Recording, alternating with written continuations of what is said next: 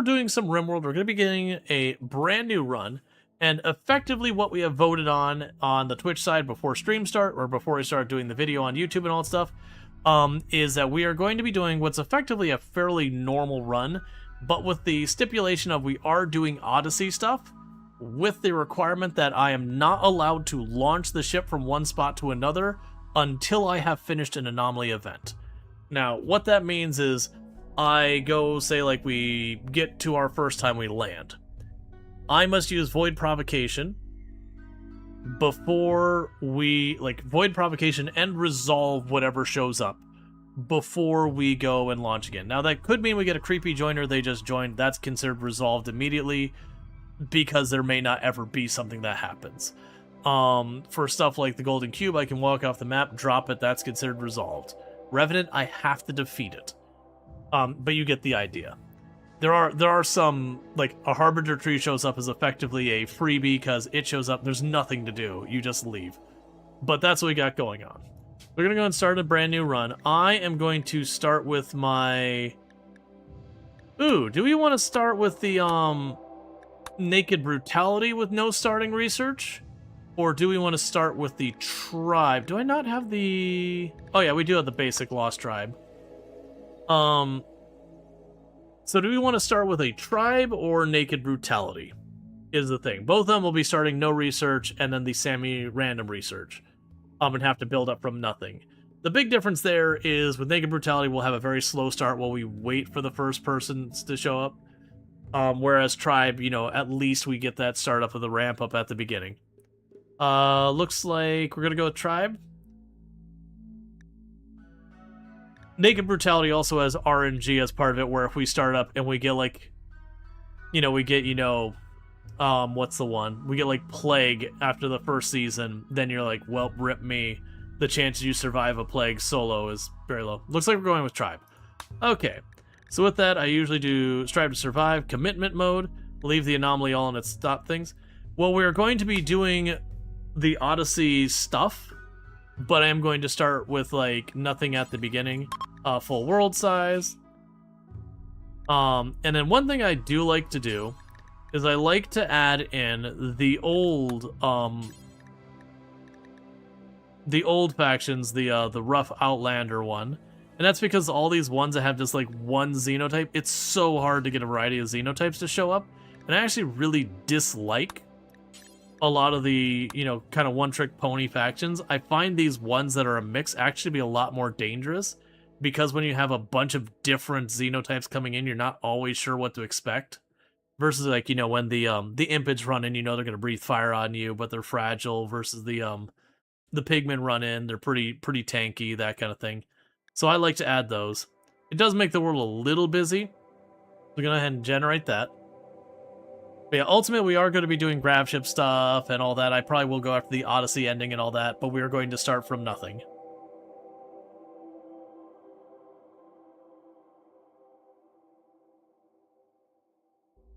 The mech's catching you before the Anomaly reveals itself kind of adds some spice. You're not wrong. Like, that is fair. But I kind of don't like being handed the grab ship at the beginning. It's also one of those things that, there are times with the stuff chasing you that you're just like, alright, well, we're going to do this stuff, but now we're not. And then especially when you add in the fact with the Anomaly stuff that we won't be able to research a lot of it as things go along. You're not wrong that it'd be a challenge. But I've done the one where they chase you, and that's a perfectly fine run. I've won that run, rolled credits, all that stuff. But I feel like that's overcomplicating the challenge we got going on. Now, we are starting where I have no beginning research and random research at the beginning. So hot tiles are off limits. Because if we get a heat wave, I may or may not get the passive cooler. I may or may not be able to do anything about it. So we do need to avoid the particularly hot tiles. We can go a little warm. I just can't do, like, desert or tropical rainforest or tropical swamp. For the first time, I'm going to probably choose something that's pretty safe to get things going. I do really like the mushroom biome a lot, though. Like, I know the mushroom biome actually introduces a lot of dangers, but I really do like the mushroom biome. Even though with our faction we're starting, they will hate it. That'd be an interesting thing, starting on a tile I can't go anywhere from. There's just nothing available. The danger there, though, is like a weather modification thing goes on this tile, you're in range, you can't reach it, and you just get wrecked.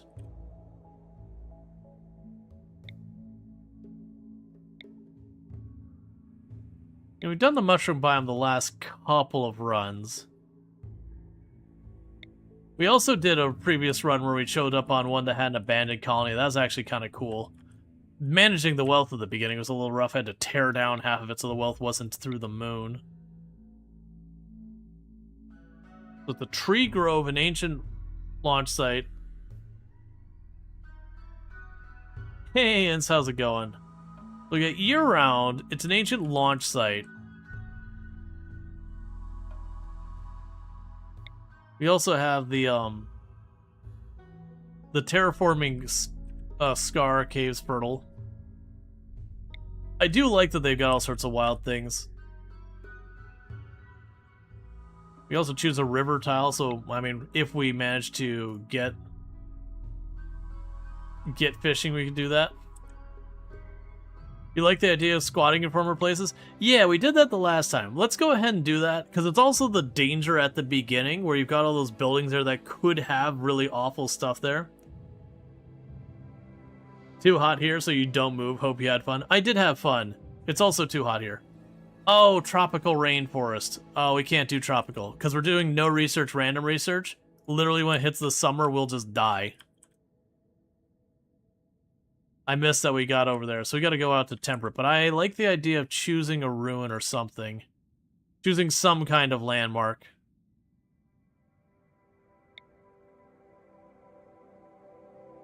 You got... Oh, it's because you're going high in elevation. I was like, you suddenly have a very short growing season. Oh, and a drug stockpile. That doesn't sound like the right way to start a run.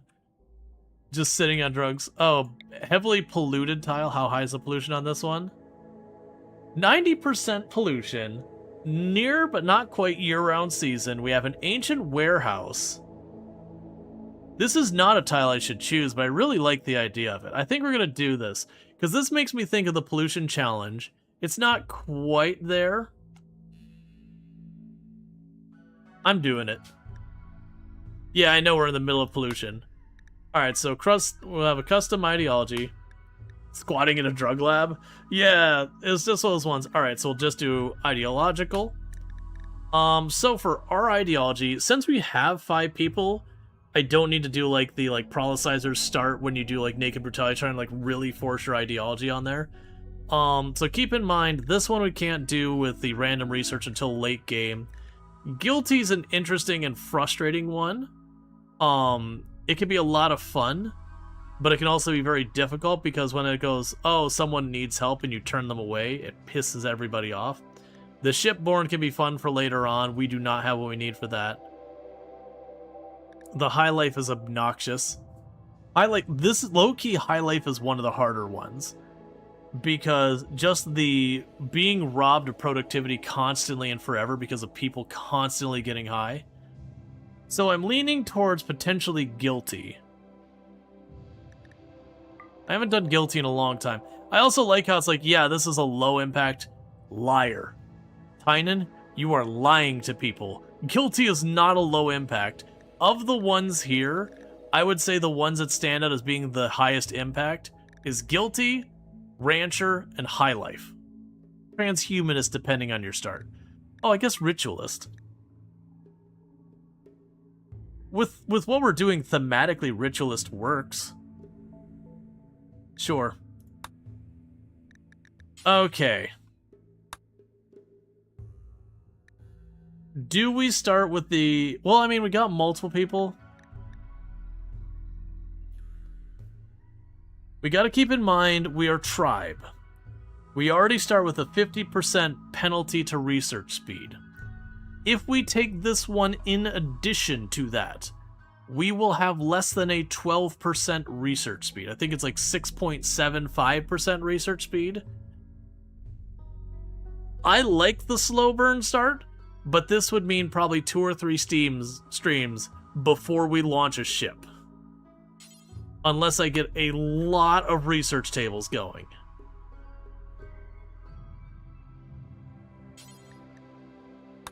You know, versus just slow would be 75%. Very slow would be 25%. I could live with 25%. Yeah, so you'd be 12.5% total. You'd be 25% because 50% and 50% makes 25. I think that's a nice compromise. All right, so. Ooh. Hello, strong starting pawn. Steadfast Brawler Jogger as the first random rolled pawn. And they do have a gunshot wound, but you know what? You can live with that pain on that gun. That's actually a lot of pain. You can live with that gunshot wound pain for that crap. Yeah, with double passion and melee. Yeah, so they gave me 1 negative, and normally I'd be like, oh yeah, I don't accept starting scars. I want to earn my scars. But with this stuff, I'm willing to turn a blind eye to that. An Optimist Undergrounder. Cooking and Medical. Alright. Cooking, Medical. I can get behind that. No. No. Delicate. And then all of this at 85. RimWorld says, do you want an already dead pawn? This pawn will die of a heart attack within, a season. Great Memory Strattern. There's no anything here.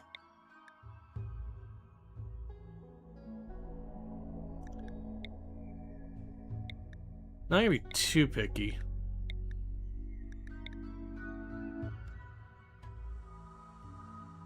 You know what you ought to do? Just drag them to the bottom.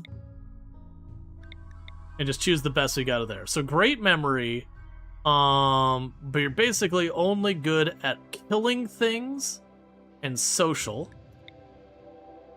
Neurotic Fast Learner who's staggeringly ugly. Neurotic Fast Learner is really nice. Staggeringly ugly is pretty awful. But construction and mining. So that's a maybe. Recluse Slow Learner. Get the hell out of here. Ugly but really good combat skills. Nudist Pyromaniac Night Owl with the only passion being art, and they have an addiction. Sanguine Iron Will.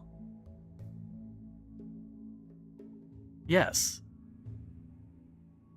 Who's going? Like you've got very little skills. Okay, so we look at what we've got represented here. We've got really good medical. Our research is terrible. Cooking, planting are in amazing shape. Construction, mining's okay. And then shooting melee is fine.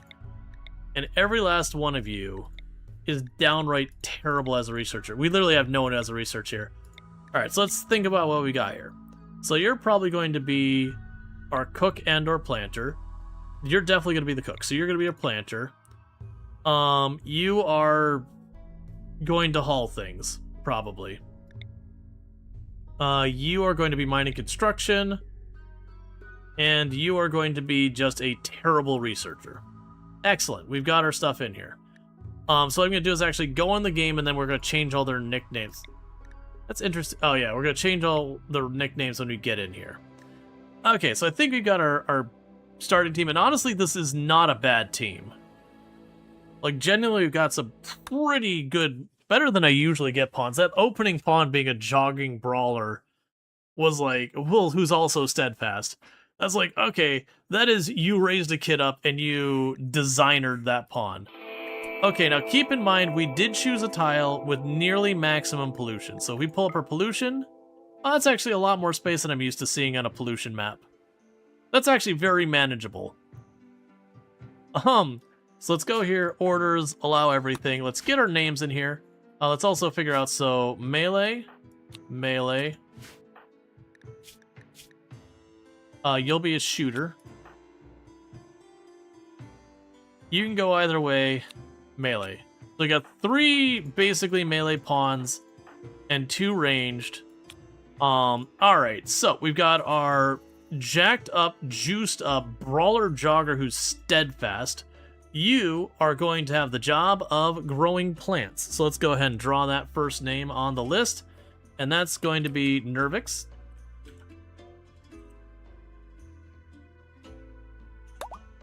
And then the next candidate we have our sanguine iron-willed. So you're going to be borderline incapable of like having a break. You're going to be, wait, were you our cook? No, what were you? You were going to be the cook. I think you're going to haul stuff as your main responsibility. So there'll be Stop Todd. Ironically, Stop Todd probably being the one who doesn't stop going.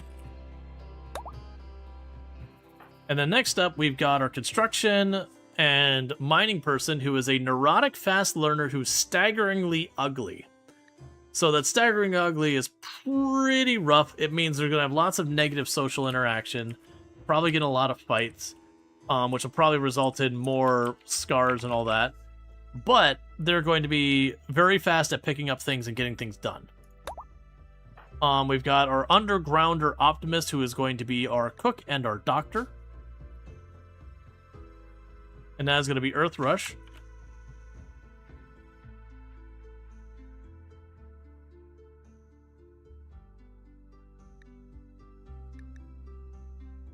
It's okay, Trio. Your character just has a face for radio, that's all. And then we've got Dan, who's got great memory, can't do intellectual or mining. So you're definitely going to be our hauler. But you're going to shoot things. So... let's see, why am I blanking this? Bokudesu? Alright. Let's pick on and start fight with Love's Melee 11 Pawn. That's exactly what it was like, say it to my face. Alright. So with that, we've got our people. Let's go ahead and set up our schedule. No night owls in this group, so I put some recreation right there by the end of the day. Usually the way I start is I tick all the passion boxes, untick all the not passion boxes at the beginning. And then we sort things out. So manual priorities, so...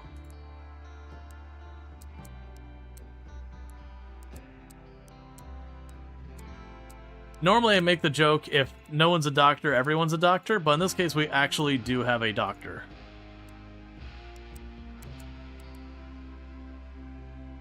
And keep all those at 2.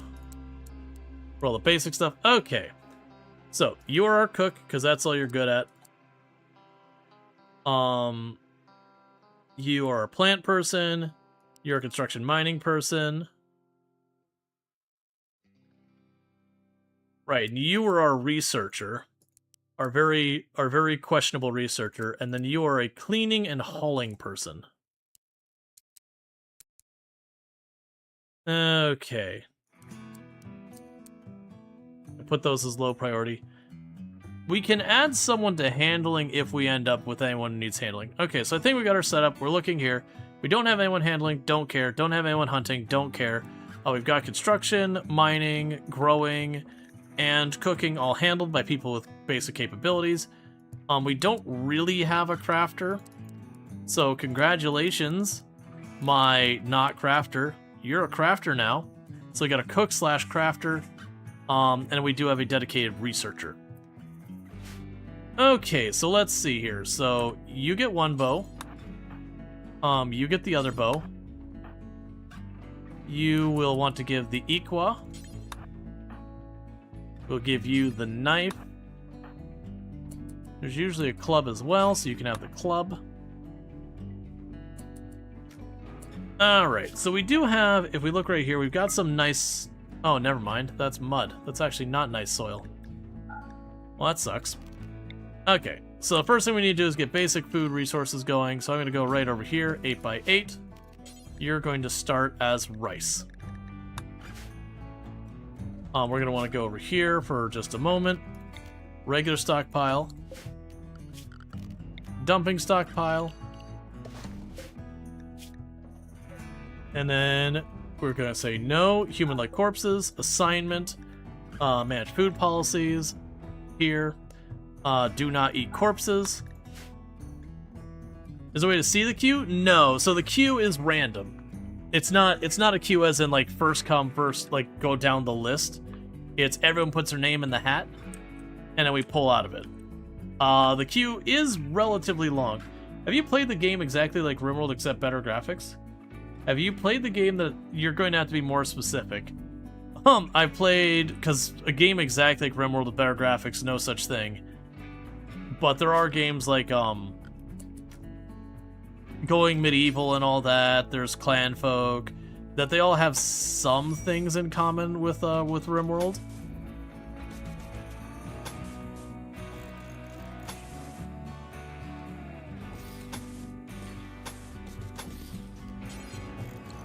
Alright, so we'll go ahead and pop in here.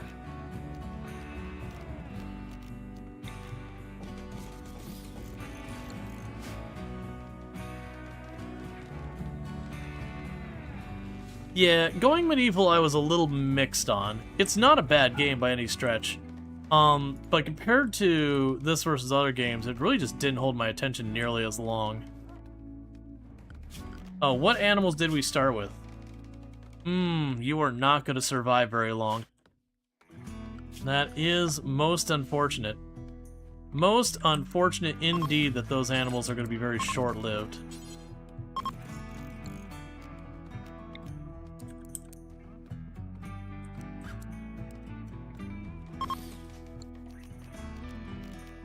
Okay.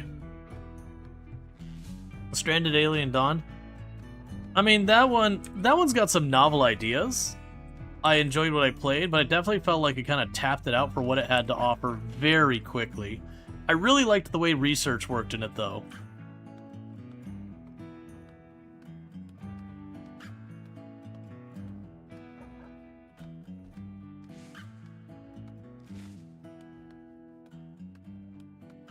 So the thing we got to be careful of is we do not want them running out on that pollution too much. They can go in a little bit, but the more time they spend in the pollution, the more risk they have of getting stuff like cancer.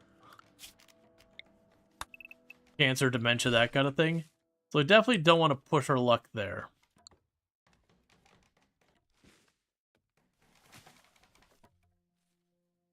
So first thing we want to do is just basically get a room up that we have, like, a stove, all that kind of basics in here.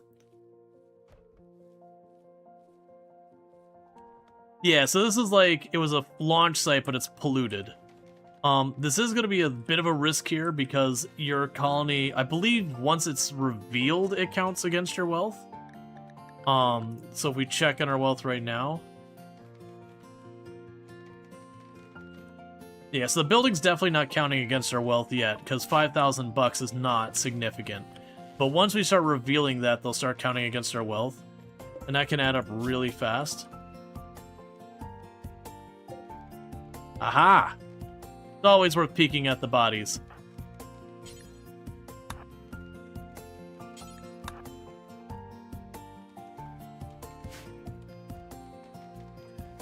Is the pollution map a self-imposed challenge, RP, or does it have any benefits? Basically... Oh, I goofed up. I didn't see them. We're already doing great. It was just a thing to do for interest. Come on, come on.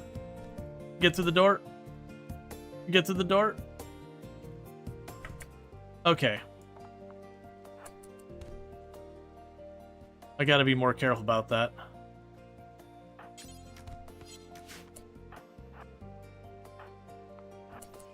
Because that's a bunch of injuries I had no reason to take.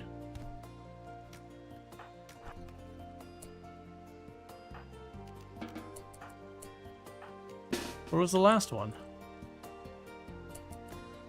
There you go. Well, that's cool for a start.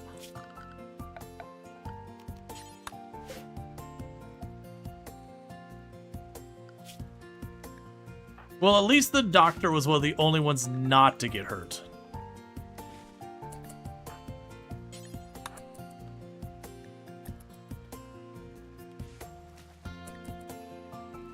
Yeah, no, we found the wasps. I didn't see them. I was watching for like the turret and the explosive one, and I just completely overlooked the wasps.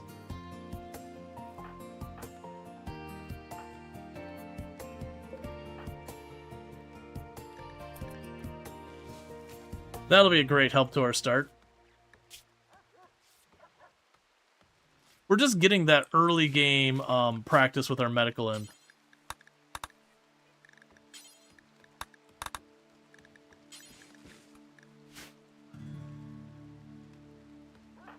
Why are you doing that while people still need tending?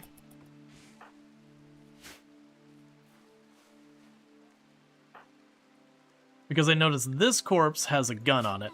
But yeah, no, it's the pollution thing is, I hadn't gone in with the plan at the beginning of doing it. I used to do a challenge that I called the pollution challenge, where you would start on a map that was 100% pollution. You're not allowed to bag it up and walk it off the tile, like that kind of thing. You just have to kind of endure it on the tile with people who don't like pollution. And so as well as slow burn challenges where you kind of have to like carve bits out of the pollution and then use the Pollux trees to slowly consume the pollution. So it's a really, really fun challenge for me. Alright. So equip the auto pistol, already getting ourselves an upgrade. Go ahead and pop that box. Harbinger tree seeds.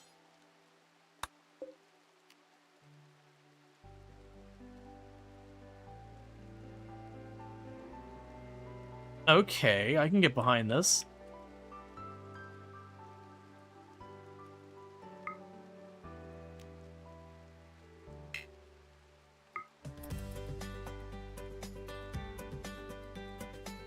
It's not really the kind of thing I was hoping for, but that's an interesting thing to start off with. Because if I plant those, then I can make areas to drop off corpses, to process corpses.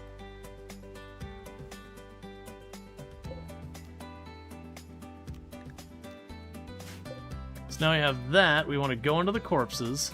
No animal corpses.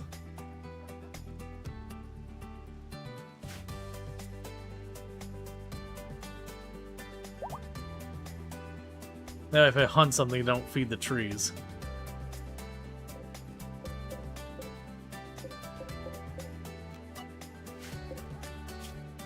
Cool. It's a dead body tree? Yeah, so these trees eat meat. So if you put corpses underneath them, they will consume the corpses. So it's a great way of disposing corpses. You just put them under there and they'll consume the corpses. There's the fallen monolith. We'll do that once we get electricity. Alright, so we've got the rice field mostly planted. So we'll get potatoes. Strawberries.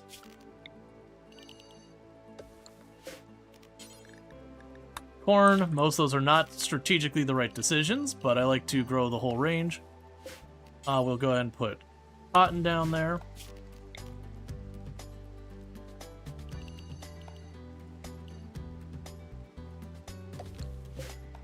You'll be heel root. And you won't worry about anything else for now. It's already more we can handle. Okay, so one of the things that is going to need to happen is I am going to need to go down here and tell them to mine... Well, actually, never mind. Forgot we had all these steel ruins that we can have pulled up, so once they're done constructing the wood stuff, they'll get the steel. Alright, butcher. Any creatures that come up, we'll butcher them. And unfortunately, some of those earlier creatures are going to be our pets. It's just the way it be.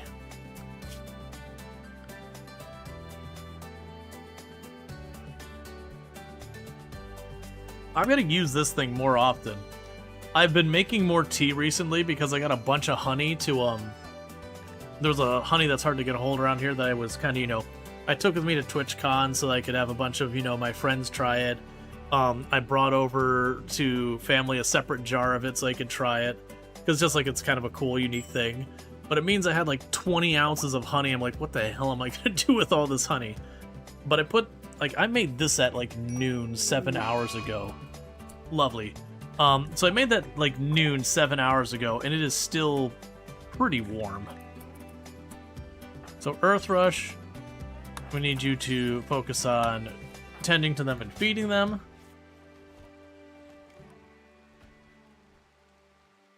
Did you cancel out of the tending them? Okay, you're trying again. Good tend. Big tend. Super tend. Honestly, 54 is not bad. So one thing we can do to help our immediate situation, as we're already not on the good foot, who is going to be... One of our people had a passion for social. The one with the infection has the passion for social. Who was the one to do that? Yeah, no, Stranded Alien Dawn, I enjoyed it. I would say one big problem it has, though, is you very quickly kind of play through it, and you're like, I've seen what this has to offer. But I really liked the way the research worked in it, but it definitely doesn't have, like, the depth that RimWorld has or anything like that. Which, to be fair, RimWorld has continued to be one game by the studio developed this entire time, that they keep adding more and more layers and all that.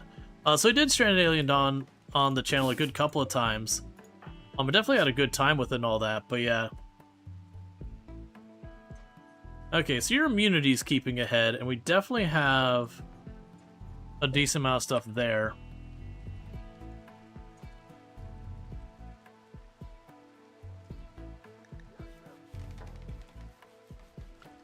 Yeah. No, that's the reason why when people said, like, it was the fact that people said it was, like, exactly like RimWorld. Like, first of all, there's no such thing. RimWorld's definitely a unique game. But, there's a number of games that, you know, loosely follow the RimWorld formula.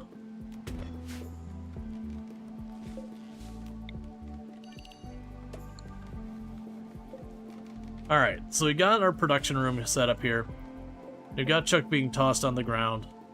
Oh, hey, storage, apparel, no tainted, please. Just let it rot where it rots.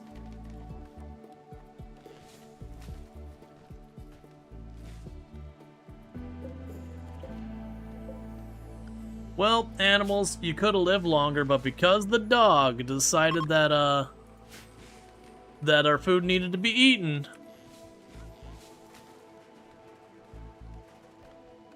it is just one of those things now. Okay, well, you're beating your infection by a pretty strong margin, luckily.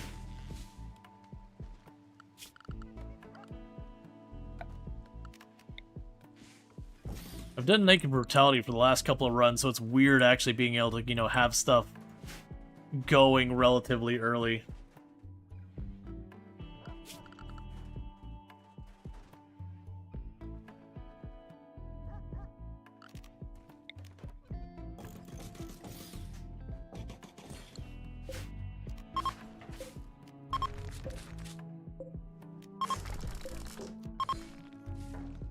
Okay, so furnitures, though, we will need a table.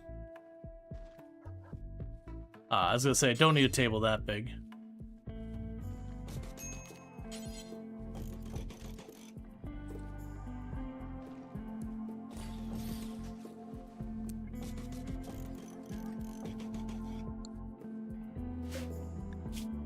And you're going to be set to make tribal wear. Do until you have one that is over 80% of normal quality, and we'll have you make a tribal headdress, 80% of normal quality, and I don't care about a lot of the weapons, and then smash max forever.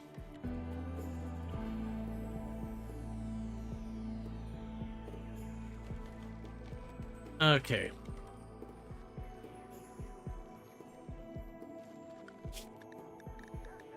Oh, right. We didn't have anyone set to decent... Well, who should do this? Probably you, I guess. So how do you have... let's see. How do you be aware of the pollution zone? So I can click on this, and it'll turn the entire map red. It's also a thing you'll start to notice. Like, you'll notice this is very vibrant and green, and that's not. You can start to be aware of where, like, that cutoff is. But yeah, it's basically all the map with this like little spot in the middle. There's a couple other little poked areas there. This is only a 90% pollution map, I believe. When we did our challenge in the past, it was 100% or like 98 or whatever we could get pretty close to maxed out. And how are you doing? You're fed. You've got a very strong lead on your infection. So that's looking really encouraging. We're gonna lose our medicine pretty early on, unfortunately. So what we can do here is go...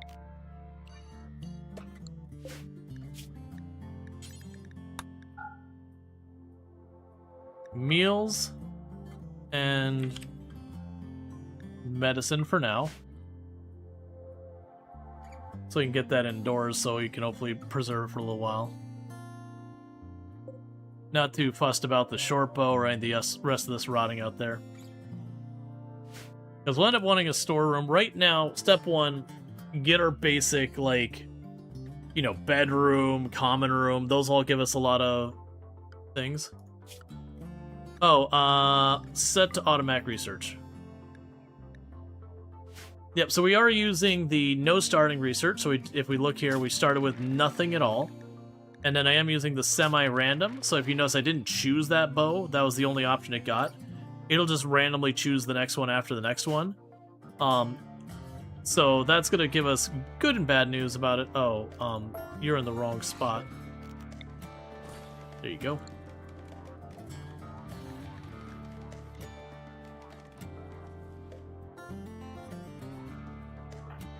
Okay, you're being fed.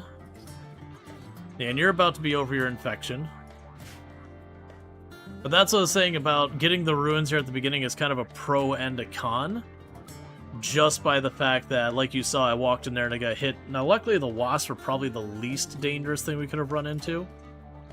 But there's like an explosive thing that... usually, if you've got like a shield on, it's like a big old nothing burger. But until you get a shield on, it's a mess. Right, other animals. I'm sorry, but it's got to be done. You're not going to be contributing. We're going to have limited food at the beginning, and you have little value to me as anything but food and leather. It's the fact that you eat my food as your biggest sin. All right, so we'll go to meals and select 4 meals forever. If it is got meat in it. And they do 4 meals until we have, we'll say honestly with this many people, 20. That we don't care what's in it.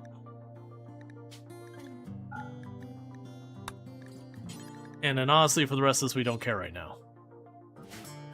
And the reason I have it set up like that is the meat is only good for like 2 days unrefrigerated, whereas your meals are good for I think 4 days, 4 or 5 days.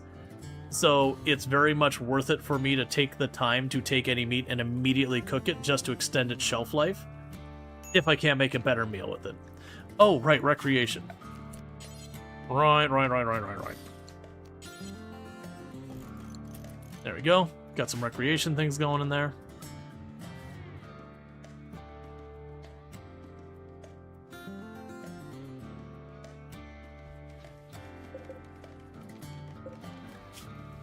Okay, it was set to 4. People just scooped them up real fast. That's fair. Alright, so you're over your injury already, so that's good news.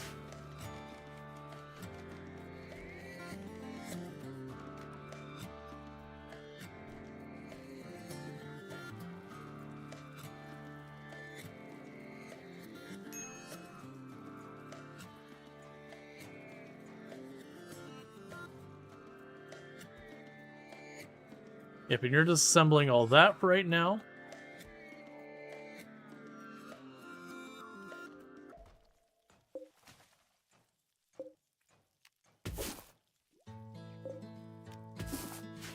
Okay, if you end up finding the time, you can go harvest all those.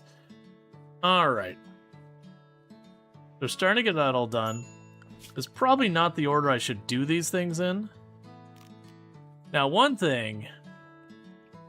I can make the mistake and say, okay, nothing but the fancy floors. They won't be able to get that done anytime soon. Okay, so we need to go ahead and get another set of rooms over here.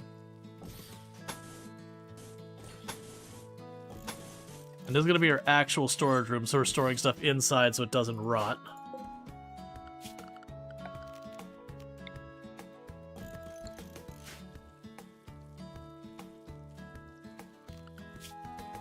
Okay, so you're probably unhappy because I murdered your bonded animal. Have you ever taken the idea of suck it up, Buttercup? I hear that's a very viable thing. Oh, well, minus 40 because physically hideous. Ooh, that's more severe than I remember it being. Is it minus 40? Oh my god, that's gonna be so awful. I'm so sorry, Stop Todd. Everyone... Or no, that wasn't Stop Todd. Yeah, no, it's Trio. Well, at least your daughter is able to get over it. At least your daughter is able to look past your hideous disfigurement.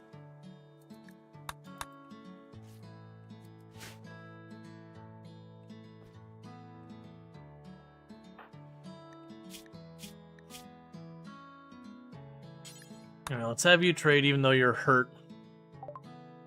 Let's see. We'll go ahead for now. Trade those away. You don't quite have enough money, so I'll grab one fancy, like one meal.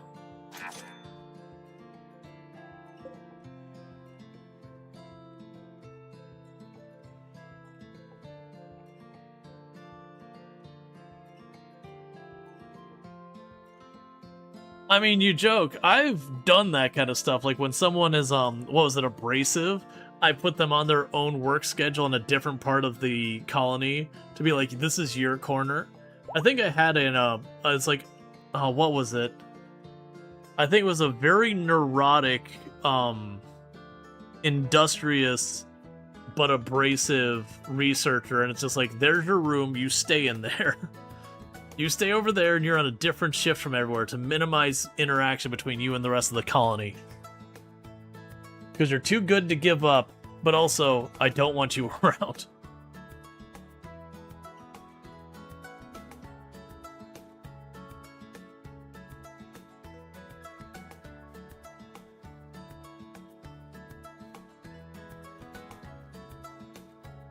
Okay. Gift. Hey, they gave me gold. Alright, I can get behind that. Give you a bunch of busted up weapons and, you know, a poorly made, poorly made shirt. You gave me gold. That seems reasonable.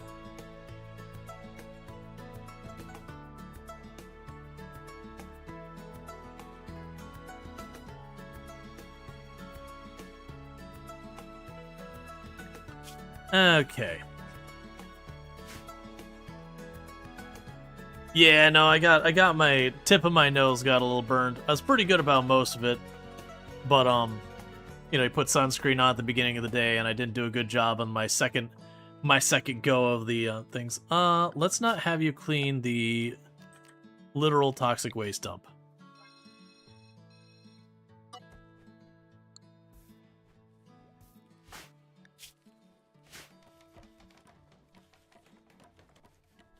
Okay, so everyone's just slowly building all this.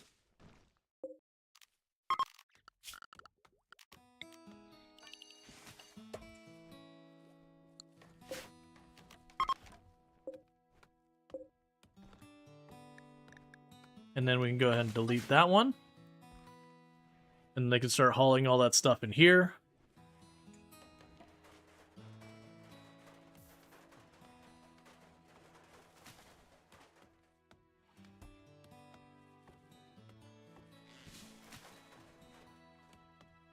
Okay. So then the next thing we'd probably want to do is, like, right now our barracks or our common room are kind of one and the same. We definitely want to break that up more. Cut down that one tree that's blocking the door.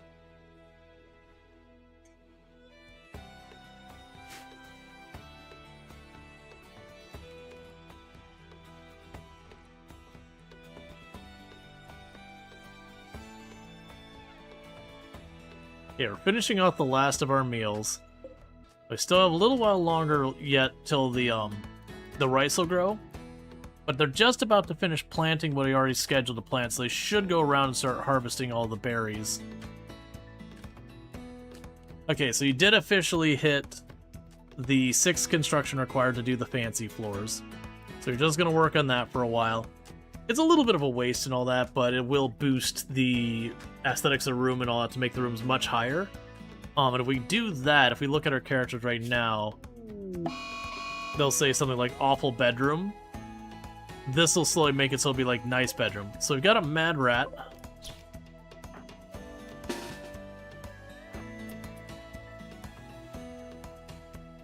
I don't think there's going to be much strategy for this one. Other than apparently the game decided that the ranged should stand in front of the melee.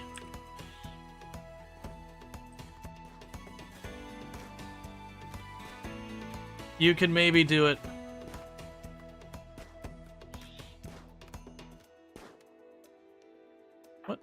What are you doing, rat?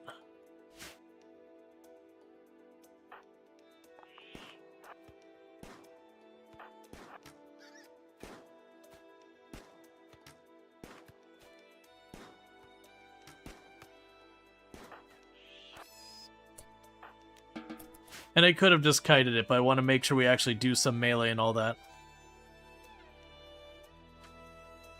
Let's see. If you remember you won on RimWorld, where you built your rooms under a mountain, which kept everything cool, but then you dug too far and a bunch of your home collapsed. Yeah, no, if you make a room that's too large, it's something like 12 by 12 or whatever, the middle will collapse. Yeah, and if you have a ceiling collapse, that is a very fast way to kill colonists. Because it almost always hits them in the head and or neck.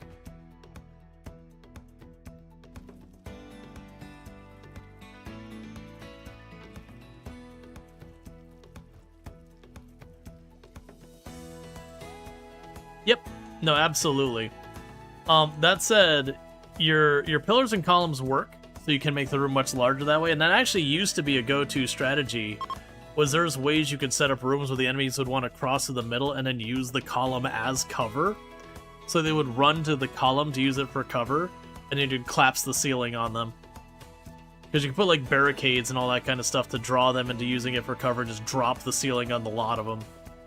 And yeah, like I said, it almost always hits you in the head and neck, so if it doesn't down you, you usually have like a very serious bleed, so you can just drop it back off, and then half the enemies won't even manage to chase you very far. You can still do it, you just don't see it very much anymore. There's been all sorts of cool defense ideas people have come up.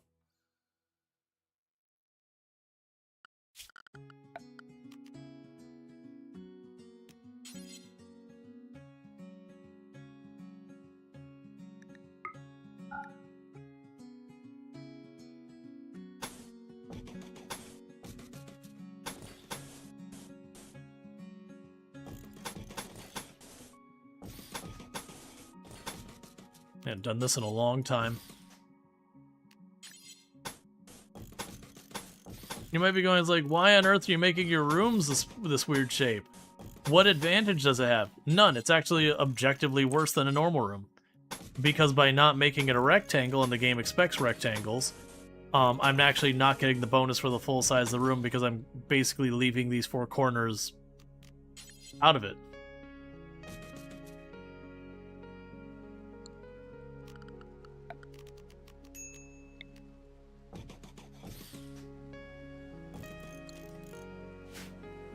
Okay. So those won't be any level of priority yet.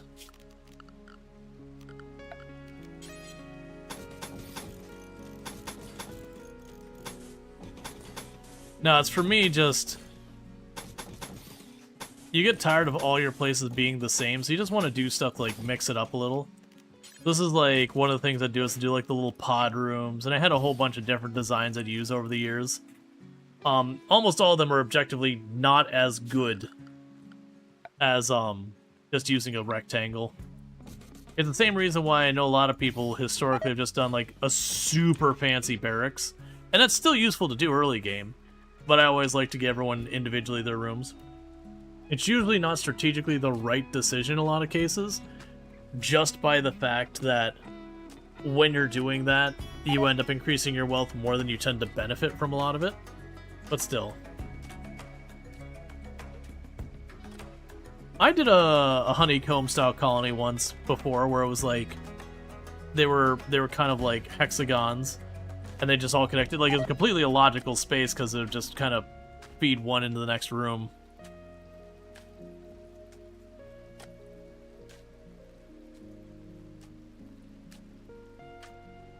Yep, so you're harvesting all of the herbal medicine and all the berries, and that should help us cover until the rice grows. And then once the rice grows, it won't be too much farther behind for the potatoes to go, and then once the potatoes up, you get the idea. Once you finish pulling up the last of that, I'm going to extend the potato field a lot. Potatoes seem to be, like, generally your broad, it's always decent. Might not be the right choice on any given moment, but it's never a wrong choice, really. Whereas, like, rice, it grows really fast, but the nutrients is pretty crap.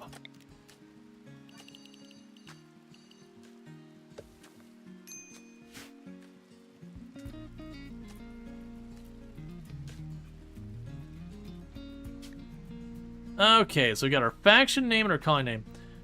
So now you want to see a honeycomb style, or like a center cul-de-sac around rooms.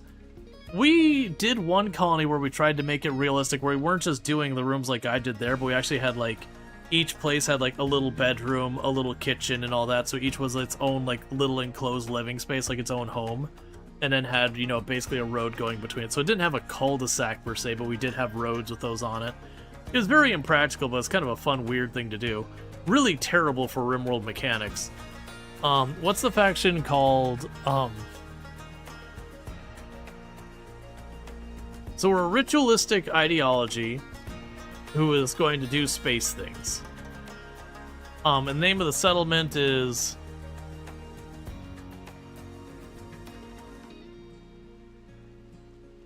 Yeah, it's a pollution... Well, no, we didn't start guilty, we started ritualist. We really looked at guilty, but we switched at the last minute to ritualist. We'll probably pick... I could see picking up guilty later on, though. Yeah, so we need a fun name for, we'll say, like, a tribal odyssey. The pollution, I think, we'll do the pollution for the colony name, but for the actual faction name, something tribal odyssey. Calypso?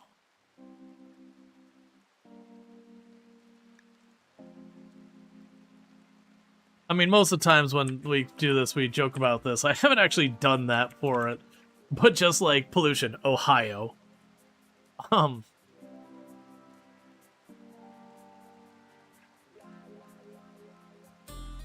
Which I got like no beef with Ohio. Actually, my family background, part of it comes from Ohio. Meltdown Town. Get down in Meltdown.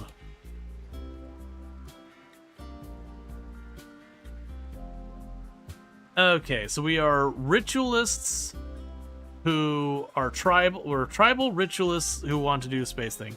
Flint, we have that joke come up.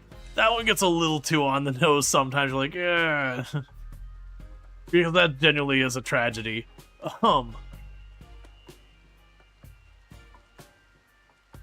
Just crawl out through the fallout.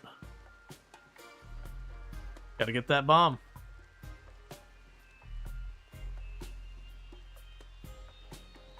Super fund for the ritual Odyssey tribal. Just tech bros. Yeah, it was just like the ritualists, you know, which is not the most creative name, but certainly apt.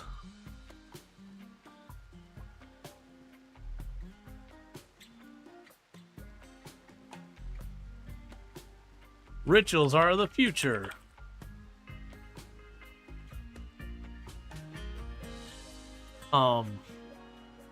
Naming things is hard, chat. Naming things is like 90% of the hardest thing for everything. You look at software development, everyone's like, ah, man, cache invalidation? Ah, man. All these, I was like, no, it's naming stuff, man. It's just naming stuff. You'll have like all the easy no challenge naming conventions. Let's see, Superfund sites are long-term hazardous locations in the US. Oh, interesting. Sure. Blockchain travelers. Oh no. If people remember, your local data center.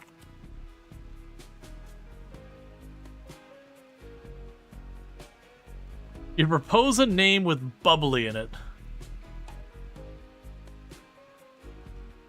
The bubbly bunch of ritualists. And you can just imagine yourself afterwards saying, D-D-D-D, a standing in a row. Big ones, small ones, some as big as your head. Your local bubbly data center.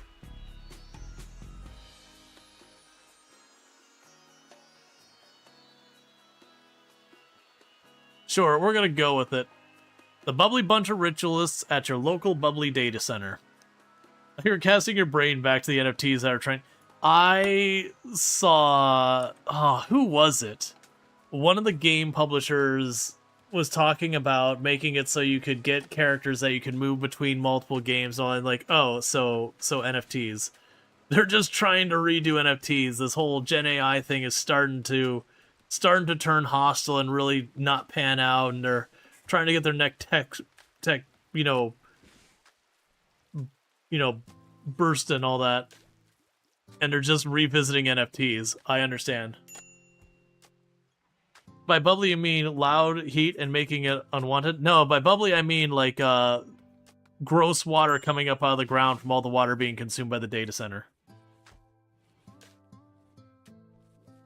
For a family here. Okay, so we got 14 meals. We do have some of the rice is almost ready. But yeah, I can't remember. It was one of the major publishers that they were basically advertising NFTs, and you're like, dude, it's 2026. Give it up. The NFTs are gone. It's over. Your concerned apes aren't not concerned ape. Your bored apes aren't worth anything. Concerned apes worth something because it's a hell of a developer. But you know, your bored apes, they're not worth anything. Move on.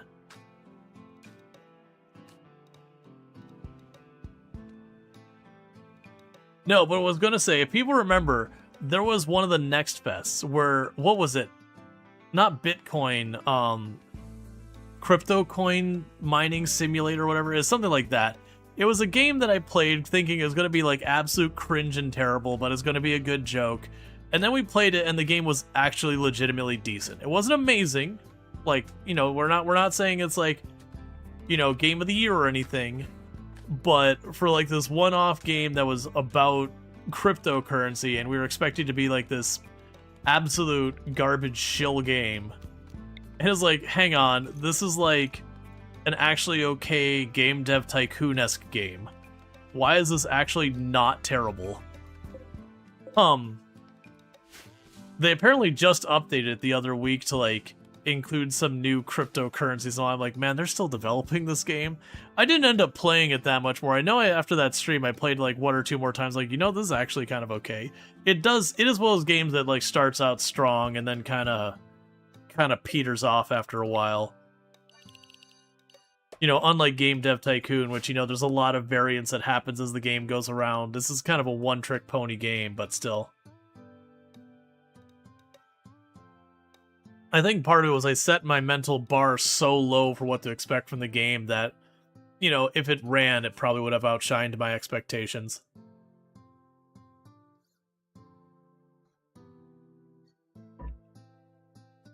Alright, so we got a couple of bricks we grabbed. We used up all of our wood because we're making ridiculous floors that I shouldn't be making.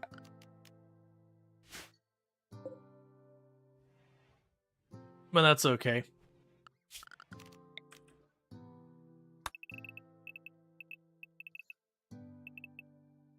Let's make sure we don't cue them to go stand in the pollution and cut down trees.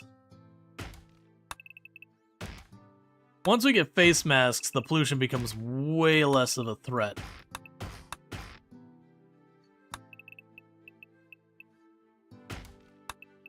Like, a lot of people sleep on the face masks in the game. They give you, I think it's a 50% resistance to all tox buildup. They also give like a tiny bit of armor for your face. It's not much. It's like something like 5% slashing and like 2 or 3% something else. Like, it's a really low amount. But early game, when you don't really have anything to put on your face otherwise, you know, that is something. The face masks are behind complex clothing. But if you can make t-shirts and pants, you can make a face mask. So, if you're not doing any like ridiculous challenge runs with like random research and all that, it's a pretty reliable to get research very early on in the game.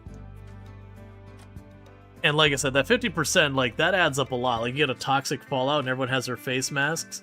You can pretty close to ignore the toxic fallout. Not entirely. Like, a person who's out there, like, mining, or out there, like, farming, you know, you're gonna have to still pull them off task. But for a lot of your other people, you can just keep them doing their normal business. That by reducing the amount of pollution they're getting by that much is enough to ignore it quite a bit. Or when you have those raids where they throw the tox grenades at you, you can get away with a lot more in those fights of getting caught by the toxic stuff before it becomes a problem.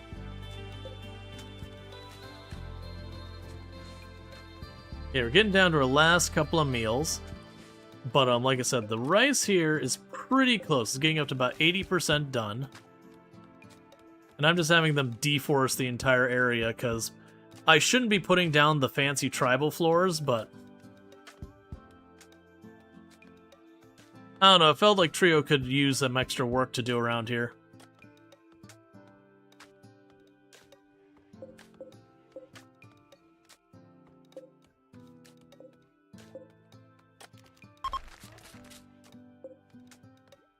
Okay, but that way we'll end up getting a good bonus. Alright, so we've got our very first actual raid, which is man with knife, who has no idea how to use it. Alright, does that attacks immediately, I assume? No, you're going to prepare. Okay. So where are you going to prepare? I can work with that.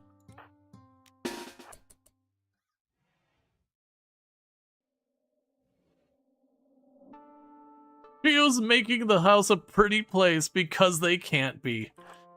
Ow. Again, talking about the pawn.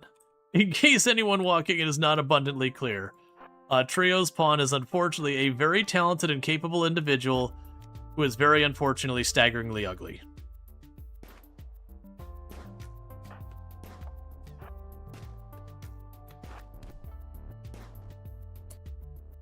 Okay.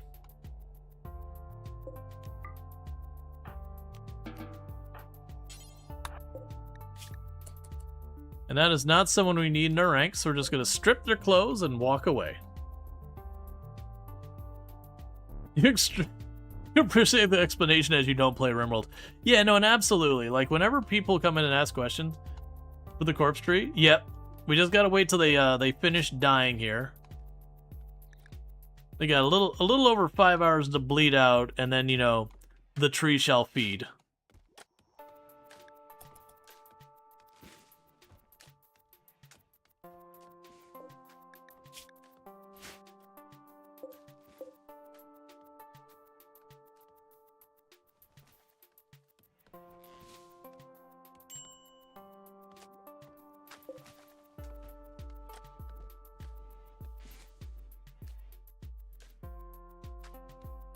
Yeah, so if we look at this room, it's going to slowly get nicer. Now we'll start working on these rooms. We'll start getting them nice floors, and this will be like the rec room and all that. Eventually we'll need an ideology room as well. And you die anytime now. Why you get hit with a human? Oh, well, no. Someone punched you just to rub it in. Please don't go for a walk in the toxic fallout. It's just not needed. And... dead.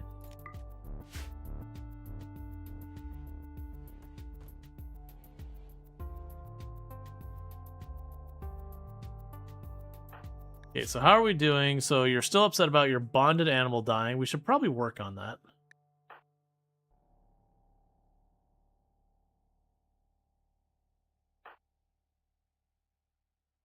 What does the corpse tree do for us? So one of the things you run into in RimWorld is it can sometimes be a little bit rough to deal with corpses. It's just kind of a problem that... one second. It's just kind of a problem that the corpses can kind of pile up, and then when your people walk by, they'll get a negative mood thing to be like, saw a corpse or whatever. And so you want to handle your corpses. You want to get them out of there. And so you can bury them. Later on, you can get cremation you can use to destroy the corpses. And then you also have the option of, like, putting the corpses in a corner and hitting with a Molotov and burning them. But ultimately, the corpse, they can cause rot stink, where this corpse will start to rot and it'll put a poisonous cloud around it that if you stand into it too long, you'll get rot lung that can kill you. But the trees, because they eat the corpses, you can just chuck the corpses underneath the trees and it'll just take care of it.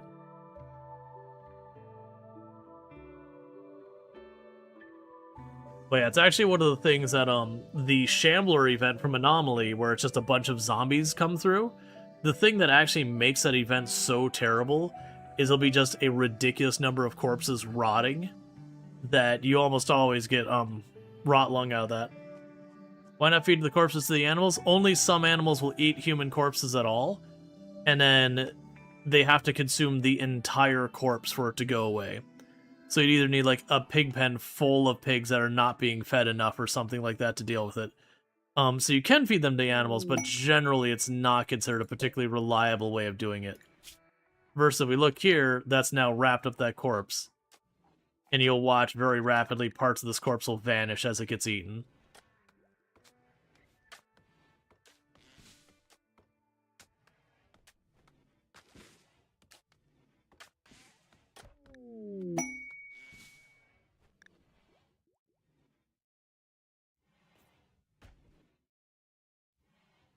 Yep, so its toe just vanished.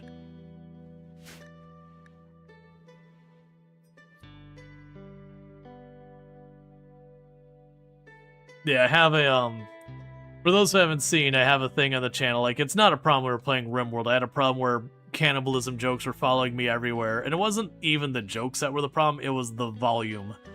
And I finally, during a City Skyline stream, was just like, you know what, I cannot take these jokes anymore. So as a fun way of not, like, because I don't want to time people out, because it's not that big a deal. So it's just kind of like the gentle thing I did of the joke in the channel is, you know, there's tacoism.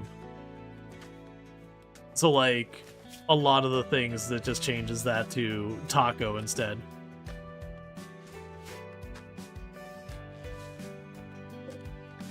Yep, so it just takes off little by little until the corpse is gone. And then what'll happen is, as those consume there's actually a bonus to this, is they'll make more trees that'll spread out, and then you can cut down the tree, and then depending on how far it's developed, it'll give you twisted meat, and sometimes bioferrite. And bioferrite is an equivalent to steel, that you can use it for a lot of things that you can use steel for. There's also some things you can only make with bioferrite.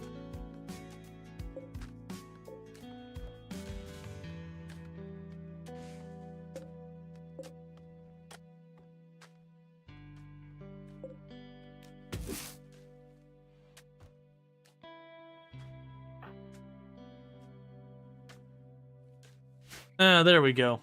So we're just starting to pull up the rice now. I was just about to be like, I manually need to make them pull up some more stuff because we're out of food. But yeah, so sometimes if you can get these trees along the edges of your kill box or whatever, your defensive position, it can be a way that the corpses just handle themselves, that you just fight the enemies and you walk away and just the trees consume all the corpses in your defensive position. The problem is they can use those trees for cover, which is the only reason you don't really tend to use them in a defensive position.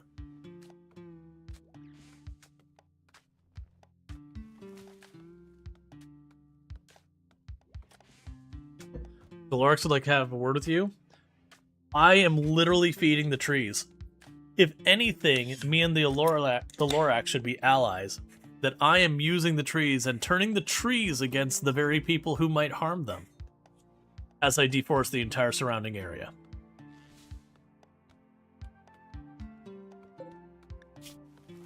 Which may have been where your actual initial comment was. And in the course of just about one day, this corpse is all but gone. Also, we all know the trees are in league with the zombies, so that is what it is. All right. So do we have spacious interior, decent rec room? So we are moving up on the quality of room.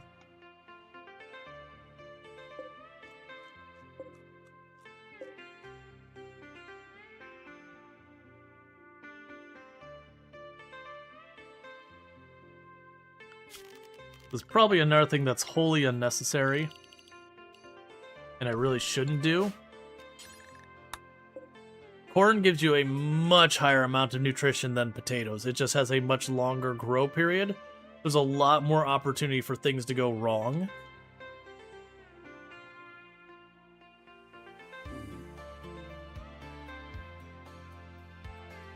Okay.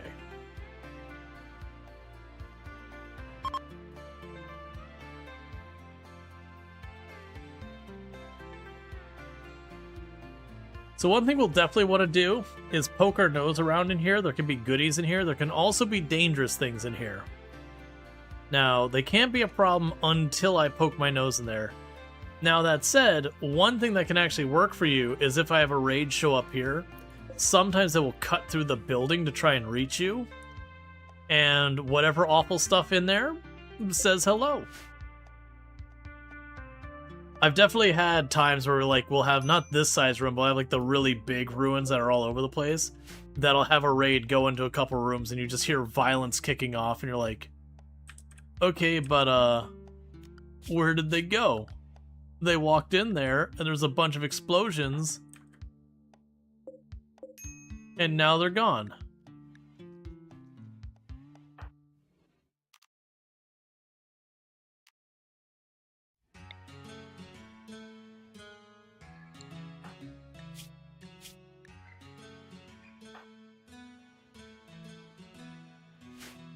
Alright, I do need you to actually get up so that,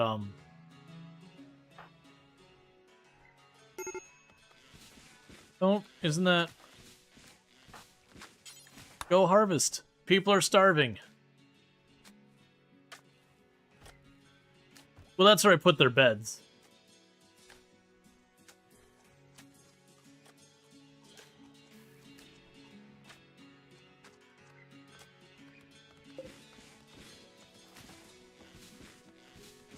Okay, when you pull up the... Okay. So they pulled up the stumps they got there. Yeah, and you're upset that your animal was killed. Look, man, you chose a useless animal. It's not actually useless, but early on, when food is your little bit of struggle, you can keep the animals alive. It's not that big a deal. Alright, so that corpse is basically done. It's got a chunk of the torso left, and then it's gone. That's actually one of the longer ones I've seen to get rid of with the corpse trees. But as you can see, we're pulling up all of the rice now. So I think I didn't plant quite enough rice compared to normal. But we just gotta kind of hold out until we get to the point of the potatoes being ready.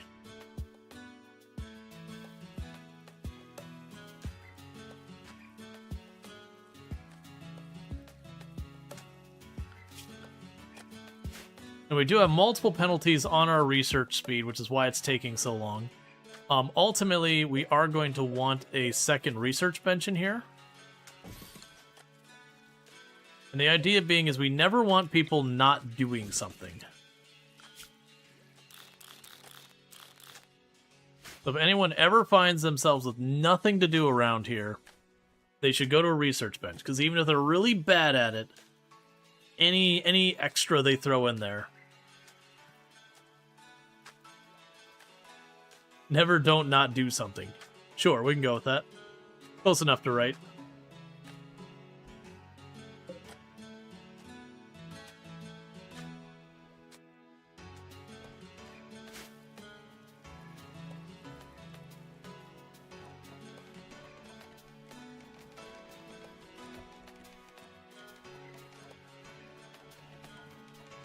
And the body is gone.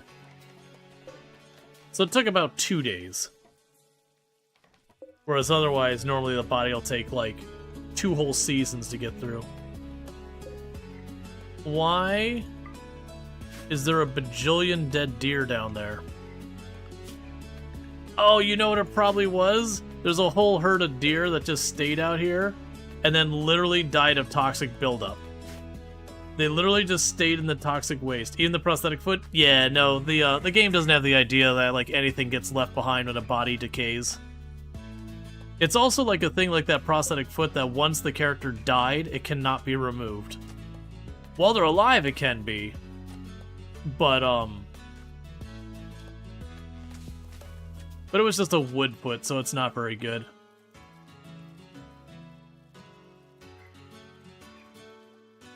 Like, it's not like if they had, like, a bionic leg where you're like, okay, maybe it's worth snagging this thing off, you know, like, patch this person up and snagging the leg off of them before I send them on their way.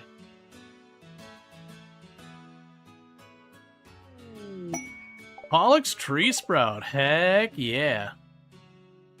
So the Pollux Tree is very useful for pollution maps, because what it will slowly do is absorb all the pollution around here. So what we can do is make a dumping stockpile. We can clear it, critical,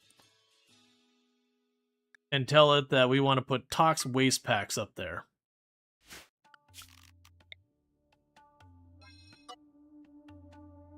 I'm not going to bother cleaning up around it.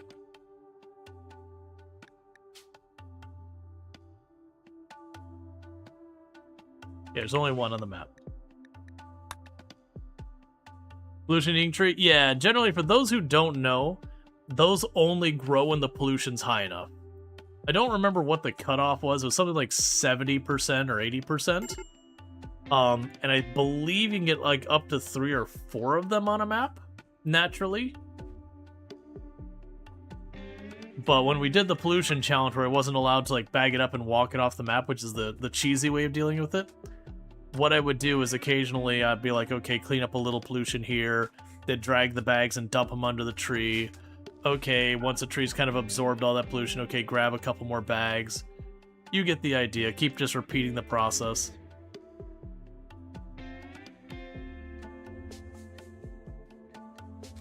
It would let you slowly chip away at the pollution on the map.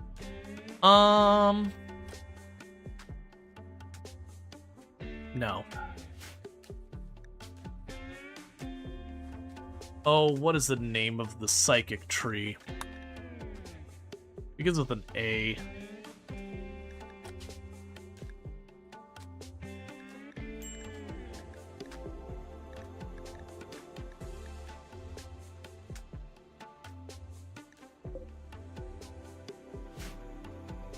Okay. So what we can do here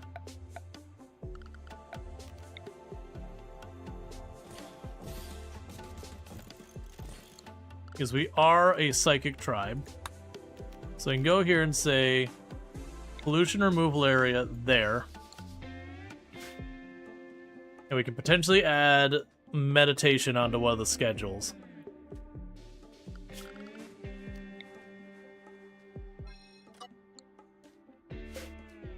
Yeah, so you can tell our person who does our cleaning, they're going to baggy up some of the pollution here. And we're doing it that way when the people sit there to meditate, they don't slowly get horrifically ill from the pollution.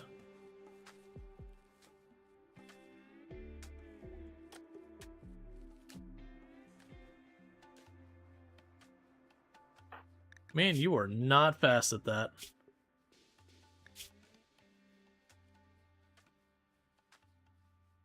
Okay.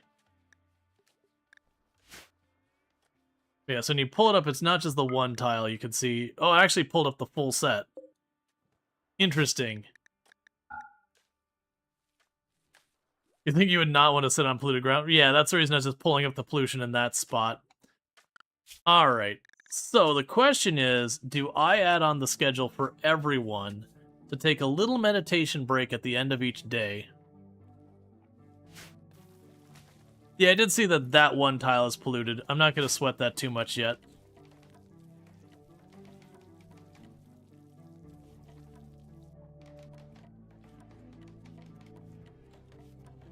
Okay. So we got the first room fully finished.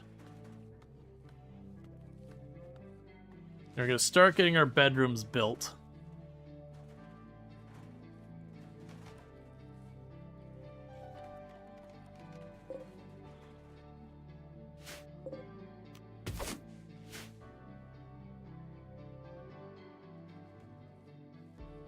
Alright. I haven't done this in forever. So.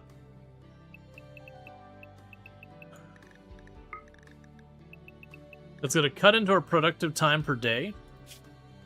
But the idea behind this is that I want them to run down there. It gets a little bit of time together to meditate. It's unfortunate that's that far away. It's luckily right not on the edge of the map, so it's not too dangerous. Because a lot of times my luck is the tree will be like way down here and you're like, oh man, if a raid comes in while they're down there, they're just dead. But the idea is they can run down here, they'll meditate, which will slowly make the grass start growing around it. And that's a way to get psychic powers for your tribal people. It's a form of recreation. It also means they'll socialize with each other as they run back and forth, so they'll slowly build up friendships with each other. Which we need for our buddy here. Our buddy here needs all the help they can get.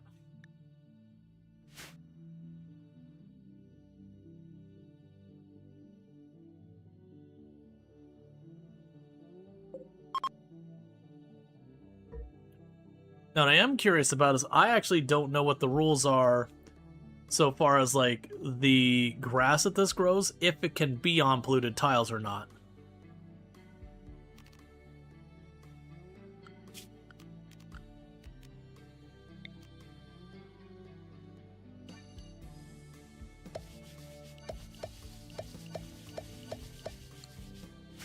We'll tell them to slowly clean up that pollution.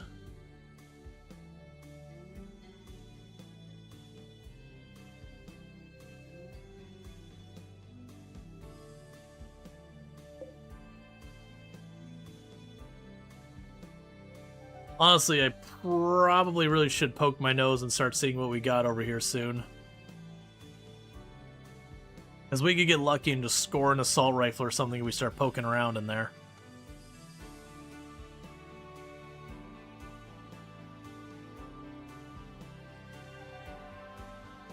Someone left their corn pops in the rain. I have no idea what you mean by that. Oh, storage, do not allow run.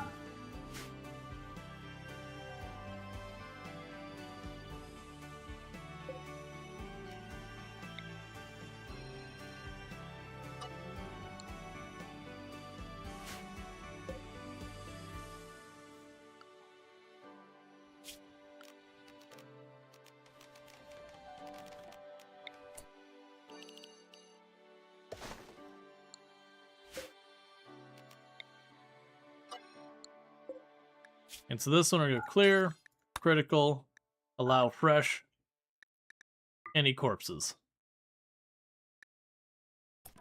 So put all the rotting corpses under this one and all the humanoid corpses under that one. Oh, this isn't corn, these are flowers. Like, this is corn planted here, they just haven't quite finished planting the whole field. Because I keep reassigning them to different things.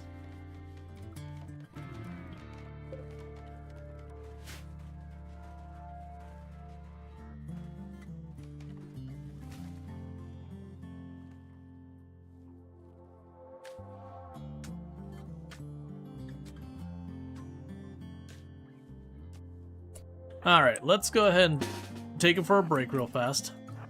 Grab everyone and move them up here.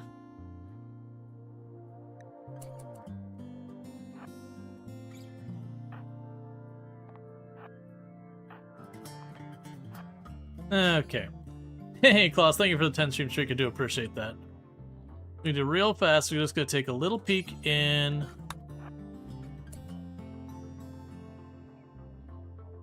And thank you for the follow. Welcome to stream. Okay, so this whole room is safe.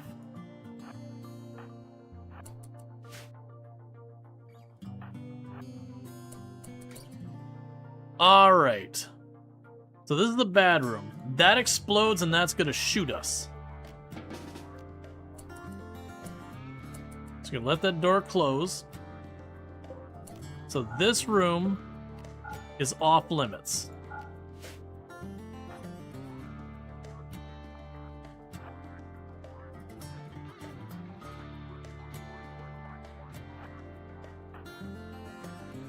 And like if we get a shield belt, this room is easy. What do you have in there? An auto pistol and stuff I don't care about.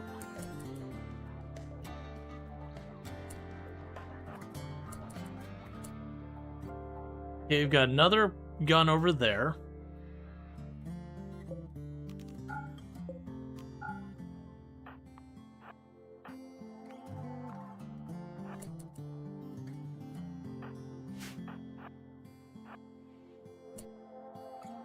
Okay, this is a winner of a room. That's a bunch of furniture and recreation stuff we can grab.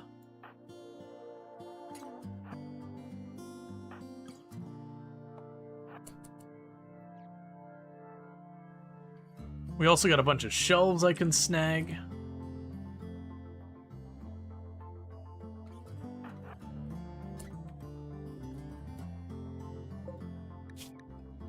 Got a revolver on that corpse. Got a component box over here.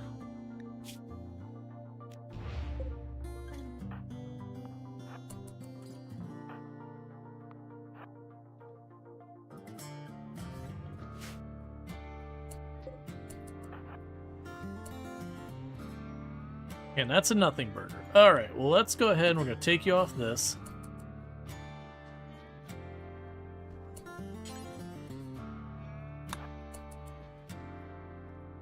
Go grab the revolver. That's a nice upgrade.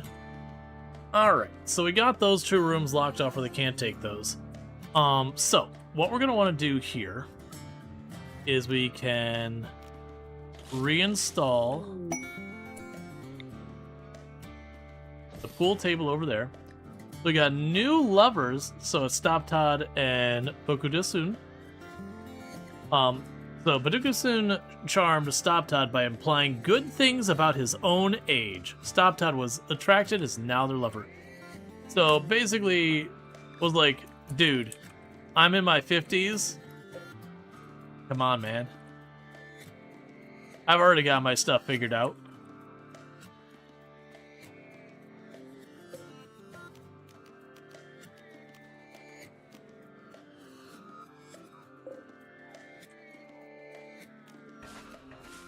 So uninstall all those.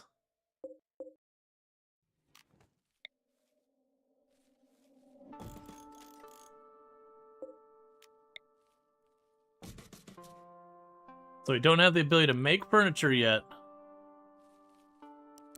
It's not going to stop us from stealing it.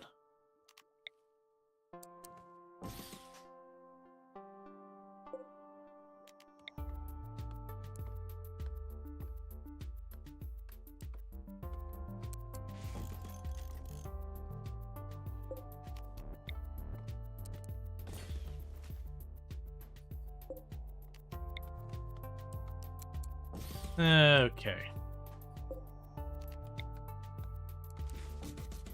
Cool, so I've got all those. None of this should be the home zone, so stop it.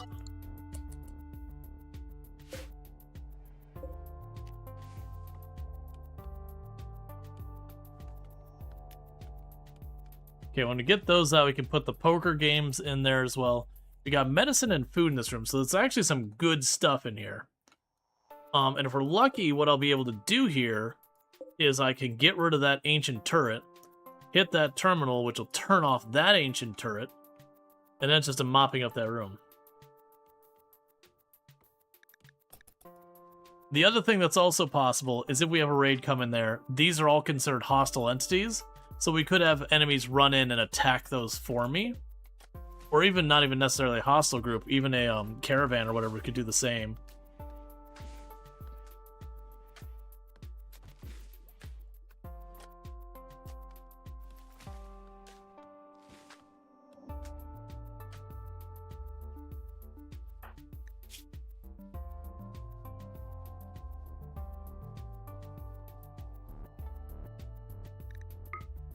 Okay, so you're slowly carving out some pollution around there.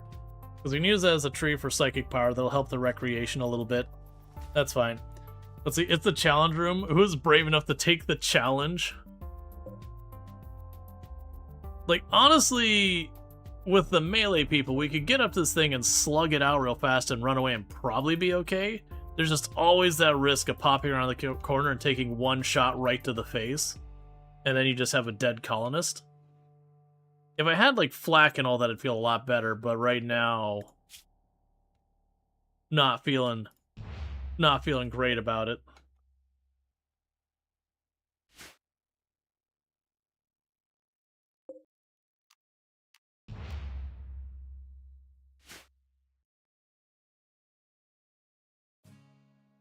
Yeah, so I've disallowed those doors, which will only affect my colonists.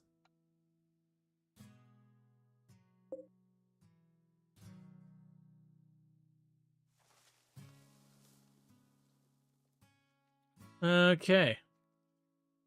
Does anyone have a secret to stop those AI stream summary messages from popping up? That'd be great. I thought you actually had to click the thing to make them pop up. If not, they might be a thing along chat with the gear. I've unfortunately been away, like, visiting family the whole time, so I haven't had a chance to, like, really see them. I know, they announced them.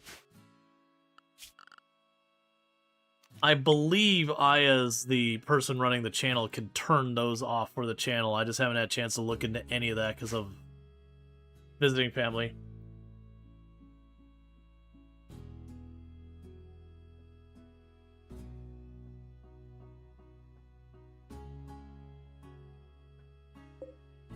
That tree's gonna get fat on corpses.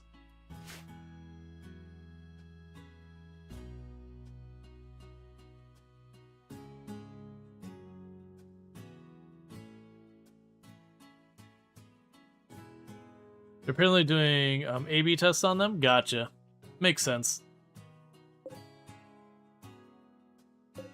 Okay, so the first round of potatoes are getting close. The rice isn't very. The strawberries are getting close.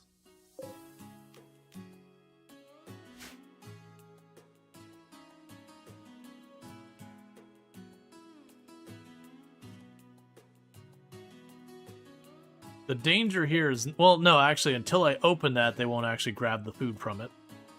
If I were to open that so it drops the food on the ground, then you have to worry about mood breaks causing someone to walk in there.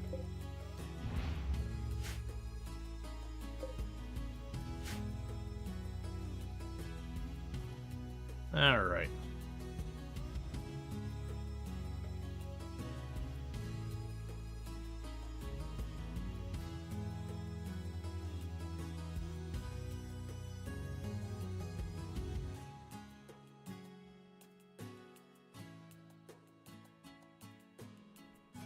So we're getting pretty close. We got just that room to do that, a couple of tiles here and there. And then if we want to do flooring in there.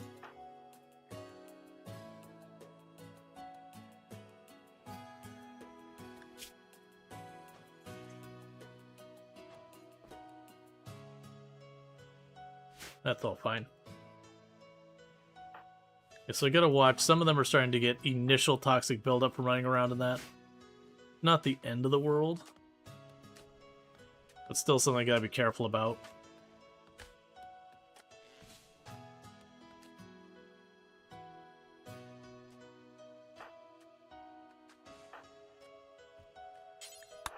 Have you go over to here to these bushes so you can work on the food first.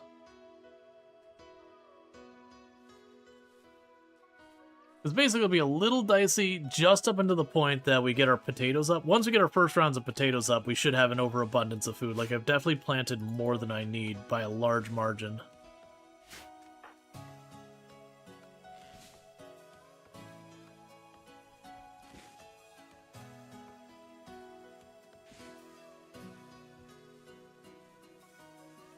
Okay, cool. So you got all the berries pulled up. That's a little bit of food temporarily.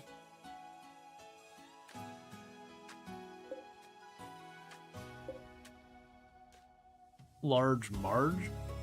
I have no idea what you're talking about.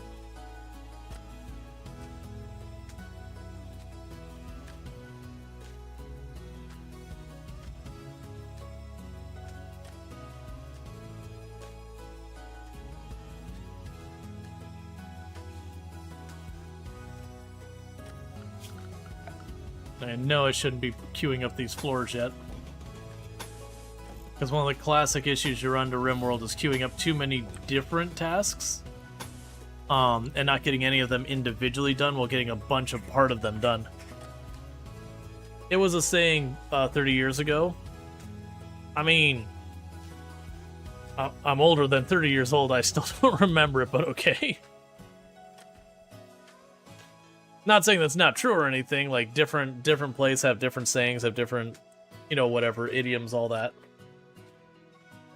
It's just not what I'm familiar with.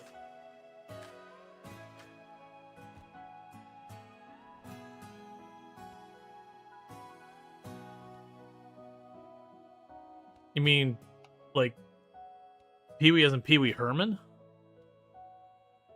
There's a movie where a ghost trucker would pick people up and give them rides.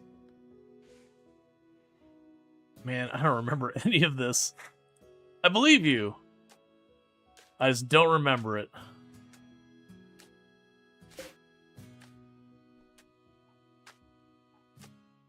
So one thing we probably should do is we can start deconstructing some of these in favor of grabbing these comfier armchairs and moving them over. You remember Large Marge? I mean, well, a lot of people are, so it's clearly a thing.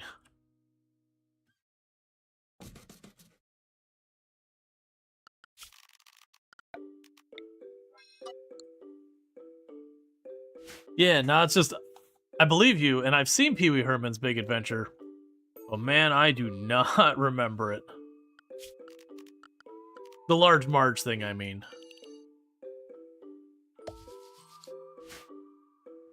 Your school bus driver at the time was kind of a large and named Marge. Oh, I feel so bad for that. That's kind of one of those things, like, when you have a name and then there's some, like, character who's famous in a show that comes out, but, like, in a bad way, and you happen to share that name at the time, that could be truly, truly agonizing. Because you know you're not living down those memes no matter what you do.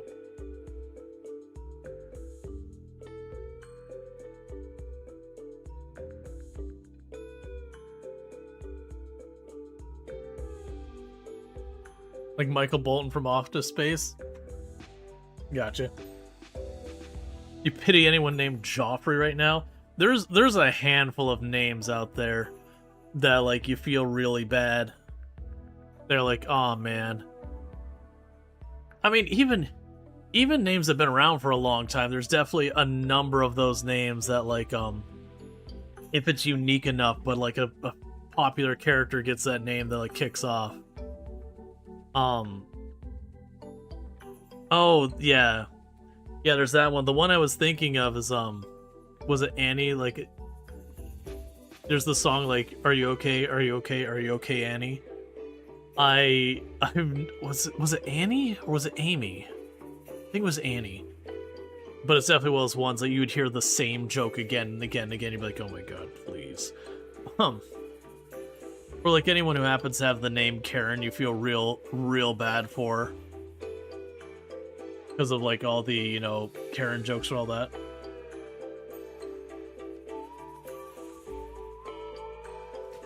We already took German, we got choose a German name, and we were not allowed to choose Adolf for an obvious reason. Yeah, that's not surprising.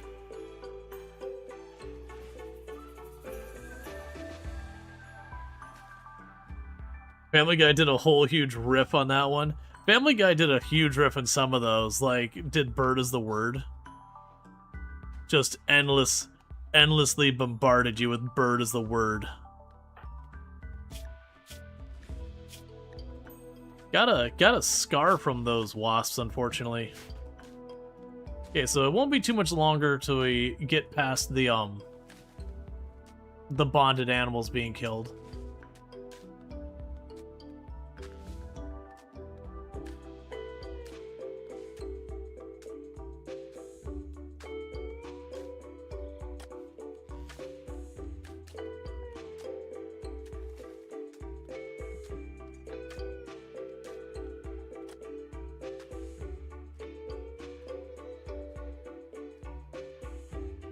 And you're continuing to pull up the pollution.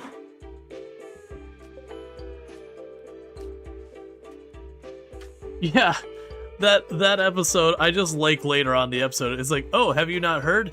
And they're like, don't say it! Don't do it! You feel like you've chosen a whole bunch of problematic names? Yeah, and I mean, don't get me wrong, especially in high school, you would have people who just want to be edgy who do that. Alright, so the first thing we got was the recurve bows. Does me no good because I've already got better than recurve bows that we've looted, but that's okay. That's a technology that's no longer on the list of possibilities. So the next thing it gave us was psychoid brewing. So per traditional RimWorld random research start, one of the first researches we're going to get is drugs. It's just how RimWorld be. RimWorld says, colony exists, therefore drugs.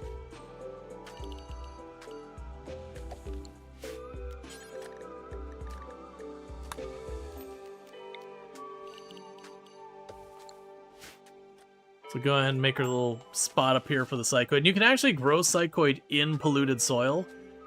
It's just we don't want to do that because then our people are standing in the polluted soil to do it. Just like how everyone has to have a breakdown and burn everything. So I know it's a meme about like the pyromaniac who takes out your base, and it does happen. But I do actually find it doesn't happen nearly as much as you'd expect. Like right now we have a very flammable base, like this is dangerous what we've got going on here. But usually you can manage pyros pretty well. The only time pyros get really bad is when your situation is already sideways, and then they kick off. You can get some pretty grim situations when that happens.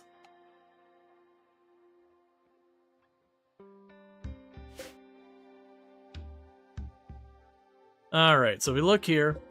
I've got the toxic waste, but you can see the Pollux tree is slowly carving the pollution out there. Which is why I dump this here, is when this rots, it'll drop the pollution back down in this area. If it overfills, it will spill all the way over. Like, it'd probably fill in that area. So honestly, I could get away with being a little aggressive with it. What I'm trying to do here is just open this up enough that we can get our grass here, because I suspect the pollution will kill this. But that we can slowly work on getting our people psychic powers. Because why the heck not?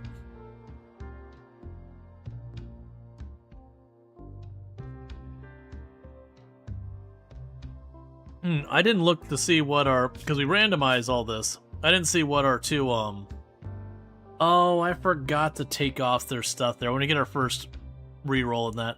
So Drum Party is what we got for our, only thing there. And apparently Colossus Toad is our venerated animal. Normally I take off the hat requirements because I could find it very obnoxious to deal with.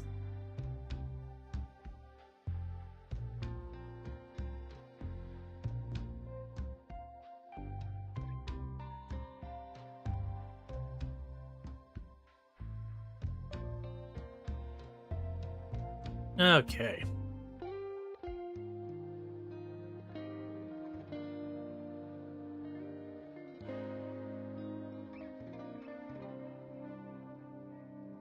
Now, realistically, if you're trying to be far more strategic than what I'm doing, is one, don't make your fancy floors to begin with. Two, I am taking up way more space than is reasonable.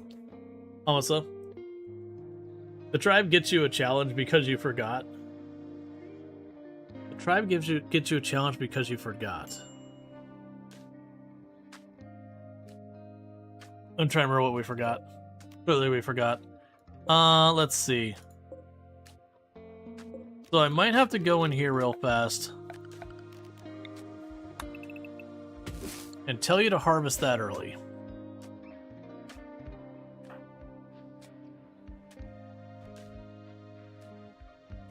Because this isn't quite ready. Oh, yeah, the headwear and the drum rituals.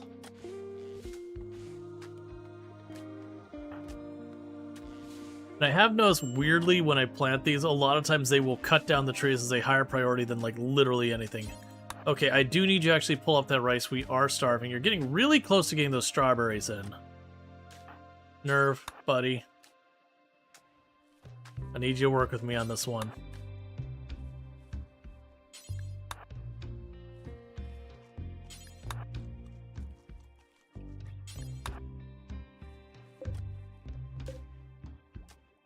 Yes, the highest one is at 86%. At least no one's starving for a minute so they can get back to work. But yeah, so these are getting to like 90-something percent. These are mid-80s. So it should be very soon able to get these up. And like I said, usually when it comes to your stuff growing the way I've got this set up, the moment you get your first round of potatoes, you're usually good from then on.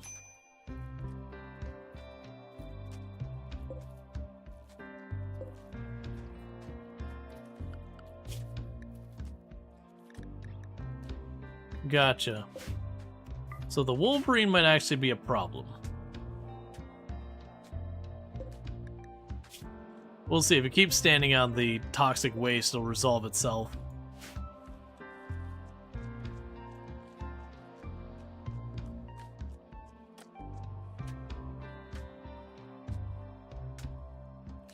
Yeah, so now if we look at them, they should be like, you know, our room. Yeah, a somewhat impressive dining room. And because that's not qualified as a barracks, because it's kind of flipping. Alright, so you got food poisoning. That's not my favorite. It's not going to help any of our situation. It looks like we did harvest a couple of our strawberries. So I should start rotating through those.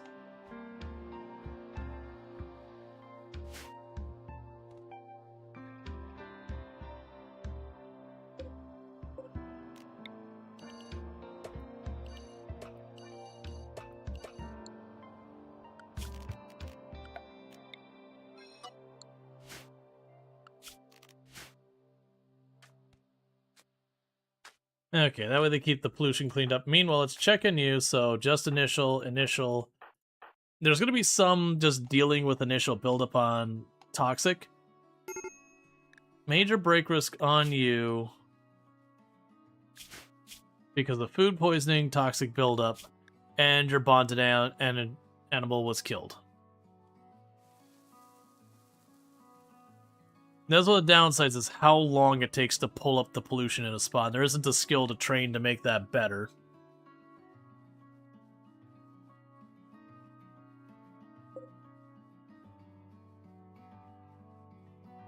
Are the war crimes?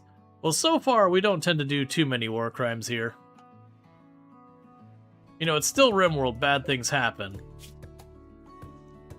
I don't want you to put the tainted clothing on there. I see we got that on there. So one thing we could do here.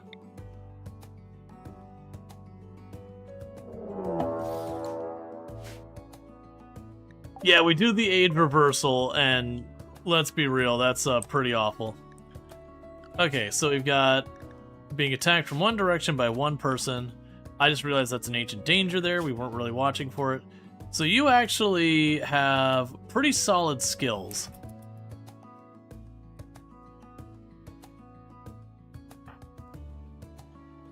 I really need you to work your way back home, man.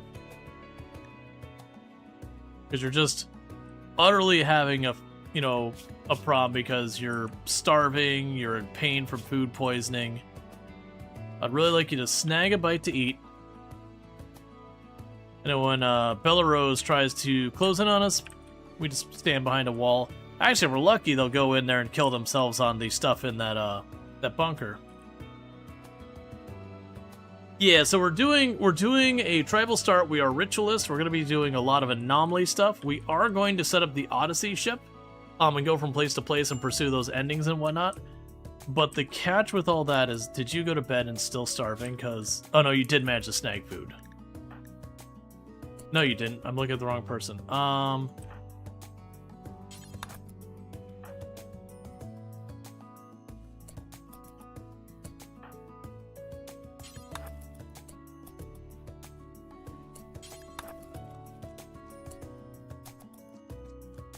Get yourself a bite to eat. But, we've made it a rule that when I get the anomaly ship, I'm not allowed to go, like, when I've gone to a location, I can't just jump to the next spot until I do one of the anomaly rituals or something. Of course, you tried to eat it and you started throwing up while you're starving. So this is actually pretty bad because I was hoping that either go in there or that be in position in time. Unfortunately, I was focusing on trying to deal with all... Oh, actually, we might get lucky here. All right, I think they're trying to get in here. So jump on them. Stop running. Stop running. Stop running. You coward. Where are you going?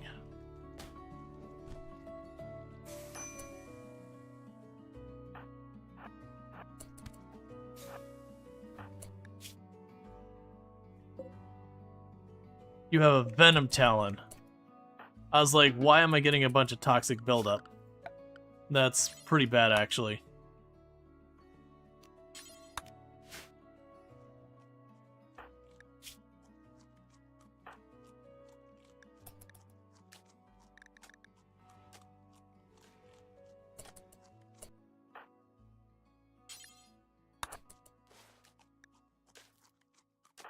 I mean, the problem is they have food poisoning, so they started to eat, and then they started to throw up.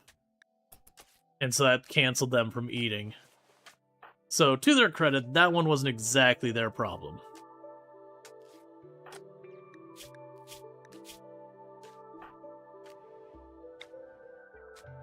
I need you back on your feet immediately. To preach health you.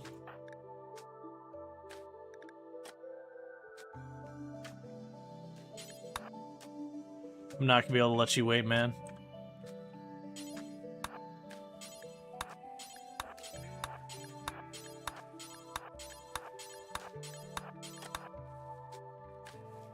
Food poisoning screws you pretty hard in this game. Yeah, no, food poisoning is rough. When you're doing naked brutality, that's kind of one of your worst things to have at the beginning, is getting, like, a food poisoning right at the start of the game.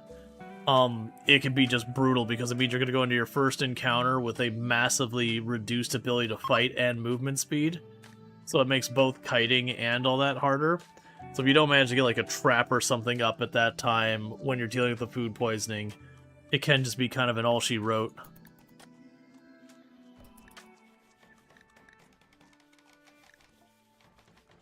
Okay, so we got the second research bench.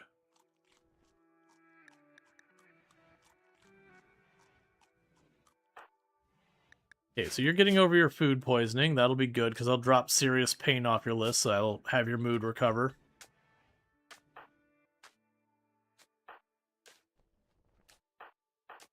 The two that got blasted by the, that one guy's toxic fangs, they're already recovering, alright.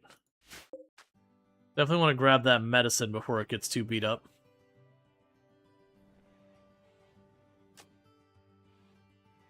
Okay, so with this, burn apparel, do forever.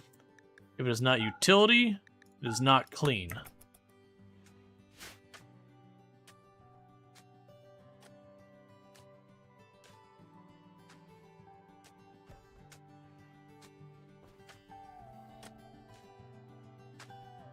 So yeah, all these random pieces of clothing I get from when I'm stripping people to take their guns and all that.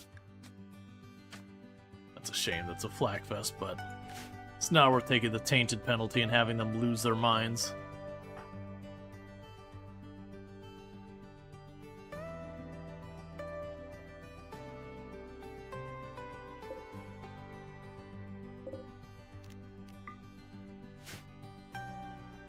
Set those doors open so they just don't get stuck on them. There's no reason to close them.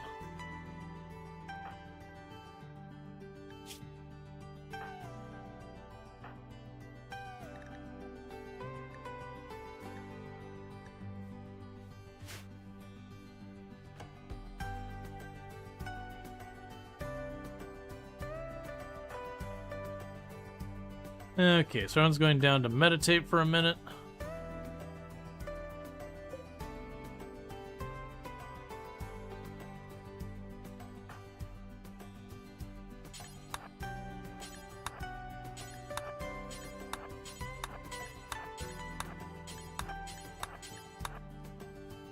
Okay. Just having them try and grab some rice to keep us floating till they're recovered. Once they're fully healed from their injuries, they'll have, like, tons to pull up. Yeah, the potatoes are done, the strawberries are done. They just happen to be one of our melee pawns, so they got pretty cut up.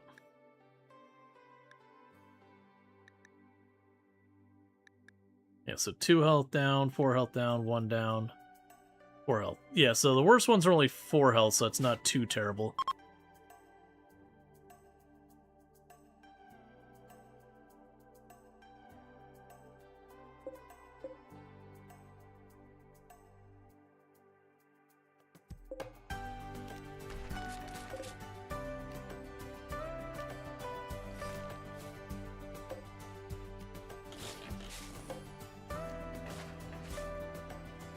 Okay.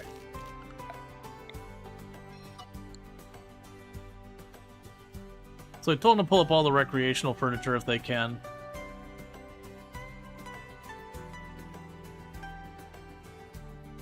Hey, husband. Hi, wifey.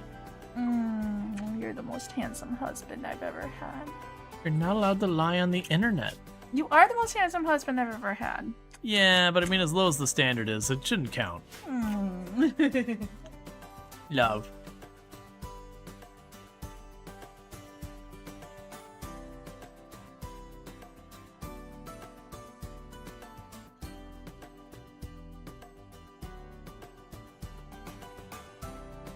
Yeah, when this corn comes up, I'm going to be so overloaded. I haven't seen any animals that want to keep on this tile. If we do get something in here like alpaca or whatever, we can hold on to those for a little bit.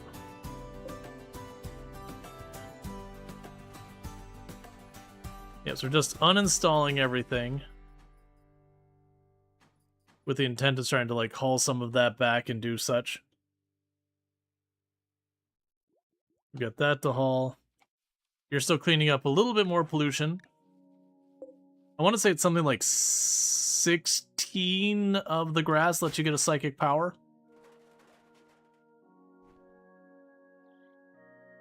Yeah, so you get just that one last tile there, and then all that's fully enclosed. Once we start pulling up the cotton, then I can start making some actual cotton beds. Which actually can be one of the things we can queue up, is cancel that sleeping spot. And go to furnitures. I can't choose the cotton. Well, actually, yeah. Put down the cotton sleeping spot.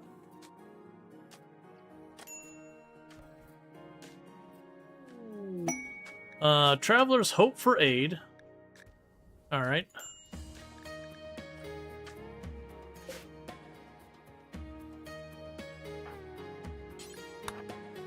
So give them money to make them go away. One of the things that this used to not be very useful to do their stuff, but one of the things they've added now is like the unique weapons and all that kind of stuff where you can find the places and all that data and what. You can get stuff from doing all those like beneficial stuff. There's like lots of potential rewards. A lot of times you don't get anything, but it generally, I like the fact that it does reward you for kind of being like a good Samaritan and trying to, you know, help out or whatever. What I don't like is the fact that it's taking you forever to heal.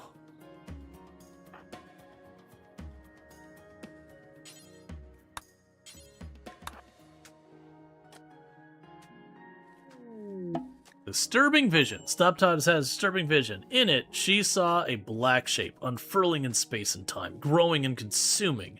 The shape originated from the nearby crumbling monolith. Upon waking from the vision, Stoptod feels strangely drawn to the monolith. It calls to her. Alright, so when it comes time for us to actually wake up the monolith, it's now Stoptod's job. Or the monolith has spoken. Okay, so now we can actually start pulling up all this food, and it's going to take you forever to catch up. We're going to have more food than we know what to do with. It's fine.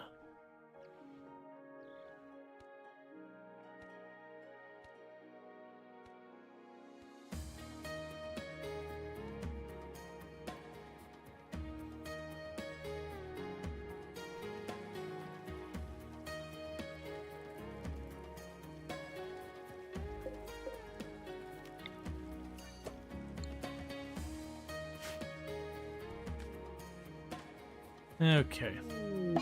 Alright, Mad Rat.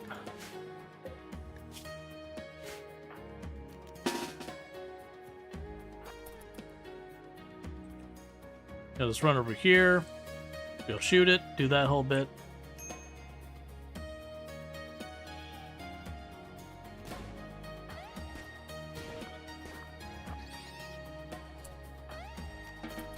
Okay, and Rat is dealt with. And how goes the pollution dump under the tree? It's going okay.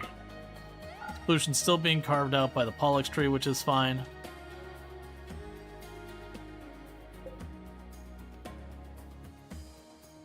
And one of the nice things is, like, early on where I'm making them do the meditation like this, later on, once we start getting a couple of them with psychic powers, they'll want to maintain that, the, like, psychic energy or whatever.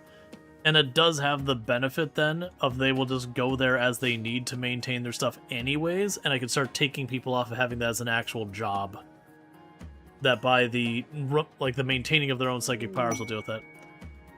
On the bright side, organics disappear into nothing so you don't have to deal with the rot. Yes. Alright, so you want me to keep a prisoner, and you're willing to give me a little bit of honor, a decent amount of goodwill, some uranium, and a reinforced barrel. And you want me to keep them for 18 days. I mean, that's your decision, man.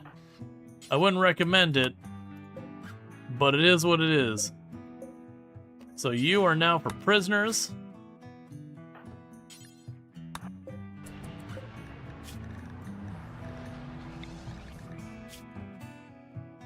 Honestly, it wouldn't be a terrible pawn, but that's fine.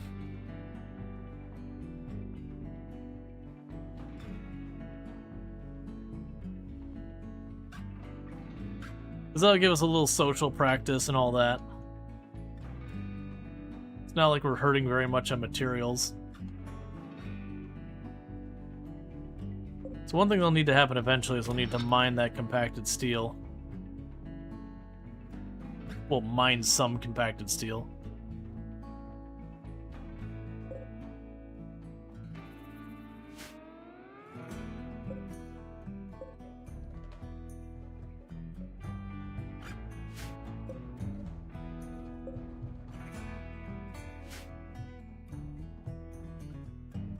Okay.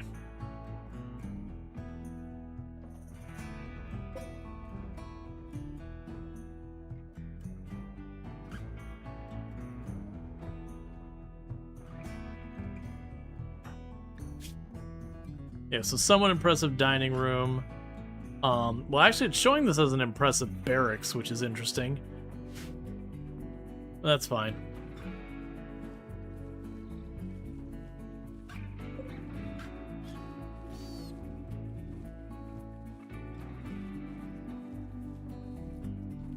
Okay, so we got a lot of potatoes to pull up and a lot of all these things to pull up. The pro and the con means I'm going to get a sudden influx of tons of food because it is all at once. It's all going to start going dodgy at the same time. We don't have air conditioning or electricity or anything like that. We're probably not going to have that anytime soon. And we are kind of over stockpiling this. So what I'm going to go ahead and do is say, okay, wood can go out here. And wood cannot be in here.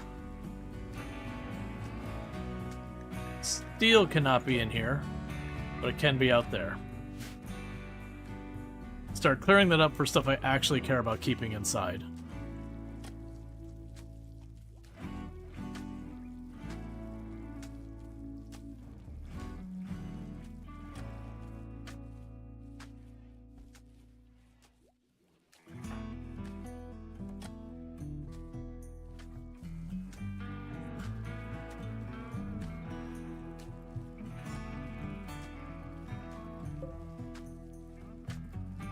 And just like that,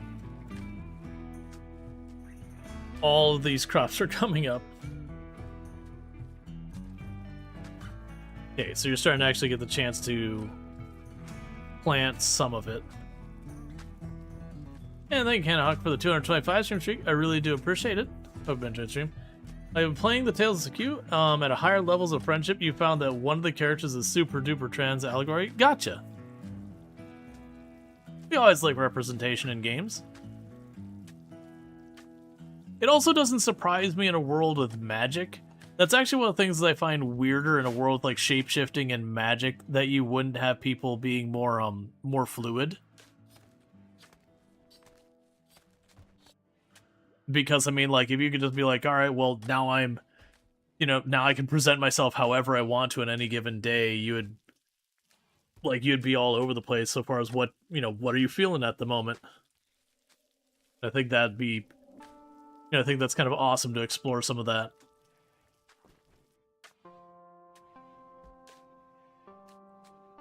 There's actually a character in one of the books I've been reading that has that, but it gets very spoiler. But, they just have a character as a shapeshifter, and that's just kind of one of the things about them.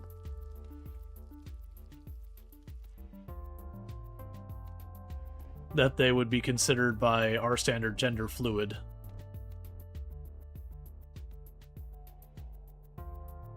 Which again, just makes sense if you're able to shapeshift.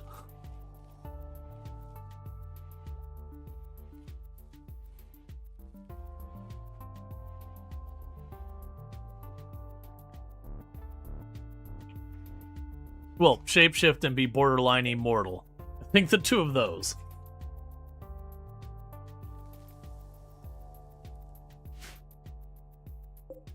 Okay. Yeah, like I said, I think it's at 16 that we can get psychic power. It's been a while. Trying to remember, is somewhere in there that like you get 16 of the anima grass. As far as psychic power goes, we don't have anyone with a predisposition for this. It might not be a bad idea for our psychic person to be one of the people who doesn't have a lot. Because we got like Baruksu here that you're basically doing the crafting and all that to contribute as well.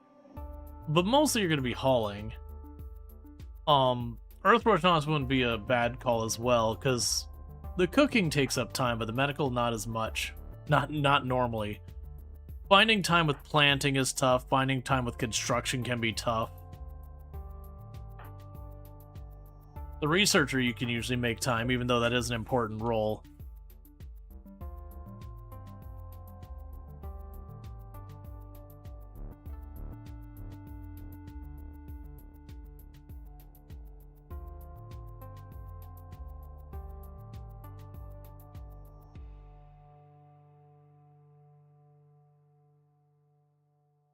Last couple sips of this tea is just honey. And I like honey, but it's a little heavy.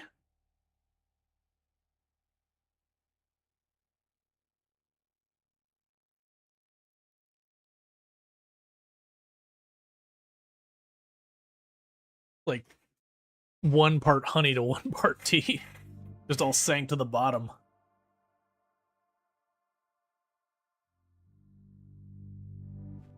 Okay. So in all, making good progress. We've got psychic brewing is going. We've already getting the psychoid plant planted for that. Is there anything else I should consider planting? I mean, right now I just need to give them time.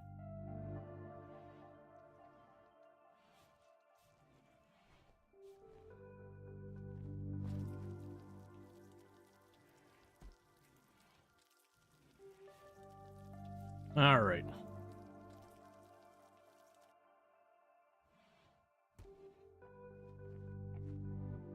It's interesting that they all have the same sleep schedule, yet they're very different on when they're actually waking and sleeping.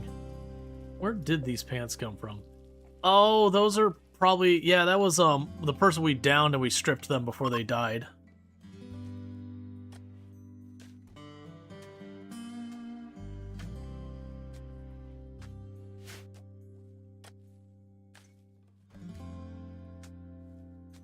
Yeah, this is what we kind of want Nervix to be doing in the long run, is planting a little, harvesting a little, planting a little, harvesting a little. When you get to that stage where they kind of ping-pong back and forth, it does a really good job. That makes you shake your head that there was a Doctor Who fans who were like, but the Doctor is always male and white. The Doctor literally regenerates their entire body regularly and completely different person. But it's impossible for that body to be anyone else's. Yeah. Well, especially when you get to either sci-fi or fantasy, where it's like, well, no, this is the way it is. Like, nah, man. Like, you can easily make any reason for it. Like, in world of, like, sci-fi and magic, because Doctor Who kind of splits the difference between sci-fi and fantasy a little bit. You're like, man, it can do literally whatever they want. It's a made-up reality, they could do literally whatever they want. And it would be canonically totally fine.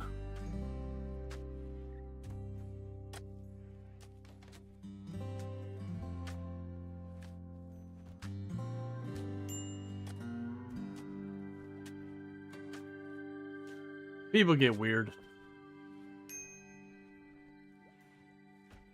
It's kind of one of those things that you feel kind of sorry for people. That's like, out of all the things you could be worried about, being upset that, you know, a show is a little bit more inclusive. It's like, what do you not have a better time today? Yeah, Rongar, that's kind of what the topic was basically that people got all butthurt when that happened. And so they, like, threw a fit about it.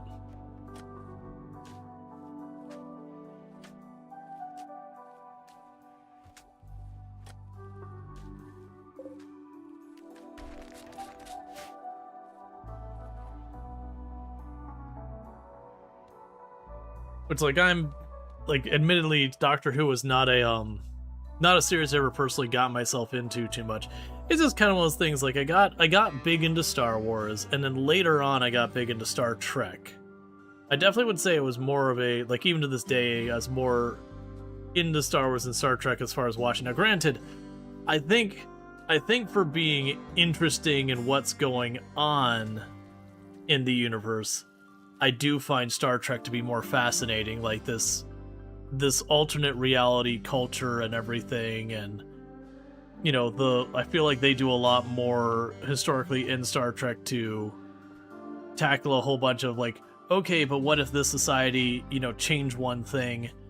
You know, it's the same thing like Sliders and all the, like, it was a very common trope, was like each one to be their own microcosm, whether it's a different dimension or planet or whatever, that they kind of go, well, what if society insert this one thing?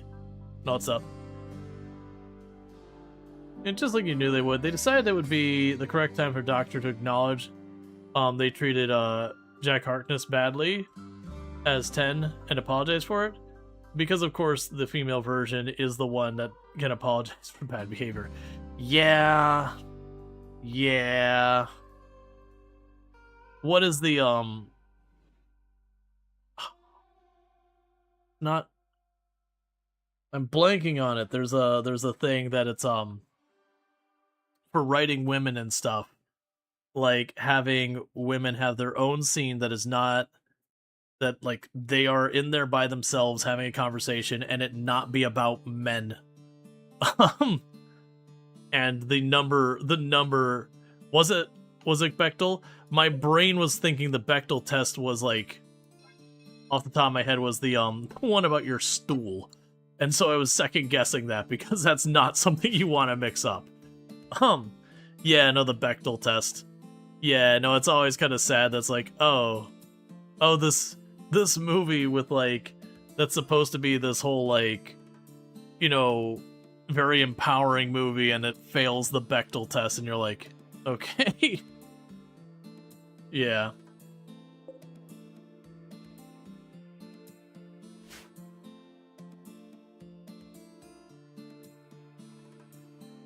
So pretty soon this room will get floored and we'll get one of these people out of here.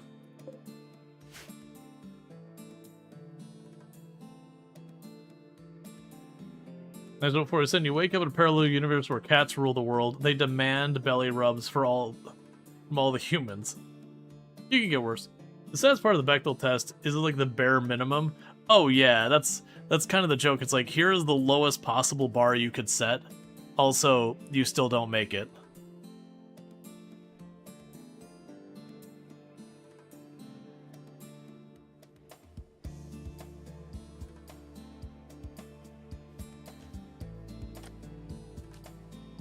I would say a movie that does really well on the Bechdel test and is a movie I actually really enjoy like is Gravity. Even if I have to look by like the one or two nitpicky like scientifically really wrong things about it, it does a really good job otherwise. You just have to ignore that you're not moving between two satellites using an RCS backpack. You're not just going hiss, hiss, hiss, and getting to another satellite. You're not going to reach anything by trying to use a fire extinguisher. And like the cascading all the satellite dishes being destroyed by tearing apart one and a bunch of stuff like that. Actually, to be fair, the two that bother me the most in Gravity for like, you know, things that are scientifically wrong is the one is they have a scene where she cries and her tears float off her face. I'm like, no, tensile strength is the strongest force involved here. Those tears are staying to your face. It was actually a major concern with earlier astronauts that if they got all teary-eyed, it's actually really hard to get the water off your face. So it's important that you don't like, you know, have like your eyes get agitated or whatever when you're doing a moonwalk, or not moonwalk, like a spacewalk, because all that water is going to stick to your face and has nowhere to go. And it's a problem. But that's fine. The one I actually will call foul is they have one scene where it's the one guy has like the little RCS like backpack thing and is moving around, and Sandra Bullock is just like on a tether just being bounced back and forth the entire time because, you know, the tether reaches its maximum length. It yoinks and then bounces them back and going like that. And they spend a whole scene where she's just getting motion sick and just having a miserable time because of it. And then it's like literally one scene later that they have her again on a tether with the exact same situation, but supposedly she's dragging him. And that if he doesn't cut the line to cut her free, that he is going to drag her off the station because he's run out of fuel at that point. And I'm like, no, you have established how the physics work in your world. And the first set was correct. The second set is wrong. I'm okay. I'm willing to like hand wave if you had established from the beginning there's this like drag effect that doesn't work. But the fact that within your own story you're trying to do both, you need to choose a lane. Your physics in your world should be consistent. Again, really loved the movie. Got to see it in IMAX. It was fantastic and deeply upsetting. But that one scene, because it was inconsistent within its own series, really, really irked me.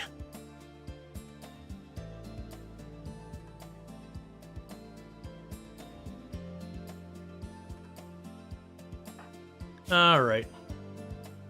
Yeah, so you got 4 days until the bonded animal drops off, because the bonded animals we started with were all terrible, so...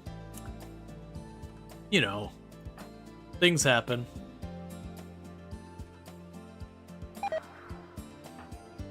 Great.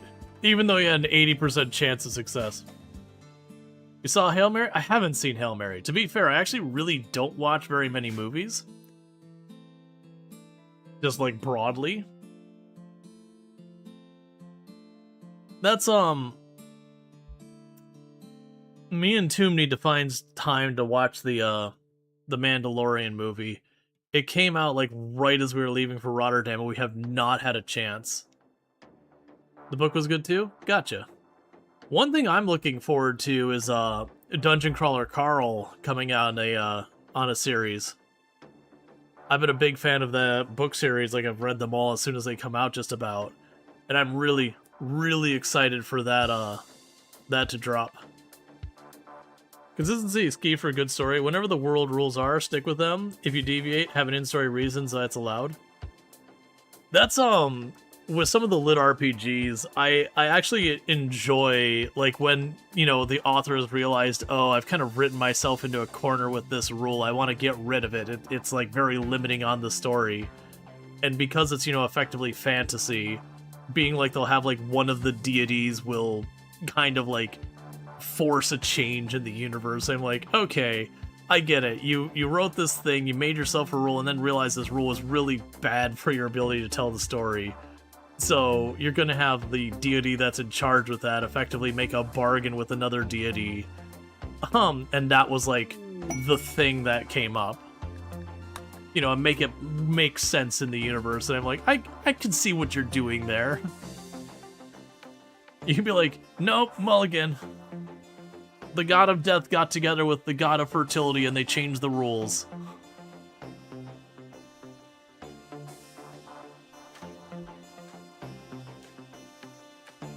Yeah, no, that's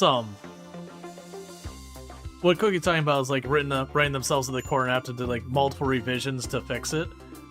That's actually one of the things that makes me wonder how it works with, like, because I don't subscribe to a lot of the things where you can get like early previews of the chapters of books or whatever.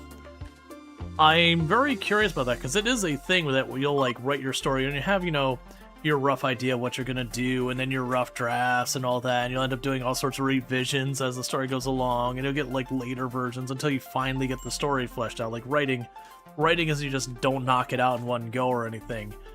And for those ones where they give, like, you know, people early previews of the book, it does make me wonder how often it happens that it gets fairly late and then they're like, oh well, we just realized there's a plot hole here we don't really like, let's try and fix that.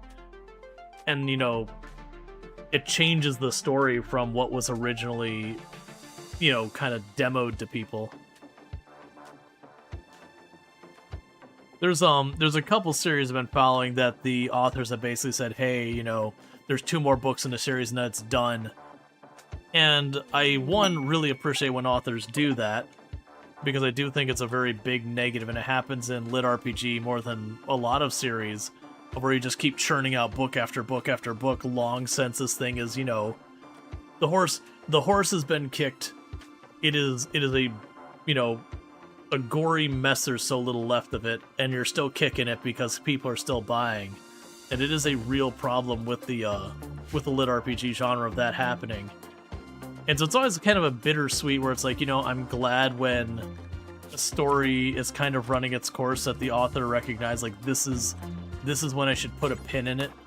I could make a boatload more money, but this is when I've finished telling my story.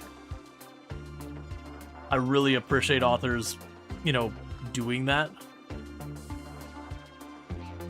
I don't need any of these things. Like, the medicine wouldn't be the worst. I think I'd rather keep the money in this case. But, like, when a series comes out, there's 3 movies, and, you know, people have this, like, incredible response to it and everything. And they appreciate when the author's like, no, there's 3 of them. We've completed the whole circle. Like, we might make a spin-off separate series or whatever, but this story is told.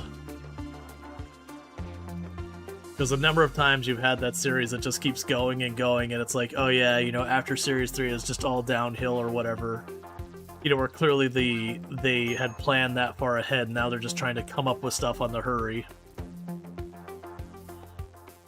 Because the fans demand. So I think the way I'll approach this is as they get these beds done, then we'll move them out of here into there. Because we do actually have a couple now. Yeah, so 4 days, and that drops off. And once that drops off, you should have better moods. Okay, so anytime now... Oh, it actually tell me here. Oh, it's 20. Alright, so I'm wrong. Yeah, so it's 20, but we're still only 3 shy. That should be like 1 or 2 more days, and then we'll be able to get ourselves our first psychic power. You get a pet called Calypso? Yep. It's one thing if you're writing a one-off story, it becomes a real issue. When you're making a series and you want to make sure your rules and stuff are still consistent throughout the books, even across the series, if they all take place in the same fantasy universe. Yeah. Well, it's like, especially with Lit RPG or whatever, Lit RPG, some of those series get to be like 12 and 18 books and all that. They get to be these really big series. It's one of the good and bad things about Lit RPG, is as a series, it's bad for the authors because the rate they have to churn out their books. They definitely like just spin out book after book after book after book so fast. And the pro and the con there is the quality can get real hit or miss with a lot of them. There's a lot of really poorly written Lit RPG, which is part of, like, it's actually the genre gets a bad reputation for a lot of really, really poor writing. Because a lot of people, it's their first books that they're publishing and all that as well. But because there's a demand for having a fast turnaround just by the audience of those books, that, yeah, it all gets rushed through really quick. On the plus side, though, as someone reading those books, it's nice that I only have to wait 6 months to a year for the next book in the series. And that's kind of a perk. That said, a lot of the better ones do tend to take longer.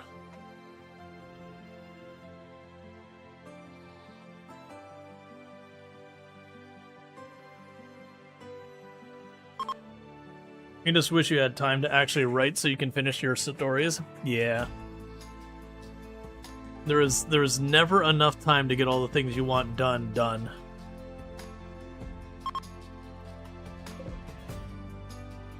I'm gonna need a much bigger area to grow cotton.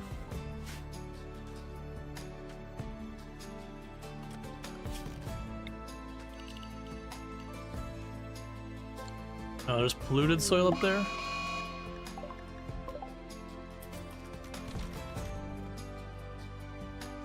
I think that Wolverine's gonna die anyways. No, it's still not too bad of pollution buildup.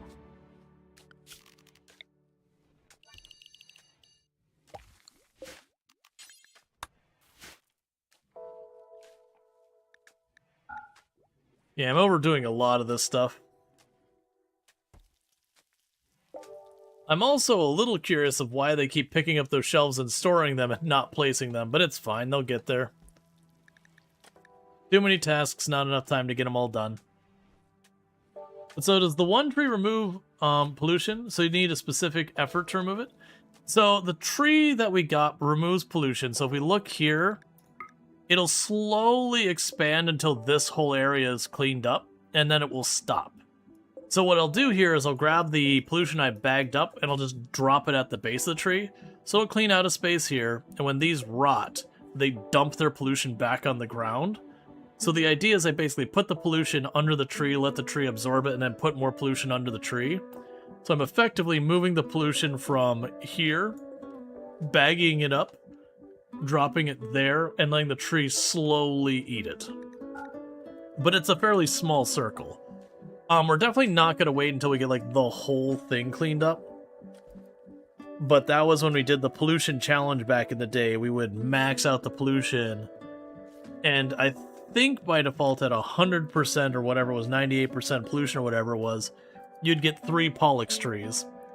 And so you could just kind of keep shipping them, and you could actually get a relatively good cadence going. And once you got a freezer going, you could temporarily store the toxic packs in the freezer because it keep them from rotting.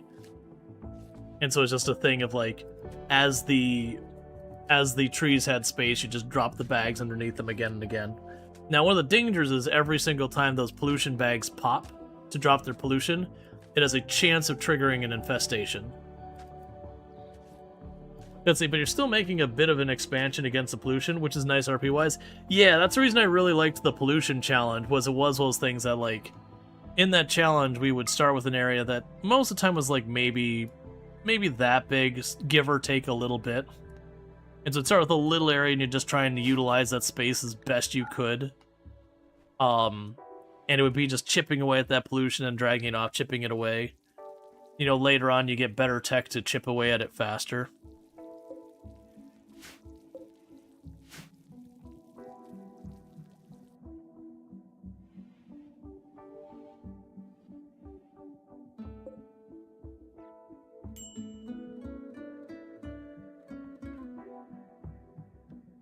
Yeah, we could definitely be getting more stuff done if I wasn't doing the meditation. But since we are on a tribal start, it's kind of like, you know what? Let's do it. I wonder with this is basic tribe. Transport pod crash. Okay, so you are a jogger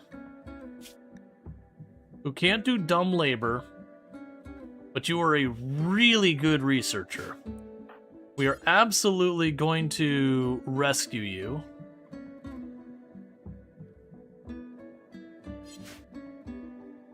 Oh, right, because we ripped up those beds. That's fine.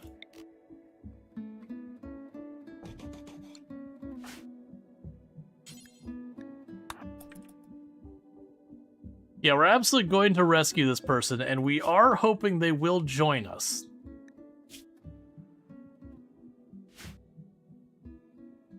I'm not sure I'm quite to the point of kidnapping someone, but we're definitely going to hope. Oh, well, they're running away on their own. It's fine.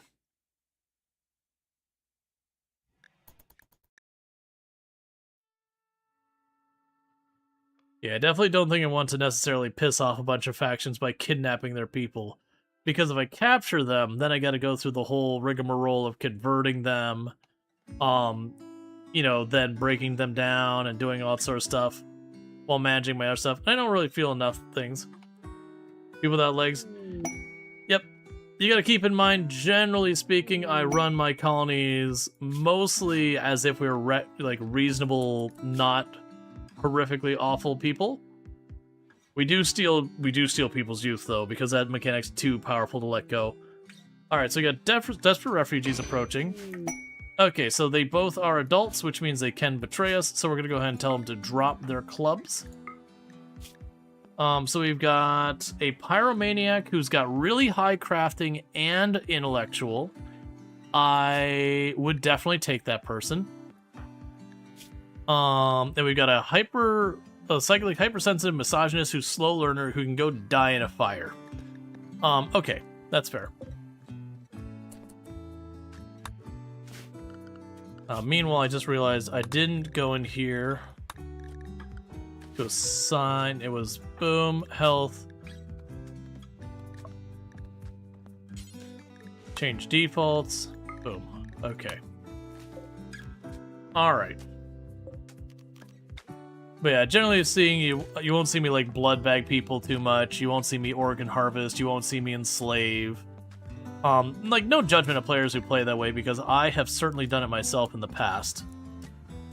But it has been a thing like once it kind of loses that, you know, tee-hee, I can do like the super duper edgy thing novelty.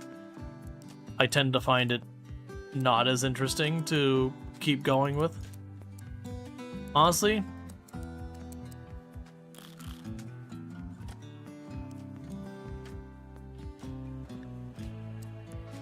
Let's have you focus on that. And yeah, I can honestly just have the both of you help haul and research.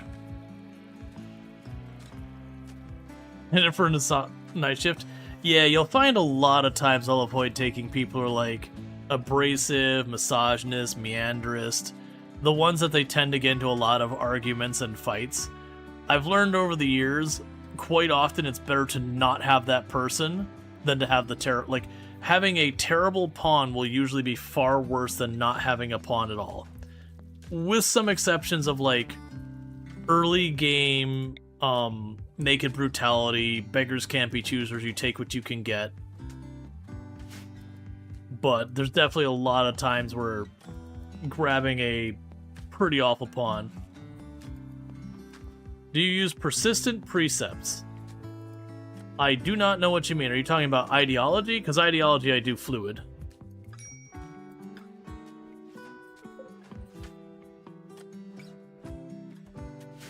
Like right now we're a ritualistic ideology. But there's not much for us to do there until we have electricity. What's your war crime go-to is to not allow prisoners any clothing. They also get a tiny cell, but they get a bed, AC, heater, toilet, shower, lighting, and all the clothes are just mine. Ideology, even fluid, the persistent just means you can't remove stuff you select. So with you, it's willing to build on somebody. Usually the way I approach ideology is I'm only allowed to change one thing per reformation. Is usually the way I'll go about it. So like if I add one precept, it'll be just the one thing. If I go to say, okay, well now you kind of like free loving or whatever, that would be one change. And when I start the run, usually it'll be, I choose like whatever the meme is, and then like I leave it alone. Like I just go with that. Like, okay, so we're getting electricity next. So that's not too bad. It means we're not going to get the complex furniture or complex clothing right away.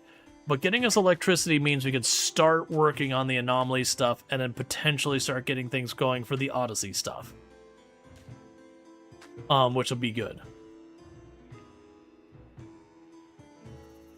Alright, Basset, you sleep well and all that good stuff. Now, but I get the idea you're talking about is the idea, like, if I took Undergrounder, I couldn't later get rid of Undergrounder. Did the old bunker have shelves? Yes. We have been stealing their shelves and slowly moving them over here. My construction person's just been busy. Oh, right. I can convert these people.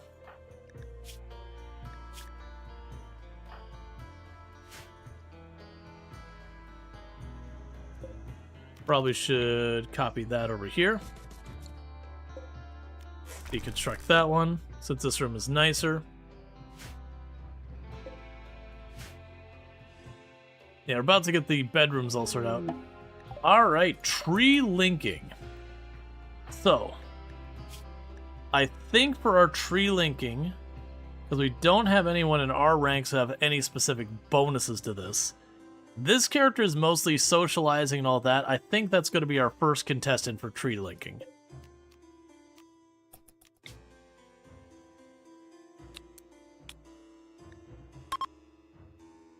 Alright.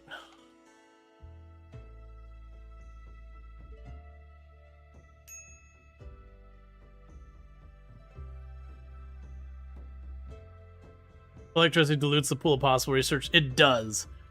And there is definitely a lot of stuff over here that we just don't care about at all. For those who missed, we are using the semi-random research. So the way it works is it will choose of any research that we currently can get at.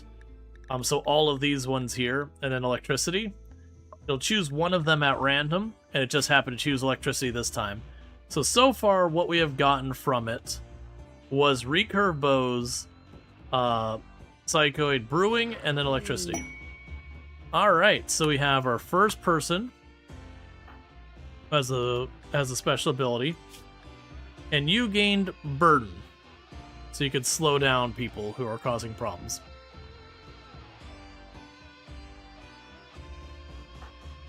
But now that we're telling them to maintain a psychic focus of 50%, they'll just go and meditate on their own anyways, which will help maintain that and build that up.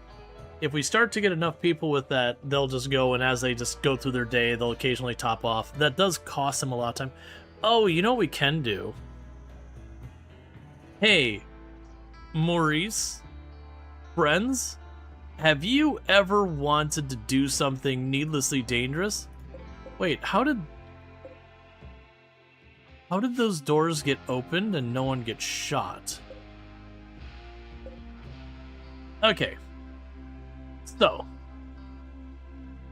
what we're gonna do here, I realize we don't have a lot arranged in our group, do we? I can have these two, and we can run them up here, and then just get them on top of that sentry gun while we shoot at it, and then we'll just try and have them run away when it goes to explode. Not the safest thing in the world to do. Good job with the pyro and the meandrist, or misogynist, pretty much. The other thing I can also do is I could bait that exploding one over here, let it tick off to start exploding here, and then run away so it explodes on that. It won't probably kill it. We'll give everyone a chance to wake up, eat their food, do all that. We can use them to knock this out, I think. Because that'll dissolve the threat here. And actually, now I think about it, we kill that one, we hit the computer, that'll disable that one. Or actually, that might turn that one friendly for us, which means it would shoot at the hunter trap and they would take care of each other. Yeah, so I think we kill that one. Okay, you're all up. Let's get you over here real fast. Alright, this is the cost of you staying in my colony, you two.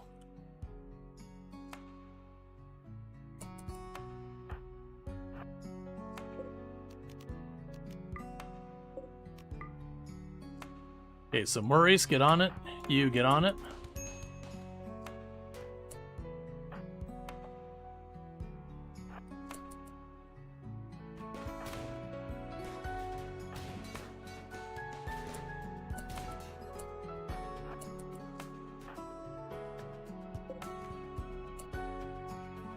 Oh, it didn't even explode on you.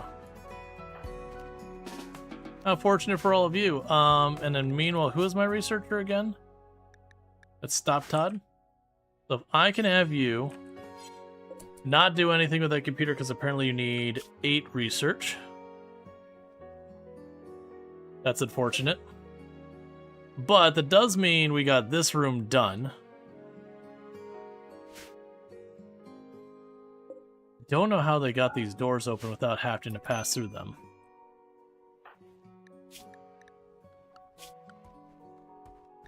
And Earthrush is my doctor.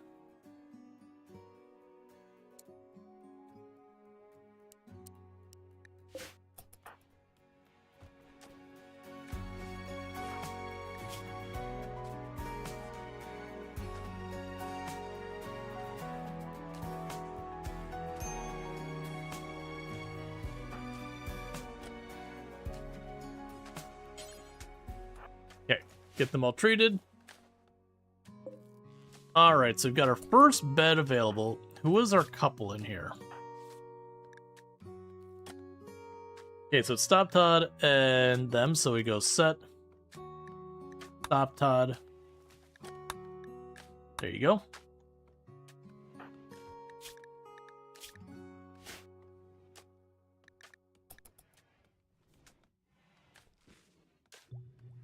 How close to 8 research? We're at 6.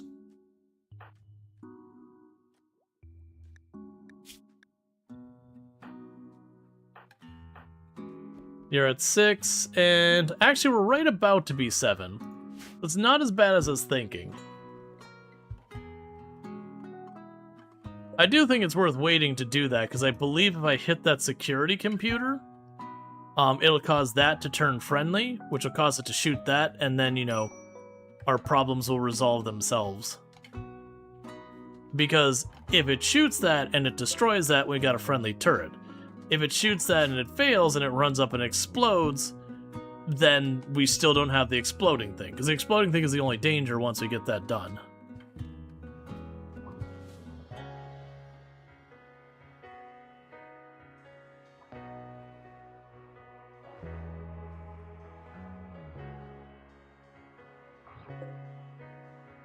Set owner.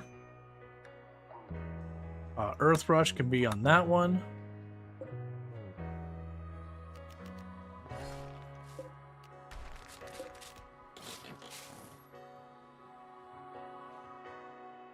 Getting everyone moved over, which is good.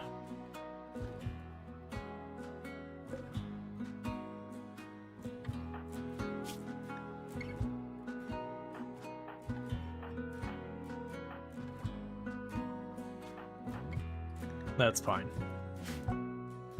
Still, we took that out, and honestly, they were able to just punch it. This is the dangerous one. I've had those hit people who are unarmored and just insta-kill them once the explosion happens. They do a lot of damage. If you have a shield belt, they're completely irrelevant. But I don't have shield belts, so you know. We just gotta live with that. Alright, so you should have... Yeah, so you're right about to have your bonded animal being killed drop off. We got all the other mood bonuses. You're sick. Oh, toxic buildup. Yeah, that'll do it.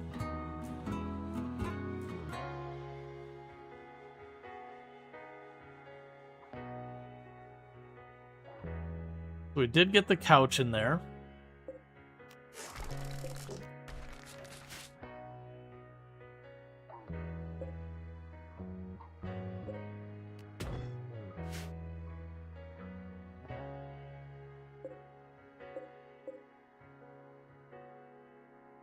Okay.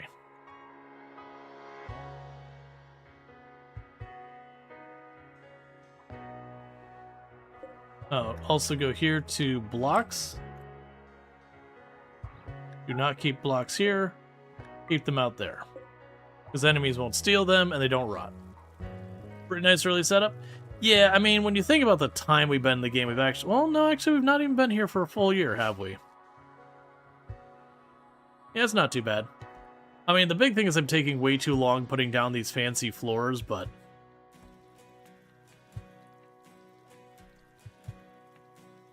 It's whatever. I mean, it was nice snagging these two. For those who didn't see where those came from, that was the box right there. Because we started on an ancient launch site. I think the idea is going to be rip that up and we'll start tearing down all the walls and all that over there. And the reason we'll want to end up doing that in the long run is because all that counts towards our wealth. Yeah, because the building wealth is continuing to climb fairly rapidly. Okay, so with that, you now can go up there. And we can grab one of the poker tables. Are they both normal quality? Yep.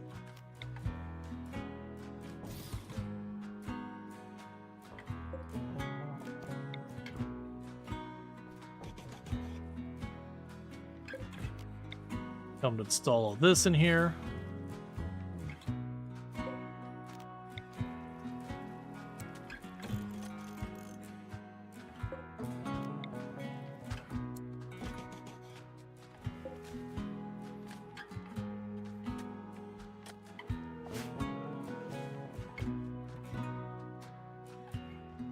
Okay, we still got the chessboards. Once I get this sorted out, we'll want to move this. The marriage is on. Bokudusun and Stop Todd wants to spend their lives together. Nice. So what we're going to want to do is copy their settings here. Go here, zone, stockpile right there. Paste. Delete that zone. Because I'll put the chessboard up here. Making our rec room a little more generous.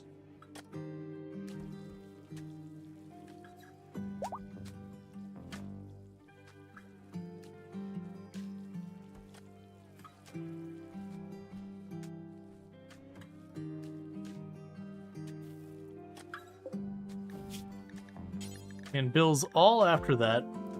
Tell them vegetarian fine meals, vegetarian lavish meals, side tea forever, and that's all fine. Okay, so what's the vibe of this run? We are ritualist tribals. We are going to be doing Odyssey stuff, but with the Odyssey stuff, we are making it a rule that I cannot take the ship up again until we have finished an Anomaly encounter. So the idea being I do avoid provocation. Whatever shows up, I have to see it to conclusion.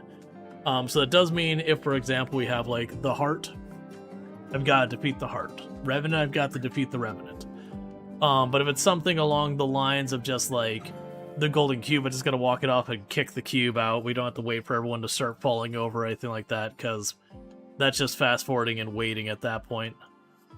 But the point is, like, whatever the threat is resolved. I think the weirdest one with that would be, would we consider the murder... Ooh, timeless one. Alright, so what do we got here? Oh, unnatural healing!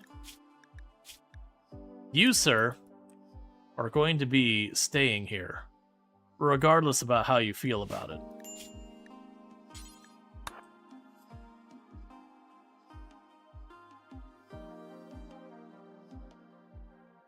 Because unnatural healing, all day, every day. Allow Rit to join.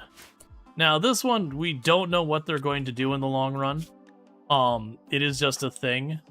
We're going to go ahead and draw this. There is a chance you will betray us, or you will leave, or all sorts of different things. Now, where I generally will not hold people against their will, unnatural healing's an exception because it's unnatural healing. Alright. And I believe we cannot, at this stage in the game, have a... Sorry, I'm trying to decide where I'm having this person do. I believe we cannot, at this stage in the game, have a person who will, give us the metal horror or whatever. Meanwhile, for a brand new guest, just to welcome them in, to make sure they feel welcome, we're going to immediately try to convert their ideology by force.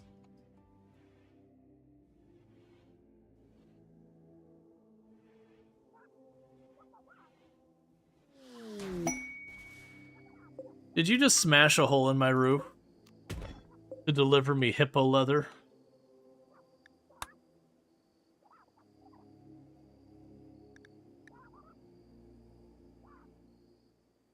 Come on, Masterful. What is your ideology anyways? Terrible. Effective. Well, that's better than nothing.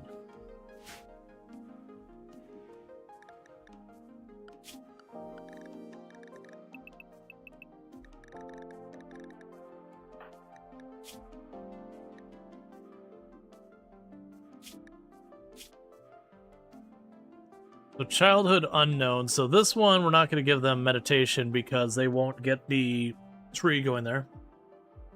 They're a tacoist? Yes. And they want to raid and they want to conquer and all sorts of stuff.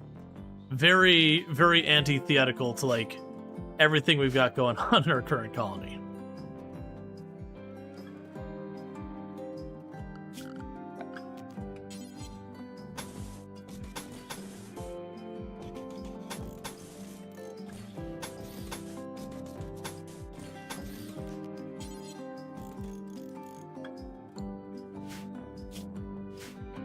Taco Feast Party should totally be an in-game thing.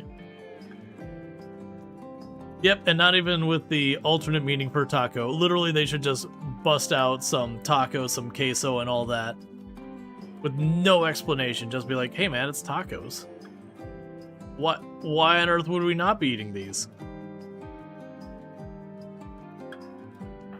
Okay, so does anyone have anything... Yeah, so you got a torso scar.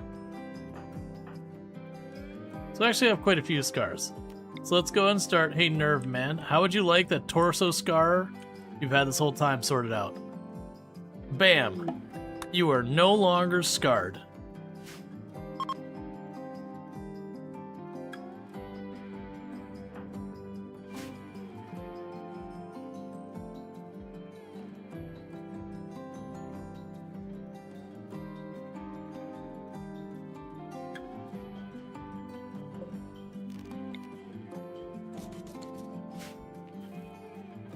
Okay, and our food is more than fine. Wait, did you have any science level? No, you didn't. Yeah, so you're at 7 and you're at 6. We got them just churning away on that research. If we get either of them to 8, we can go ahead and just shut down that turret. And thank you for the follow. Welcome to the stream. Because that turret is the only thing left, I believe, that the security panel can activate. Because it'll be doors, turrets, stuff like that. But we've destroyed all but the one turret. So it should make the turret friendly to us. Oh, we still have trees queued to cut down here. Let's go ahead and for right now, orders. Cancel cutting all those down for the time being. I've got 2,000 wood piled up. We'll eventually need more, but right now, I'd rather you work on other things.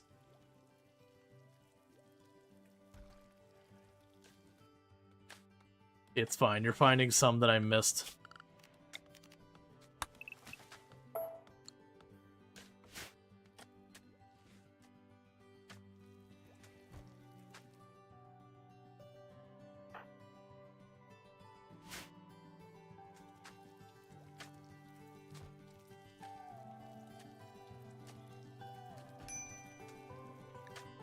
Heat stroke on Maurice. Not loving that.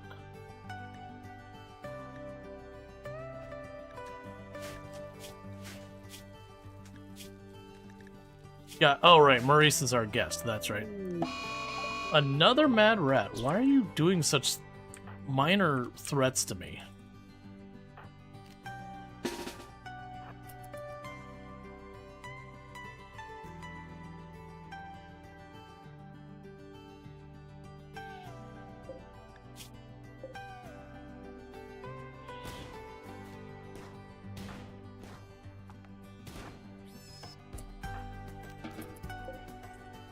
Okay.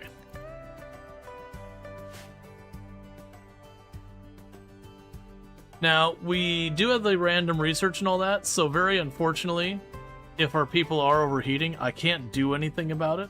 The best I could do is dig a hole into a wall and hope it's enough to be slightly cooler. That is just the breaks.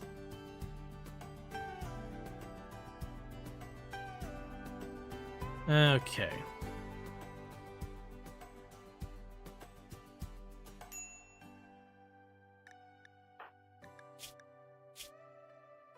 It's just you. If it drops much cooler, that should fall off. Yeah, there it goes.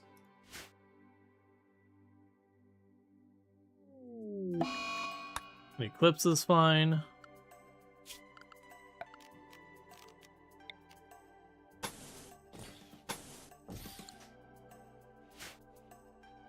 We'll start making the next room as we're able.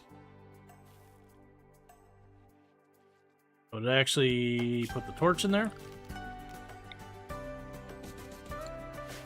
The big question is going to be power. If we get geothermal, we're in good shape. We got geothermal right nearby. If we don't get geothermal, like, I could put solar, but we'd need batteries. You know, solar and wind need batteries to make sense. We definitely have enough wood. I could use the wood-burning stoves, or the wood-burning generators. They're not amazing, but, like, in a pinch, they do work.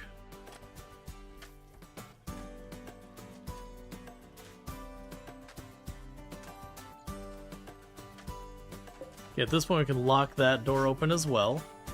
Because we're not storing food in that room anymore, so it's not a problem. Yeah, we got a bunch of people who are not busy, so the hauling is going way faster.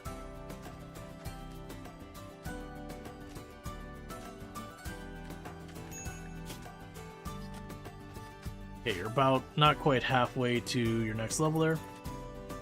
Okay, so let's go ahead and have you do a trade caravan. Like I said, if we get lucky and they cut through here, that's even better, but pretty unlikely. Let's see here. Is there anything we care? Not really.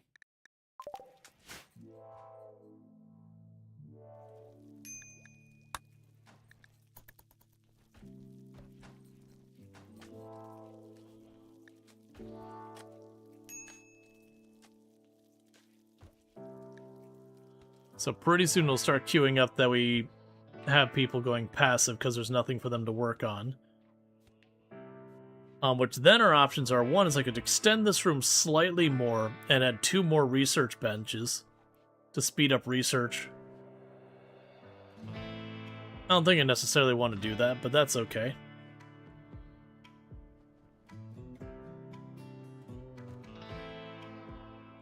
That's fine. I see that they're putting the wood on the shelves. It's whatever.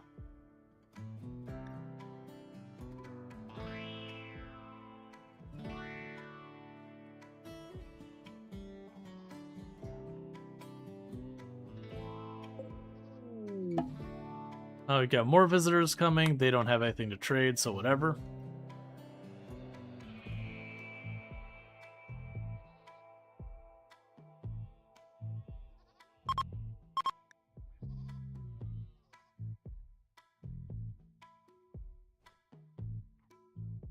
If we end up having one go over here, we can pop that Ancient Danger to get that going, because that can be a good use of time as well.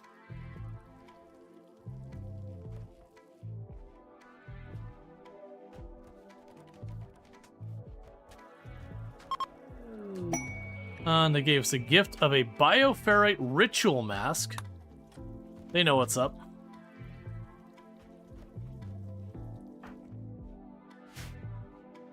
How old are you? 13. Okay, so you're a child. You're a child who has unnatural healing powers.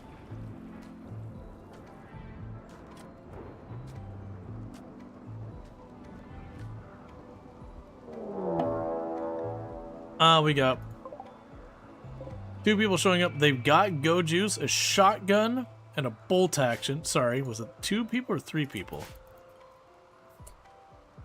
And you're attacking immediately, I assume. Okay. So you are terrible at everything, and you are better off as a melee combatant than anything. Let's grab all our people. We're gonna see if we can't do something a little sneaky here. And try and run them down here, and the goal here is to try and get them to cut across, where the fastest path for them is to go through this, in hopes that they snag on those turrets.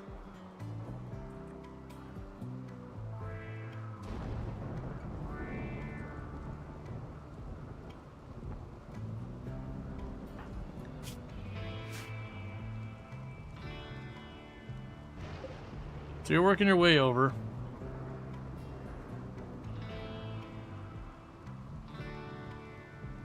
And you're of course going to try and go immediately for my stuff and ignore me entirely, defeating the entire strategy I had there. Okay. So try and cut over and just go after him. You 3 hang back for right now. We don't want him getting a lucky shot off. Just run. You've got rain on your side, just run. Okay, you 2 cut up after this one. So you stay on target. You cut up after this one.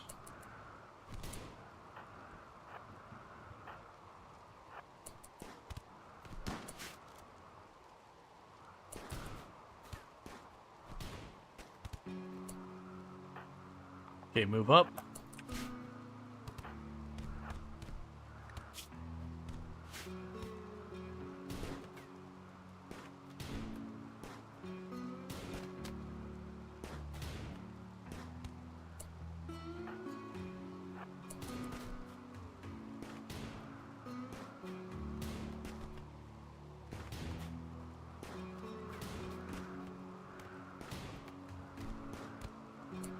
Okay.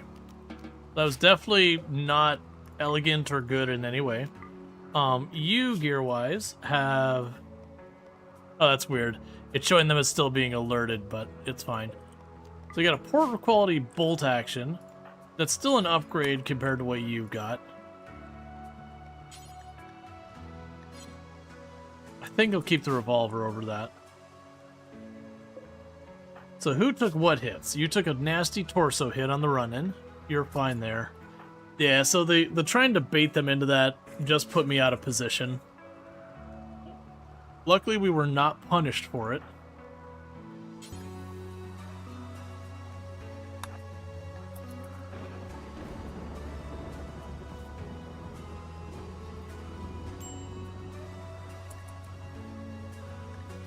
Okay, you're tending to the next one.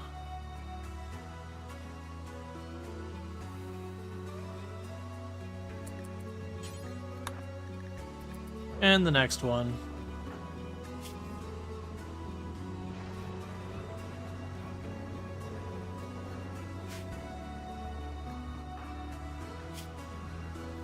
Oh, and you just got a bunch of bruises. That's fine. All right.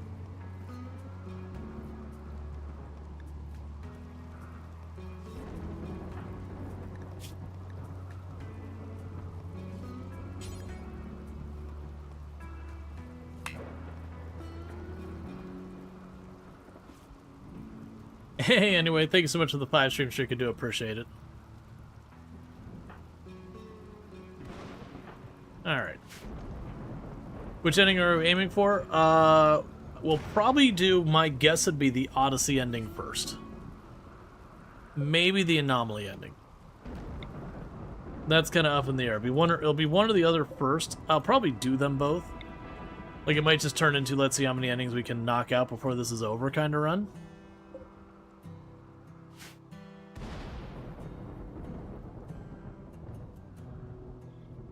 Actually, cancel disassembling those.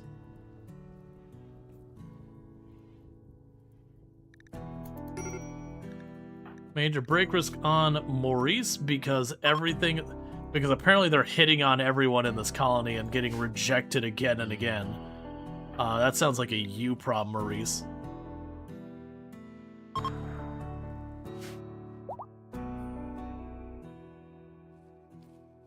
Shows up, says, please help me, and then immediately proceeds to accost everyone by just harassing them endlessly for, like, propositioning people constantly. 42 is not a terrible 10. It's not amazing.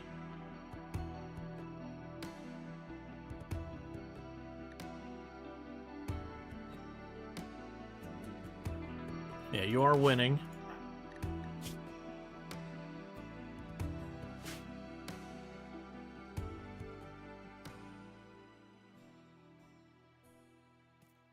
Now, part of the reason I like this pattern for people who haven't seen me do this before is later on I'll put a door here and here, and what I'll do is I'll have this be outside, and I will have vents to like move AC between us to effectively make it a block while they're all kind of their own cool little rooms. It's by no means a strategically strong setup. As I mentioned earlier on the stream, just adding the tiles to these corners here give me bigger bedrooms. But, I don't know. I like making my rooms more interesting.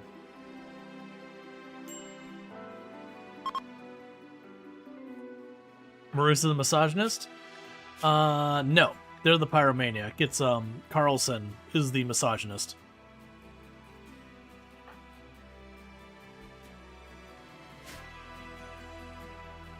It's why they get to run on the front lines.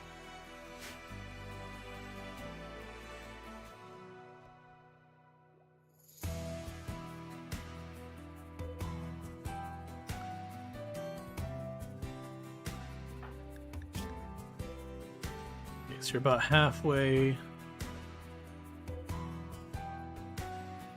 So Maurice is actually probably going to get that last bit of research done first.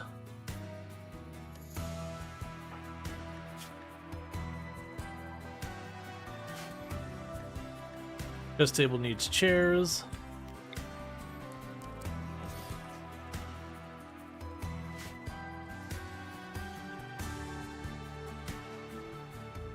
Okay. So let's see. Hospitality, you want me to keep your friend here for 18 days. They have paralytic abasia. So I'm gonna take the goodwill, even though getting an early game recon helmet would be very, very strong. It's just a matter of I'd rather try and lock that the rep in, because the problem with this one is this person's from like the space faction, and it's really hard to get rep opportunities with them early on. When you get drop pods, you can just throw money at them and make the problems go away. But early on, it's a little tricky to try and get a faction standings with them, and you can get them to like allied. They're actually one of the groups that'll drop in like properly kitted out people to help you in a pinch. And I've definitely had those fights where you're like, oh, this is no good. And then they just immediately drop in like an army, and you're like, okay, I'll just close my doors and watch this happen from afar.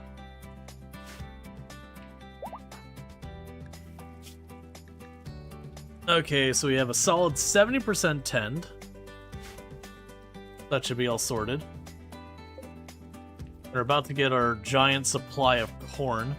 Okay, so we got a colonist that is unable to do... Really? There's nothing for you to harvest or grow right now? Sure, go cut down more trees, I guess.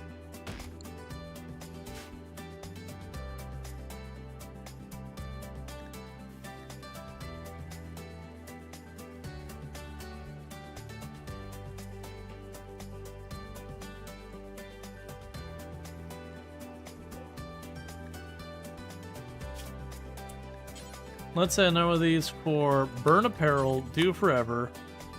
If it is below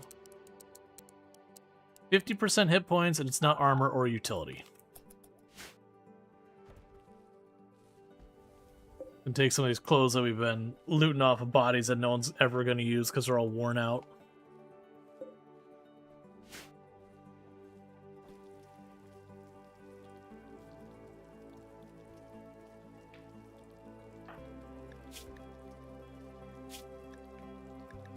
Yeah, I'd definitely consider taking Maurice on. Having a solid crafter / researcher to add to my team who also has a passion in shooting, I wouldn't complain about that. Carlson can go die in a fire. A slow learner misogynist. Carlson can go die in a fire. I will gladly help them, but they're definitely not welcome to stay.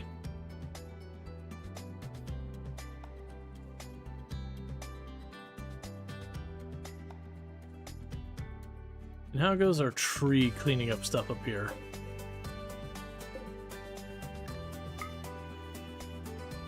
Solid progress.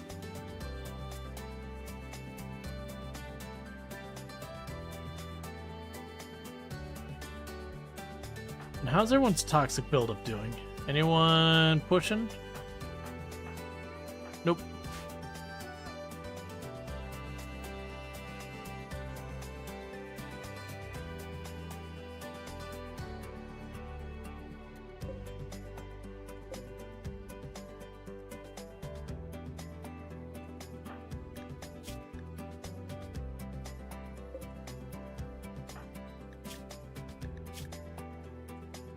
Okay, so you're about 3/4 of the way, not quite, to level 8, at which point we just run over, hack that computer, that turret shoots that, and then we just take all the goodies.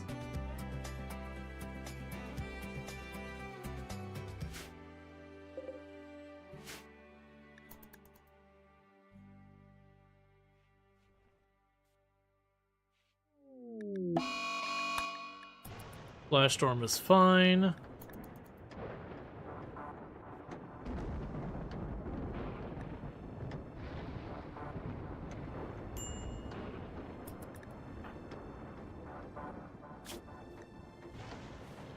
Okay, and you're right about to be over your infection, which is good.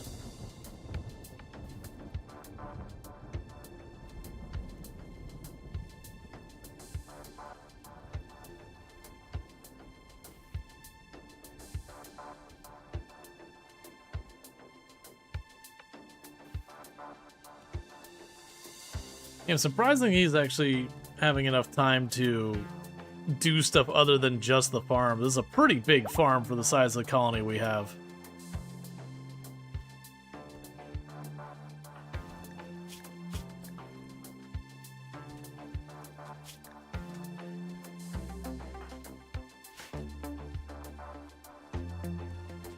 And we're waiting to see what Doppelganger's situation is. So Doppelganger can have a whole bunch. He can just, at one point, just leave, and nothing else goes on with that. He can have one thing where his organs are failing. Now, the catch here is, I could potentially, and this is a little bit of a risk to this, let's just arrest Doppelganger now.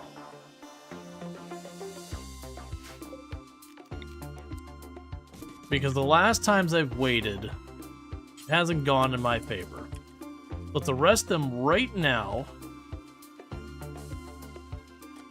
and recruit them to our colony.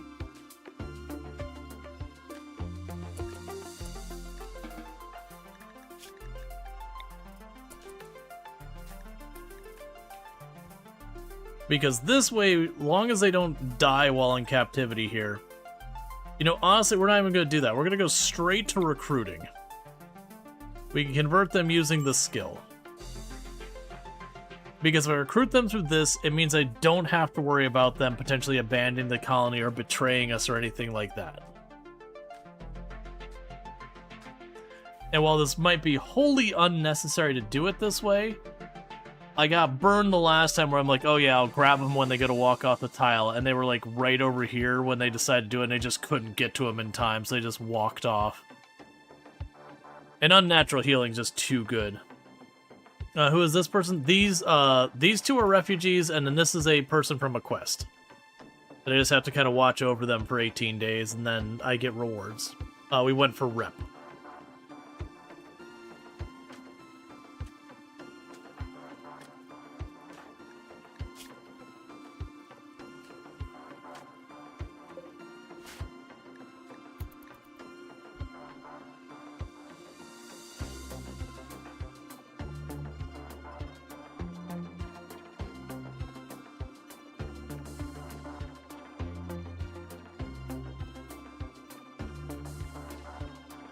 Okay.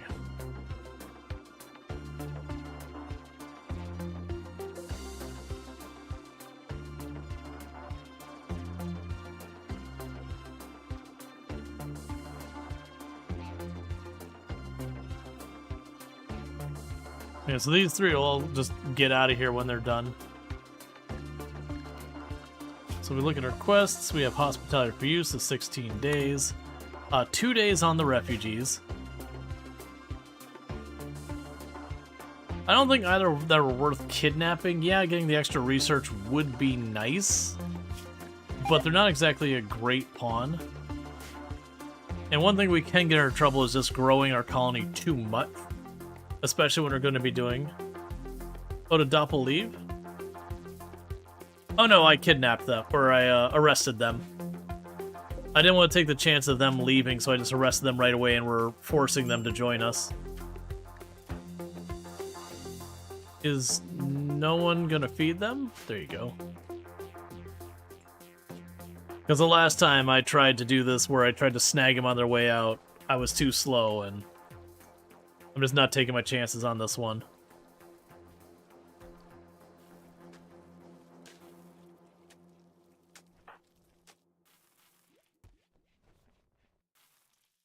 Because we'll recruit them to our team, and that should bypass the risk of them quitting or betraying.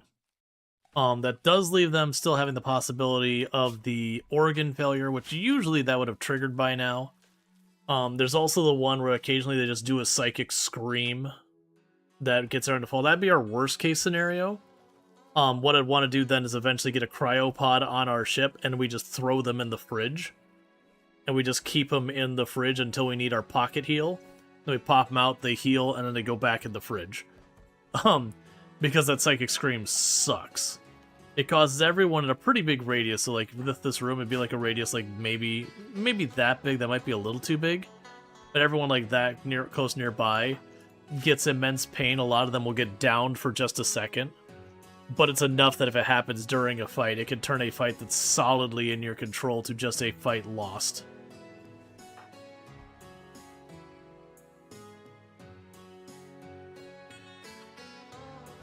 Okay, so what's going to end up happening here is we're going to use our convert on them again. And honestly, there's a good chance this convert might's in there. There's a brain failure thing. Oh yeah, crippling mind as well. Or crumbling mind. Yeah, if it's the organ failure or crumbling mind, we're taking our chances popping the ancient danger earlier than I probably should.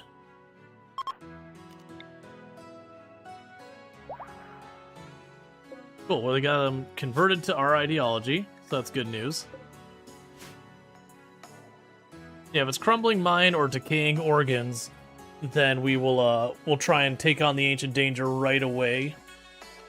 To prevent them from dying, and we can throw them in the fridge until I'm able to deal with it.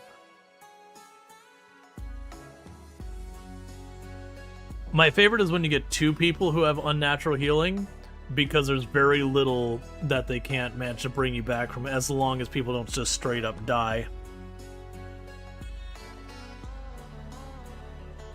So then you take your unnatural healers, you keep them in the back, and just anyone who's down, you can instantly patch them up. Alright, so refugees are leaving, that's fine. Don't cut through that room. Okay, you're fine. I also like that they both went different ways. They're like, Pyromaniac's like, hey man, I may be a little too into fire, but at least I'm not a misogynist.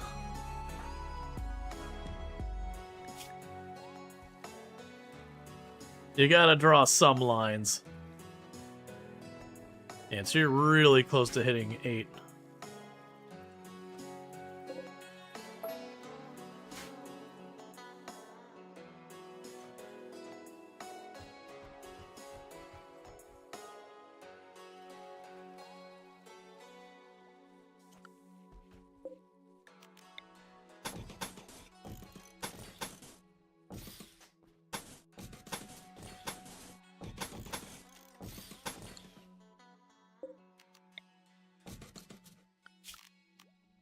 Okay.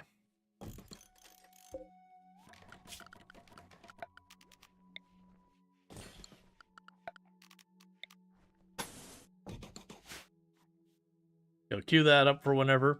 So pretty soon we should get our next round of cotton up. We actually have the first one starting to show the white top here. But once I get the cotton up, that'll all be good. That is what you call a really big problem. So realistically, this is a real big problem. So, you suck. So the problem is, because we're doing random research, we don't have the ability to make the passive cooler. Doppelganger here right now is a prisoner. If I release them, there's a very good chance they will stop being a prisoner. They will just leave. And if I abandon the tile, not abandon, but if I leave the tile, it's unlikely they will stay there. They will die.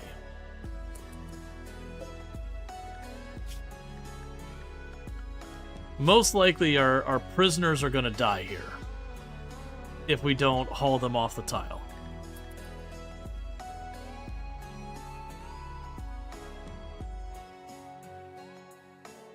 Heat wave. So it's going to get extremely hot to the point of risking heat stroke. And normally you just chuck down some passive coolers and call it a day, but because we're doing no research, random research, I don't have that. So what I'm going to probably need to do is take both of our prisoners and try and pick them up and walk them off the tile. I believe for the quest prisoner that would constitute a failure.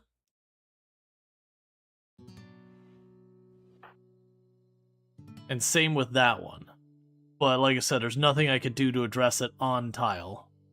I mean, technically address it with one person. I could use unnatural healing on one person.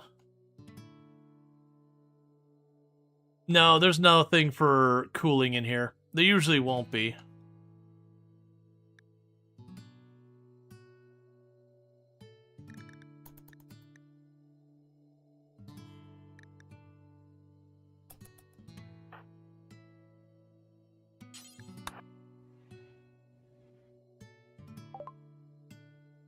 Okay, so for right now, you take the guns I don't need. We'll hold on to that one. Take the go juice. That's fine for the time being.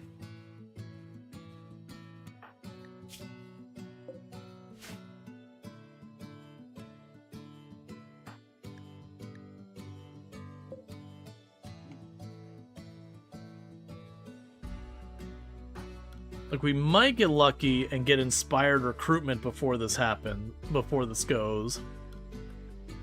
That'd solve one issue.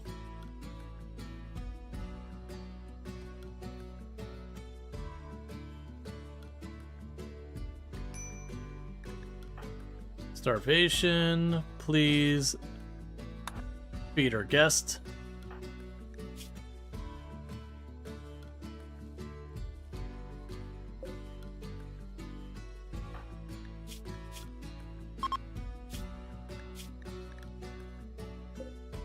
Alright. So it's getting hotter, but so far we're managing. Yeah, and that's the thing. The heat wave can technically be really short. So I think the reality of what's going to happen is Lions and McCall are just going to have to tank it. They're either going to make it or they're not. Doppelganger, I could probably pick up and walk off the tile, as if I was going to do like a moving them prisoner-wise, and just walk them off the tile, let the heat stroke drop off, and then walk them back on to like re-arrest them kind of thing. And that should be doable. And so we got our first instance on heat stroke, and our very first person to get it is one of the guests we can do nothing to help. Cool.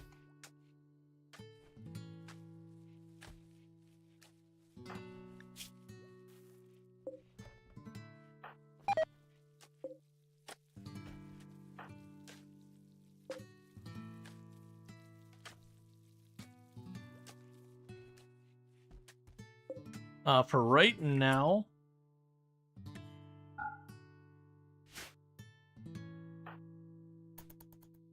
do not refuel the stove.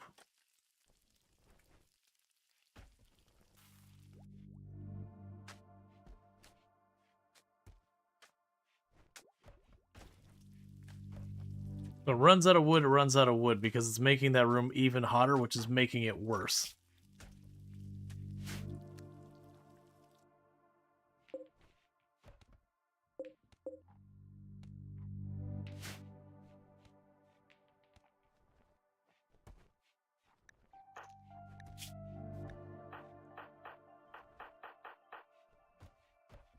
Okay, you've moved up to serious.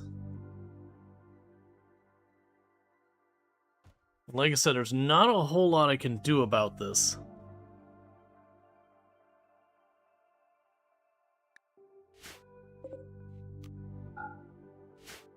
Toggle refilling the torches, they do have a slight increase on the temperature.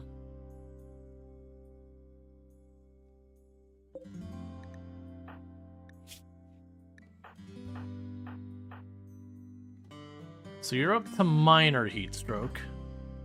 And you're the one who's in danger. You're at serious heat stroke.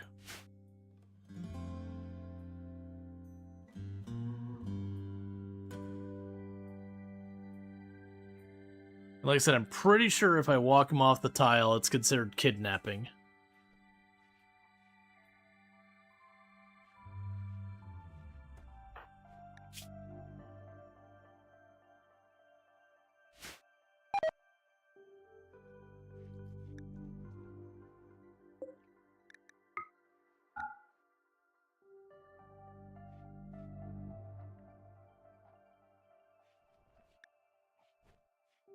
I actually had one of the people who had heat stroke had him. Actually, two of them, the heat stroke dropped off again. So two of them got clothes that are decent enough to handle it.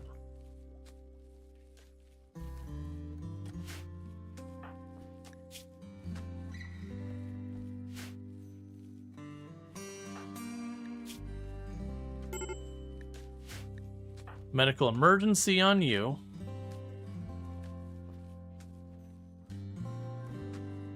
Yeah, and so if we went world map and chose to form caravan, you'll notice that person's not listed there. Surprisingly, Lions is listed there. But McCall is not.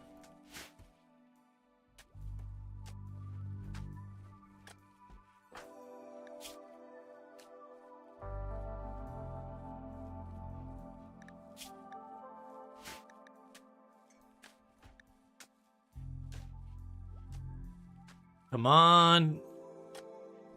Be a short heat wave. Yep.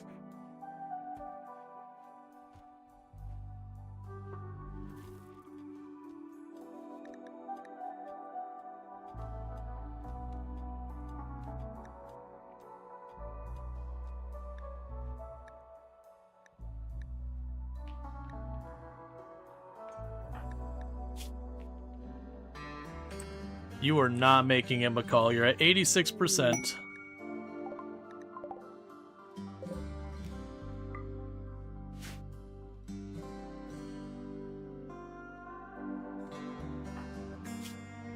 And we're still in there, 92%.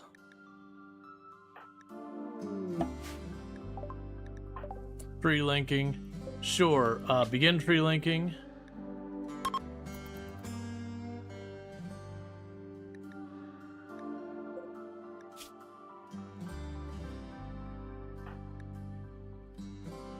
$95, $96, $97, $98, $99. Alright, Nerves got a psychic ability. Pain block. That doesn't help us right now.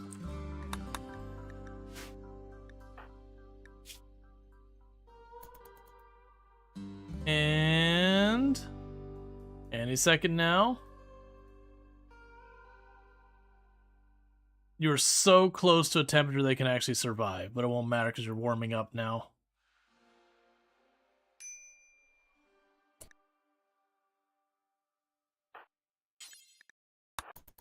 One last meal before you die.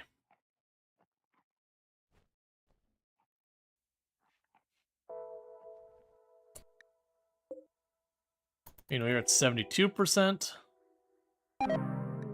And guest has died.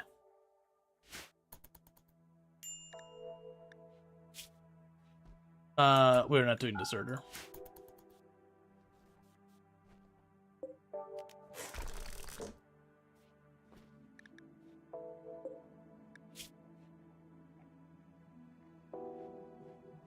Okay.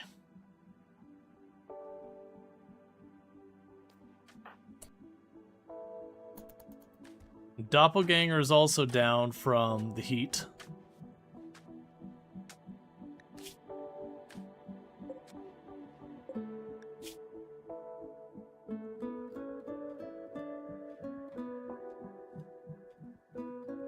So I might be able to make this work. So let's go ahead.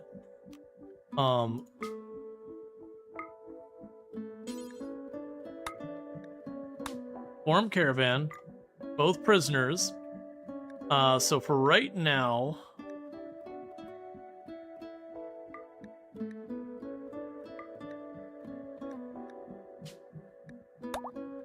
You two get out of here. And so let's double check. Oh, you leave in 10 hours. That's fine. So let's go ahead and remove you from the caravan.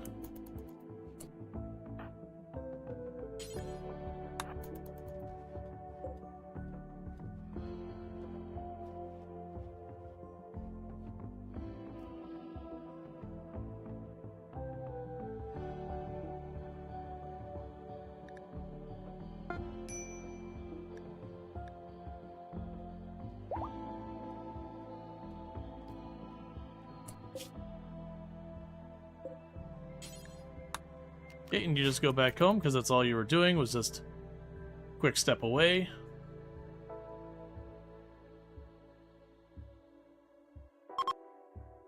Heat wave is over.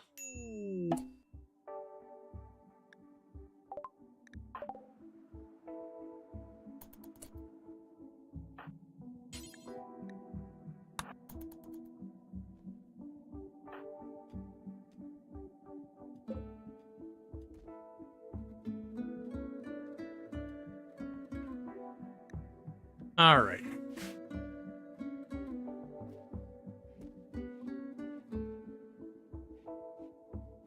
Heat wave ends you leave. Yeah, well, I mean, we left and we walked away for just a little bit. I think that was fine. Manhunter pack of 4 raccoons.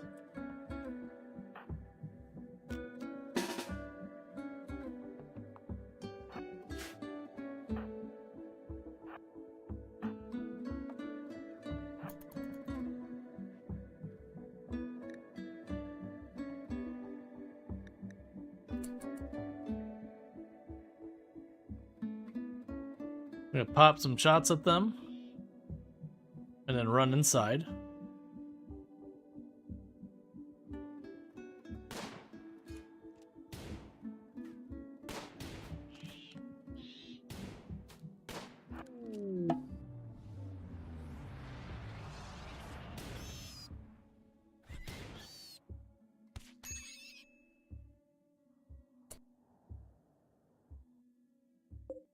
Okay, that was not one of the manhunters.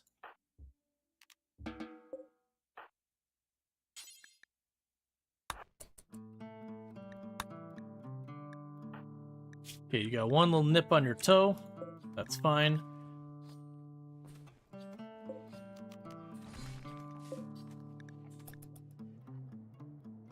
Okay, so we failed one quest because I couldn't keep the person alive because I wasn't allowed to take him off tile. But we did get the other quest going. And you are still with us.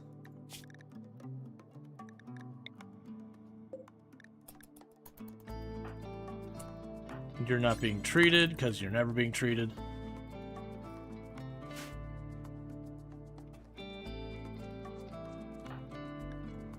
Also, you can turn the oven back on.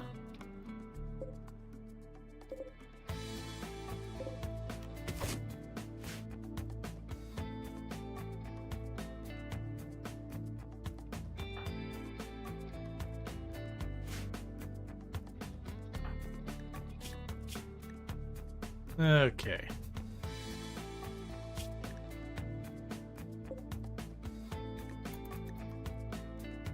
How is our research going? Okay, so that's at least some good news. So stop Todd, if I can have you go ahead and hack that ancient console.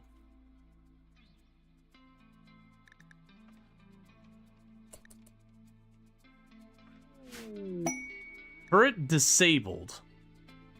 Okay. That's not exactly what I was aiming for. It's still a good thing. Now the catch with this thing is, like I said, it can be a bit dangerous. So what I'd want to do is have someone poke this door and then run away. And then meanwhile the others would shoot at it and try and kite it and all that. Because it's a little risky that if it blows up on top of you, it can one-tap you if you're not armored up.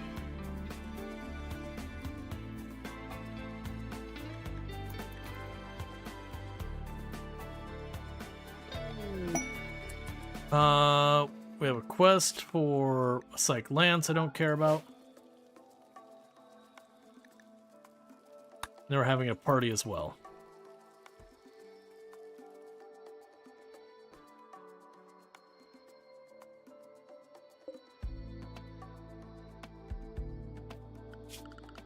And in the future, have the party inside.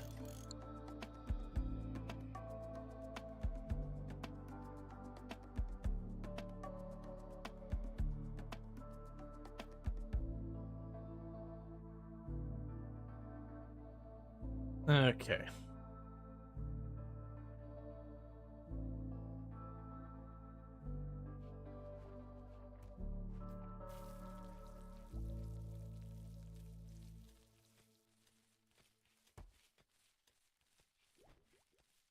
Oh, right. And the torch is going to be fueled up again. Alright, before they all go to bed, this is where things are going to get dodgy.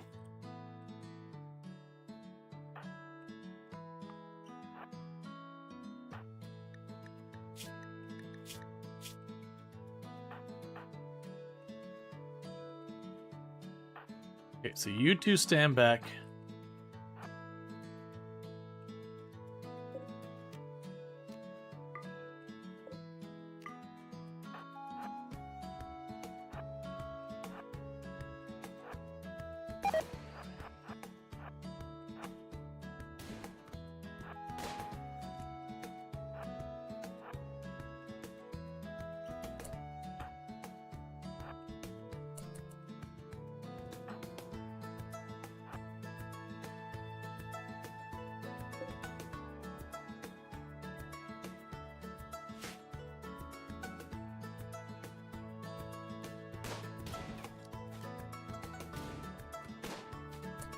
Oh, you gotta be kidding me. Alright, you break this way. The rest of you break this way.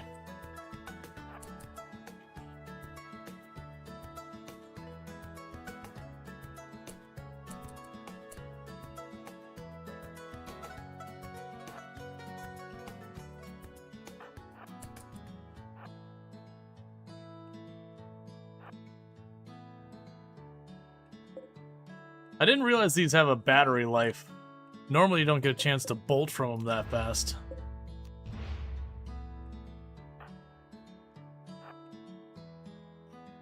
Okay, shoot it without friendly firing me, please.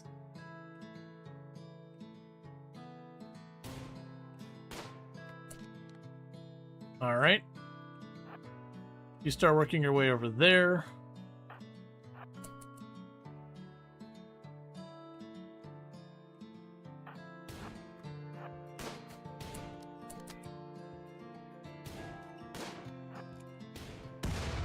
Thank you, finally.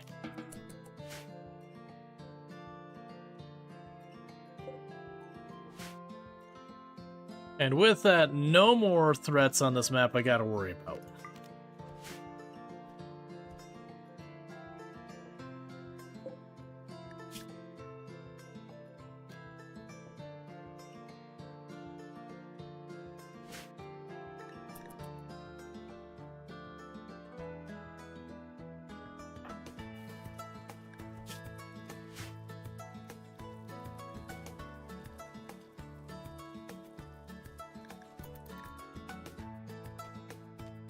Oh, you're actually mining. That's been a long time coming.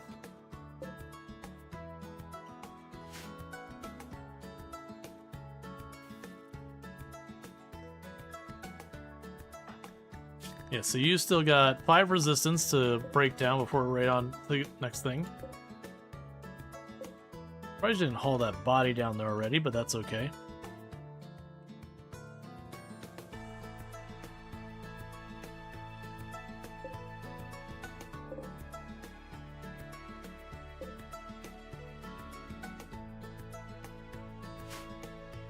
Alright.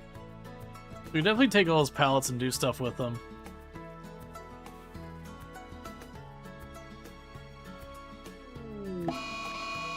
Mad Toxalope.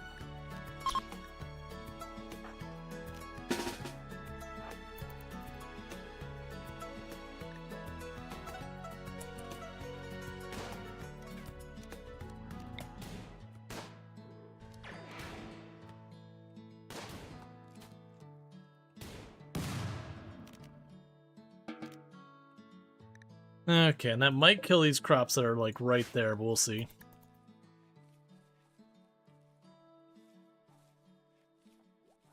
Because that pollution lingers and can be pretty rough on them.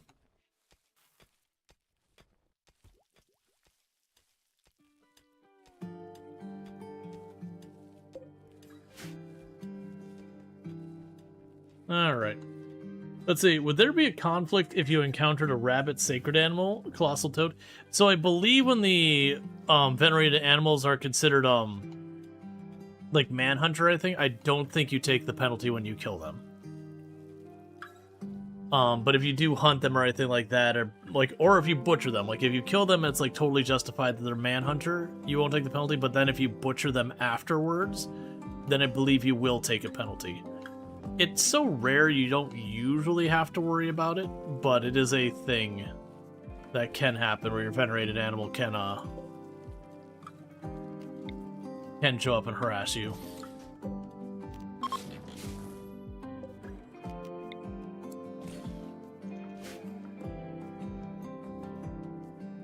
All right.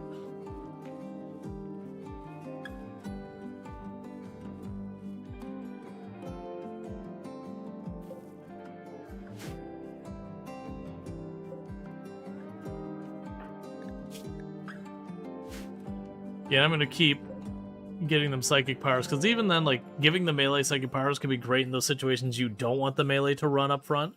Like, if something's gonna be throwing a lot of fire around, getting your melee tied up in there can be really nasty. So it can be a thing to stand back and hit them with psychic powers instead as your melee to contribute.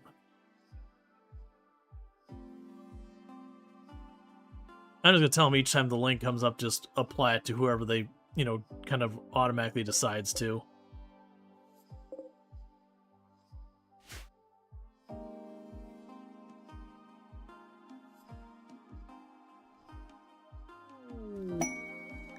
Quest available, Royal Ascent.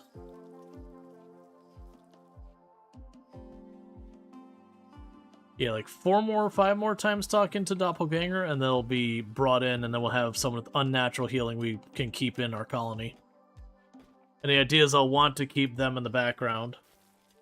Not let them take on the front lines, because they're just too valuable upon being able to bring people back from the brink.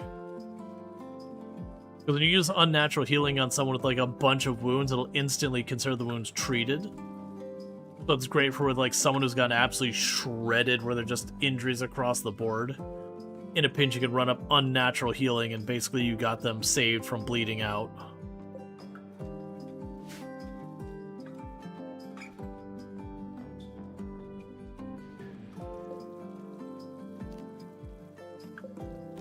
I guess rather than waiting to try and trade those away, let's deconstruct those. Because otherwise they're just going to probably sit there and count towards my wealth and do a whole lot of nothing.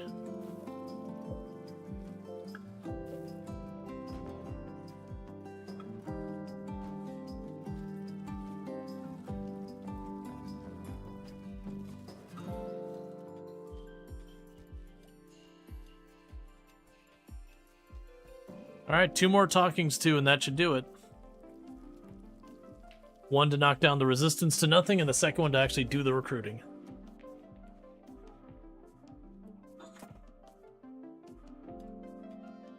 I think you need bigger storage? Not really, because I don't really care about most of the stuff going into storage right now. So if I let it continue to hoard, it'll just build up my wealth for stuff I don't need. What I need to do is, like, drop back in my plant production a bit. I'm just choosing not to because I don't really have something I want them working on otherwise. Like, I could have them become another researcher who's just not good at their job, which wouldn't even be the worst decision. All things considered, it's actually probably pretty reasonable. If you look at this, it's mostly raw food and wood. Gotta just go here. I'm hitting the wrong button, don't mind me.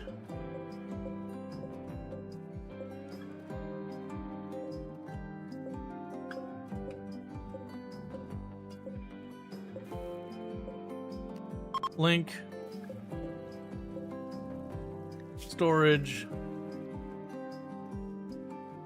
Okay. Copy settings. Paste settings, so that way they stop storing the wood in there. They can dump it out here. I don't need it in there. Alright, next time they talk to Doppelganger, Doppelganger joins us as an actual colonist that can't just quit and walk away. I mean, other than having a break or whatever.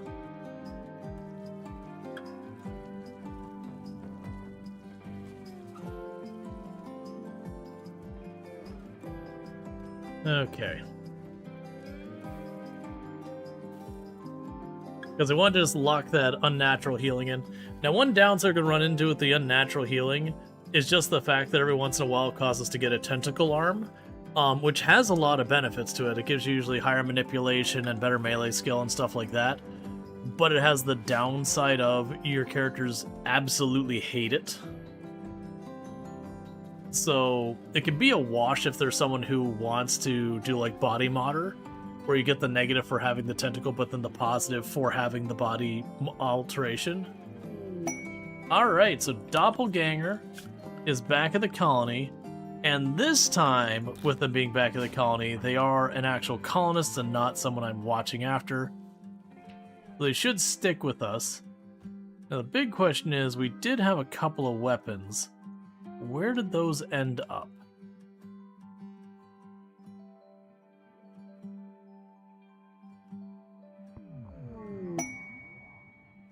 Psychic Soothe. There's a knife here. No, we got them converted while they were in the prison.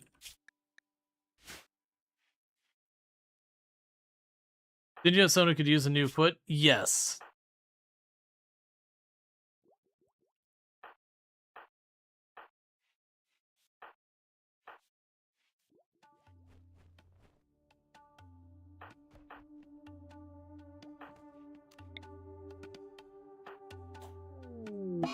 Okay, so they did get their scar cured, but they did get a flesh tentacle.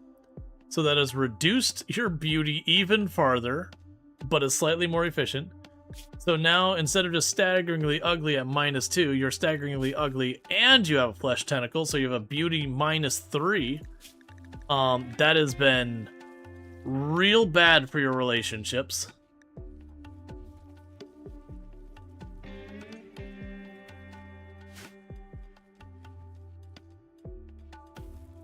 Cool.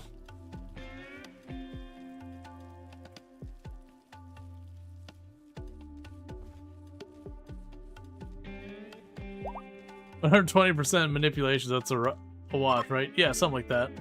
Are you gonna have your wedding out? Okay.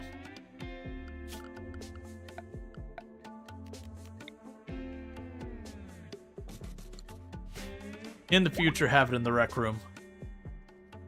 They're literally doing it in the mud.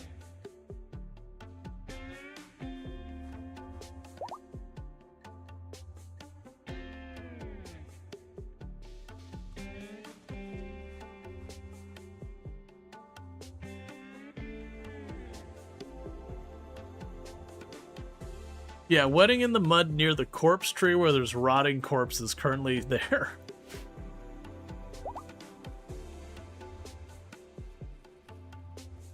A wedding like no other.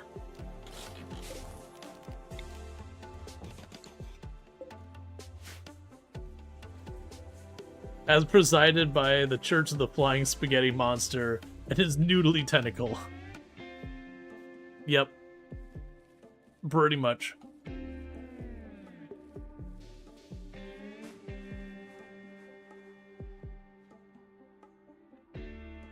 Or trio death. I believe we look, you can actually see their, like, stats or whatever. Oh, I think it was under details. Yeah, so where's beauty on us now? Beauty -3.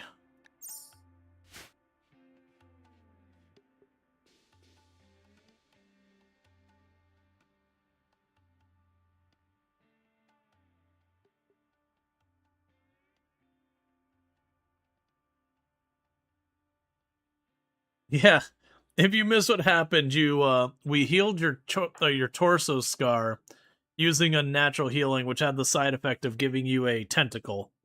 So the good news is the tentacle makes you able to work 120% manipulation, so it's way better. But on the bad side, it doesn't add to your beauty.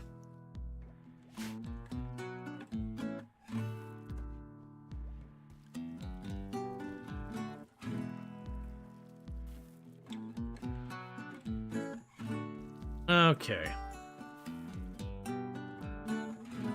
We're making solid progress on the The beauty is on the inside. Then why is it -3? That was mean. Yeah, I mean, your character, like, that's the thing. If we look at your character, fast learner, neurotic, and all that, like, they got a lot of passions. They're a really good character, but they're just not a looker.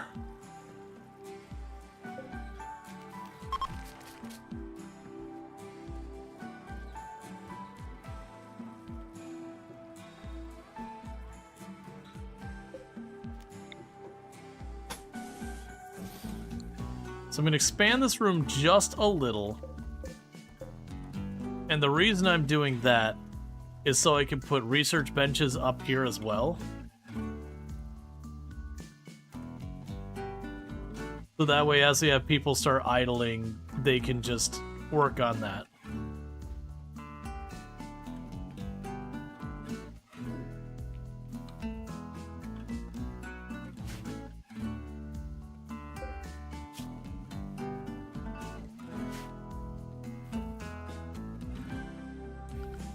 Make sure, yeah, so you have very low priority on working on just about anything.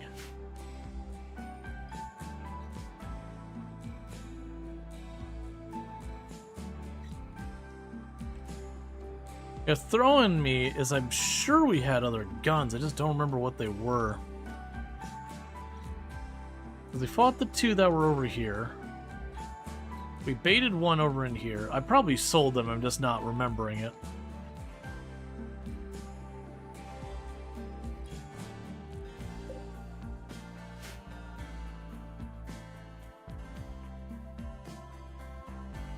And how are you doing? You cleaned up that yet? Getting there. Alright, so it's reminding me that we need warmer clothes.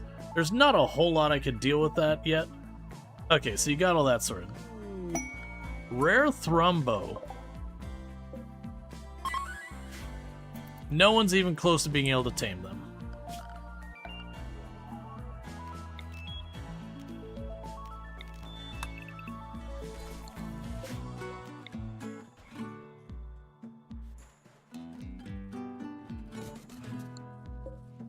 Okay, so we're pulling up that to make the room a little bit bigger.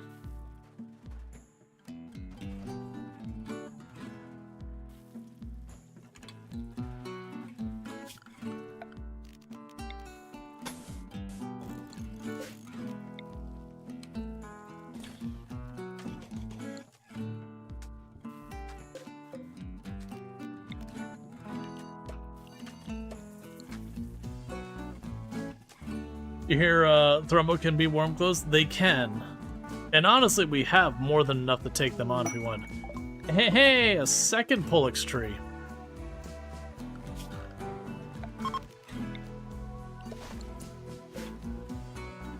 So let's go up to this one over here.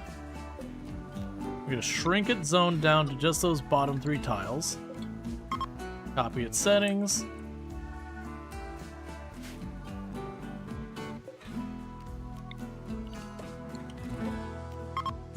Paste it there.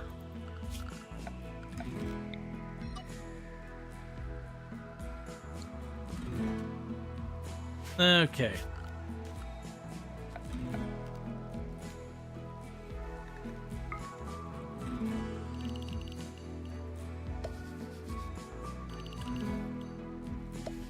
We'll start by queuing up to keep all of the area we've already got the pollution cleaned up from. To keep that clean. That way, if we accidentally spill over all that stuff. You think you have Jade there? Probably.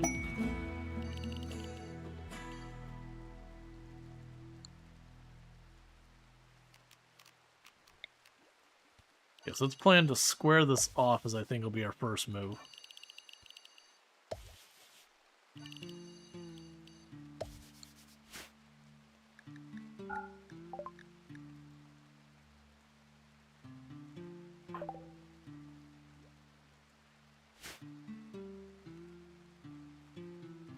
Yeah, we got a bunch of jade right here. If I mine it, our wealth goes up.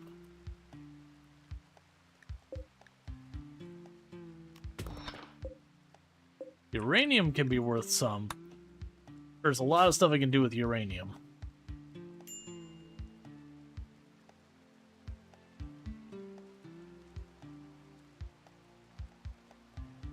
Now, it is a thing where jade can also be useful. I've definitely seen colonies built almost entirely out of jade because of different things, like just having the impids attack constantly and dropping their jade, or, you know, with modded maps that have like absurd amounts of jade and all that. And it's always a meme when you do that, because the jade actually is really, really low on the way of durability and all that. Inspired recruitment, thanks. That was a bit late there, buddy, but I appreciate the effort.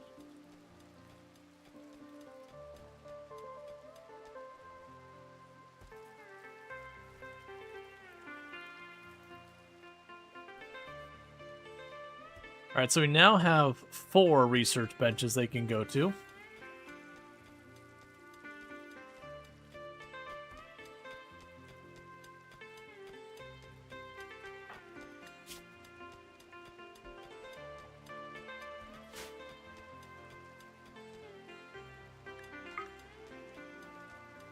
Yeah, so little by little, we're just kind of carving back the edges of this pollution.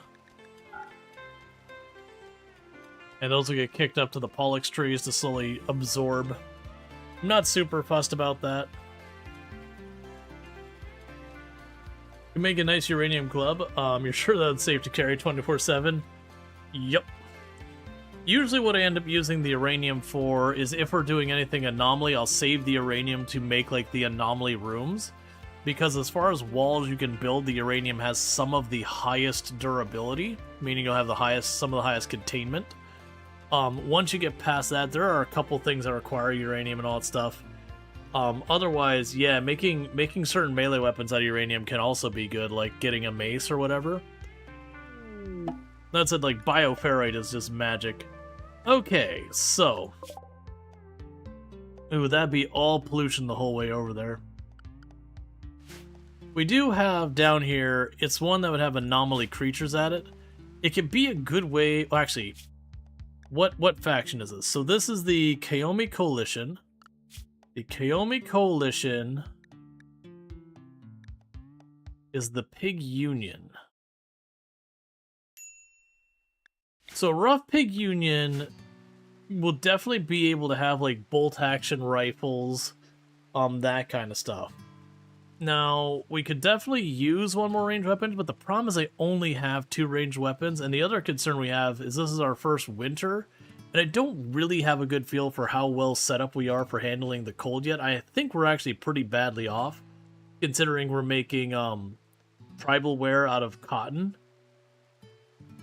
So most likely we're going to have days where I'm going to have a campfire inside, and we're just going to have to hug a campfire to stave off the hypothermia. That said, I want to say you'll stay there for a while. Yeah, you'll stay there for basically a whole season.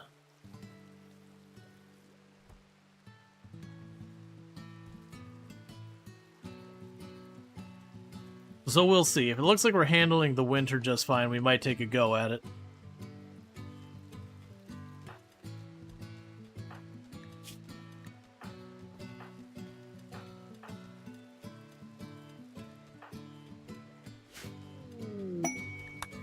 Fire trade. Apparently that's actually a sizable uranium vein. I was not actually expecting that, but I'm not unhappy with that. So storage. Uranium there.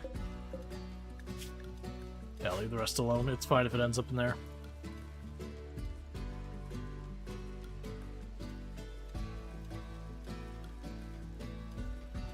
Okay. Now, if we get chem fuel refining, I am growing enough. We can just feed into the chem fuel and that'll be fine.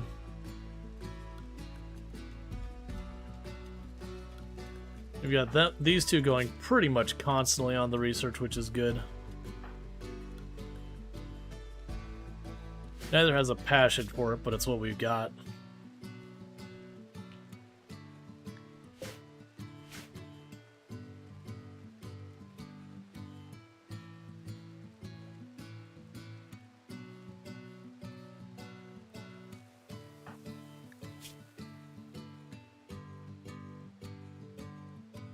Yeah, I'm imagining Doppelganger there wouldn't be able to contribute to this at all.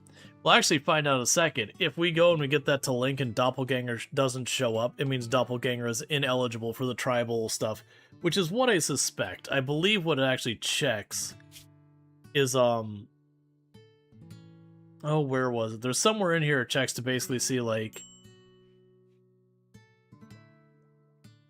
yeah, unlocks meditation natural. So it being unknown doesn't give us any of those. Yeah, so Forest Child gives us natural meditation, Herder, Tribal Child, all these. Now, I don't know if they fixed it, but the mod I use for the random research stuff, I believe no research, I believe creates a separate background called basic tribal, which basically means starting with no research. But just mechanically how the game works when they have a kid, it ends up not being set up correctly and they can't do the natural thing. I was under the impression they fixed that at some point, but I've not tested in a long time. Because it was an issue that you'd have tribal colony and they would have children and the children wouldn't be allowed to use a natural meditation thing because they're not considered tribal anymore. And it was just like a weird decision.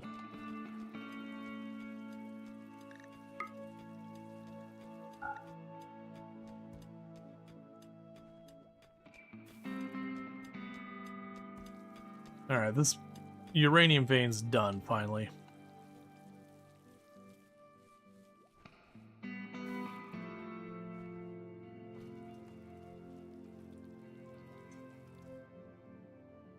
And you already mined up that steel vein. You're carrying stuff around.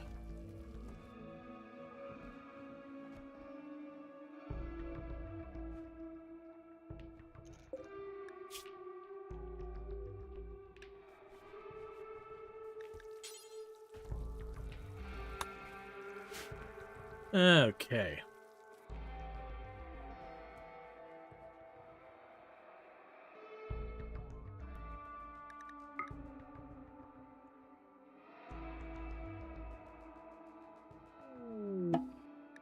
Alright, tree linking. Yeah, so it doesn't have this person where they can assign them to it. Yeah, they don't have the right focus type. No problem. Allow them psychically linked to this tree.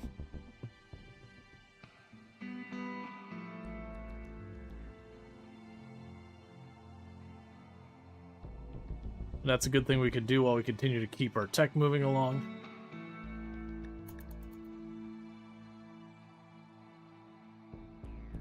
As I mentioned before, eventually what we'll do is once we got enough of them set up where they'll try and maintain their own psychic abilities, I can take the meditation off the schedule then.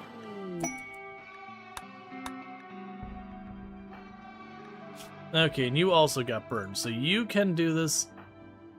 You and you, so I've got 3 of them now. But they'll try and keep themselves at around 50%. That might even be what we do here. So Earth Rush no longer needs to be put on there. You need to be, don't need to, and you don't need to. So with that, these 2 will have their schedule, and those ones will just try and maintain their psi focus, which means they'll run down there usually about once a day anyways. Alright, so unnatural healing's back up. So keep healing up all those scars. And now so you get a second flesh tentacle. Ah! Oh. Well, you got another 120% manipulation. And, your beauty's just another point shorter, so you're at -4 beauty. You haven't played RimWorld forever? This is all new? Yeah, so what you're seeing is mostly Anomaly stuff going on, because there's a bunch of DLC they've added over the years. So, like, this ruin over here is actually from the Odyssey DLC, which is their most recent one. The Flesh Tentacle and Unnatural Healing, that's Anomaly. which is their kind of spooky one. Royalty is pretty benign. The psychic powers we're getting, that's actually royalty. And we don't really have any good examples of biotech going on at the moment.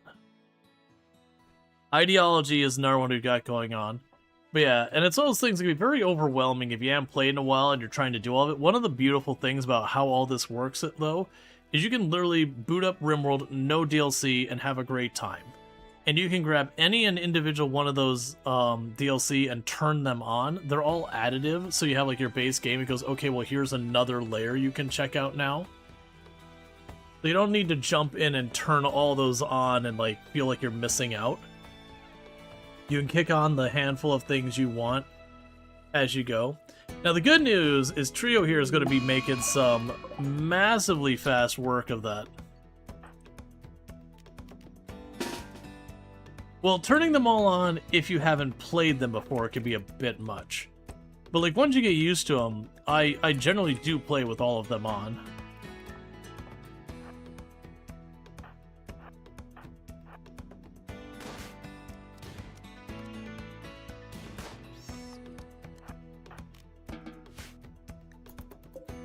The one that most people, and well, not most, a lot of people turn off is Anomaly. It's a little different than a lot of the other DLC. Like, a lot of the other DLC, they just add kind of systems to the game, but they don't really have a whole thing within themselves. Anomaly has a tendency of kind of taking over your run once you start doing it. But also make the argument that, Odyssey also tends to... Okay, so looking at... Oh, you suck. Alright, so we got a Hussar here. Who's got a gun, so they're a proper danger. You also are proper danger. Well, this whole group sucks to deal with. Right, so they're gonna prepare. I think this is a group. We harass them.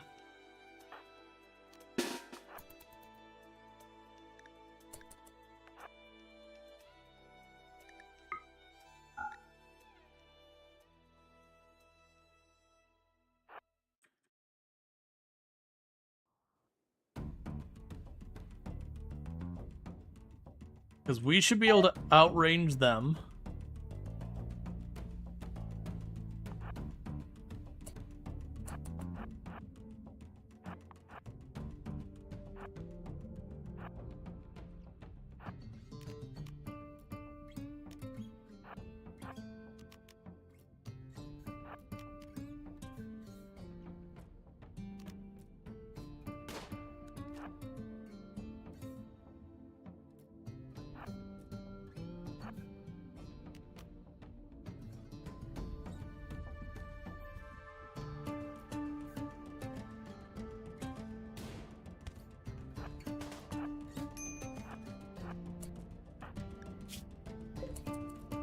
Well, we traded hits. That's not what you want. Well, it's a good solid left leg hit.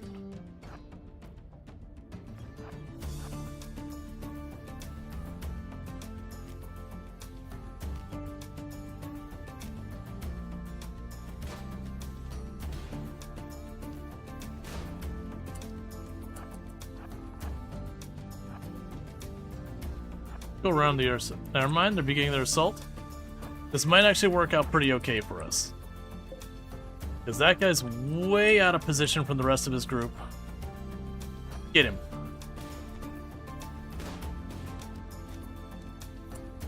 Get him. You two scoot up.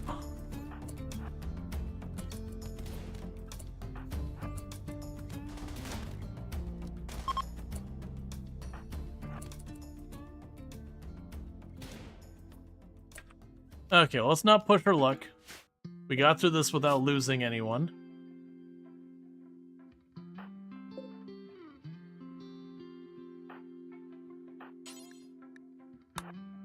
Okay, and orders. Take it all. Alright, so how badly we get hurt? Bruises. You got properly slapped up. Bruises. One thing. So Stop Todd's the only one who took some proper thrashing.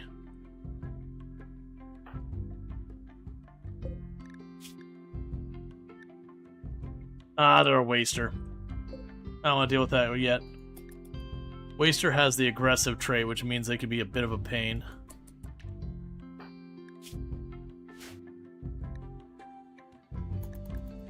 Alright, stop, Todd. You're in bed. Get you tended to immediately.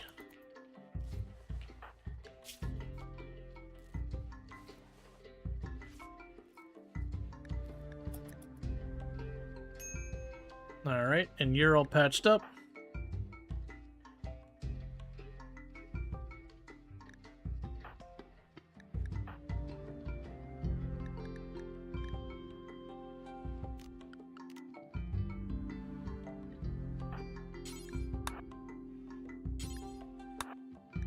Okay.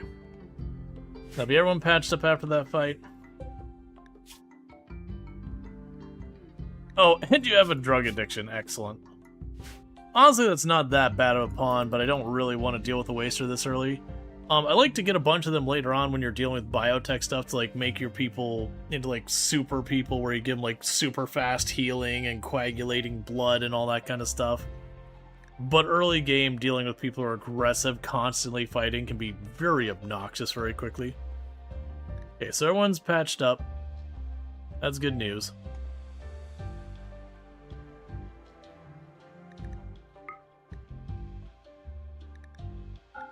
We have to last the pollution. It's getting colder, but so far we don't have any warnings about hypothermia. Pretty soon, actually, orders... Harvest it all. Do not sow it. Because it's getting as cold as that is, most likely in the next day or two, our crops are going to die from being too cold. So we want to pull up what we can before that happens, which is not going to happen because... Oh, I mean, you're just bruised. You'll be back in your feet in no time.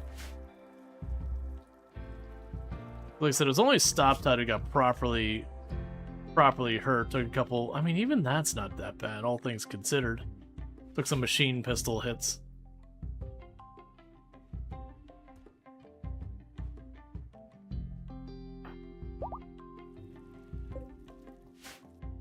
Okay, so as soon as you get up, just grab whatever crops you can. Because now, this should all start dropping pretty soon down to frozen and all that.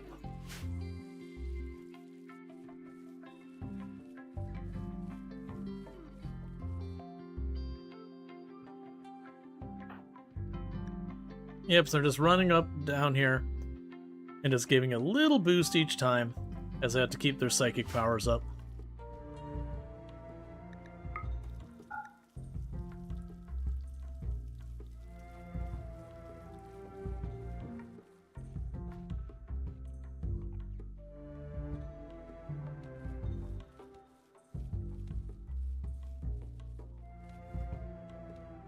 So good news, it looks like I'm going to get most of these crops pulled up. If not all of them, before the temperatures drop and kill it all.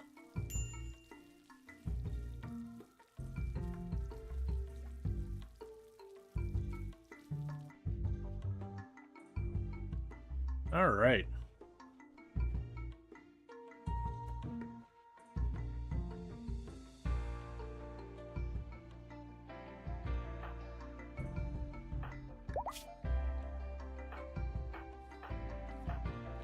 Yeah, so next we'll get a Rikutsu, get you that last scar off. And there'll be time to remove Stop Todd's wooden foot and get him a new leg. We'll just wait till the unnatural healing is all queued up and ready for that.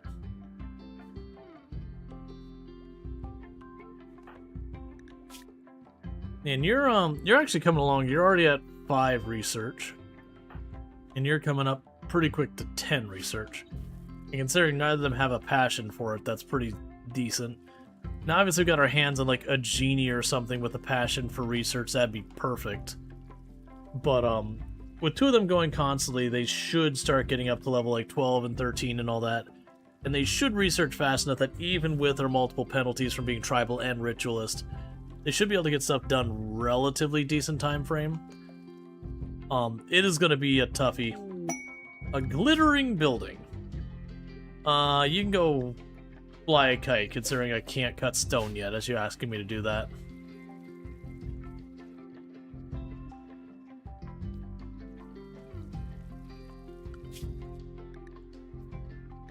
A bunch of random wildlife, because stuff like these are going down. Because of Toxic Extreme, where they're getting dementia and cancer and everything. That's why you gotta be careful about how much exposure you give yourself to the pollution. It's real bad for you.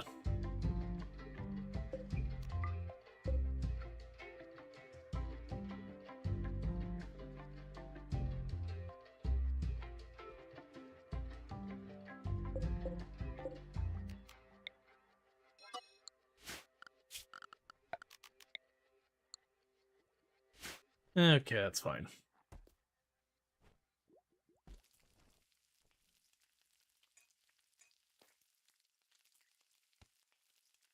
So many corpses being processed. I mean, the interesting thing is it seems like it's not realizing that this is a pollution tile most of the time and just sending regular animals. Like the Toxalope are pollution-only tiles. But a lot of the other animals are just like pretty standard animals. You're like, okay, you could be here and just die, I guess. That's certainly a choice. Yes, I've got 6 people. We have ourselves 7 rooms, and there's a couple, so we basically have 3 spare rooms. I'm gonna wait to use more material just because.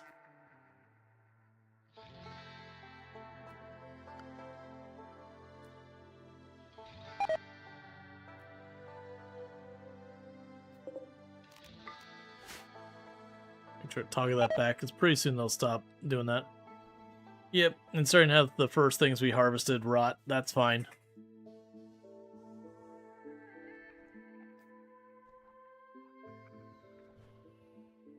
Considering we're making ourselves lavish meals because we just have an overabundance of food.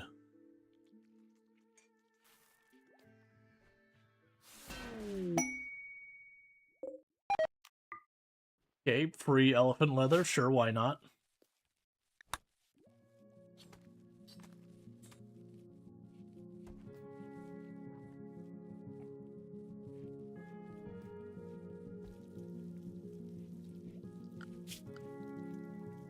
Oh yeah, I forgot you also had the ability to plant. Natural cup in the construction, that's kind of what you got available to do.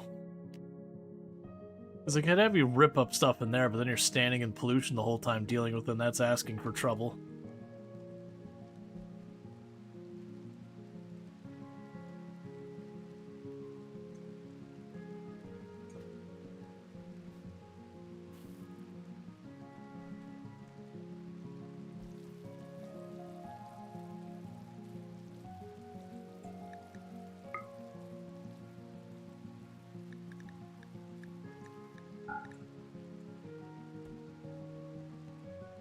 You're so upset? Why is that?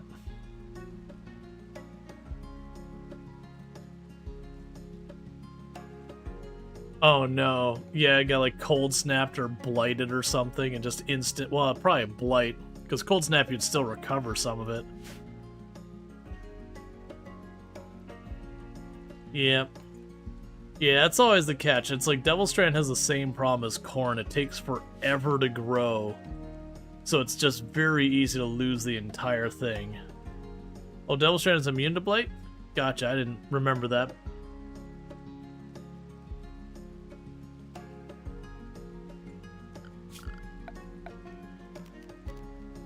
So one thing we can do is go over here, remove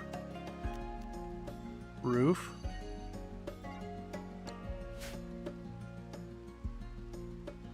Because what I might ultimately do is, with having a spare person able to do construction, just start ripping this all apart. Does that give me a bunch of brick and all that, and maybe we can go ahead and start building ourselves out of defense. So right now it's just kind of open wood buildings everywhere because we don't have stone cutting. With all this marble, that should give me a decent amount.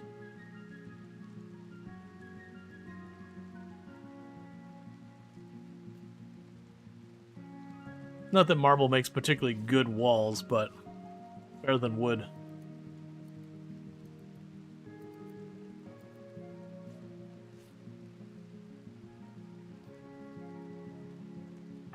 How are you doing in exposure? More than I'd like you to have.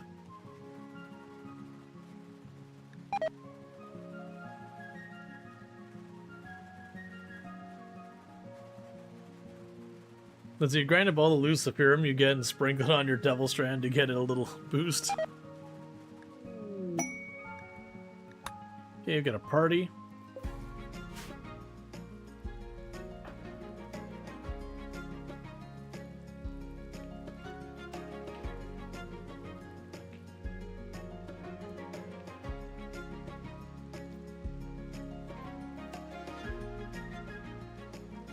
Cool.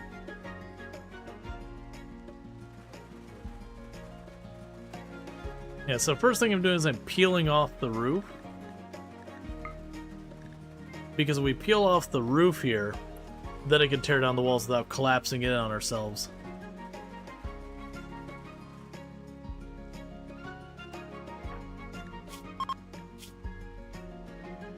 Alright, that's going to have to hold, so we'll choose to ignore the roof for a little while. And then when you're all recovered, maybe we send you back out, tear it up some more. I was really expecting to have our crops all die from the freezing cold, because it keeps dipping below freezing quite often. And we are on a tile that isn't a year-round. It's almost year-round. It's like 55, 5 or 5 days. It's not growable, or should be below freezing that the crops die. And the R55 should be fine.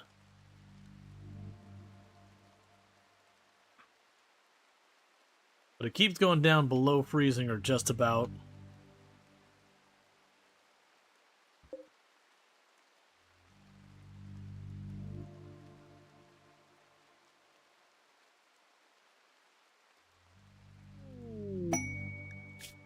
Okay, we will accept this one. That's for one of our relics. I don't know if and or when we'll do it, but I don't see a reason not to accept that quest.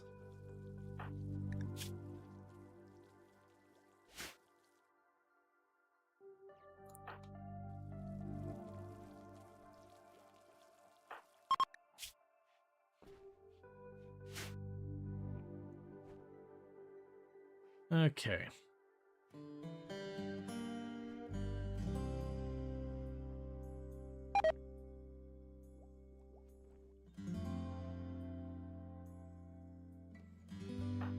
They're all doing their best, so we're just waiting for unnatural healing to heal up the next scar. The research for electrical research is getting pretty close, and as I mentioned before, usually what I'll do is, once I have electricity researched, even if we don't have it like plugged in, powered on, any of that nonsense, but once I have it researched, I'll usually kick off Anomaly, and I'll kick off the other stuff. Legends Blast Stick. So it's a rapid-fire extended magazine incendiary pellets chain shotgun. In other words, it goes to someone's day and says, it's wrecked. So I can do this, but it will cause a cold snap. And meanwhile, for you, you're starting to get too much of toxic buildup. I do think I'm going to go ahead and do that, because we're probably going to lose our crops any day anyways. Most likely I'll need our people to like duck in the rooms to deal with that. So I have to decide, I have to take in the next 7 days. Let's get the legendary, what's the legendary? Masterwork chain shotgun. Because that's pretty solid. We will go ahead and tuck a fire in here. And there. And that should be enough to keep ourselves from having people die. So pods arrived. So go get your special chain shotgun that burns people.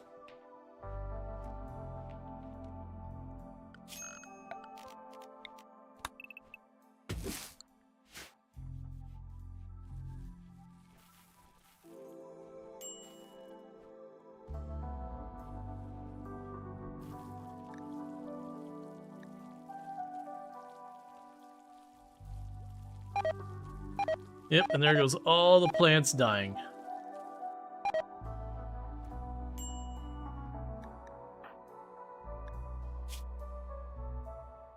I really need to stop going into polluted ground.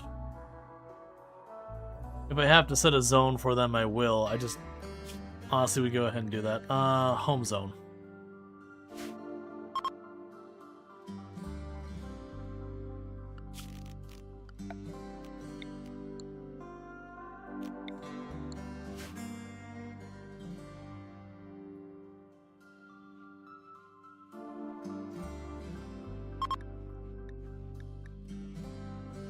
Alright, natural healing.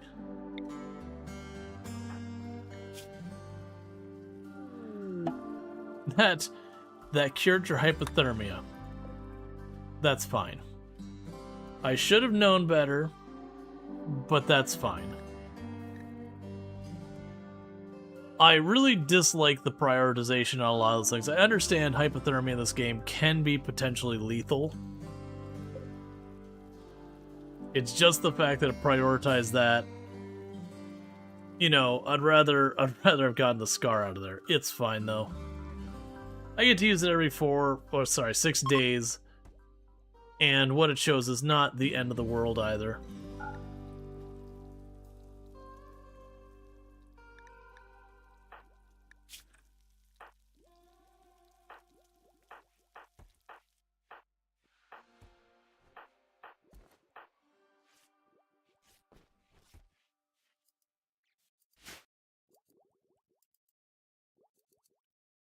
Okay.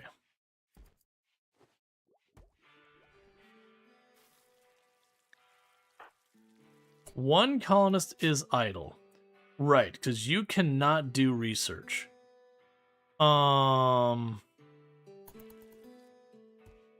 nothing else actually I can have you do. Alright, well I guess just enjoy your break. Yeah, we got 4 people researching at the same time. Nothing can be grown.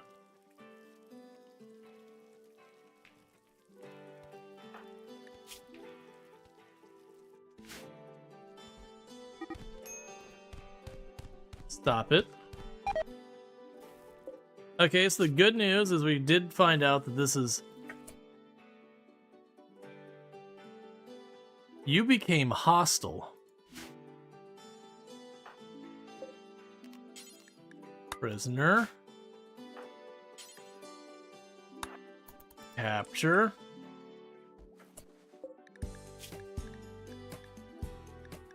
Recruit them all over again, apparently.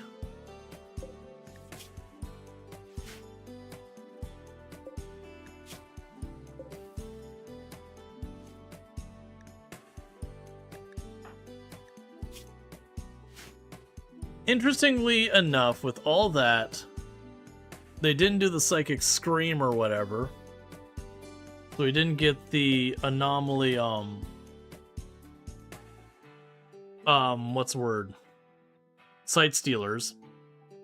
But the fact they went hostile when they got into a fist fight is curious. Because there's definitely one where if they get hit by a friendly or whatever, they go hostile and they sight stealer scream. Which is what that felt like it should have been, but we didn't get the actual sight stealer part of it.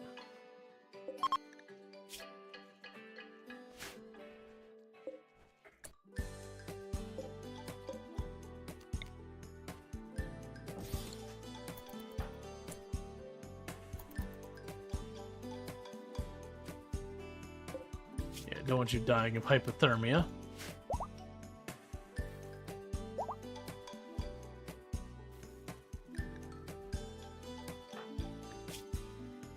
And you're still waiting on that to drop off.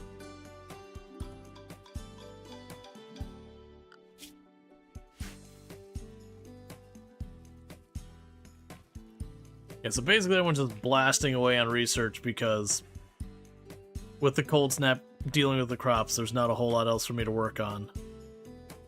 So just churn out that research as aggressively as we can.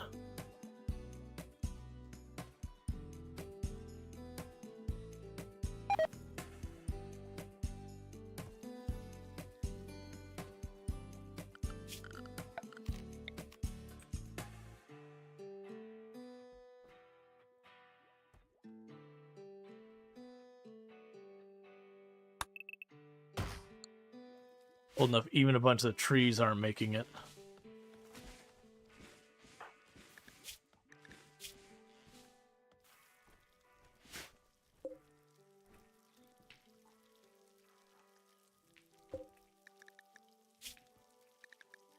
The good news is it looks like you get recruited back in real fast. I'm hoping that won't be a repeat thing where anytime they social fight or catch a hit that they automatically go hostile. I'm hoping that's a one and done, got it out of the way.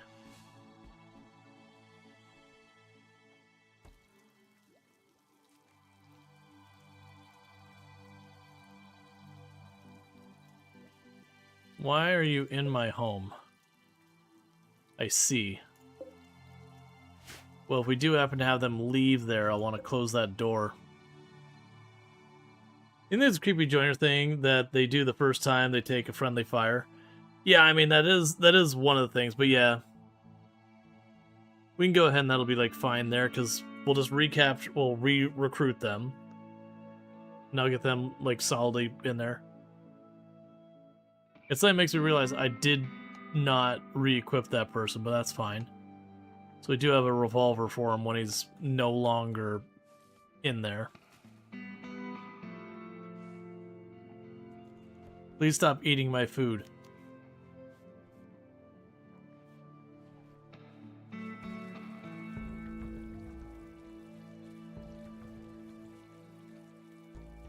Please get out of my home.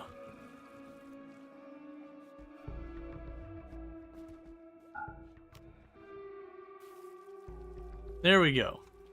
Now they can't get in. Because I closed it early, they would have smashed through a wall eventually.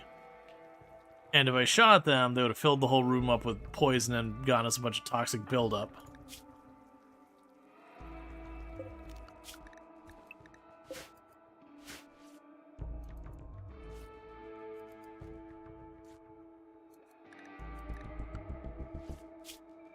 Okay. And with that, electricity is done. And it randomly rolled geothermal for the next one. Which again, is good in the sense that that'll give me electricity and all that. On the downside, geothermal is a really slow research. It's one of the biggest ones for the early game. So the pro there is having that'll be very, very strong. Because I got geothermal right down there. I just plug in on that bad boy and we'll be good to go. But also, it's going to take me for absolute ever to do that.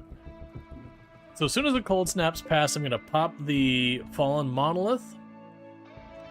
And then the other thing I'm going to go ahead and do is trigger the thing that causes the Odyssey ship stuff to come down. And we'll start up by just storing the Odyssey ship stuff until we start actually getting the Odyssey ship research going.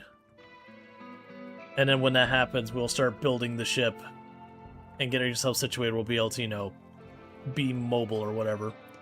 Now, I do have the requirement we are doing for the for this kind of sort of challenge we got going on. Where basically, I will not be allowed to go to the next destination with my ship until I have done a void provocation and beaten some anomaly encounter, like whatever shows up. Which is going to take a little bit to do, and it's going to require me to wake up the anomaly. Monstrous construction. I cannot cut bricks, so get out of here. Oh, trade good.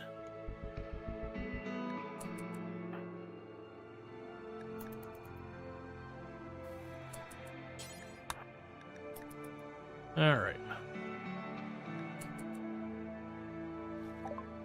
So let's see what you got for me. I've got little bits of leather. I don't want to necessarily keep that. Yeah, go juice I don't want to necessarily keep.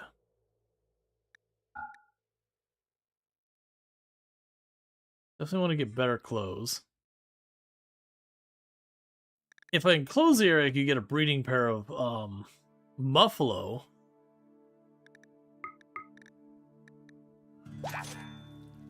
Okay, so before it gets too far, Misk, caravan hitching spot, over there for right now.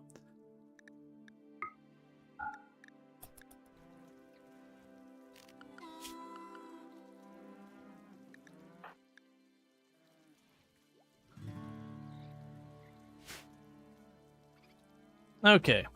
So we can get them over here. Right now we're not going to have much for them food-wise, which is going to be a challenge. But, once the cold snap goes by, I should be able to give them a pen over here and chuck a bunch of stuff. There'll be a source of muffalo fur, which will be a very good material for us to make clothing out of.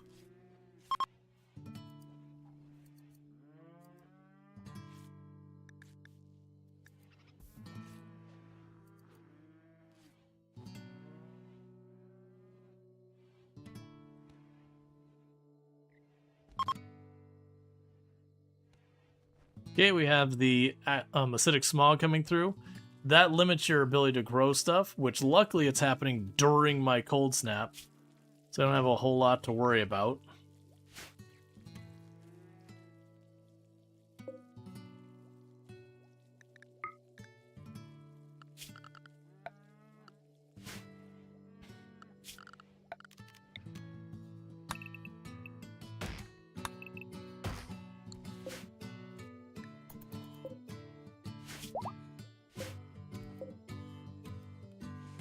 Okay, next time we talk to Doppelganger, they will once again return to our side.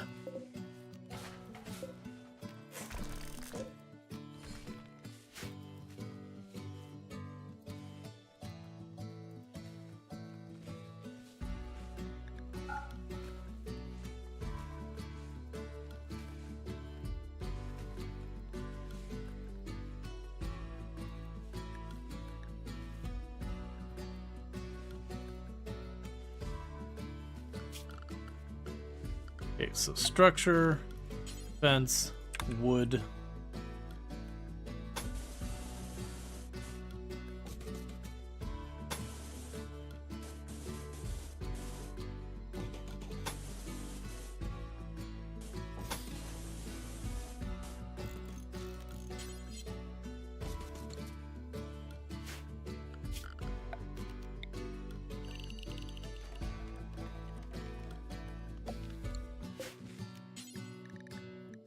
Okay.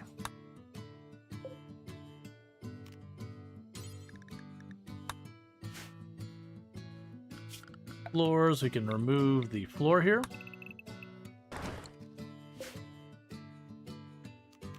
And just take all these little ones out of here.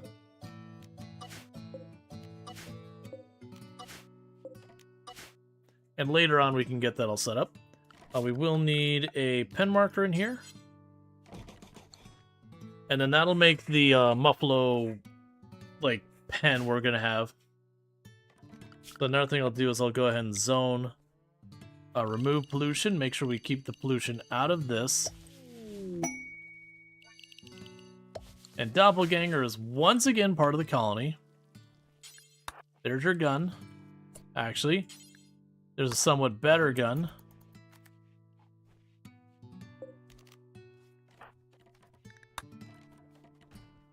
So that's lovely. Schedule, everything's fine.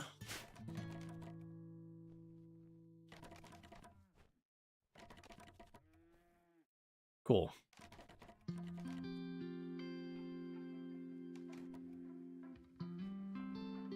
So we get that pen done.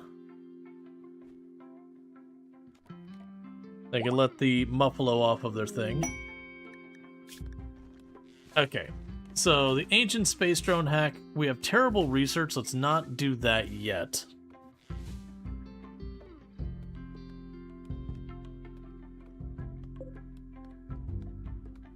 Okay.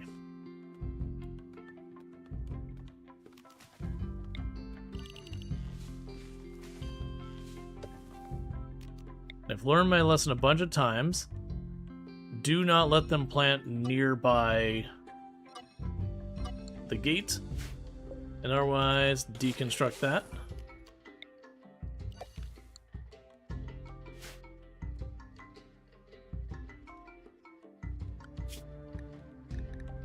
Yeah, and for the auto slaughter, we'll say 2 adult males, and otherwise just let it go nuts. Well, not by the gate, because otherwise when they go to pull up the harvest, they'll go to put it down on the ground, and sometimes they'll put it down on the ground in the gate, thereby leaving it open. So if I put a little bit of a border around it, the odds that they drop it in the gate gets to be very low. It's the same thing like if you put your crops directly up against a door, that sometimes when they pick it up, they'll drop it on the tile next to it, and that happens to be where the door is.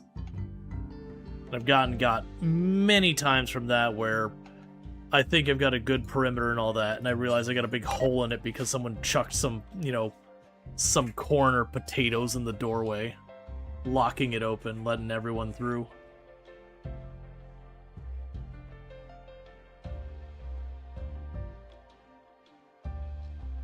Alright, so Cold Snap shouldn't be much longer.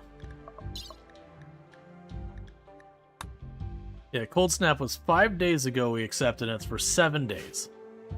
We got 2 more days of Cold Snap, which will be just around the time of wrapping up winter.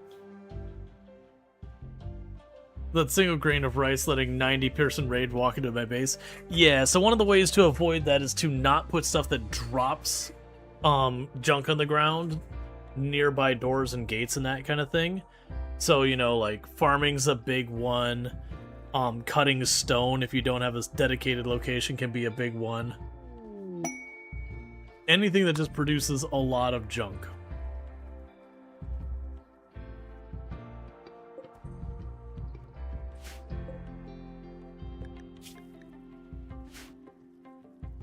Okay.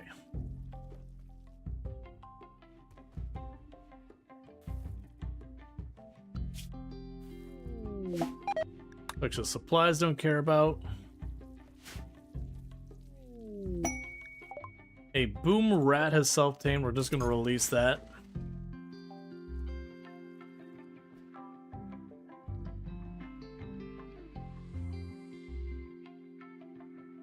Okay.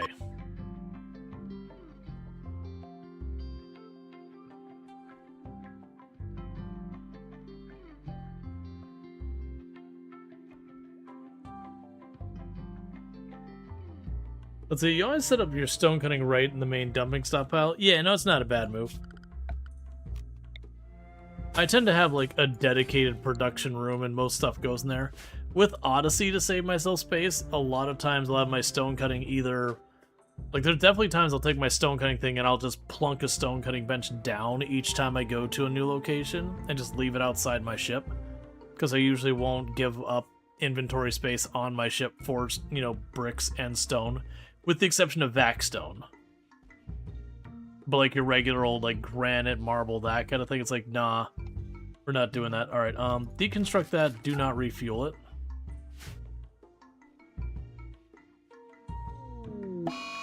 Mad Boom Rat.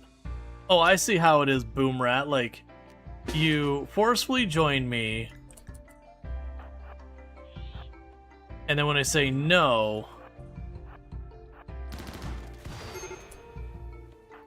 you go Manhunter.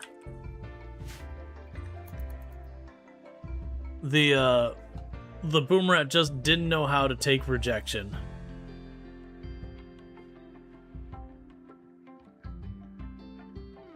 It's really not okay, Boom Rat. It had an explosive personality, quite volatile.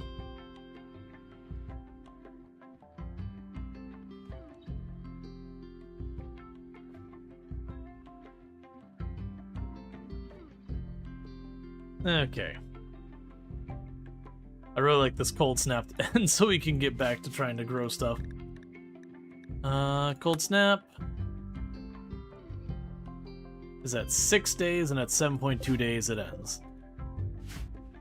So we should be pretty close, because the 6 won't show me like if it's 6.2 or 6.8 or whatever. Okay, unnatural healing is back up. You are not hypothermic. So go use that real fast before they go and cool off. Alright, unnatural healing got rid of your scar and gave you a brand new flesh tentacle. You're welcome. So the next time it comes up, we're going to be removing that wooden foot off of Stop Todd, and we'll use it on Stop Todd.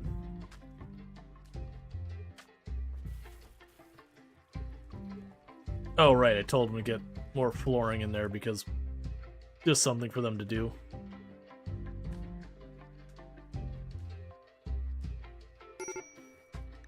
Hypothermia on Doppelganger. Please, for the love of everything, don't die of hypothermia for literally no reason.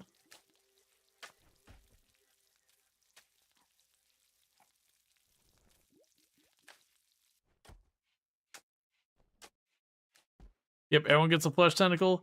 Yeah, that's actually very interestingly, like when you get unnatural healing, going for transhumanist after that point is not a bad move. So everyone gets the mood bonus for having like the flesh tentacles and all that kind of stuff. The downside is with my random research, no research, getting stuff like the sleep pods, all that kind of thing. That can be a pretty hard sell. It's a pretty hard thing to pull off. With normal one, it's easy. You just rush the research right across the way. Bear with me, chat. I need to use the restroom real fast. So I'm going to do that, and I'll be back in just a minute. And thank you again for tuning in, and I'll be right back.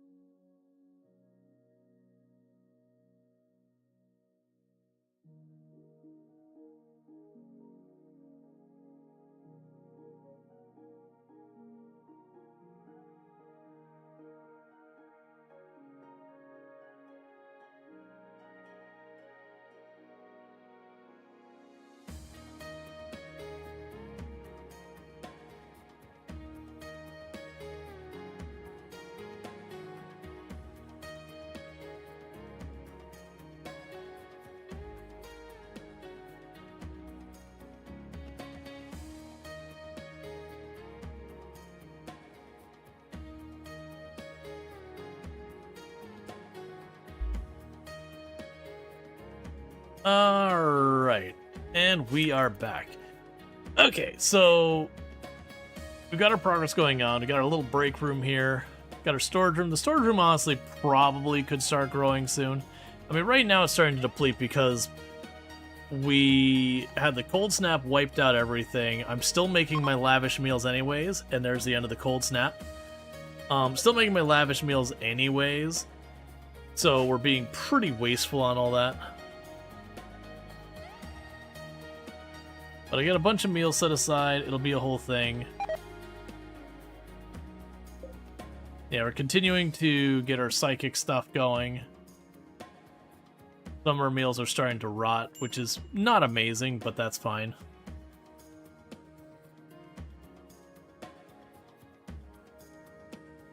It's interesting that you're going for that.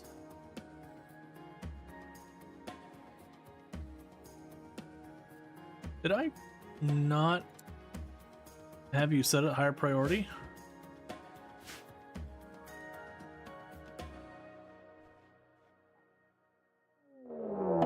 Okay, so we got another raid coming in. Grenades, Molotovs, and Molotovs. So, honestly, that's not the worst. I don't see a reason to hold up this party,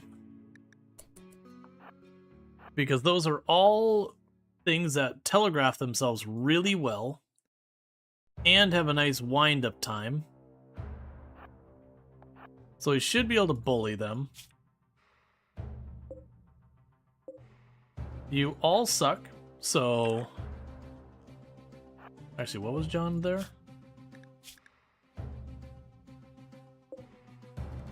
Yeah. None of those are particularly people I'd want to go for.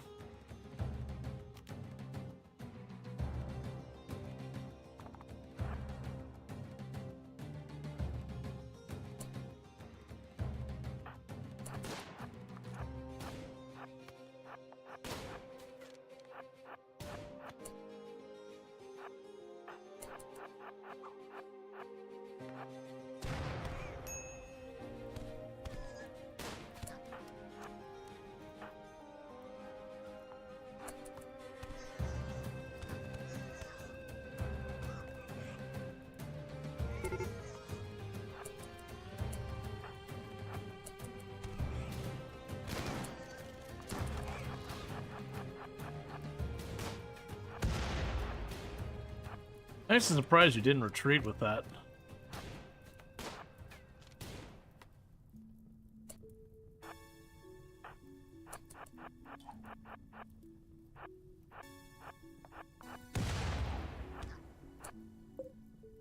You suck, man.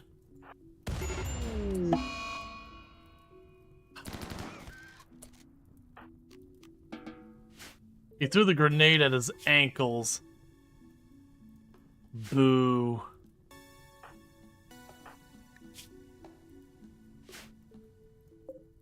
Ah, that sucks. Well, Trio, you didn't make it.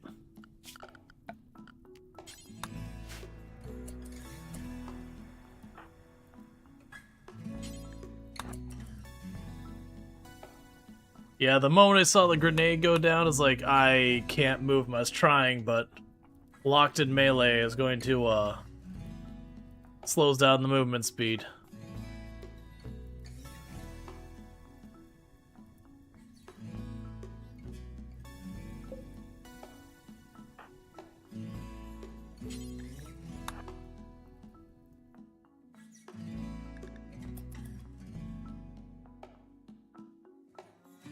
Well, so what we lost there was our construction mining person.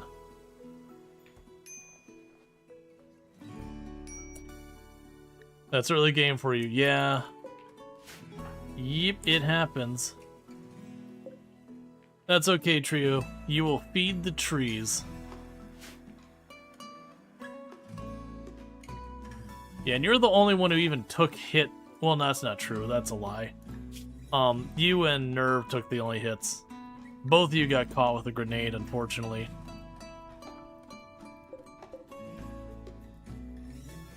Yeah, the early game when you got literally no armor is a tough time.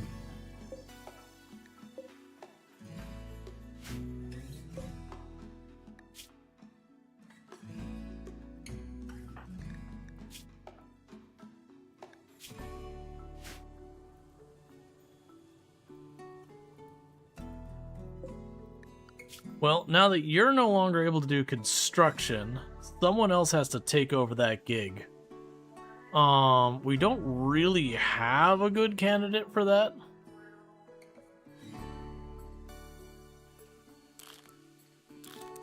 I guess it's Doppelganger for now.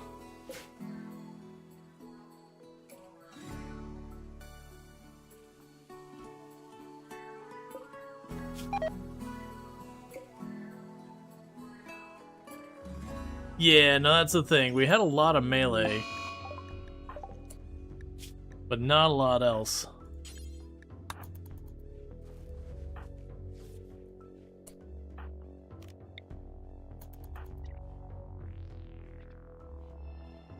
Okay. Yeah, and aim. Well, I mean, the one had good aim. Yeah, I mean, 8's not terrible. Yeah, no, like I said, honestly, that fight was going incredibly smoothly up until the point I had thought I had gotten them locked in melee, and then just dropped the grenade, like, right at their ankles, and it was just like, oh, crap. Because at that point, we had already done the animation for hitting, which means we move slowly. And so it's just like, okay, let's see if we can walk away and just, yeah. No luck. It happens. So back down to 5 we go. Hey, Bentley, how's it going?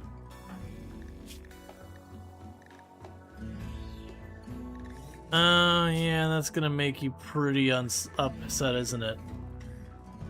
That's a little upsetting that it's only -8 for mom dying.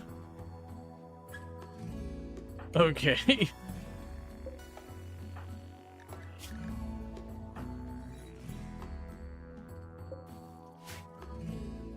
I'm doing pretty good. What happened? Oh, we had a fight going on, and this one down here with the grenade. My melee pawn got right there, and the person just kind of like dropped the grenade at their ankles. And so we're already engaged in melee, and it just, you know, at that point, because you get the slow effect when you melee something, they couldn't get away. So Nerve got shredded pretty good, but the other one got insta-killed. Early game frag grenades are real gnarly. Just having no armor, you're trying to defend yourself against a frag grenade with some cotton shirts and whatnot. Not even that, we're tribal, so a tribal like whatever toga looking thing.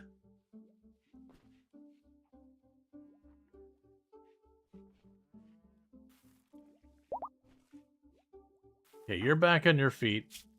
I will need you actually out and about as soon as we can get you there. For a moment there, I was kind of regretting using the breach health, because it's like, oh, I could have saved that, and at least their mutilated body couldn't get much uglier. They did have a -4 beauty, which might genuinely be the worst beauty I've ever seen in the game.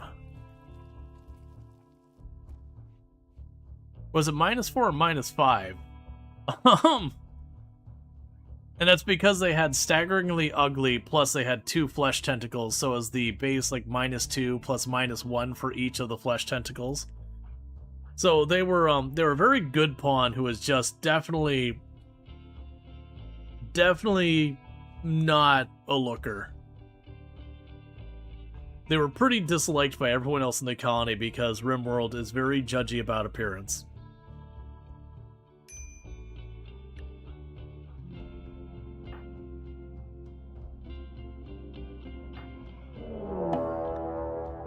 Okay, that's kind of just mean.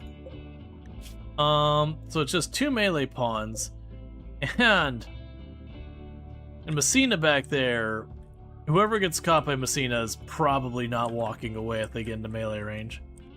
Alright, so you need a weapon. Go grab your Equa.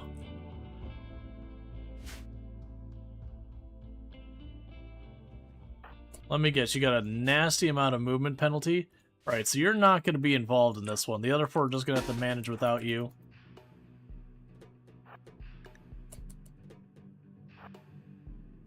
The good news here is multiple of our people have burden.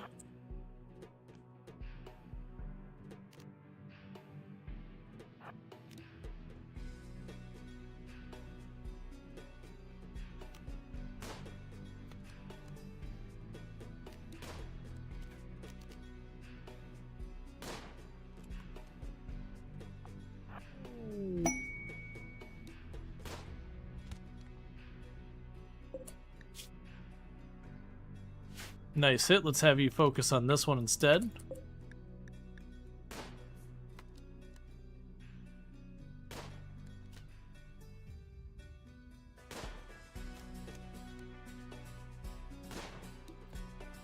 Come on.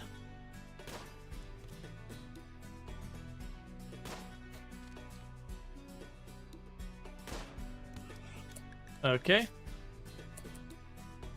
You're high in go juice. We did hit your leg, but you still have a movement speed bonus. We hit your leg a second time. Now you're moving regular speed despite being on go juice. And you took a head hit. So that, switch targets again.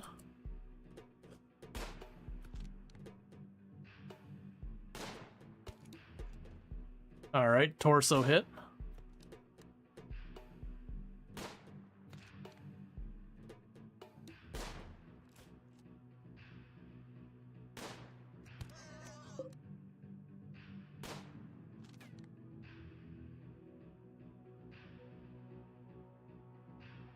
I do appreciate when they just stay out of it.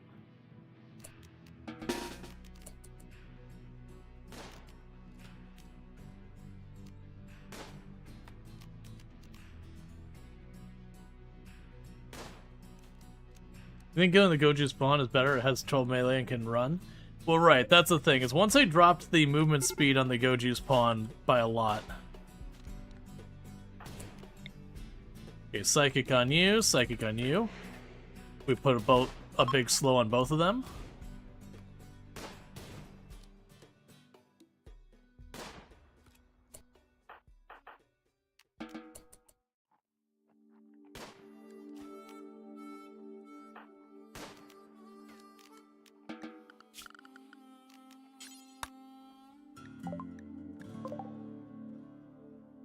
Okay, and how are you doing over here?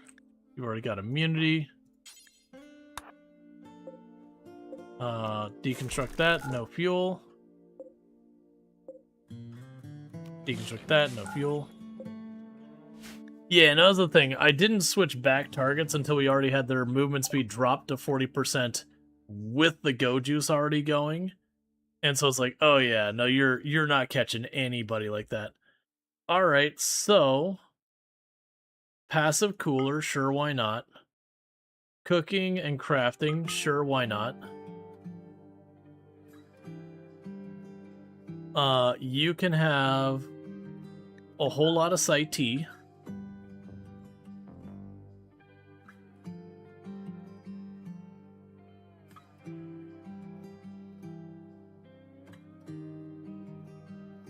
The 100 pack's cool and all that. I could buy clothes as well.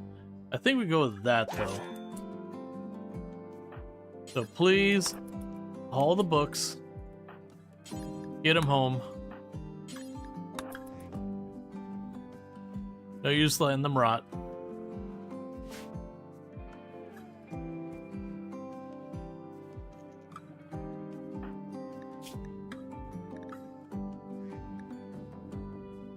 Man, you still have a lot of injuries left on here.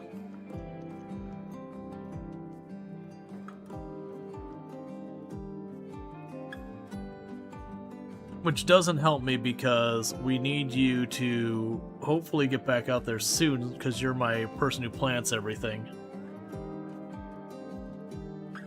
Yeah, the big thing was to make sure they weren't faster than we were. Because also keep in mind I had 2 burdens in my pocket, so where they were at that reduced speed, I was going to be able to reduce them another whole peg.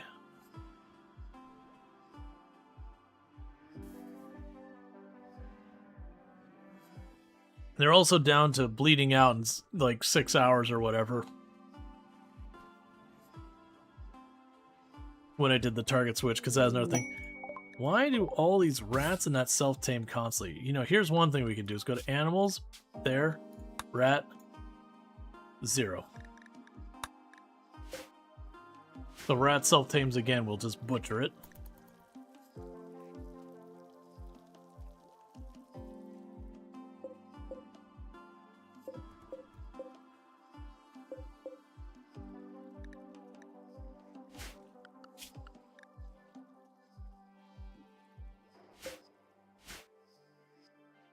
Okay.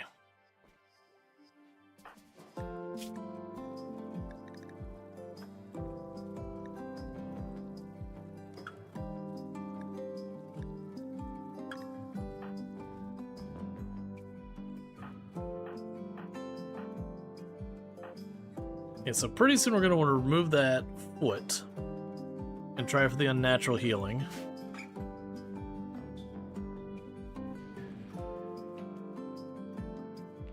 Be a whole thing.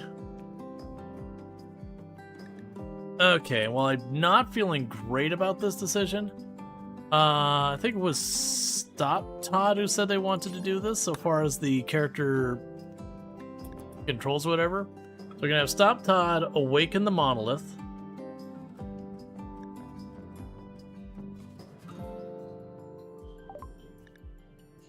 The monolith's dark metallic surface is warm to the touch, and Stop Todd thinks she can hear a faint hum emanating from inside.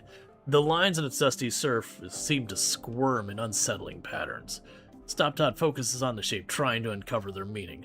The hum strengthens, the shape begins to flow in Stop Todd's vision. But the surface isn't changing. Power begins to uncoil in the empty space all around. The black shape forming in her mind. The anomaly is stirring. And so we're going to keep focusing on it because why make decisions that are good when you can make decisions that are bad? And then while it is actively happening, we're going to go here to Mechanoid Symbol and we're going to hit accept.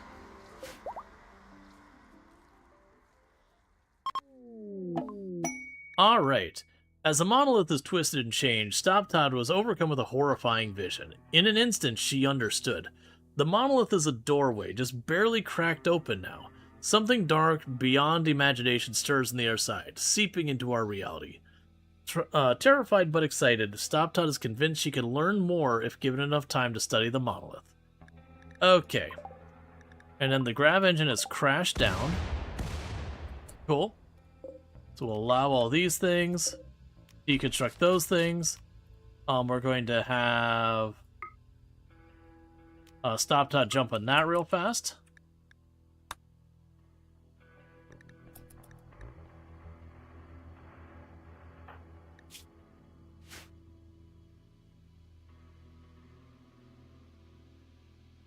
I need to be quick about this. I shouldn't have done this in the order I did. Okay, so uninstall.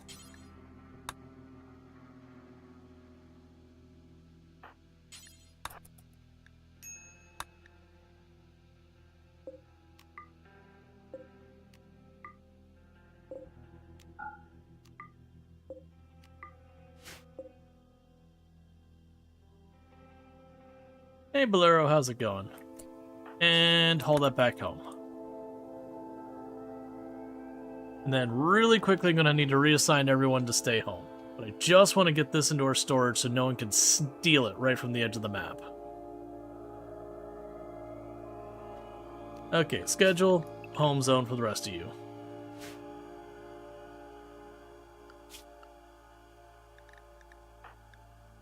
Did you make something home zone I don't want to be home zone? Yep.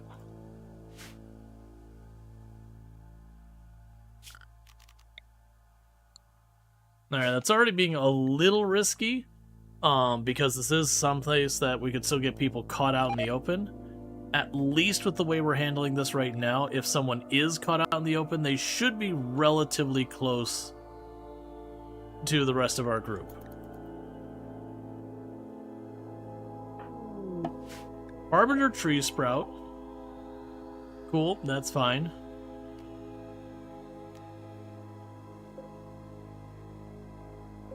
They're gonna end up cutting that tree down, but oh no, they probably won't cut the tree down.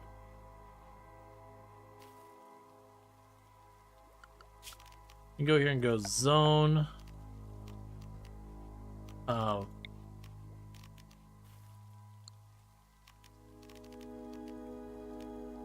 Shrink zone to not include that tile. Cool.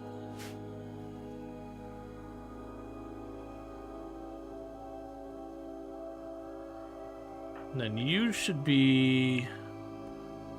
Yeah, you're just about fully healed.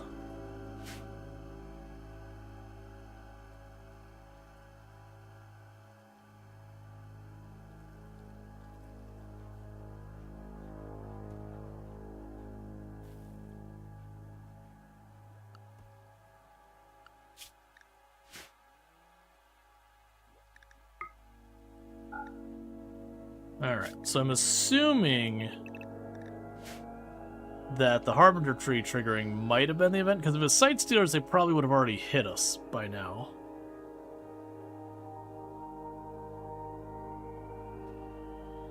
So with that, it has, by, you know, the the RNG selection of research got us the words are hard chat, the containment. So we'll want to get that going. Now, one nice thing about that is we did get uranium, so I can plan for that uranium to be the first one. How close are you to recovering? 37. We can wait on that. Alright, so you're pretty close to having this up. And as I mentioned before, we're probably going to have you lose the foot, and then we will use the unnatural healing to heal the foot up. But one thing that'll need to happen first, we'll want to wait for that to drop off, so it doesn't, like, target that with unnatural healing or something.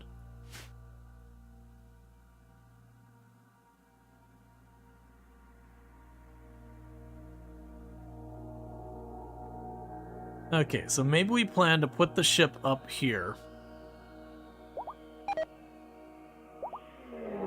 Site Stealer revealed.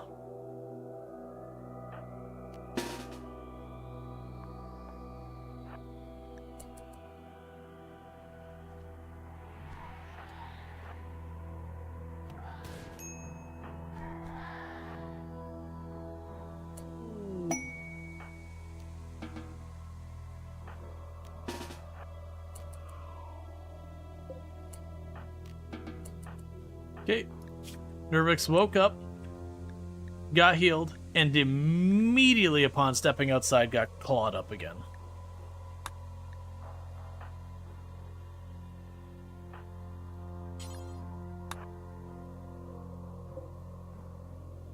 I think game can hear you. Right after it cannot. Side Stealer, yep. I was thinking more it was just like, feels like the storyteller trolling that we finally get our person who we need to be growing things so we don't run out of food. The very second they're ready to go out and start planting, they got about 3 pieces of corn down, and then immediately got attacked by a Site Stealer. And minor injuries, just enough that they're back to not planting things.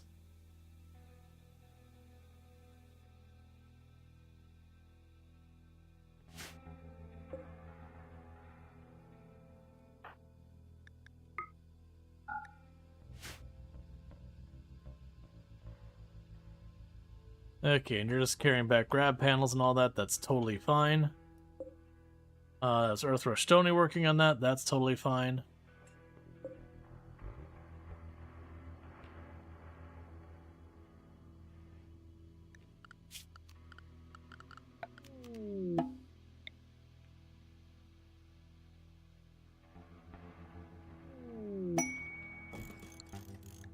Labor lending. No. I'm not giving a person up for half a season for, like, nickels.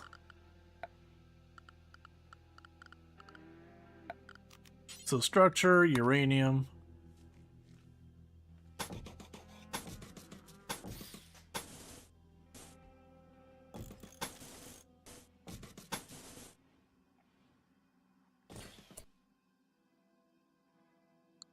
If I do that, they'll probably stand in the doorway, triggering it to be like, whatever. Because then we'll have enough room over to the side to put the thing for the bioferrite harvesting.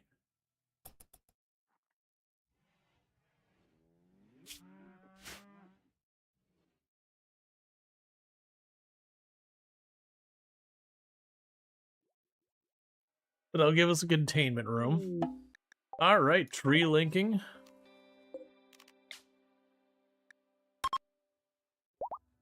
Give herself another rank up with the tree linking stuff. See if we get anything good.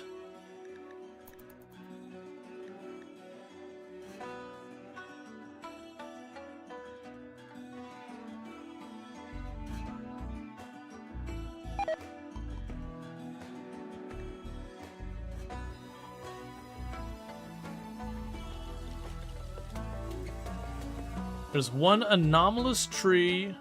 That's one anomalous tree you got captured there. Okay, so what did you get this time? Word Joy. Okay, so we get ourselves a nice little boost in mood, but it'll like ever so slightly reduce consciousness when we do that, but that's okay. Yeah, no, the poor oak tree has no chance.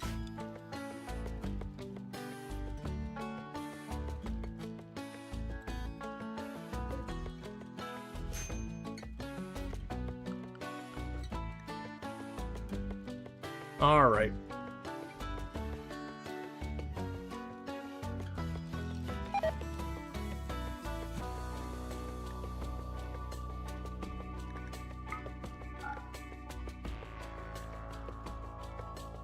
So one thing it'll be a whole thing is I think we're gonna end up building our ship here. This will be like just a tiny little room in there for capturing something like a Revan or whatever we get later on. The big thing we're gonna definitely need to do is up our overall damage.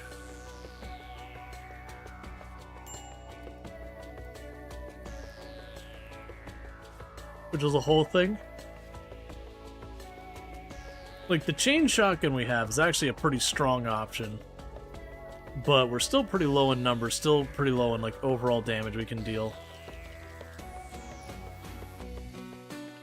And I really need you to not botch these with your terrible construction. Because it was our construction person we did lose, so we're just stuck making do.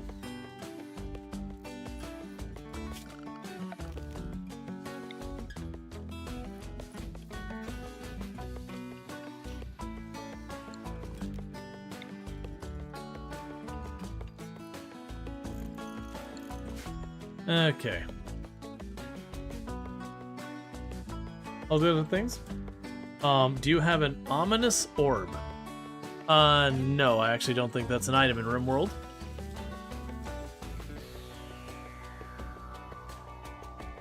Did you watch the State of Decay trailer 3?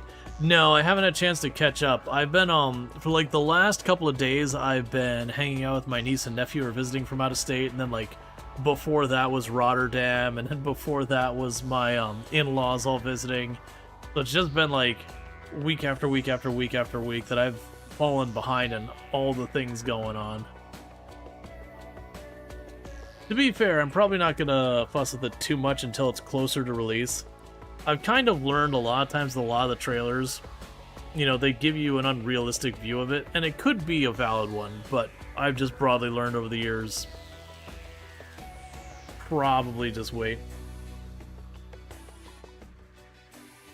So there's not an anomalous orb you get.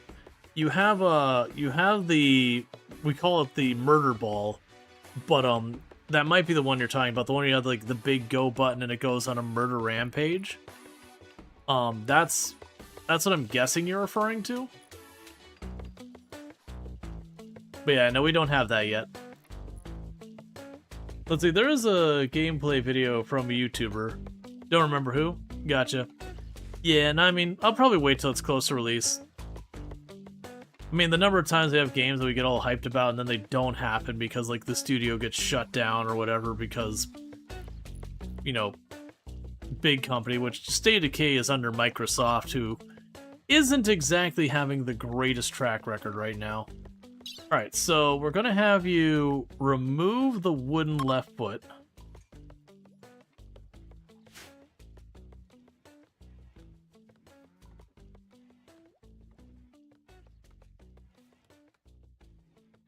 Let's have someone refuel this, set that to medical.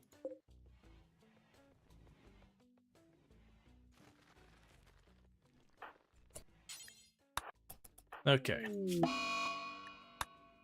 So we want Earthrush to successfully remove that wooden leg so we can hit you with unnatural healing to get that all sorted. Now, one thing you gotta remember is not to use it yet or it will target the anesthetic. Wow, you're sustained for 2 days? Yeek.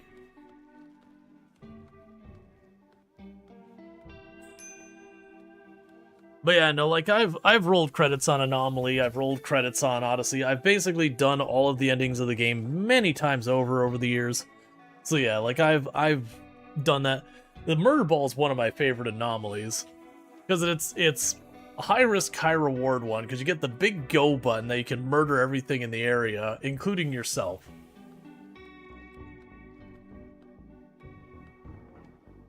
So you just got to do a little bit of prep. And then when a proper threat shows up, you hit the button and you duck and cover.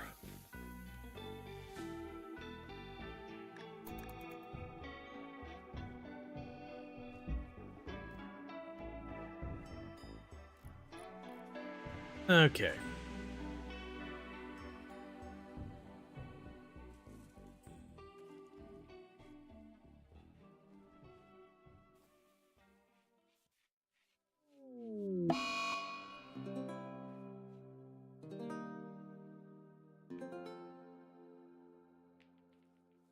Yes, I've got that room, and I went ahead and set up for electricity instead of the torch, even though we don't really have a source of this.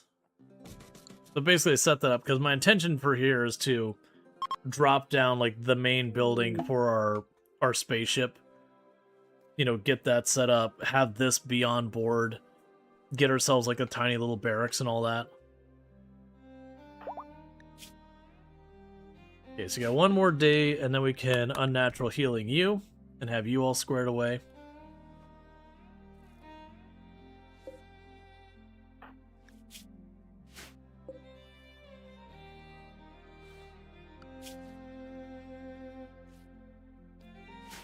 Yeah, geothermal's gonna take us a hot minute.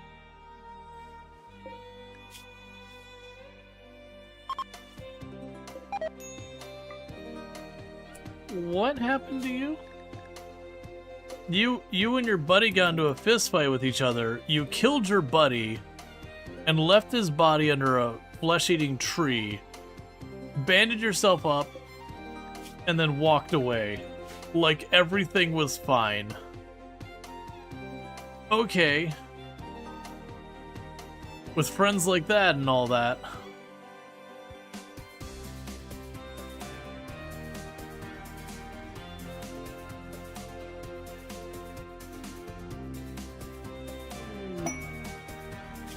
Dusty installation, we'll do that later. This game is metal. The game does, at times, get pretty brutal. Everything was fine, the tree will take care of the evidence. Oh hey, another Pullix tree sprout. Let's go here, zones, dumping zone, 2 tiles, storage, clear. And where's that other one? Oh, those are like right next to each other. That's cool. Copy. Paste. And hide the pollution. Zone. Clear home zone.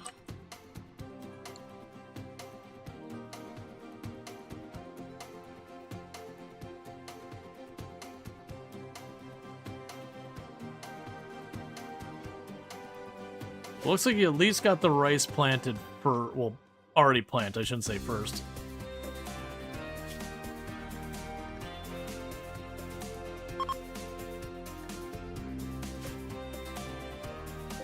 Yeah, so food is pretty low, which is not amazing.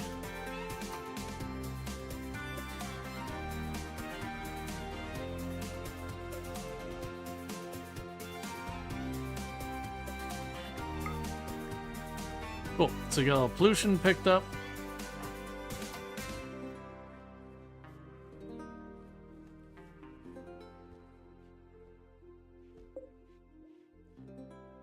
Okay, you are just chilling around my base.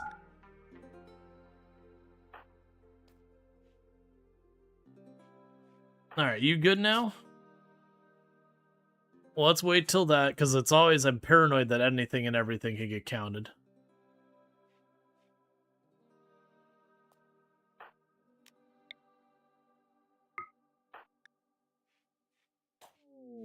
And congratulations, you got your foot back and a brand new flesh tentacle.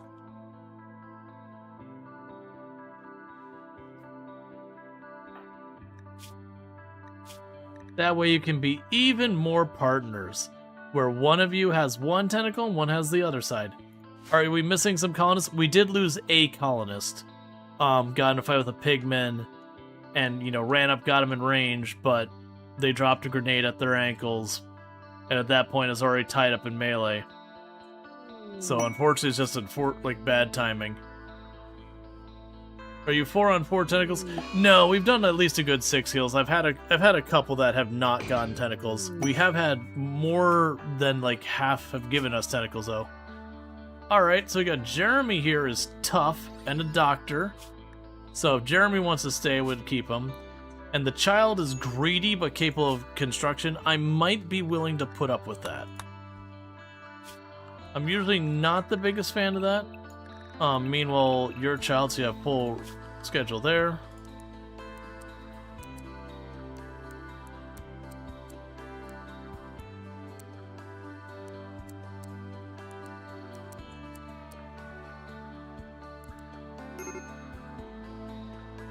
Major break risk on the child. We'll deal with that in a minute.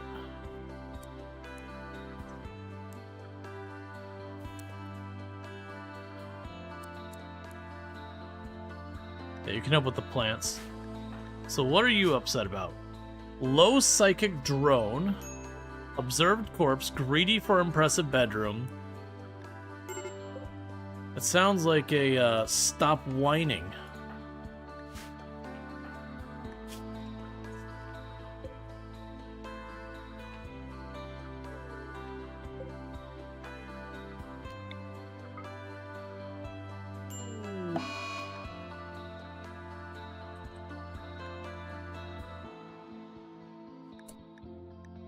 Okay, so we got disease flu.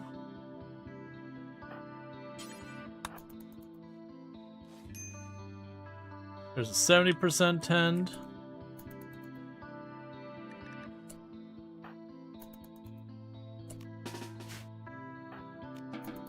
Go to bed. Alright, I see. So... Right, let's go here, make you a second medical bed. Go to bed. Your flu is untreated because of course it's not treated.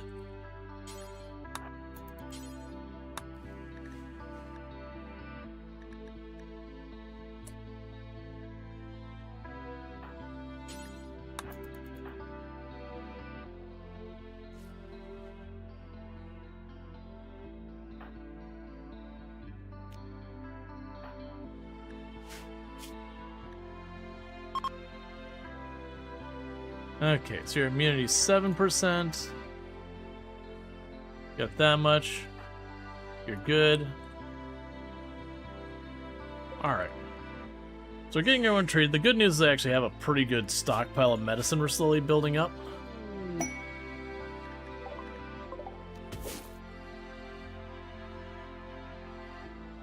Okay, food is getting critically low, unfortunately.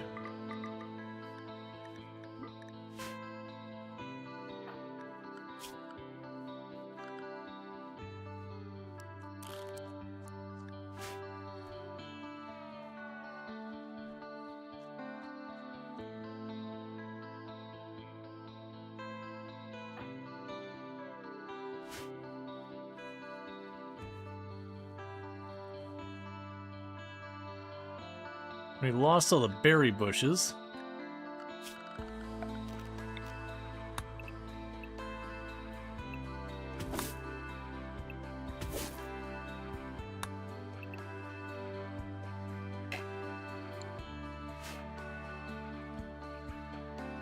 Okay, so the meat is, or the food is out. None of this is ready to harvest. This is a real problem. So right now what we could do here is Earth Rush. You're gonna bump way up here on the priority so far as cooking.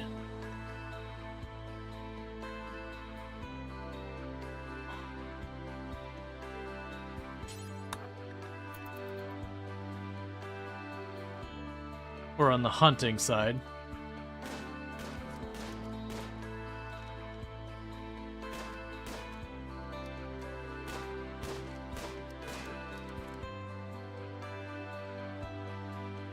I need you to successfully hunt something.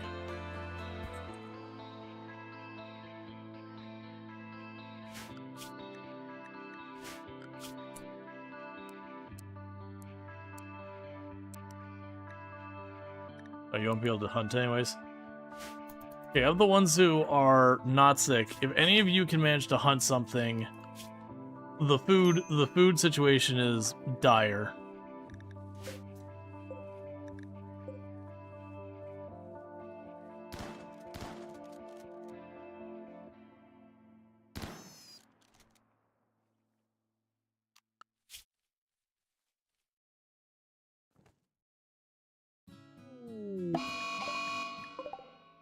Mad Boomerat.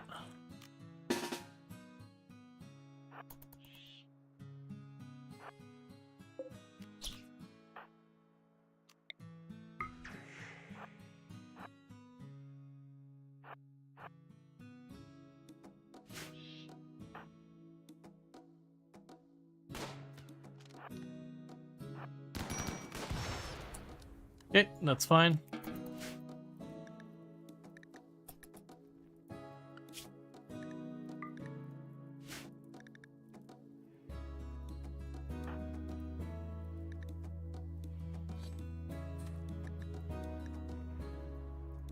Because I just need people to be able to eat at least something.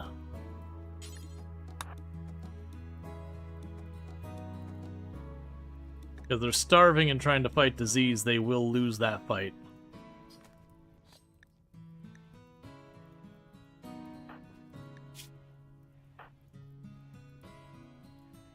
%, 33%, 30%. Play it safe here. We're gonna hit you with the preach health.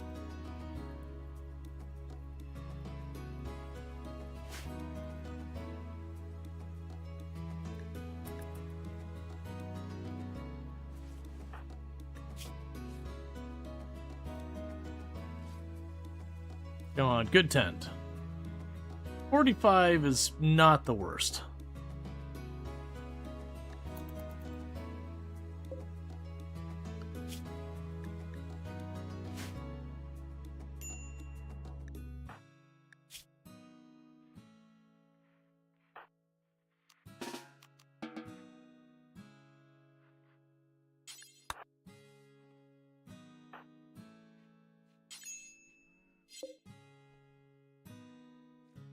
Okay, trying to do what we can with our limited food. That's because we just came out of thing.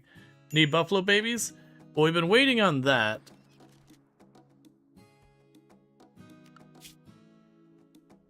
And one risk here is as these creatures have toxic buildup. Oh, bulk trade's good. It'll probably fix our problem. As they have toxic buildup, they'll have a higher chance of not giving us anything. Alright, so stop trying to hunt that.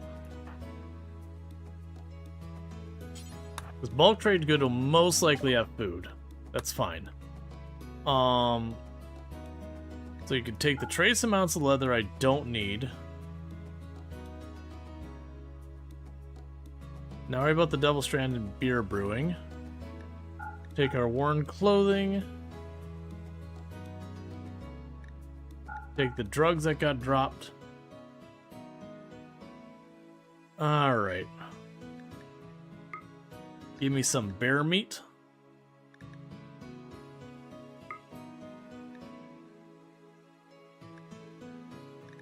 And some other meat.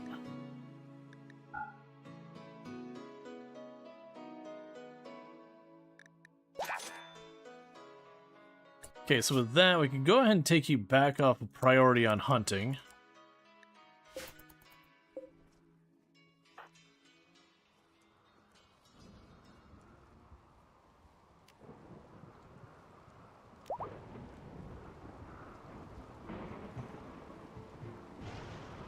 So please don't immediately get food poisoning. Nicely done.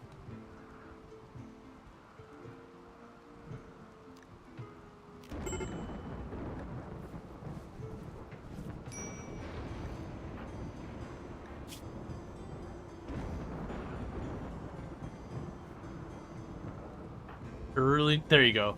Starting to cook. I was like, I really need you to cook instead of that. Oh, good. I really hope you didn't destroy. Oh my god, really? It basically destroyed all the bear meat. What? I just traded for all of that. And because the obelisk hit it, it reduced its total health on that food to like nothing instantaneously. No, cook. This is a BS trolling right there. I got one set of needles out of 900 silver worth of that stuff. Okay, so suppress it and start studying it.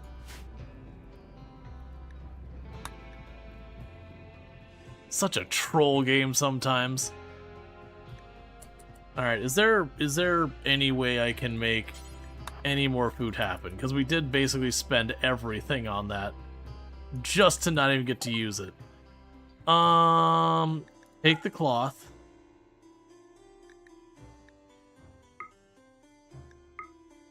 Give me the meat that you got there. We're not on Randy. You know by now I almost never roll Randy.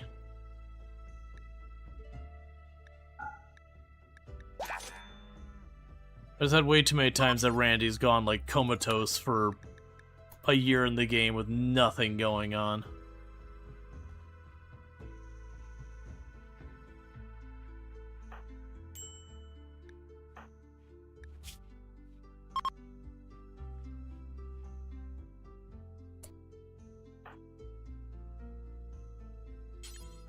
Yeah, it's the thing. Like the meme about Randy is sometimes he just throws the entire building at you. But the problem I find is most of the time Randy just takes a nap for entire seasons at a time. And then every once in a while he just, you know, just brick houses you. But the issue is how much time that you're just like, generally nothing is going on.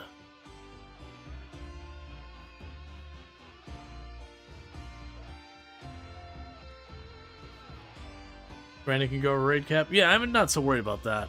I generally find Cassandra to be consistently hard versus Randy. I find way too often is just much easier than Cassandra. Because like I said, it's, you know, he can be worse. It's just how often he's got better things to do than bother you.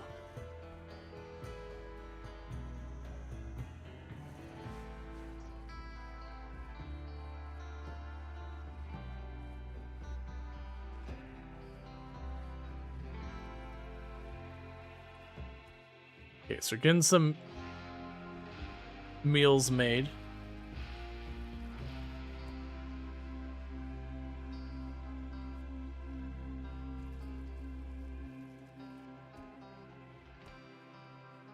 Cassandra didn't like the duck either. Cassandra I also had one time drop a meteor on a Revenant, which is pretty funny. Didn't kill it, but injured it. But it was enough that it revealed the Revenant and it took off running. Which I found to no ends hilarious. Oh, it's interesting that we're already on advanced research with this one.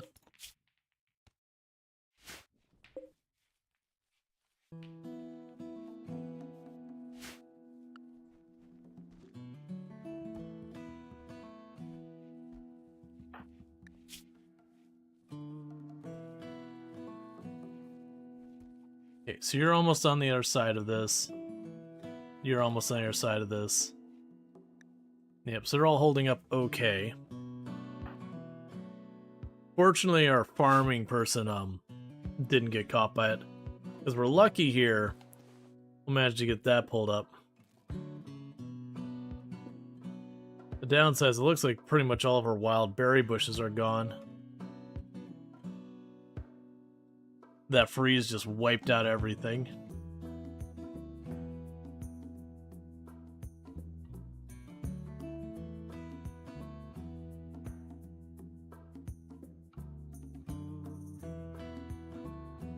Yeah, there's a couple, like, herbal medicine that didn't get killed, but all the berry bushes are gone.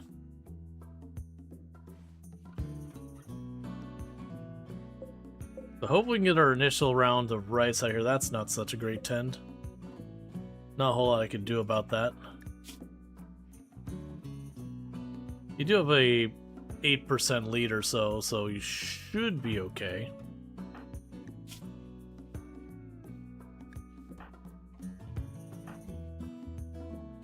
You get almost a 20% lead. And you're already fully recovered. Okay.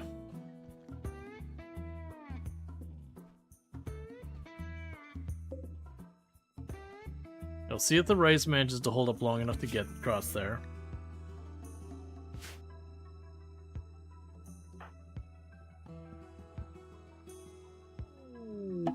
Obelisk study progress. The investigation of the obelisk has revealed some information.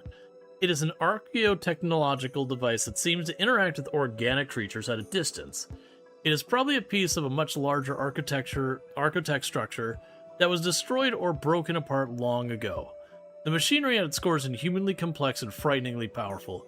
Its purpose and method of action remain a total mystery. If not suppressed, the activity level will increase over time. You can't tell what will happen if the device fully activates. Yep, that's fine. Alright.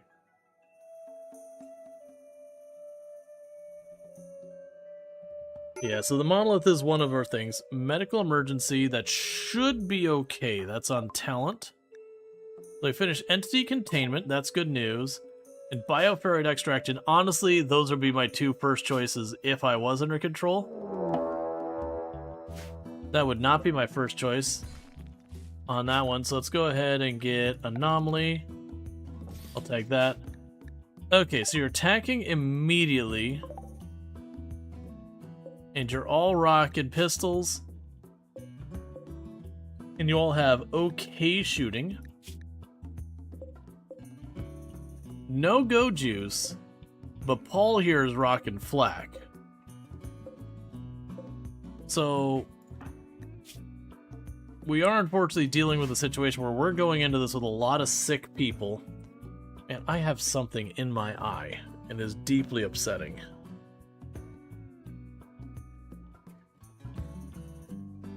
Okay.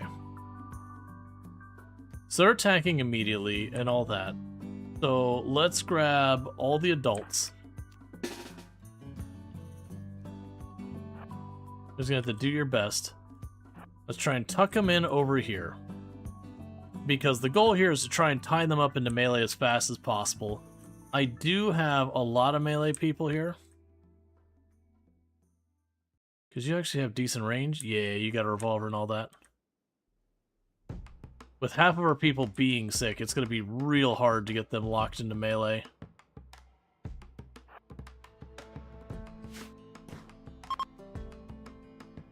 Please don't shoot the obelisk.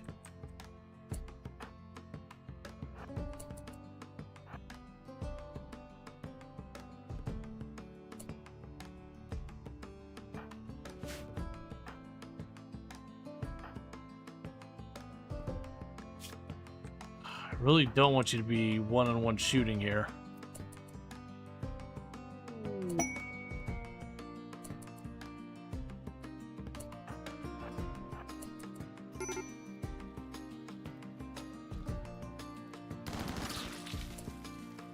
Nicely done. Get on him. Get on him.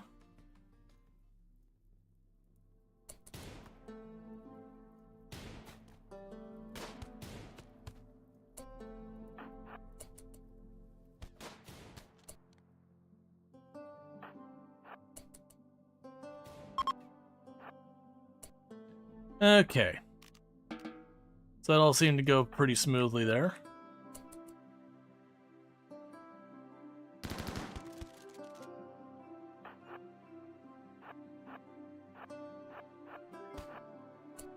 And nicely done. Okay, so gear, we don't care about anything off that. This one we're going to strip so we can potentially get that mask. Or not the mask, the backpack. Your revolver is better than my revolver, so we'll take that too. And Cassandra decided to drop a meteor on a boom rat, as you do. So all in all, that went smoothly. No one even took a damage. That early on when we did that quest and got that chain shotgun with the incendiary rapid fire and extended magazine, That was definitely a big play. Because that thing shreds. You should not be allowed to leave. I arrested you. Are you in range to make this happen? That is a prison cell now. Not medical. Do not let that person leave this tile. Stop, Todd. You start moving to catch up just in case. No. Not again. No. Ah. I even went out of the way of doing multiple arrests and all that. You suck, game.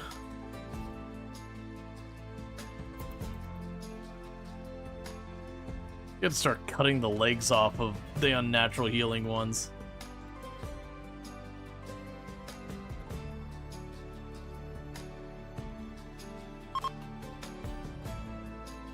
Well, okay.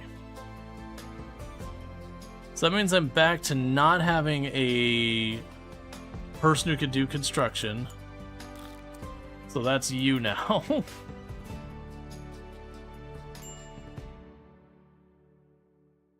That's weird to me, because we arrested them, went through the whole recruitment process to force them to be one of us.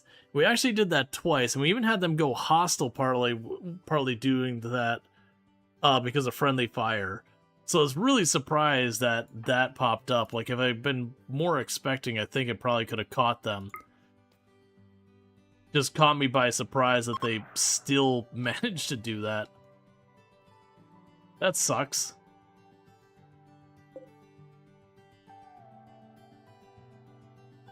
Yeah, and that's the whole reason I went out of my way to arrest them earlier, was so I was going to take that off the table of consideration. Well, that means we're actually down to 4 people, so we're one down from where we started this whole run. Because I actually felt pretty okay being like, okay, I lost a person, but I gained some with unnatural healing. You know what? I'll take that trade. But now we're just down a person. So yeah, I guess you're handling the animals now?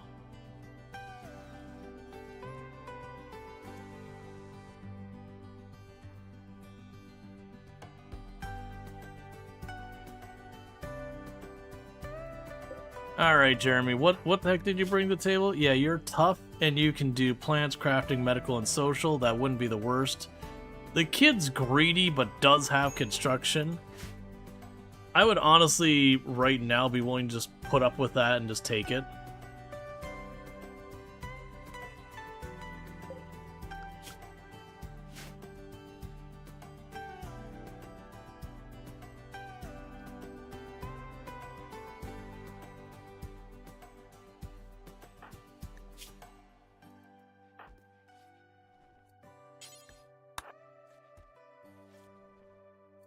Alright, you grab that gun.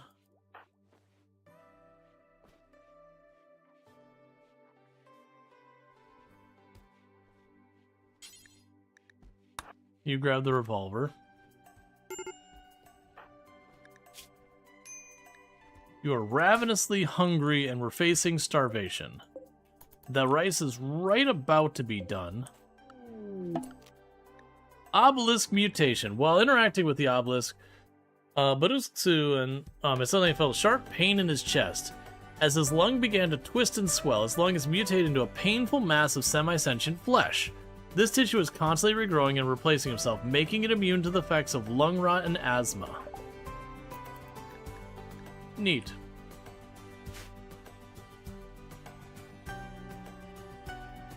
Gotcha.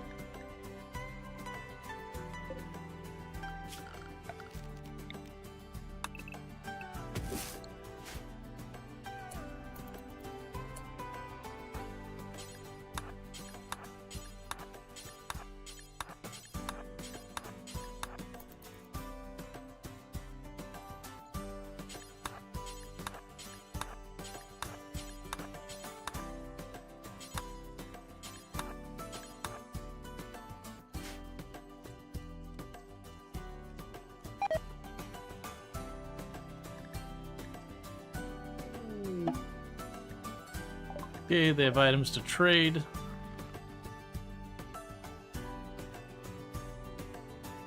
This has been an interesting run so far. Why are you being so crappy? Alright, so let's go ahead. You can have the Molotovs and the Tox grenades and all these poorer quality weapons. We've got those for reading. I'll take your package meals for the time being. I can take my poor quality clothing.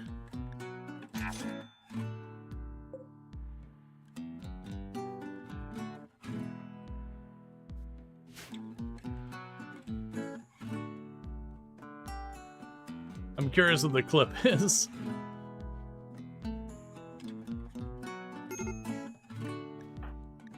Major break. Ravenously hungry. Did you get food poisoning? Of course you did.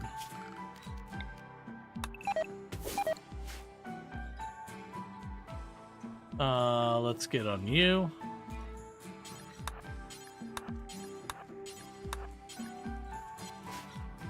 Okay, so we're actually harvesting things, so that means they should be able to go over there and make some kind of progress. You know, I do appreciate the clips and all that stuff.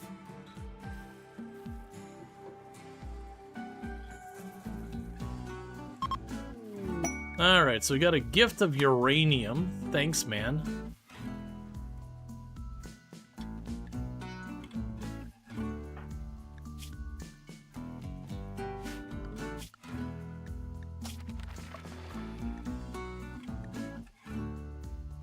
Yeah, so even though I'm getting advanced ritual or advanced anomaly research, I'm not actually using it, I think, because I don't have any eligible advanced anomaly research at all.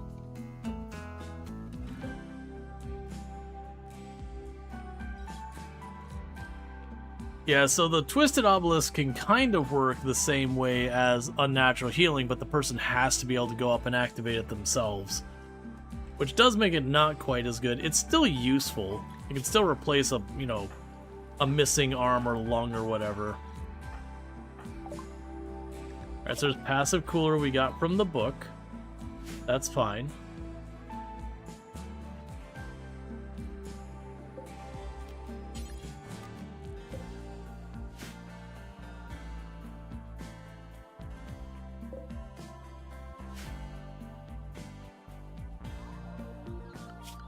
Okay.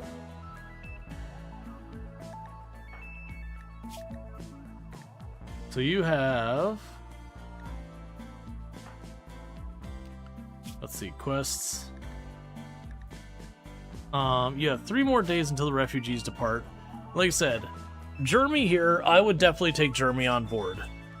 Tough Pawn, who's got some stuff to chip in, especially like medical, I could definitely make use of right now. So that would be someone to bring on, worth considering. But we don't really have a research pawn, we just have people pretending to be it. And we no longer have a construction pawn. That was the person we did lose in the one fight back there.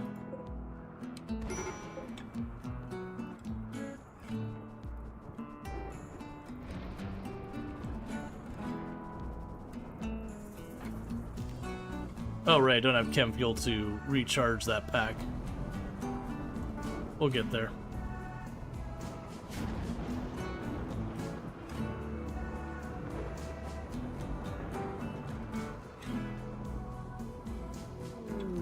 Monolith study progress. Stoptide has had a breakthrough while studying the monolith. He believes the monolith is a conduit of psychic energy connecting some kind of distant location. However, she is unsure where it connects to. She is convinced by studying the anomalous entities, she will soon be able to close the conduit or learn to harvest its power. The monolith now provides more knowledge when studied. We have finished bioferrite extraction, and electro harvesting is next. So I don't actually care about electro harvesting itself, but it does lead to the bioferrite generator, which is a really, really strong power source.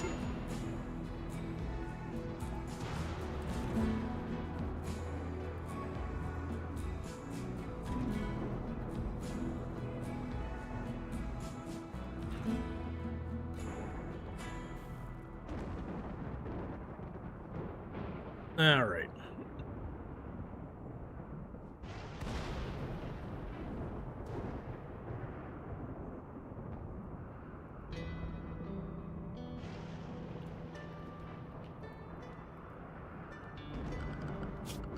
So, we have Earth Rush as 2s on those.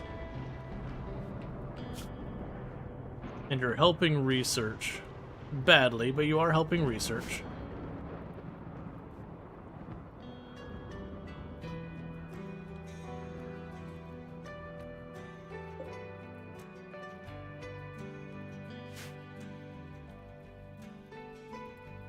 Kid. I mean, I guess you're wearing a gas mask. It's okay. I was about to say, like, please don't rest in the toxic fallout. But I guess the gas mask, it is, you know, not as bad as it would otherwise be.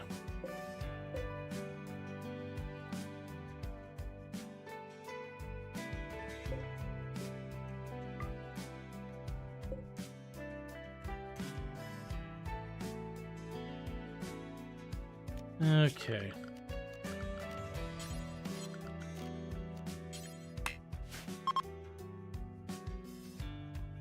We got the preach health and convert everything. We're just going to keep using it on this kid.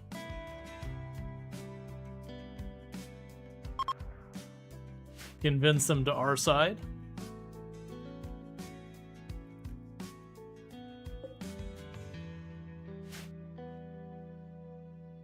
All right. And we are making progress in some of this.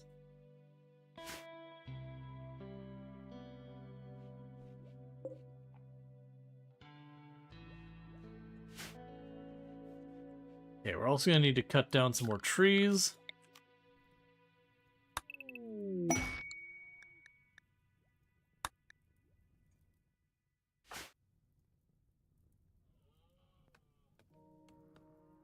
Give me crap for not trying to... I mean, I've had RimWorld do way worse. Like, don't get me wrong, RimWorld could just be a jerk sometimes. Okay, so the passive core book we got done, so let's ditch that. You gotta just be ready to roll with the fact that RimWorld is going to be completely unfair to you at times.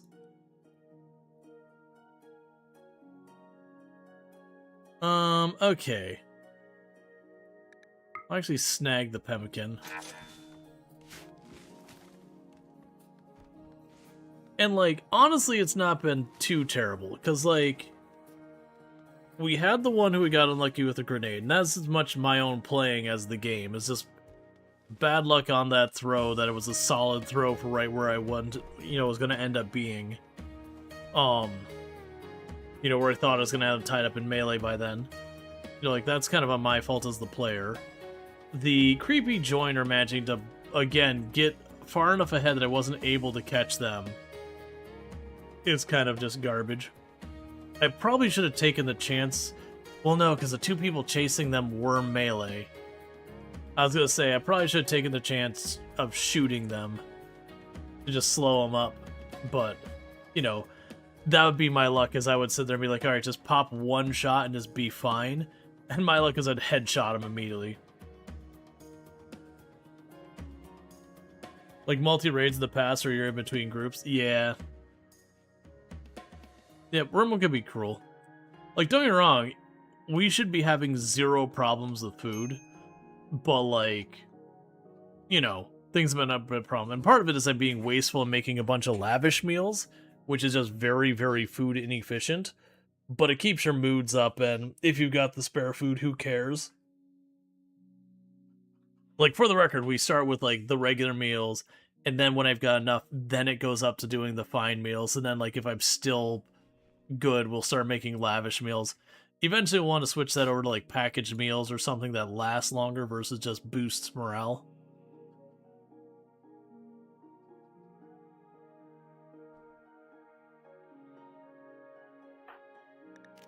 Yeah, so you should be... Yeah, so you got one more day until they're getting out of here. And they can't betray. And like I said, I'm kind of hoping Jeremy here will try and join us. The kid wouldn't be my first choice. But right now we're very beggars can't be choosers. If the kid's what I get, the kid's what I get.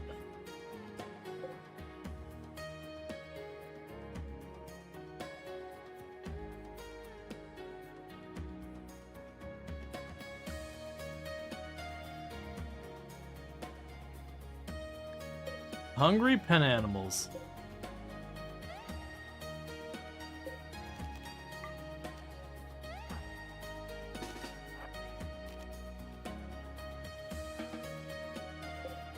So you let them out of the pen long enough to eat.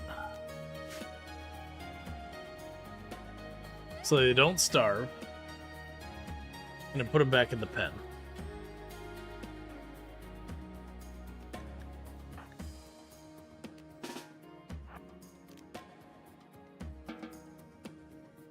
Okay.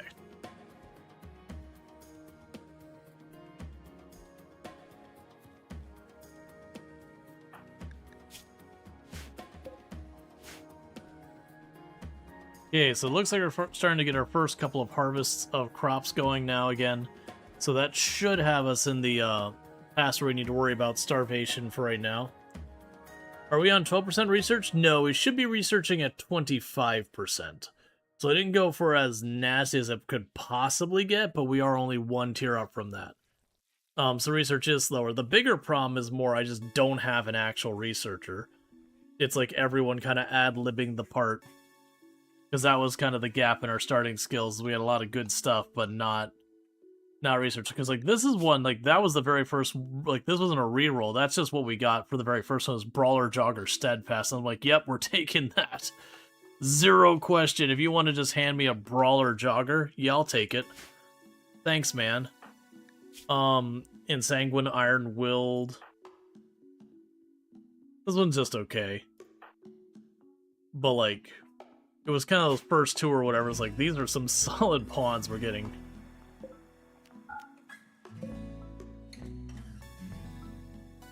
Okay.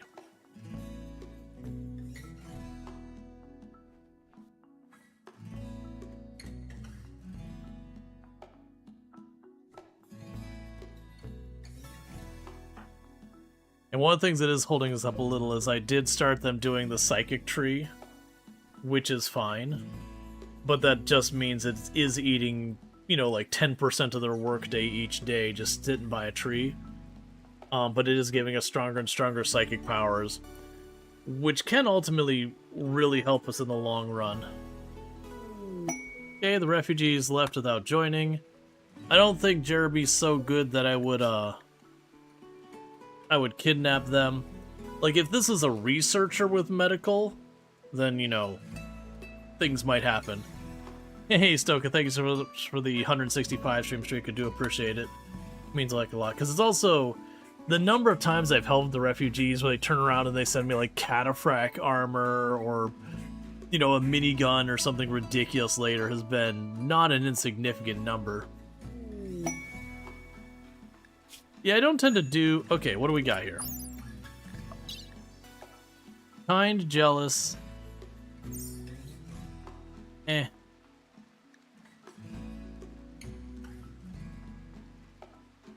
Eh. Because keep in mind, I can't cut brick yet, so I'd be using some of my limited brick supply. Yeah, no, I don't tend to do the psychic powers very often. We've actually done them, the last couple of runs, but it was the Empire side, because we've either been doing, like, the all endings run, or there's the achievements mod that we were messing with previously.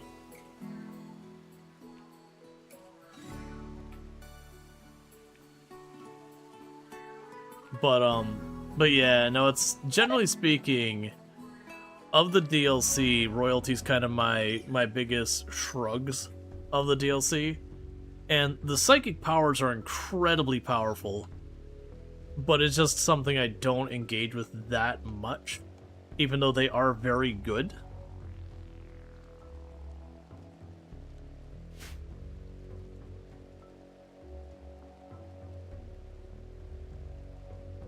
Like, there's some real fun ones, like the one where you can cause all the animals to go Manhunter pack. that was always like one of your good wild cards you could kind of play during the ending sequence and all that. You just close your doors, you manhunter pack all the animals, and they'll usually take out a raid by themselves.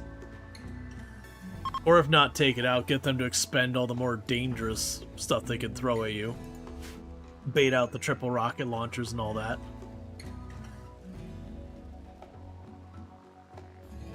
You can do so many clever, things with clever skip usage. Yeah, you're talking about like where you can skip teleport your people.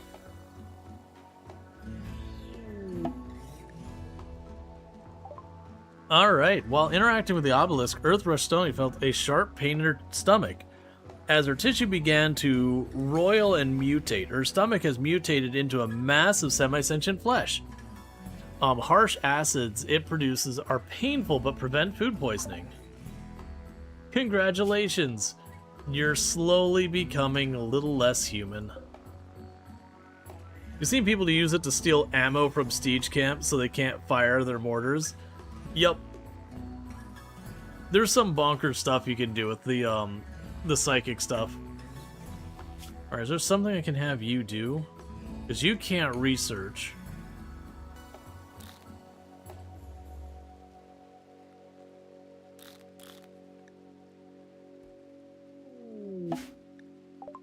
You have learned more about the obelisk. It is an archotech machine that transforms flesh creatures into different forms.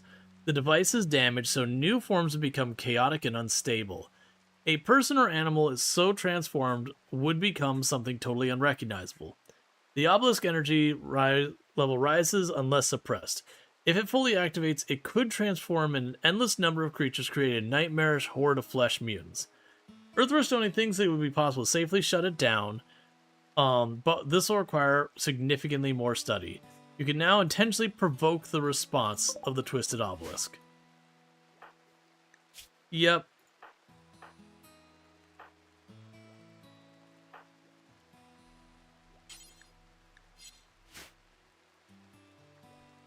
Kind of like, you know what? Let's just get all our mutations. Let's do it.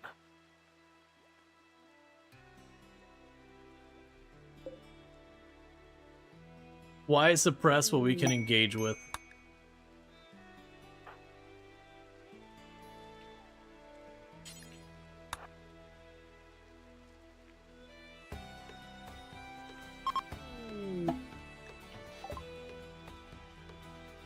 Let's see.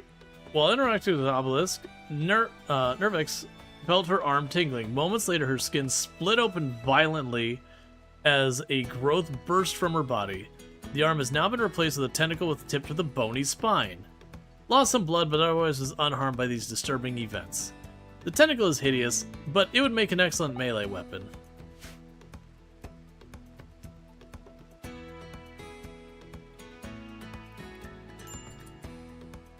Okay, so I'm gonna make...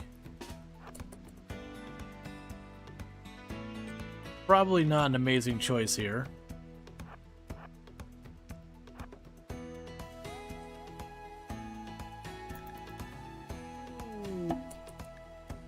Yeah, so Void Curiosity, they want me to use Void Provocation, but the problem is we haven't gotten the Void Provocation research pop up yet.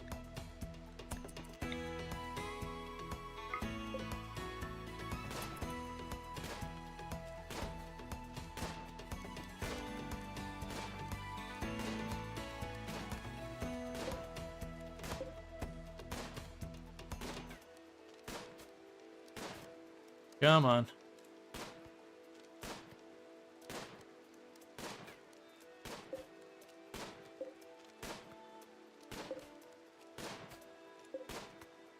At the rate you're missing, you very genuinely might puncture this at a different spot.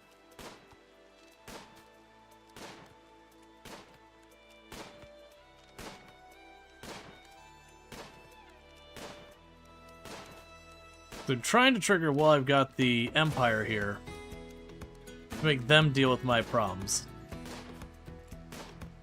Because if we're lucky, we might be able to get a new colonist out of this. Or at least new kit. Would you please hit this thing?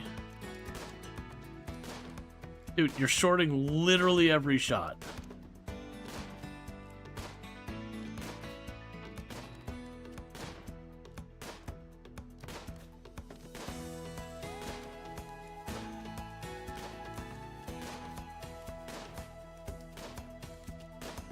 I really need this to pop. They're gonna leave any time now.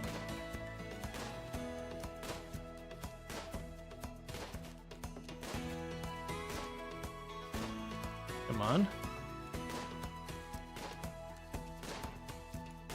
Like 2 or 3 more hits.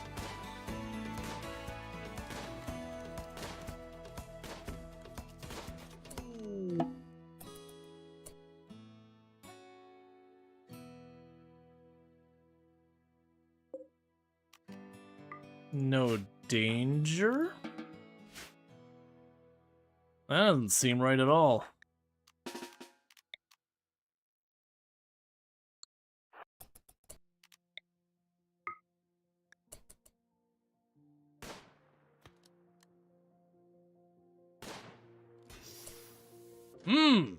Okay, let's get way back from that garbage. Okay, full retreat from that nonsense.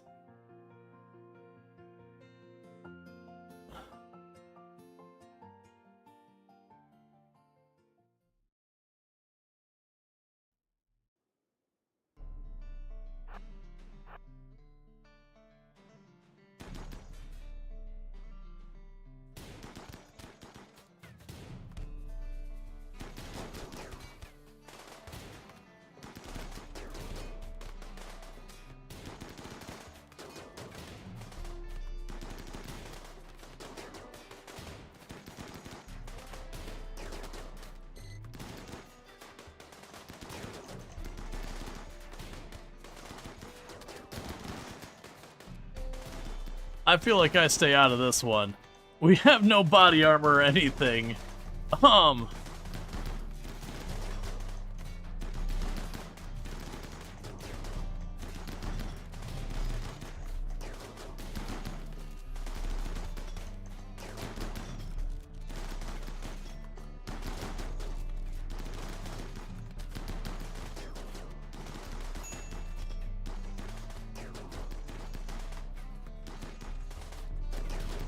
So, what is your deal? You are greedy.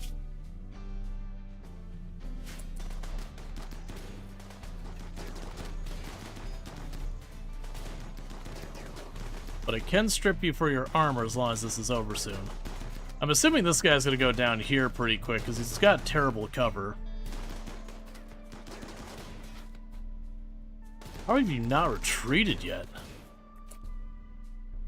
Alright, that's fine. Okay, so strip you, get over there,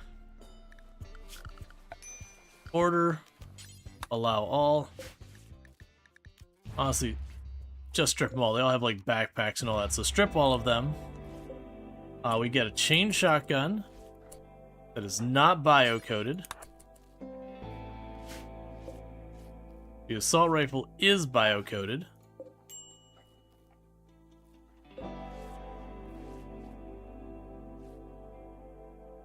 Before anything happens here, you want to go to bio-coded? Nope. And bio-coded? Nope.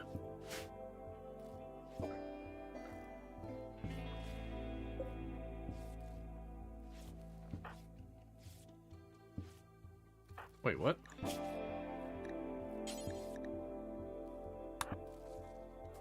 All the other chain shotgun.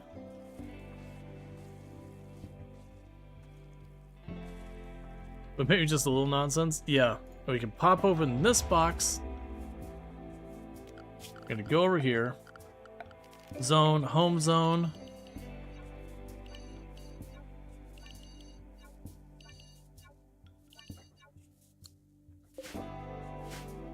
And I have a little bit of sandstone, so we'll go ahead and put a sandstone door on this. In the meantime, deconstruct the tables, deconstruct the sarcophagus, deconstruct that art. That column's not needed. Deconstruct the barrel.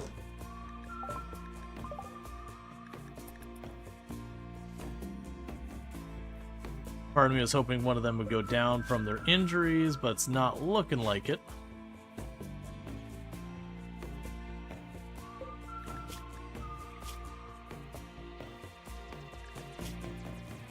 Yeah, greedy. You don't have construction or anything, so it's kind of not wanting to deal with it.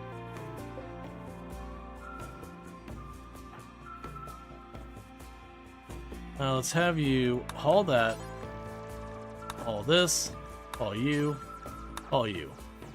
At least get those inside quick. So we've just made ourselves an incredibly short range only setup, which might not be the best move, but that's fine.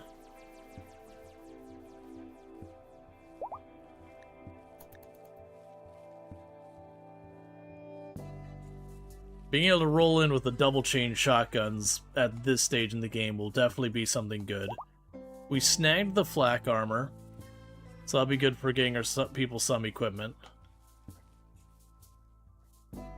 Yeah, one of the big advantages we had with that fight was the fact that while the Empire didn't have as much armor or firepower on their side, all of them were dealing with the cryo sickness for like the first 2/3 of the fight. A mysterious obelisk has crashed nearby. The obelisk comes with putrid psychic energy, gradually intensifying as it approaches some dangerous limit. You can send a colonist to suppress it. Dude, I'm already dealing with one. Okay, there you go. I'm still working on the previous one. If you don't mind, game. Like, I got 4 people here, and you've got that many anomalies active. Oh, cool. Let's just toss that on the pile. It's fine. Temperature, at least I have this now.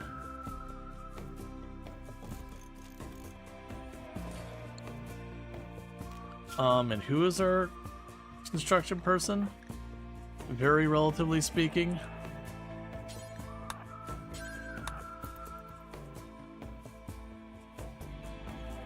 Gabe's doing weird stuff.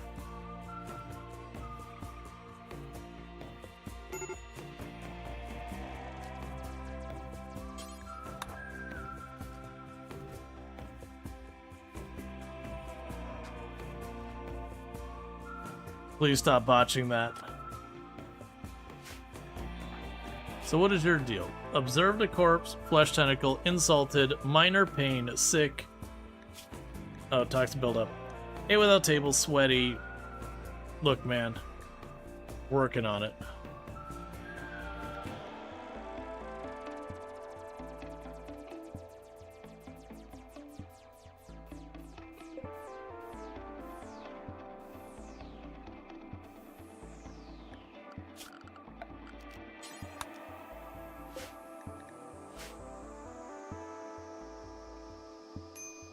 Okay, so just a psychic harmonizer, close that, destroy that. Okay, we got the psychic tree linking again. Let's go ahead and get that locked in.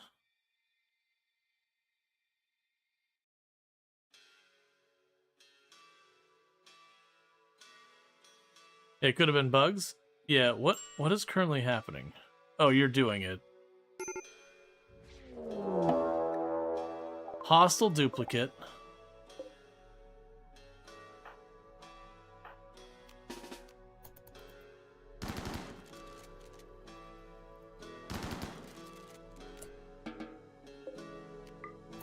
Okay, didn't need help. Are we on a planet with trucks? Yeah, no, RimWorld has always had the storyline behind it, basically being that, like, this planet did have people bringing stuff and all that stuff. Just, you know, like, it kind of falls in there. So you got Vertigo Pulse, so you can make people nauseous who attack you. We are starting to deal with the initial heat stroke.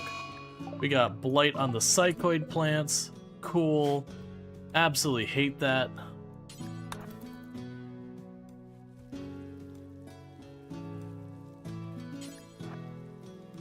And now we're back to the classic where it's supposed to. Catatonic because it's sweltering hot.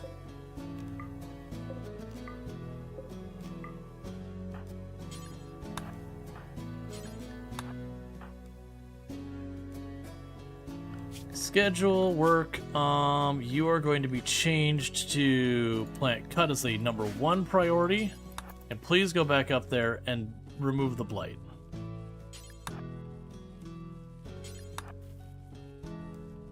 There we go. So you should be able to handle that entirely on your own. Alright. Investigates the obelisk has revealed some information. It's an architect device. That's literally the same dialogue we always get. That's fine. We just did that a minute ago on the other obelisk.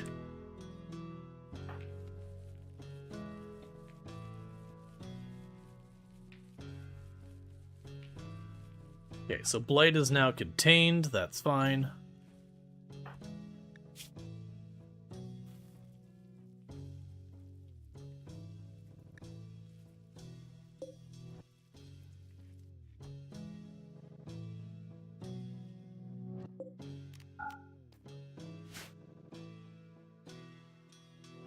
Okay, so worst case, I can carry them into this room with the passive cooler. And that should help. So let's have you do that now because this is getting kind of serious.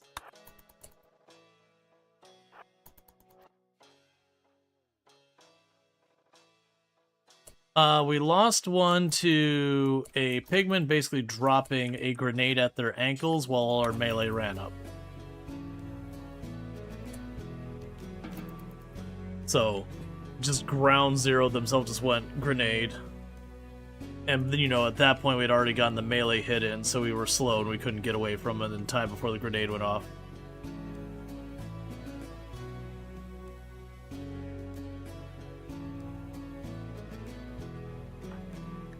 And we had one with unnatural healing, and even arrested them and went through the whole process of recruiting and everything. And then they left anyways. Like, we tried to run them down to capture them, but it was just too little, too late, that kind of thing.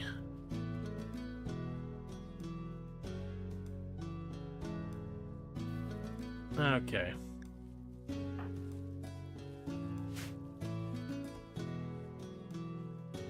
Like, the problem I have now is I've got 2 separate obelisks up.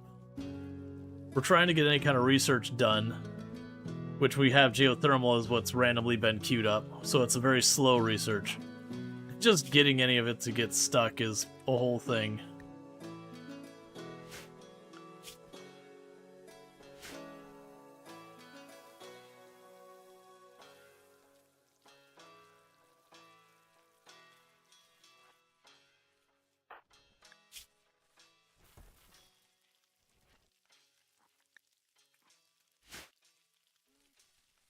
How'd you find electricity? Random research.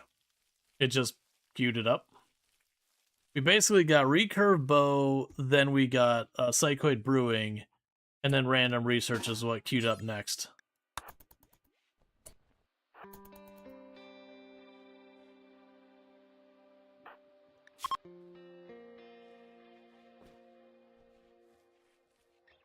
They just bubble up the ground. Oh, where does the energy come from? I mean, that all depends on which research you're doing, or which power you're doing.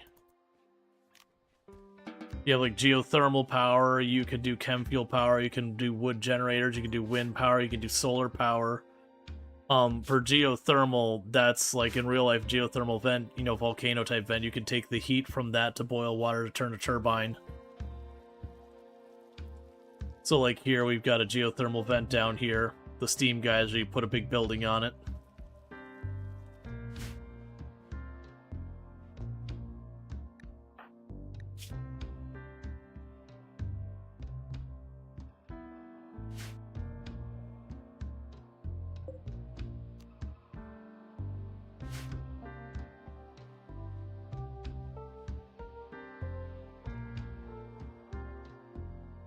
Yeah, they're just not getting any of that done.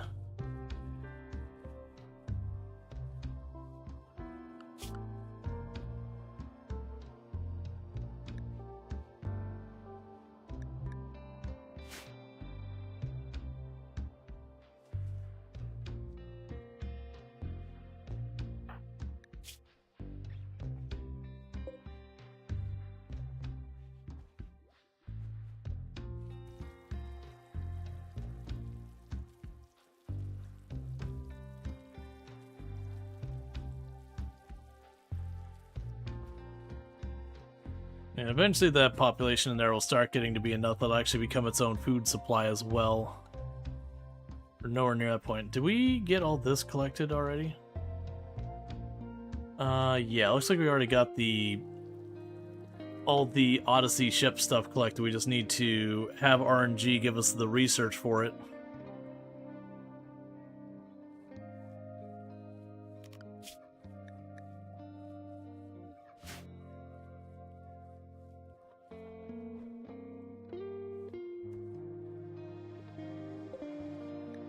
Storage, no hay, and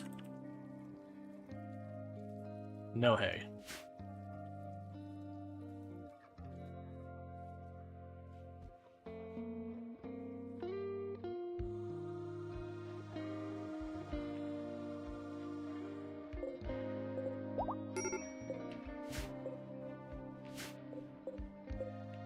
Okay, deconstruct, don't fuel it. Don't fuel it, deconstruct.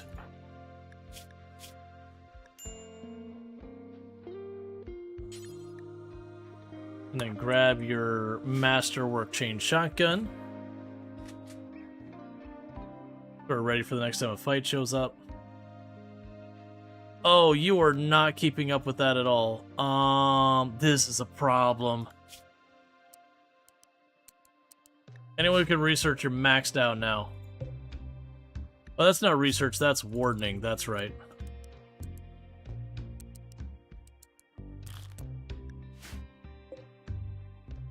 Because that hits 100%, we just deal with it. Oh, that's not good timing. That's also a pretty solid raid coming in. So you've got a decent number of guns among them. We're just gonna try and bait them into our building and just make it a shootout.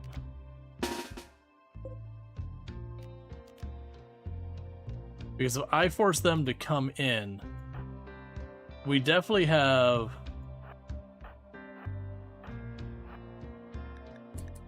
some solid firepower. The problem is we're on really borrowed time now between both those obelisks.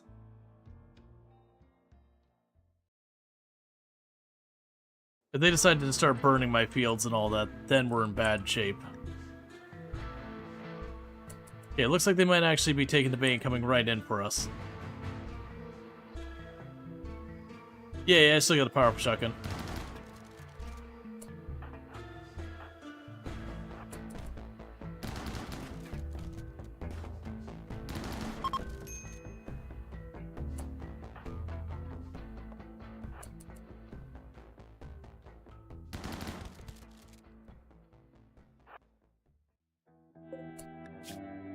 Tough night owl, who can do cooking, social, and medical. You get to stay.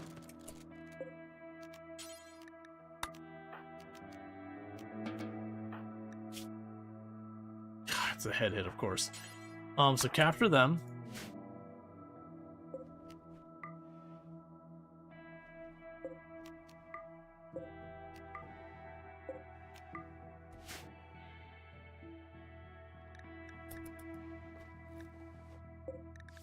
Prisoner, convert.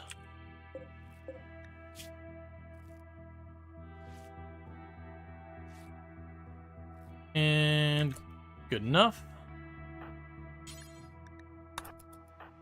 Take care of that head injury.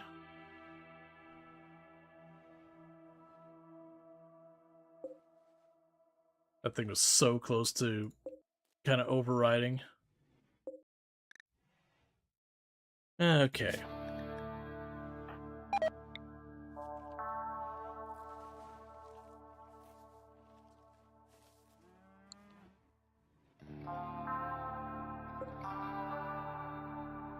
So we're definitely trying to keep that down. That is going to get out of hand pretty quickly if we don't get someone else onto our team.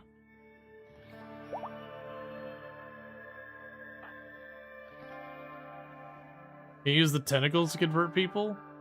I don't know what you're trying to say. You don't use body parts to do the functions. Like, there's things where if you don't have a working body part, you can't do stuff, but the tentacle has nothing to do with conversion. Conversion's a social thing.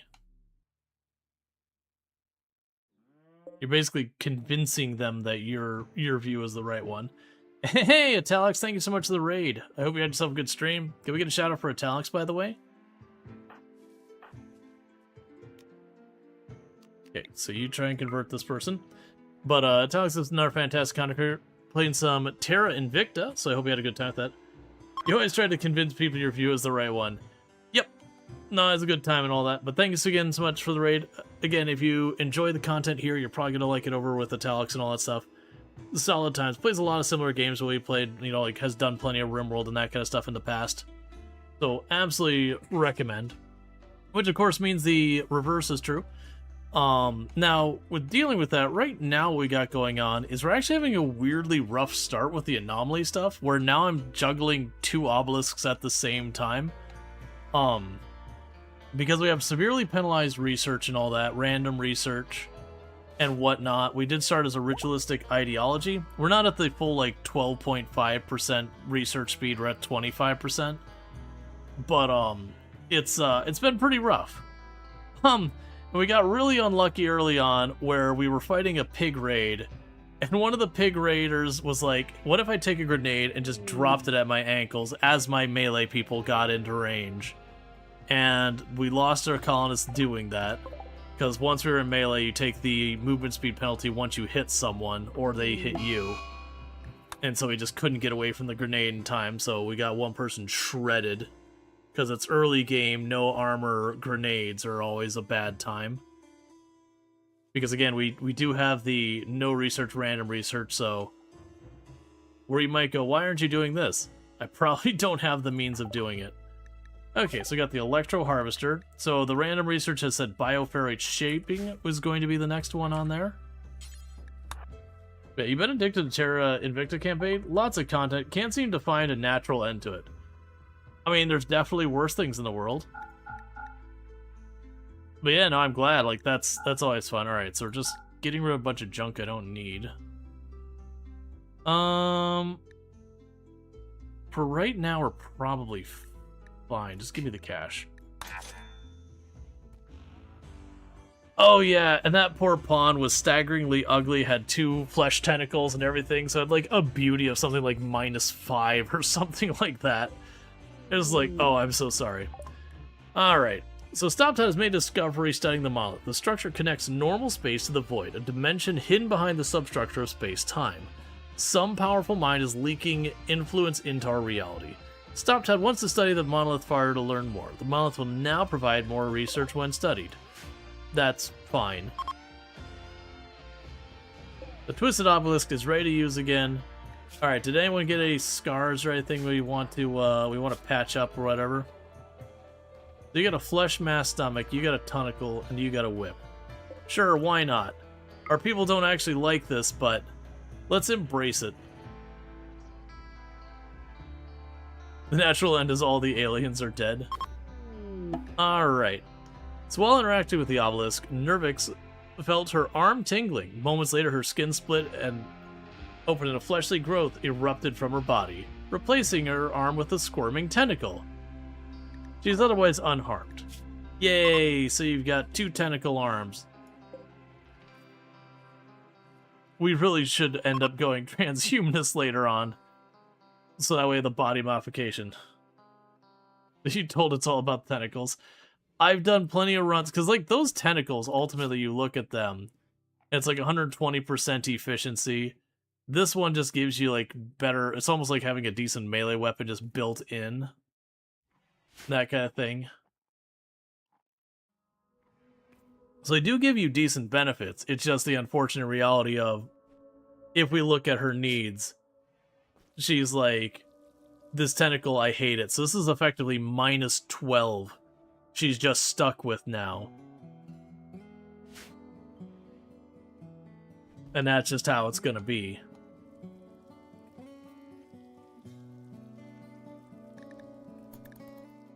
Alright, so you down there will want to bring into the fold. Because we desperately need new people. Futurama prepared us for this. Yeah, so this will give us another person who can actually do doctoring. They'll also be able to do cook. I'm actually pretty okay on a cook. We lost our construction mining person, and we don't really have an actual research person. We're just trying our best. Oh, and the title also does have a ton of pollution on it as well. It's a pretty big mess. But we're working on it. I've also been giving my people psychic abilities, which I don't tend to do that much, even though they're extremely strong. But that is cutting into our production time as well.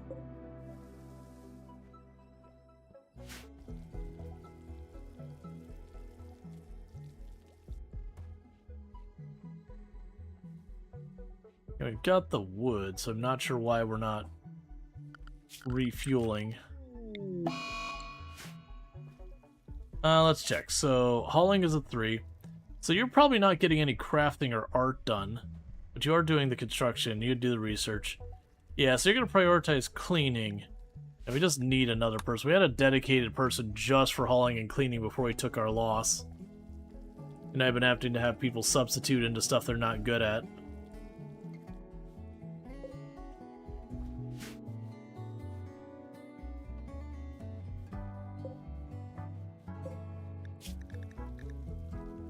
Yeah, so you only make 10, that's fine.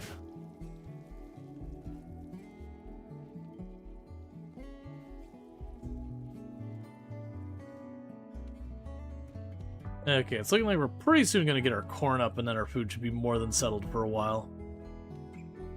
We need more storage, we need more everything. But right now we need more people.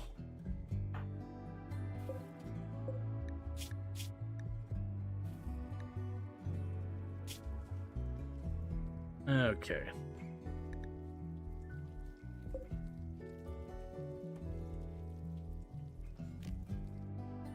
And pretty soon those will become available. The unfortunate thing is I think you need a shard to shut them down.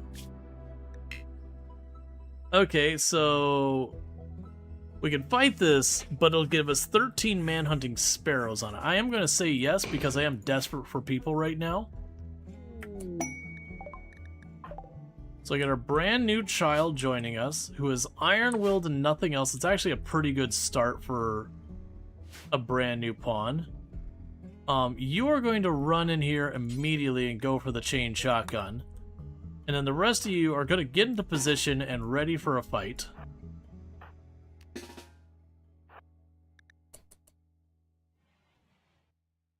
Because if you get caught off on the edge by those birds, there's no saving you. Oh, you are not moving fast enough, friend. And there's no way I'm going out to the edge of the map and trying to save you from being swarmed. Alright. Here come them Boyds. You best be running, kid.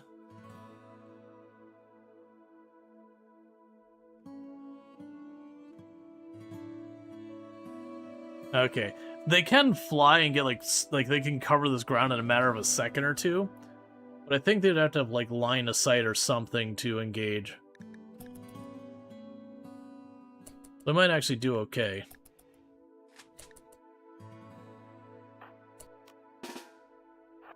Get in there before death arises. Well, I wasn't necessarily gonna go with the strategy of just piling on chain shotguns. It is where we ended up, though. Okay, here they come around the corner.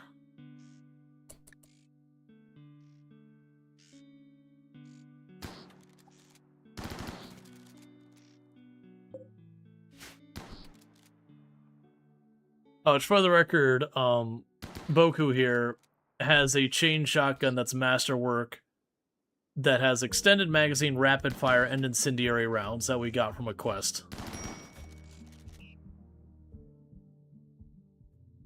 Alright, nicely done. Okay, and we got our brand new kid who's on the team, and the brand new child in the colony is going to be Luxray. Let's get your stuff all configured. So you're going to be recreation on the full schedule as a child. We want you to get, you know... Oh, did I miss some? Ooh, I thought we were in the clear.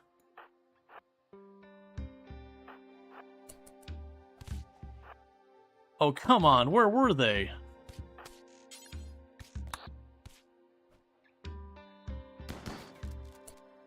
Okay, is that all of them? Alright, that's fine.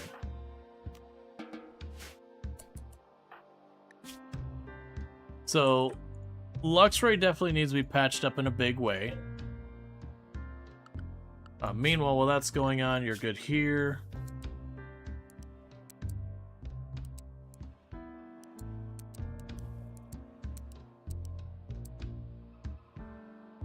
Okay, you clean and haul. That's what you do here.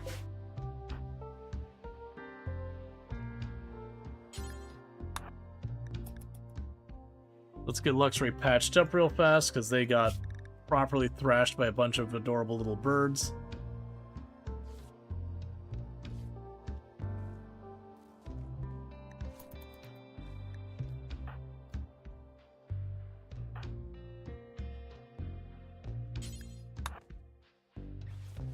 Please tend to everyone who's bleeding.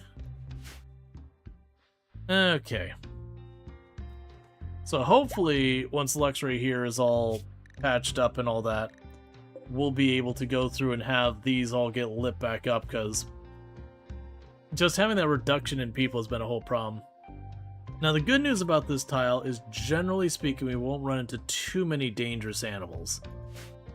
So we don't have to worry about, like, when you're on jungle and every other animal is desperately trying to kill the kids on the map.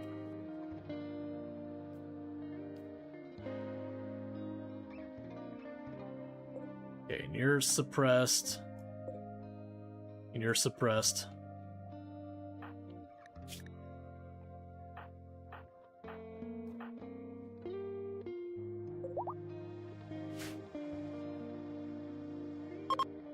Okay, so the eclipse is over.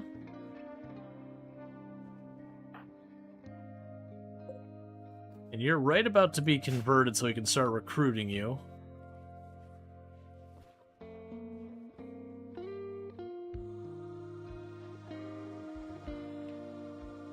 Okay, orders.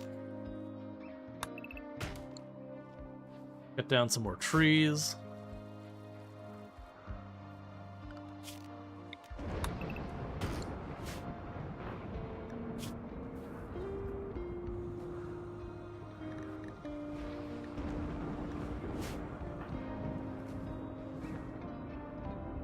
Alright. Now you can hopefully get all these torches back on and stop taking all the penalties for all that. Why are you picking up pollution over there? That should be long since sorted.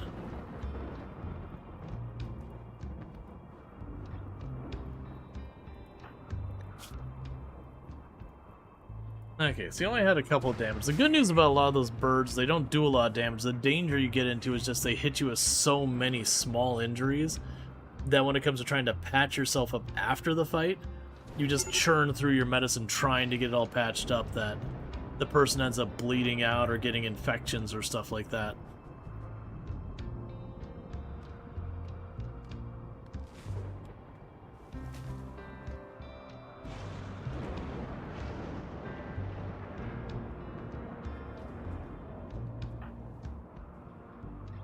Okay.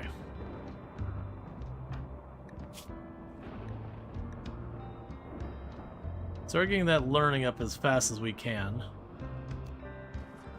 So you're 9, and your next age up is at 10, so we're not going to get a very good age up on this one, just because there's no time to do it. But hopefully we still can manage to get a good trait or whatever out of it. Even if we don't get good passions.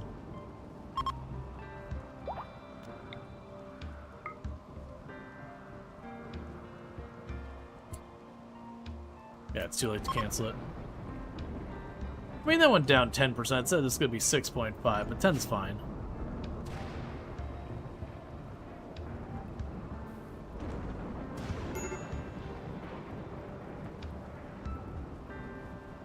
Okay.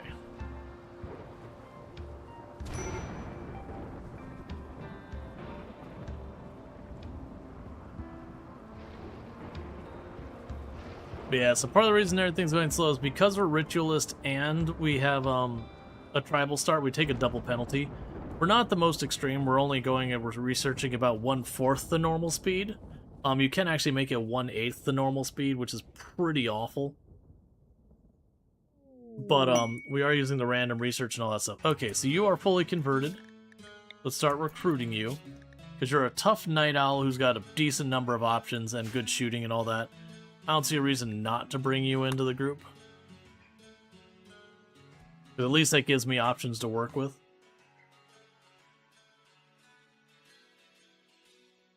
You think this is way too much hay? Yeah, wait until we have more Muffalo. It'll be fine. I do actually have way more growing area than we need. But just because we've had like bad luck with like heat wave after heat wave and cold snap and blight and all that, it's weirdly actually been a struggle to keep food on the table. With ourselves having genuinely way more food than we have any business having.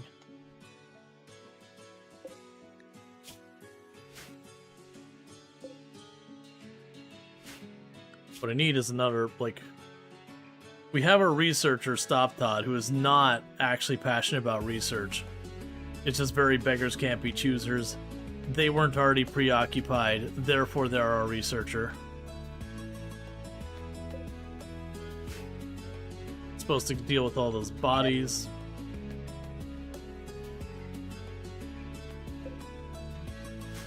We have the Ancient Danger we popped up there we haven't managed to do anything with yet because everyone's busy.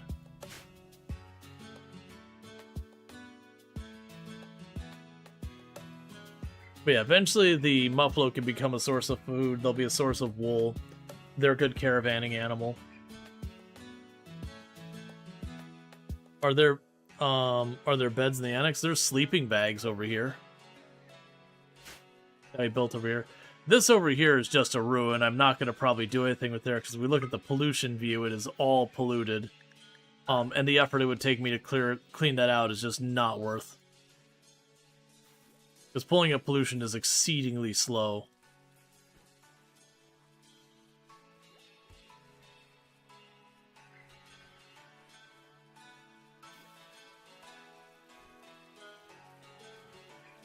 So one thing we can probably do is we'll disallow sowing on this cotton field. And then when that one's done, we're just going to let it go. Because now that we have the Muffalo, they're going to be for what we're making our clothes out of. We don't need nearly as much cotton. We'll start trying to rein in some of this too much farming area.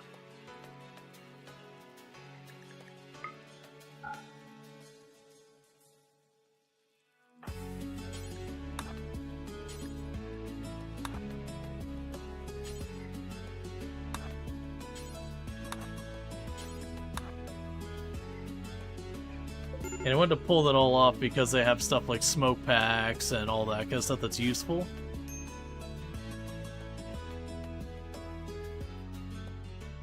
We need to get those hauled under a tree, though. So I can start rotting those bodies. That's okay. Once Luxray's got their learning maxed out, they should start running around cleaning and hauling and all that. That'll help a lot.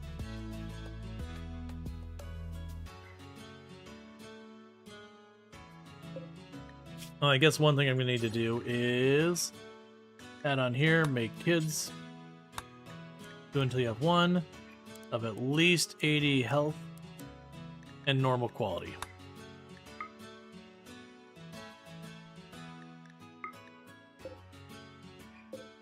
Got the gun show going today? It's mostly because, like, been out and about for, like, the last couple days doing a bunch of stuff, so dealing with, like, sunburns and all that stuff. Not too bad, but even though I tried to keep on top of it.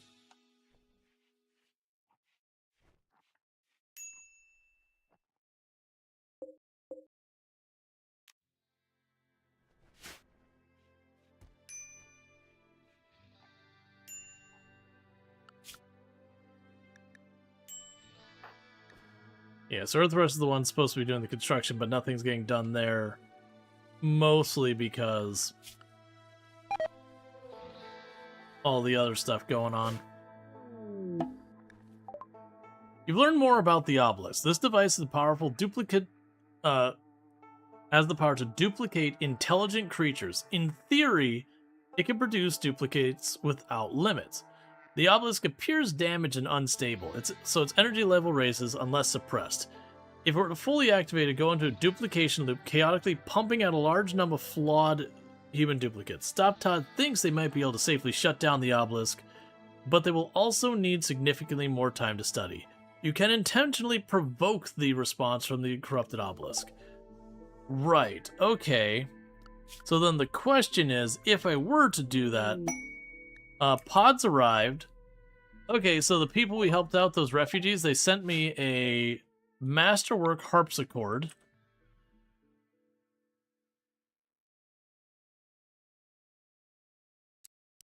Which is cool and all, and I have nowhere to fit it, so I'm going to just shove it into that room right now, and we'll figure that out later. So, the curiosity here is we could deliberately clone people, but the question is, who would we even want to do that to? So Nervix here is a brawler jogger steadfast, which is pretty amazing. This character has like next to no things they're really good at. This person basically can only cook in medical and all that. So we're kind of in a weird spot where all the candidates we have are not particularly good for cloning. We also don't have a good solution for dealing with a lot of the potential side effects like the organ decay and all that. I think this can help a little with organ decay.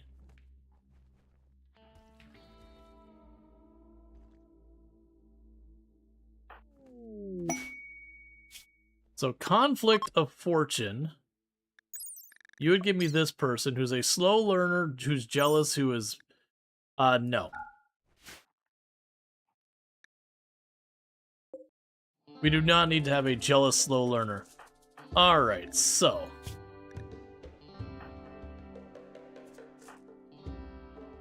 You have great memory. You won't do research, but I can potentially have you work on various things. Luxor's got the most opportunity for stuff. Because, like, their Iron Willed is their opening trait. They are going to be at a growth tier 2, maybe 3, which is not great. But, there's that.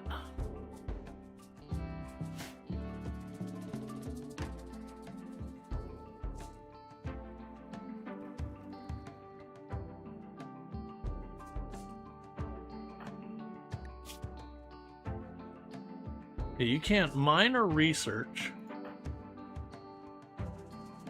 You are a terrible researcher, but we gotta be careful or we'll go way heavy on the melee. You can cook in medical, and you're an optimist. Like, in a pinch, I could use Earth Rush to fill in. Alright, this might be a mistake. But what I might do is I might clone Earth Rush.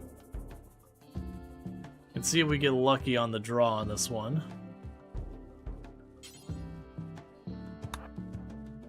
So trigger duplication. Okay, so we do have a second Earth Rush running around now.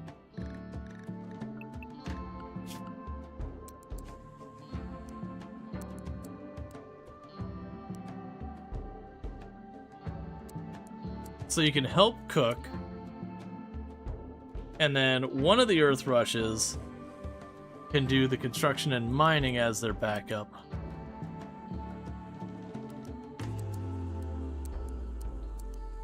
And the other one can do the crafting.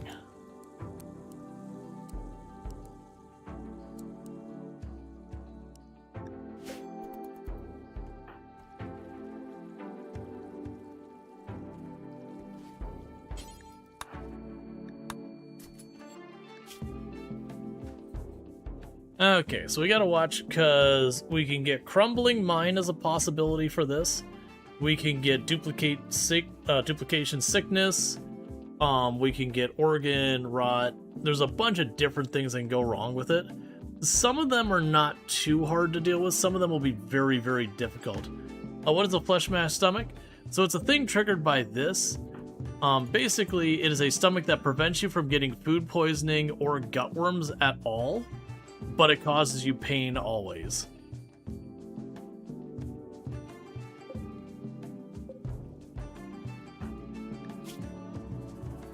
So it's kind of a rough ride.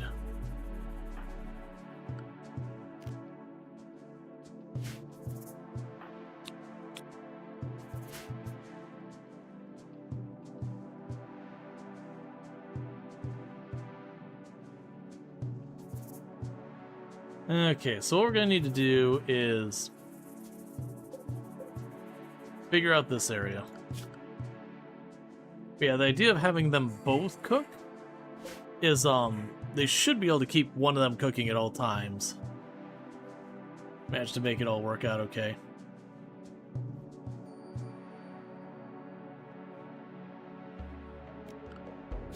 Now by having them both on Warden,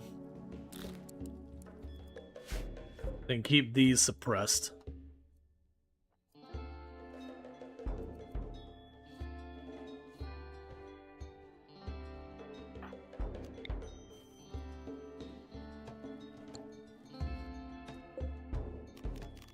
Okay.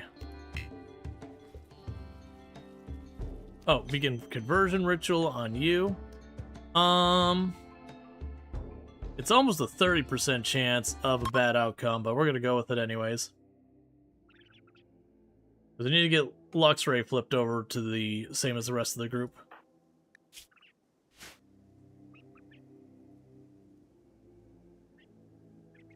If we get Masterful, it's instant.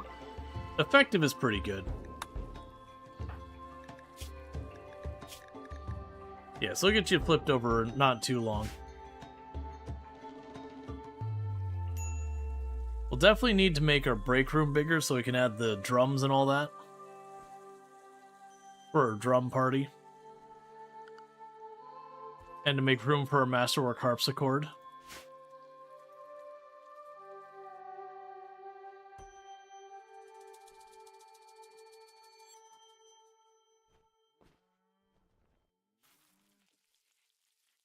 Okay, so they're working on hauling stuff and taking care of it. That's all good. They did get the door closed over here, which is good.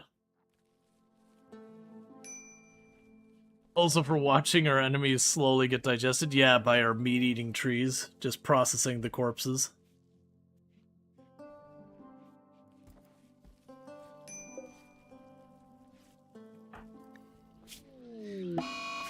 Low psychic drone, don't care. They're just waiting to see what negative hits Earth Rush.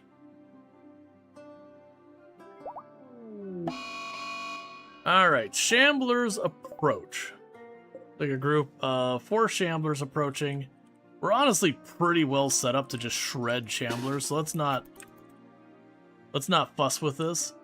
I've got 3 chain shotguns and a submachine gun. Alright, we have a raid attacking immediately at the same time that's going on. They are all melee. Which we should be able to handle, alright. Let's block the door. And get everyone back here. Because we got stacking events. Literally happening at the same time. Luxray, please don't be... Okay, so it's just minor tox buildup. There's not a whole lot we can do to improve our situation here. They're all going to be very melee strong for the most part. Actually, it's kind of a mixed bag in that one. So most likely they'll come straight in at us.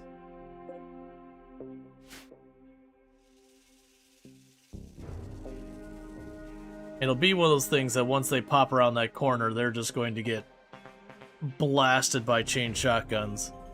It's a matter of whether or not they manage to score hits in the meantime. Please don't burn my crops. There's no need for that.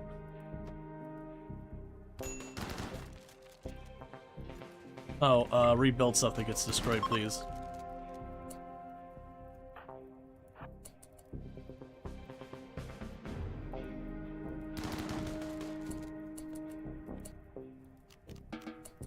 Okay, deal with that fire.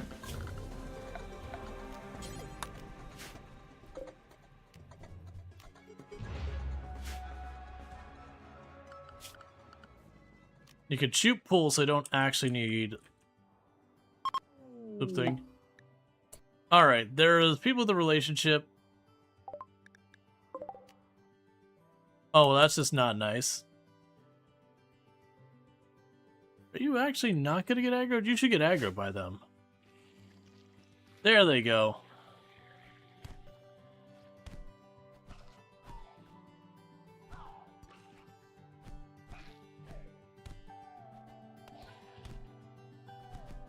Yeah, it's probably not going to end badly with our person having a relationship there. Meanwhile, I mean, you just have Bruise.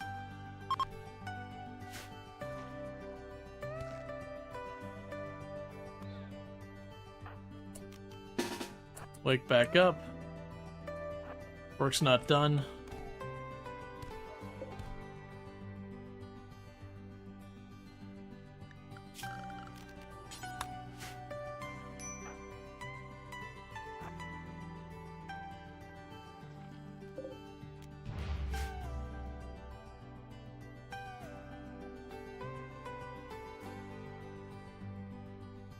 You want like a tower defense survival thing? I mean, it can be considered that to a certain extent. But it's a colony builder. You build the basic things you need to survive, that kind of thing. You'll have different various enemies get triggered to attack you and all that. You gotta manage all that.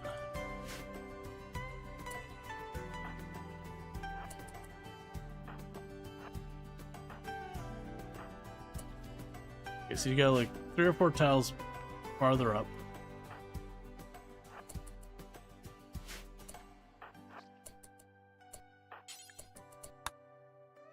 So let's move you back there.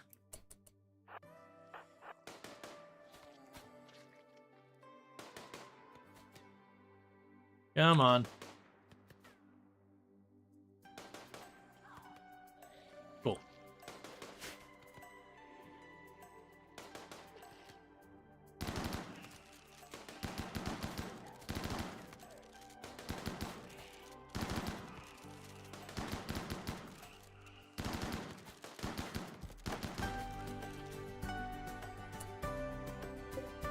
Okay, so that's not dead. So we'll have you capture that so I can research the zombie thing. The Shambler. Alright. So Nervix still needs a medical treatment for their bruise, which is not at all relevant. We can go ahead and chuck there. I usually don't like to take Shamblers, but right now it's the only one we've had pop up. You're getting upset because of low psychic drone, rotting corpses, everything else. Which, fair enough. Okay, and with that, we will let it recover here, and then we can start extracting bioferrite from it. Make progress on that.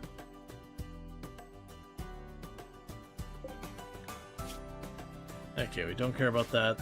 The meat-eating trees can keep doing their meat-eating.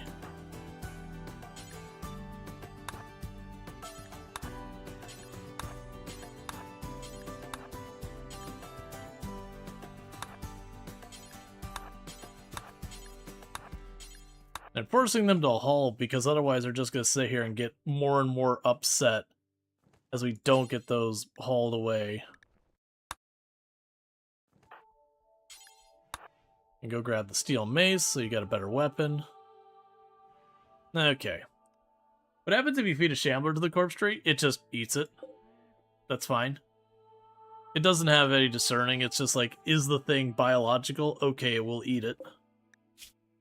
As I mentioned, over time, as they will end up, you know, making more trees, and where it says, like, ready to harvest, I can get a little bit of bioferrite and some twisted meat out of harvesting it.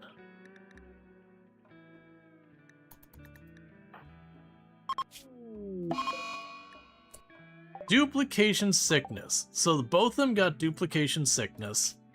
And the way that works, it'll just gradually get worse and worse and worse until both of them are rendered unconscious. You can heal it with healing mech serum, among other things. I'm going to try the mutation thing. This shouldn't work because that's considered brain. Or actually, it's whole body. But we're trying things. Yep, so you got a flesh tentacle. Didn't help at all. Didn't expect it to. So what's going to end up happening is ultimately Earthrush here is going to need to die.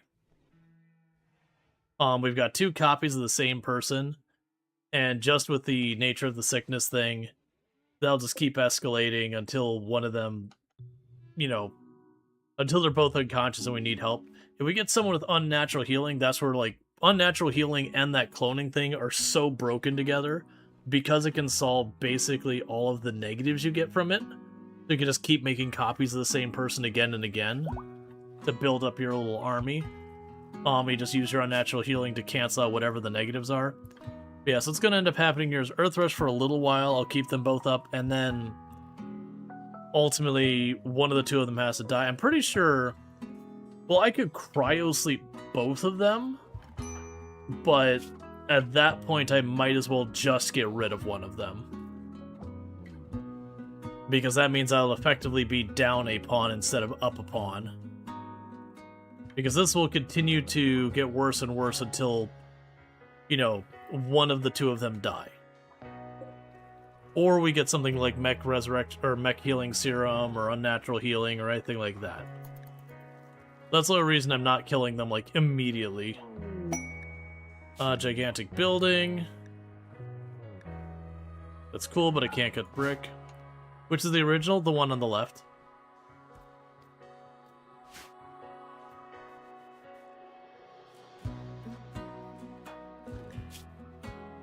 Yeah, because that's not even a thing, like, attached to an organ or whatever, so you can't, like, replace the organ. It's just a condition on them entirely.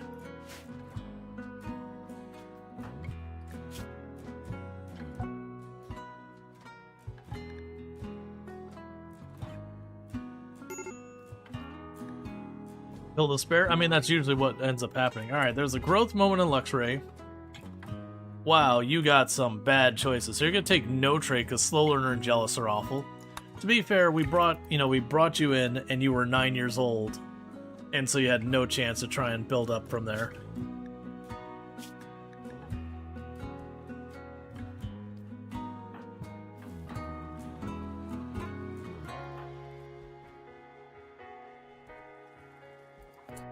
Okay, I'm gonna try something I don't think it'll make any kind of a difference. We're gonna drop your weapon, and let's have you climb in the cryopod. I do not anticipate this helping at all. Like, I don't think, like, it'll freeze this one's getting worse, but it won't do anything. I think the other one will still be a problem. But I want to test. I haven't done too much science with this. So you're frozen. So you're at 27%. I do anticipate that'll do nothing for me. Monolith study complete. Stop-Tot has completed her study of the monolith. The structure is a conduit that links to the void, a hidden reality under every point of space-time. The void is inhabited by a vast machine intelligence of terrifying complexity that surges with nightmarish, inhuman rage. Its influence creates horrors in our world. Awakening the monolith will fully open the conduit. When the channel is open, Stop-Tot believes she could reach through the link and permanently close the conduit or find a way to harness its dark power. It now provides more research when studied. Yep, it's gone up a percent. Okay, so this is unfortunately not going to last very long, so let's go ahead and pop you out.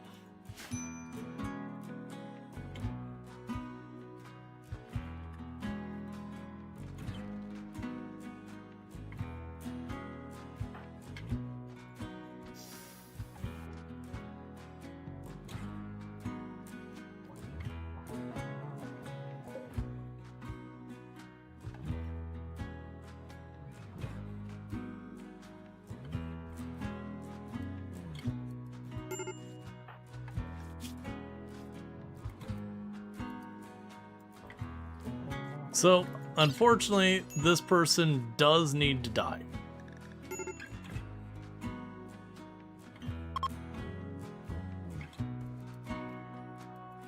Because of the clone sickness, they will continue to get worse and worse and worse.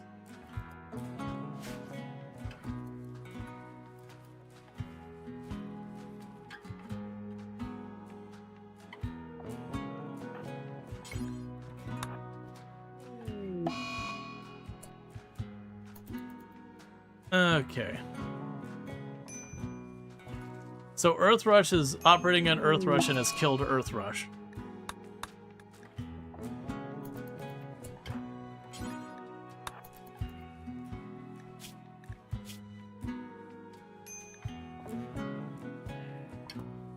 Interestingly enough, it's not giving me the... I mean, it gave Colonist euthanized.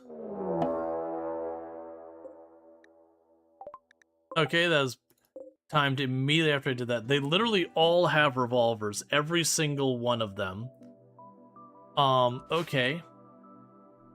Kind of wishing their person was alive right this second, but not much I could do about that.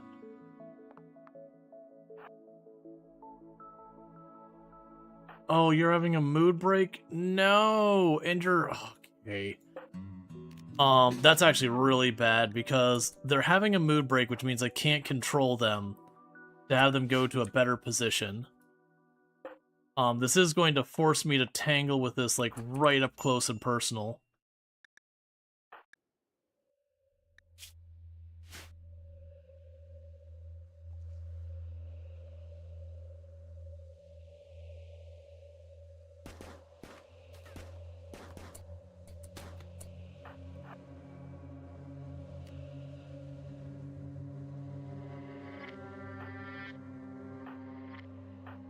Yeah, so your range is way too short to do anything about this.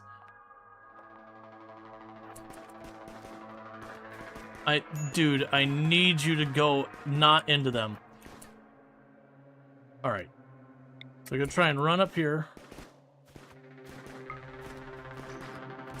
Give Vertigo Pulse to group with them.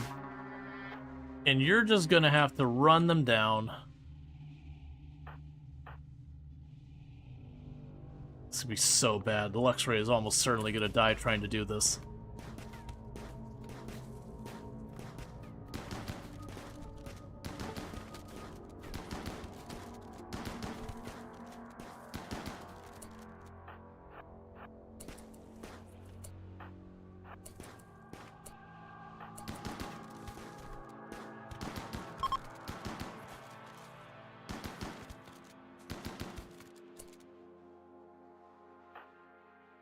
Okay, well, the good news is you managed to get out there without facing near guaranteed death. You're awful, so you could just keep laying on the ground there. We took a lot of hits.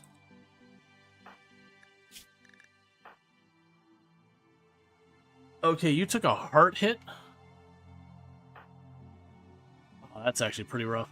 So you're gonna have to try and just tend to them without medicine right now.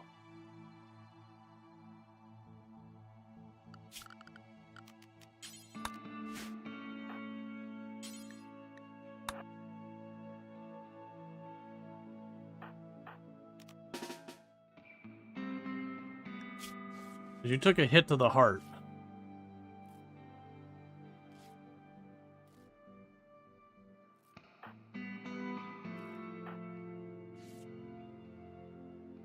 Please get that off before you go down. You decided to take your current village on the most expensive house building parts, and the most expensive because you need 63 logs alone, including 30...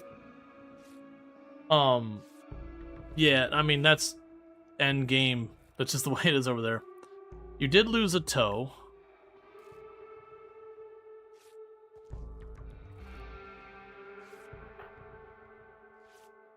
And then Earthrush needs to self-tend really quickly after that, or they're going to go down to their own injuries. Because we don't have any other doctors in this place.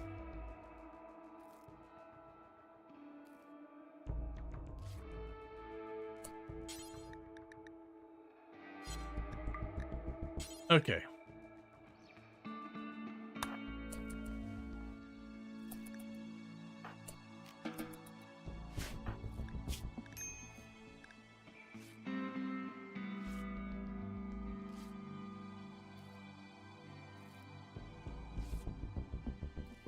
And after that, we need to get you. I'm honestly surprised that didn't go worse, the fact that that one is out there and us having to push in on top of them in the open when they had the range advantage.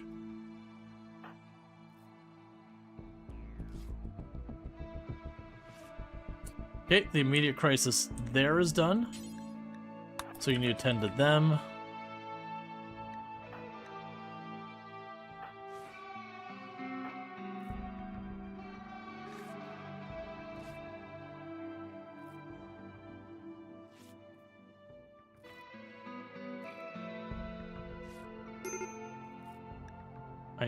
I know, you're real upset because you're hungry, you're tired, and I'm making you patch up everybody before they bleed out. It is what it is.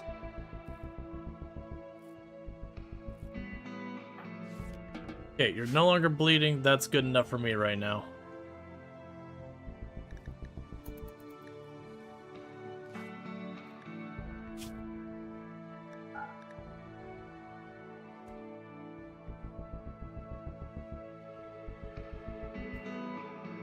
Okay, eat some food.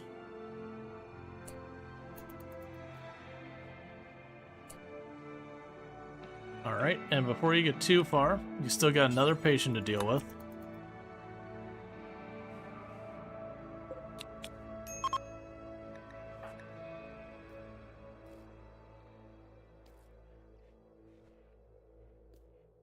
Okay.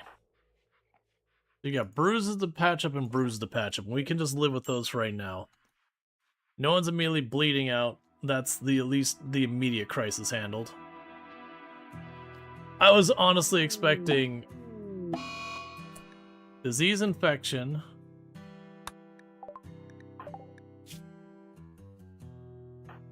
Not a huge shocker there.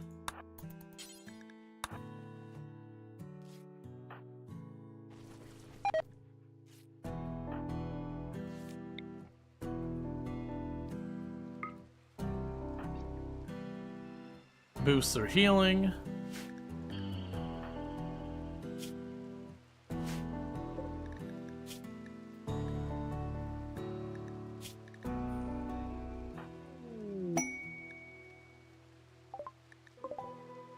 Okay, not super worried about that. Alright, so if the game would calm down for a minute, it'd be nice to actually be able to get ourselves stabilized. Because, like, we had the Shambler is like literally the Shambler showed up, a raid happened while the Shamblers were showed up. We put that down, and before we could do another thing, another raid showed up. We've been dealing with that. And we're not playing as Randy Random, which that kind of behavior is normal for Randy. We are playing as Cassandra.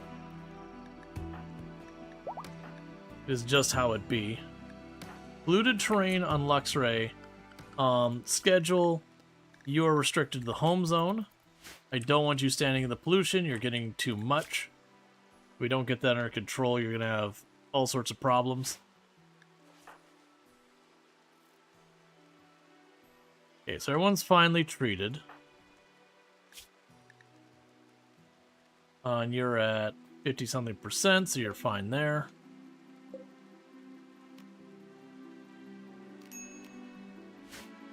Medical treatment on you. That's not a particularly good tend. You do have a very strong lead, so it's probably okay.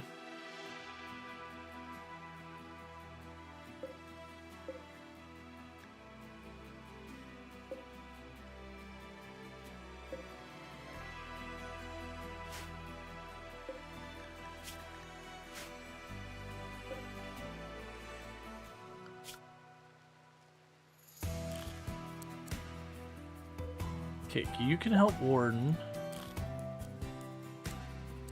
Right, because you did age up, so you are able to help Doctor badly.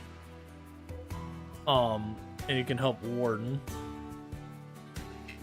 Can't research yet.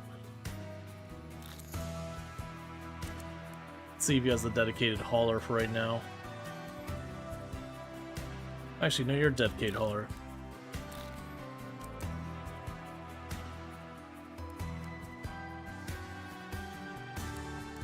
Alright, we can put you as the one to prioritize hauling and everyone's cleaning. So you're back in your feet, so that's good news. And you've gotten past your infection, so now we're just waiting on everyone to heal up their injuries to get back into business.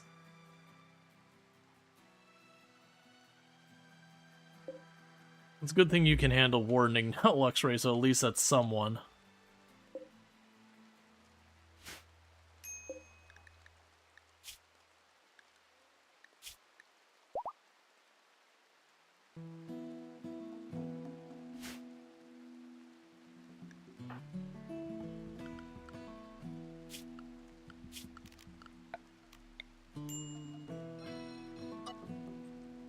I need you not standing in the pollution.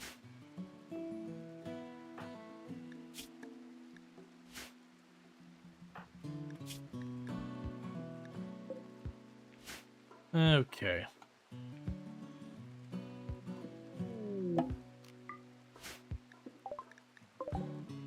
Cool, we got more visitors. I'm also noticing we're very low on food, which is mostly a matter of just people getting into position where they need to be to do anything. So you got a minor penalty to talking. I'll go ahead and just have you do this anyways. You're the highest skilled. So get the worn out clothing and the poor quality clothing out of here. The poor quality gun can get out of here. The Psi-T can get out of here for right now. Give me those package meals and that'll do for right now.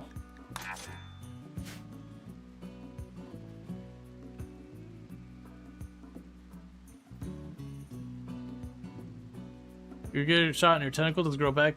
No, but if I do the thing that triggers that, that's kind of what this can do, is it can grow limbs back. It just, you know, sometimes they'll be tentacles or whatever. But there isn't a thing where it just naturally, like, produces that. Why is no one feeding you? Feed the prisoner.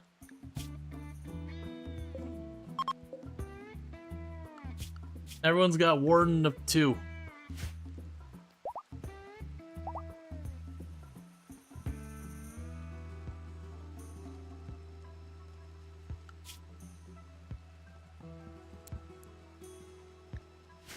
I need them repairing these rooms and hauling and getting stuff done. If we get Bina here, that'll be at least one less person working on that they have to worry about. Also, Nervous falling behind with the hay, which just because getting injured. That's usually always one of the difficult things, is whoever your melee pawns are, whatever task they do, if you don't have redundancy, you almost always end up struggling with whatever that thing is. Of just not having enough people working on it, because, you know, if they're the doctor, they get injured, so the doctoring falls behind. If they're the cook, they get injured, and then the cooking falls behind. It's always the challenge with your melee pawns.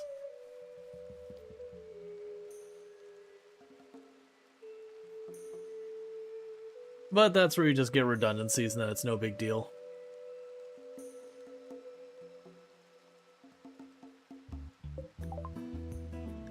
Fire ferret shaping. Alright, Luxray, you take it easy. Okay, so we got Disruptor Flares next. That'll be good.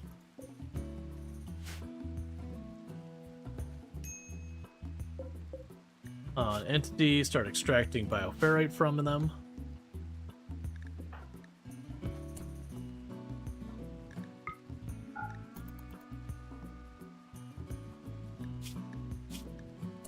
Alright, Luxray, I'm gonna have to, like, manually go in here and be like, allowed zone, area 1. Do not leave this box. Because you're just slowly building up pollution on you. Because you keep trying to run around and take care of all that, and it's going to get you killed.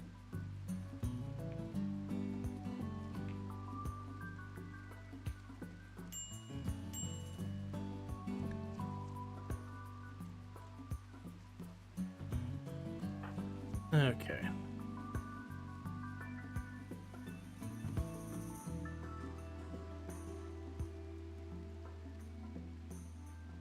Alright, the Muffalo are still going to gain a bunch. We're starting to get a nice amount of Muffalo wool going in here. If we're lucky and pretty soon we get our complex clothing, that'd be good. But right now we're not really getting much time to work on research. Things are starting to fall apart because our construction person, you know, went down. It's kind of split off a bunch of other tasks now. Just keeping the hauling going is becoming a problem.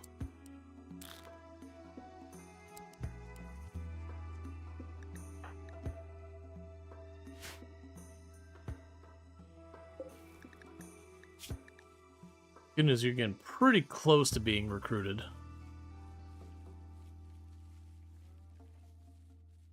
It does suck because this uses your wardening skill to determine, like, suppressing these. Which means I needed everyone on it, so we're not using our actual good wardening person for trying to deal with the recruits and all that. Which is a bit frustrating.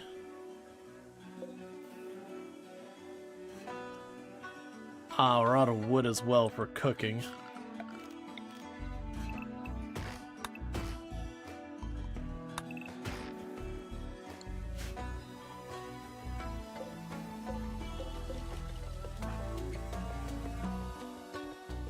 What are you doing that I'm not seeing you actually farming much?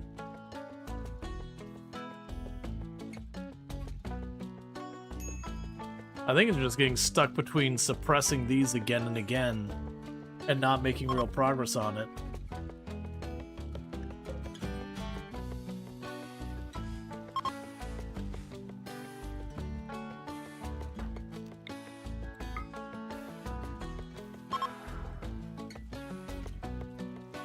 Okay, you're getting there. Tearing down a bunch of trees so you can get all these going.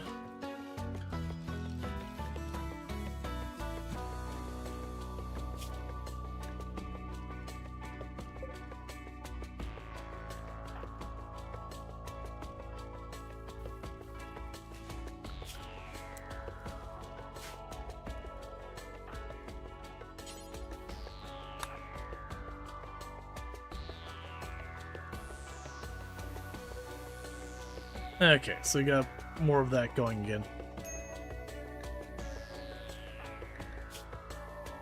And you're mad because of rotting corpses and all that stuff.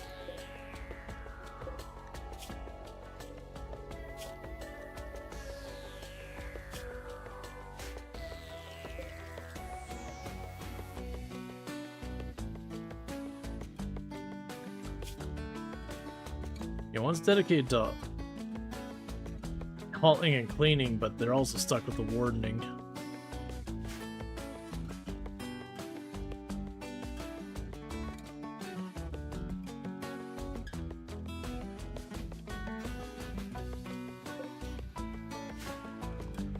Okay.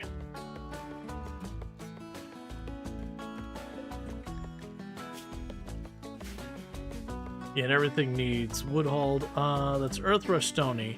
Oh, that's the other Earth Rush Stony. Let's get that canceled. So I've got the shaman showing up that we can trade with.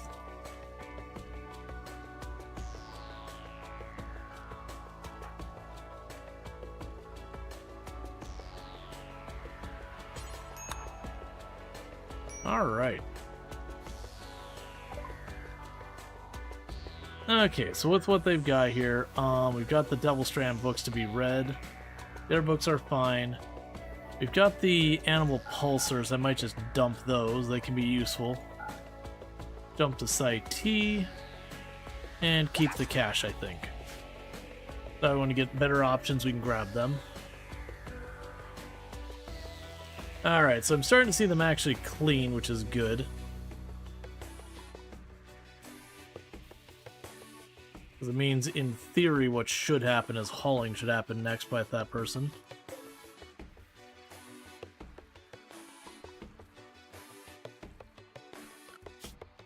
Schedule. You no longer have a locked-in meditation time. With as many people as we've got leveling up their stuff, the meditation time should just be fine on its own.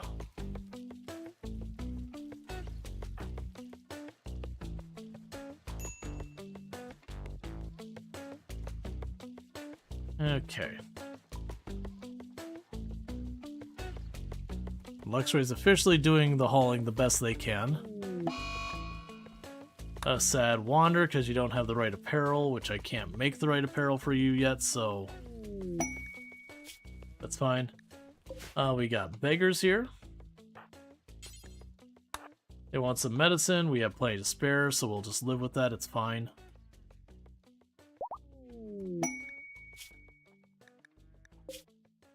Okay. There's a bandit camp not too far from us. Not they're in much position to do anything about anything.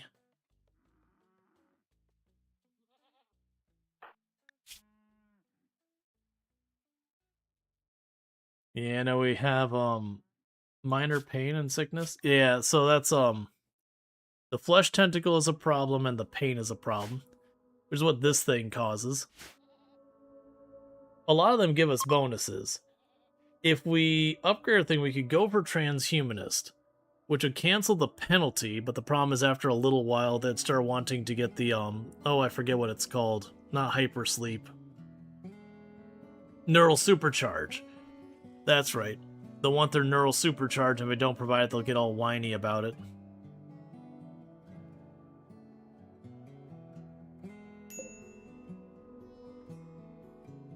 Okay, continue to suppress that. I need you to actually get research time on it, which is the big problem.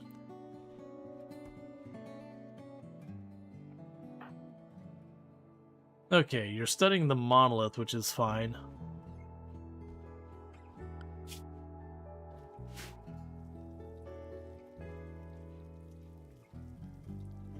The worst thing we could do is have the other monoliths show up now, because if we had all three monoliths up at the same time, it means poor StopTot is going to have no time to actually research anything. It's just going to kind of be juggling between them and getting almost nothing done. I mean, actually, to be fair, almost any of the ones that require research, like the corpse, wouldn't be another one that'd be a problem. If the unnatural corpse shows up, we wouldn't be able to juggle our research on that one either. Alright, we got the tree linking. That's fine. Begin linking. Earth rush.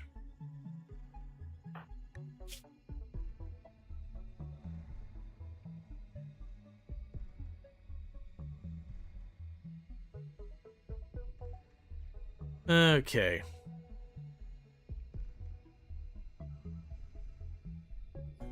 So see what ability we get from them next.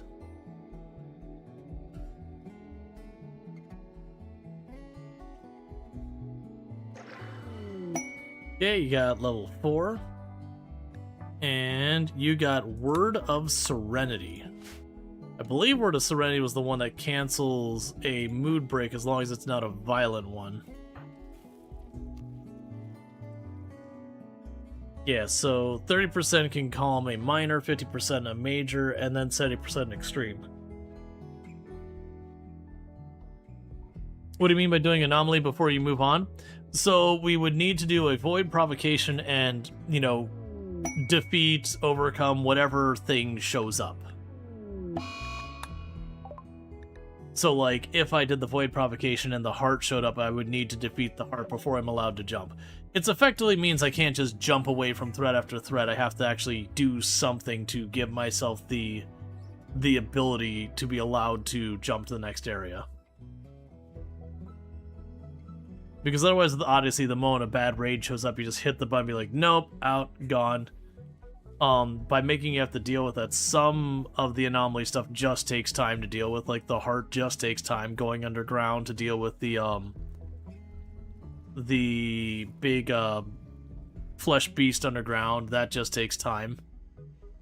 The Revenant can take time depending on what phase of the game you're in, or it can be just defeated almost instantly. The unnatural corpse just takes time. Metal horror just takes time. Okay, 2 more conversations and Bina will be brought into the fold. To do the ideology win? Well, that's Arco Nexus. That's a whole different thing. Like, we'll probably sit here and in this run we'll just knock out, like, what credits we can. How are you doing on your pollution buildup? Okay, you're about good, so we can unrestrict you now. It's still moving technically? Yeah. No, absolutely.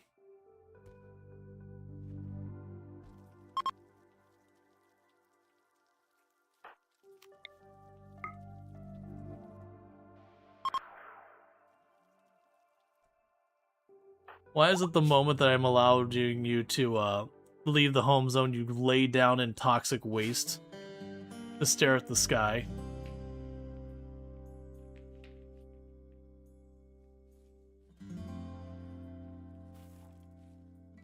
Children in this game are wild.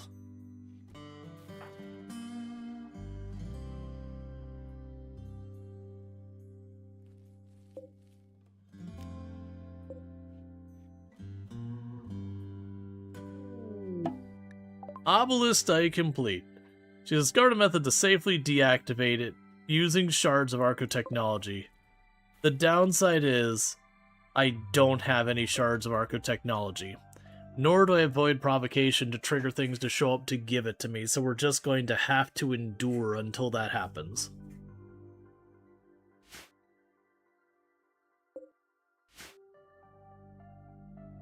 A lot of stuff like Shamblers will sometimes just give that to you. And that might actually be the way to deal with it for right now. We can go to Anomaly. I can't make the Ritual Circle because I need the Void Provocation for that. Which, unfortunately, we managed to dodge that, which is what I would need.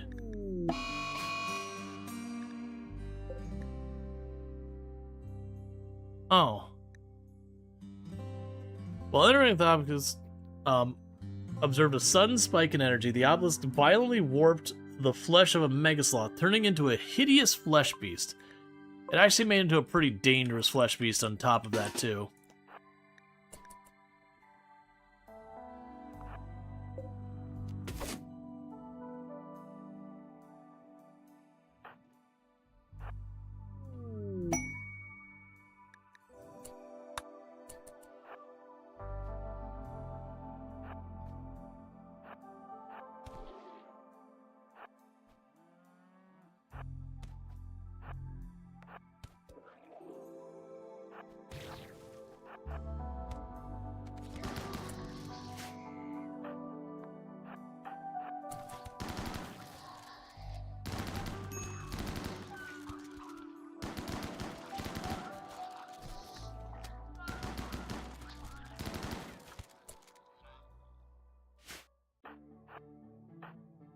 Have them move up so I don't accidentally friendly fire these guys.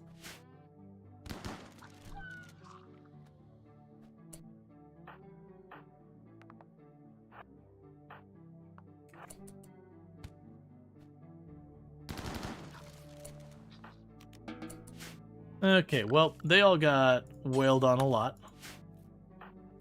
And Stop Todd got several scratches on them.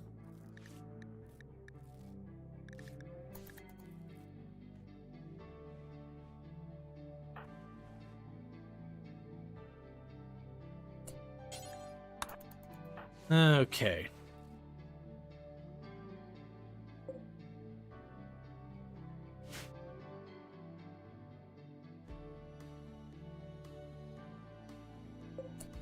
Oh, hey.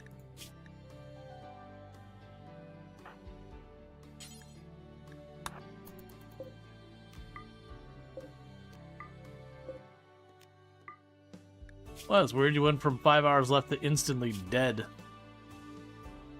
I'm guessing your pain maxed out or something. Yeah, not a whole lot I needed, though.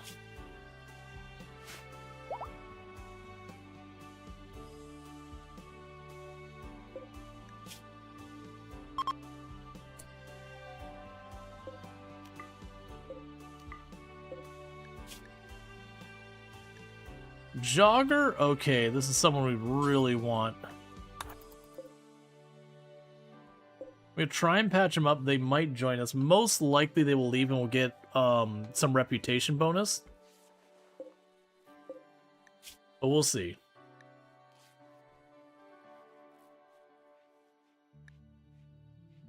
If nothing else, there'll be some medical practice, but we'll see. Because if we get them, Jogger's nice, but the intellectual is what we're really missing, and a crafting would also be good.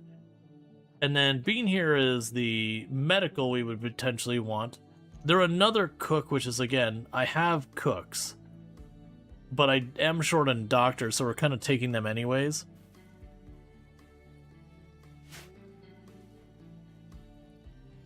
But it wouldn't hurt to have 2 cooks.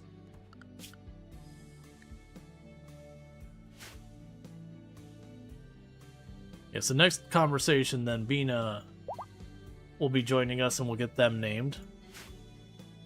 And the Muffalo population continues to grow.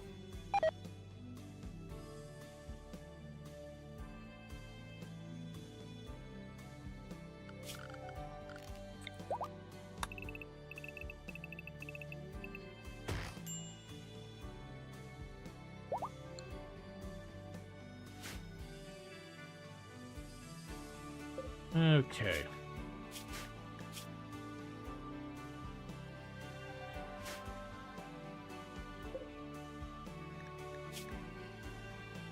And you'll be a night owl, which is, what, 11 to 7?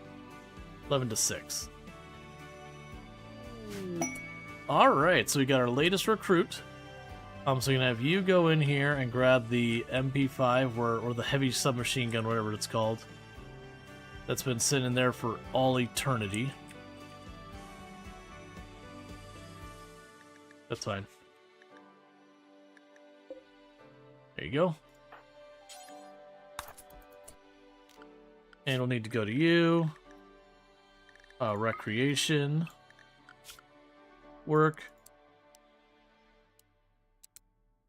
You are a doctor as well. You can do warden and childcare. Don't handle. Help cook. Don't worry about hunting. You actually are okay with some of the mining and all that. So I'll chuck you on that as well and see if you have any luck. I changed my mind. You will go directly on to hauling and whatnot with the low priority on there.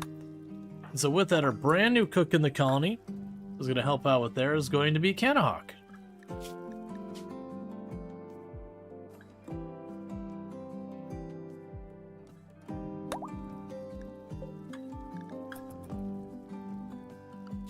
Meanwhile, go to schedule, assignments, do that.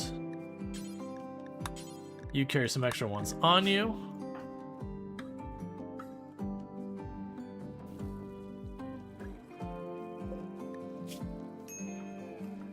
Okay, you're doing all right.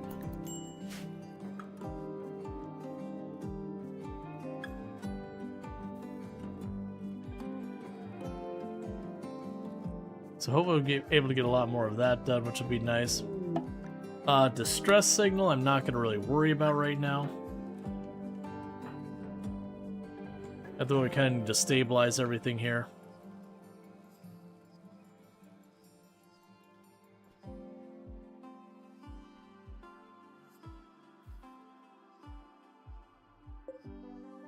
Okay.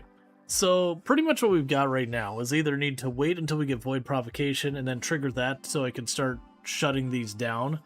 The other option is you just open fire on them till it triggers the event on your terms. There's a problem with that one is this one will just make a ton of flesh beasts for us to deal with. Whereas this one will make a bunch of just random humanoid clones. Ideally, I'd like to keep that one. And then we get someone who's just a solid character from there. Alright, so you need to be asleep from 11 to 6. That's not the right person. Ignore all of that. I'll deal with that in a minute. You're asleep from here to there.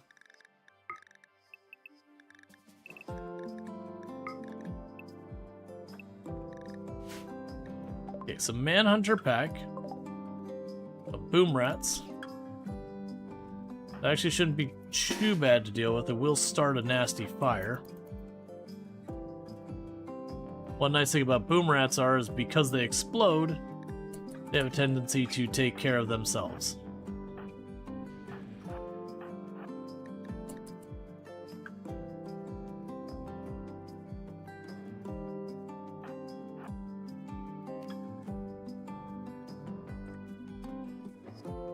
Because you get the first one set up and then you start scattering them.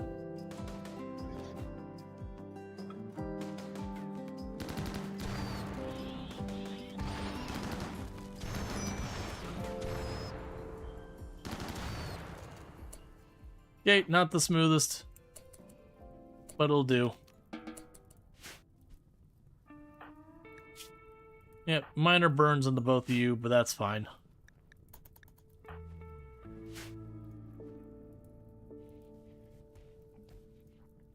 With their base still being mostly made out of wood, I wasn't really going to be able to do too much to keep all that handled. Meanwhile, you're going to do just fine through your infection. Would be a really good person to get. Do I want to piss off... Who are you? They're person to animal primate. What's, what faction are you with? So you are with a faction that I am neutral with. If we do that, they will definitely hate us. They're just a baseline. They're just a regular old tribe. I am definitely leaning towards potential kidnapping. Because getting an actual researcher and actual crafter would be immensely useful for us. They've got solid shooting and jogger to go on top of that.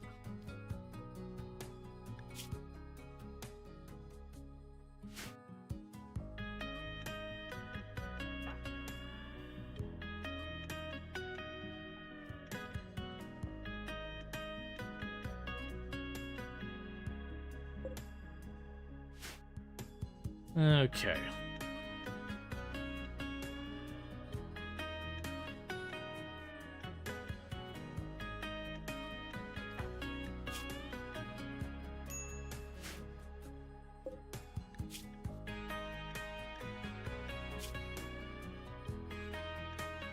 Yeah, if I arrest them, that's gonna definitely anger our neighbors, and I think I'm okay with that.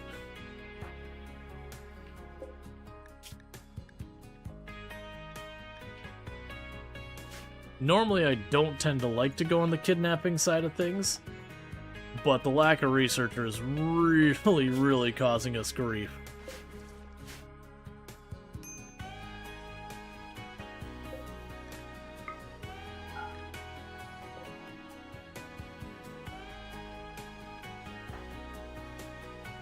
Just trying to wait till we get that convert on Luxray, and then we might grab Cam Croy and chuck him in there.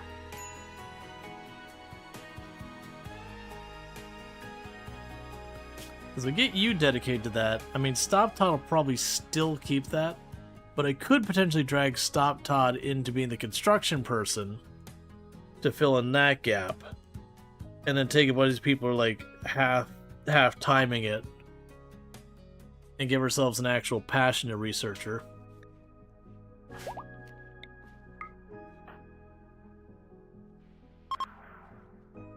Oh, boo. 0.08.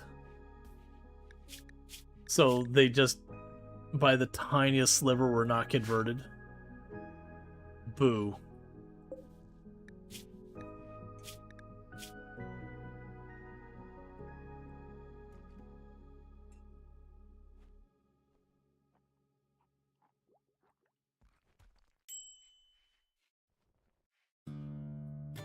All right.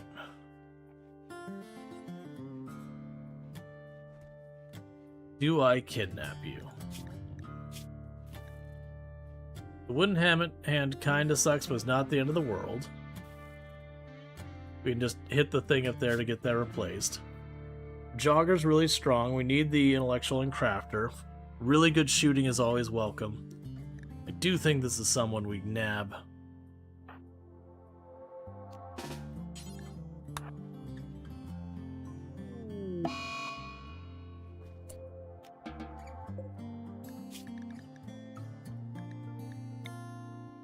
So we are now hostile with the Gentle Tribe.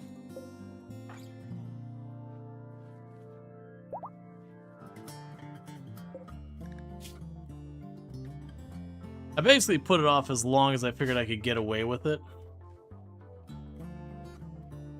And so yeah, I either had to call to let them go or to take them, and we did grab them. Normally I don't do that. Normally I actually try to run without having to like kidnap people and force them over and all that.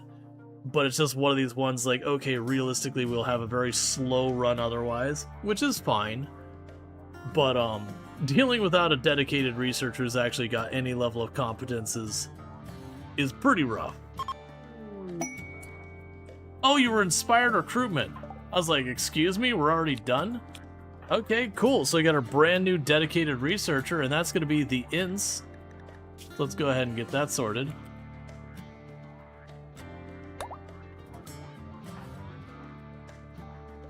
I don't really have a good gun for you, so you're going to have to accept an okay gun.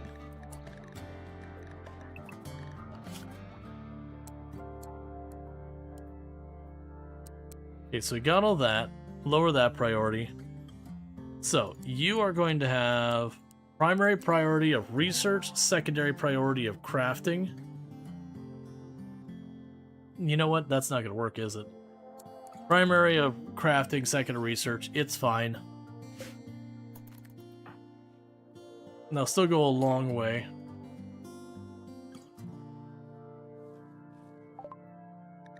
Disruptor flares. Okay, cool. So Void Provocation rolled, and that usually researches very, very quickly. So that'll be good, so we can hopefully get our shards to deal with some of the stuff. I forgot to convert you first. It's okay.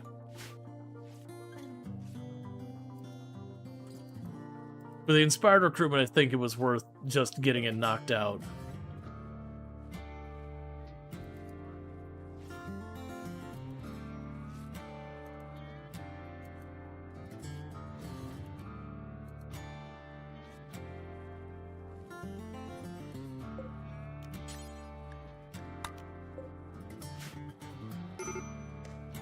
Okay, major break risk. Because you ate meat, you don't have high life, you're not surrounded by the right art.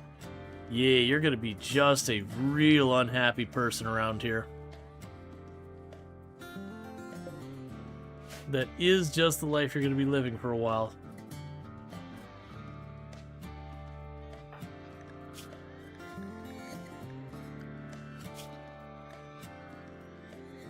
Oh right, and Luxray still needs to be converted as well.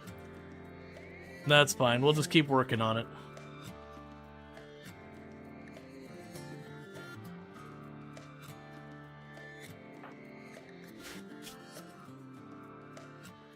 Yeah, your social, medical, and cooking.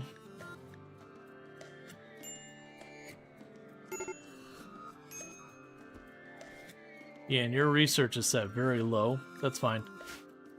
Okay. As long as stuff's getting done, I'm not too picky.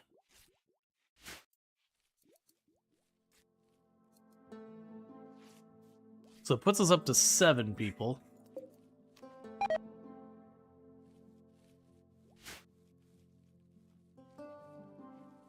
Alright, they're definitely going to need to take some time to be able to, yeah, we're going. I am noticing that you are actually starting to sew stuff, which is good. Split that effort between more people, which is always nice. Looks like they've got the hauling and the cleaning caught up, which is why we're finally getting some of this other stuff done.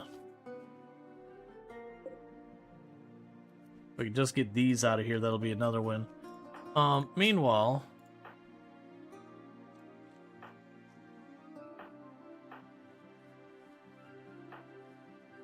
you have a wooden hand. Let's see if we can't trigger to get rid of that wooden hand. Nope, it was the other arm that did it. That's fine.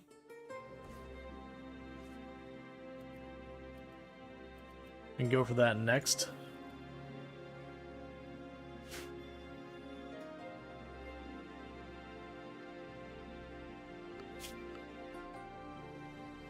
We're actually getting the bioferrite generator already, which that brings up an interesting consideration. If we get the bioferrite generator this early, that might actually kind of usurp the geothermal generator, because a bioferrite generator can keep on my ship and just keep a source of bioferrite to keep it fueled, and be in really good shape for probably a good half of the run, which is not a usual thing I run into. The downside is it does take a decent amount of bioferrite. We'd need at least like a revenant or something locked away. Gonna be giving up a good chunk of the ship for the early game, which is fine.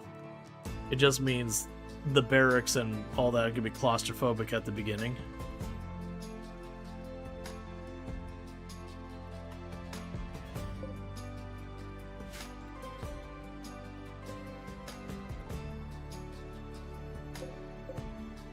Because we are pulling. Interesting, it still shows like all that damage. Hey, Pelanova, how's it going?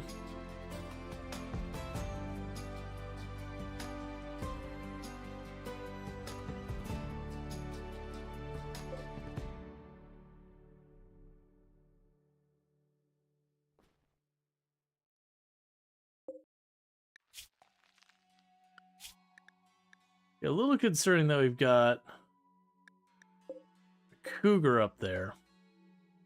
I have to go out of my way to get rid of that.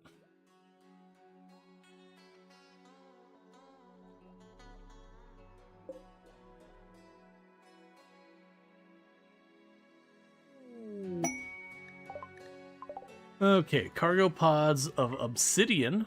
That's always fun.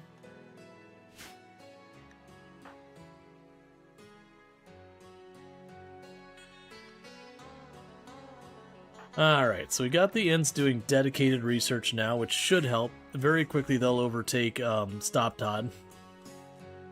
They've got anyone with the capacity to jump in as well.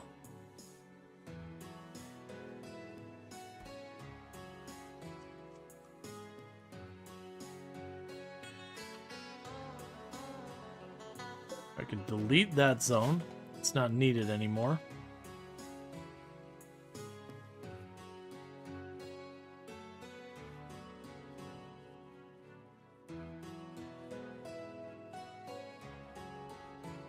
Okay, we're getting to the point that you should get that all caught up. Yep, and get back to planting this whole field, which will be important for when all the hay starts to rot. Alright, so Void Provocation. Okay, so let's go ahead and we can drop down right now. We'll just put the Psychic spot right there. Void Provocation. Do we have anyone who's got a bonus? I don't think we do.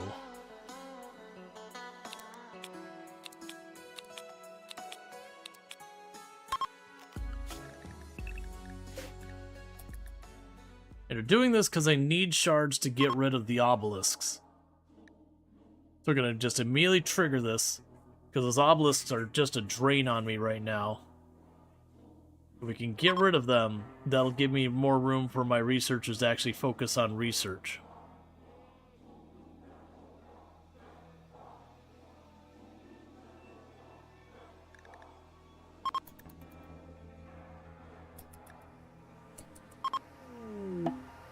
Okay, Void Provocation complete.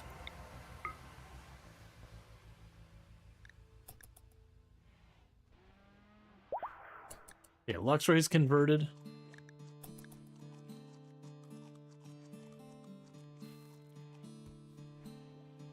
Alright.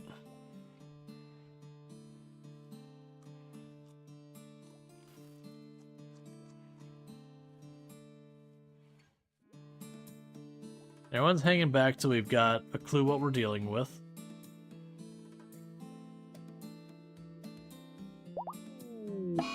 A ghoul is attacking. Prepare to defend yourself. Alright. So the ghoul has a blood warmer. Okay. Interesting. So the ghoul can handle extreme cold temperatures, which I don't think I really care about at all. But more power to the ghoul, I guess.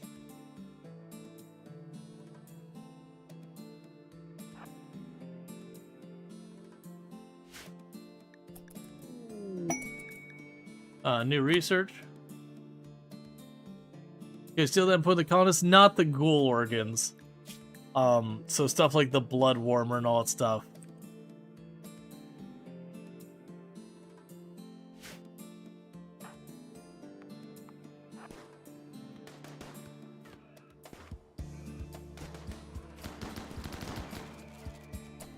And the ghoul's dead. Because also those things like ghouls pretty much almost never get downed without killing. And if you kill anything, you can't organ harvest. Sorry, when something's dead, like you can't organ harvest them or remove prosthetics. There are mods, of course, to do that, but the base game, for balance reasons, doesn't allow it. Oh yeah, look at all that research and go unrestricted. The downside is you not drop a shard. I need shards to get rid of the obelisks.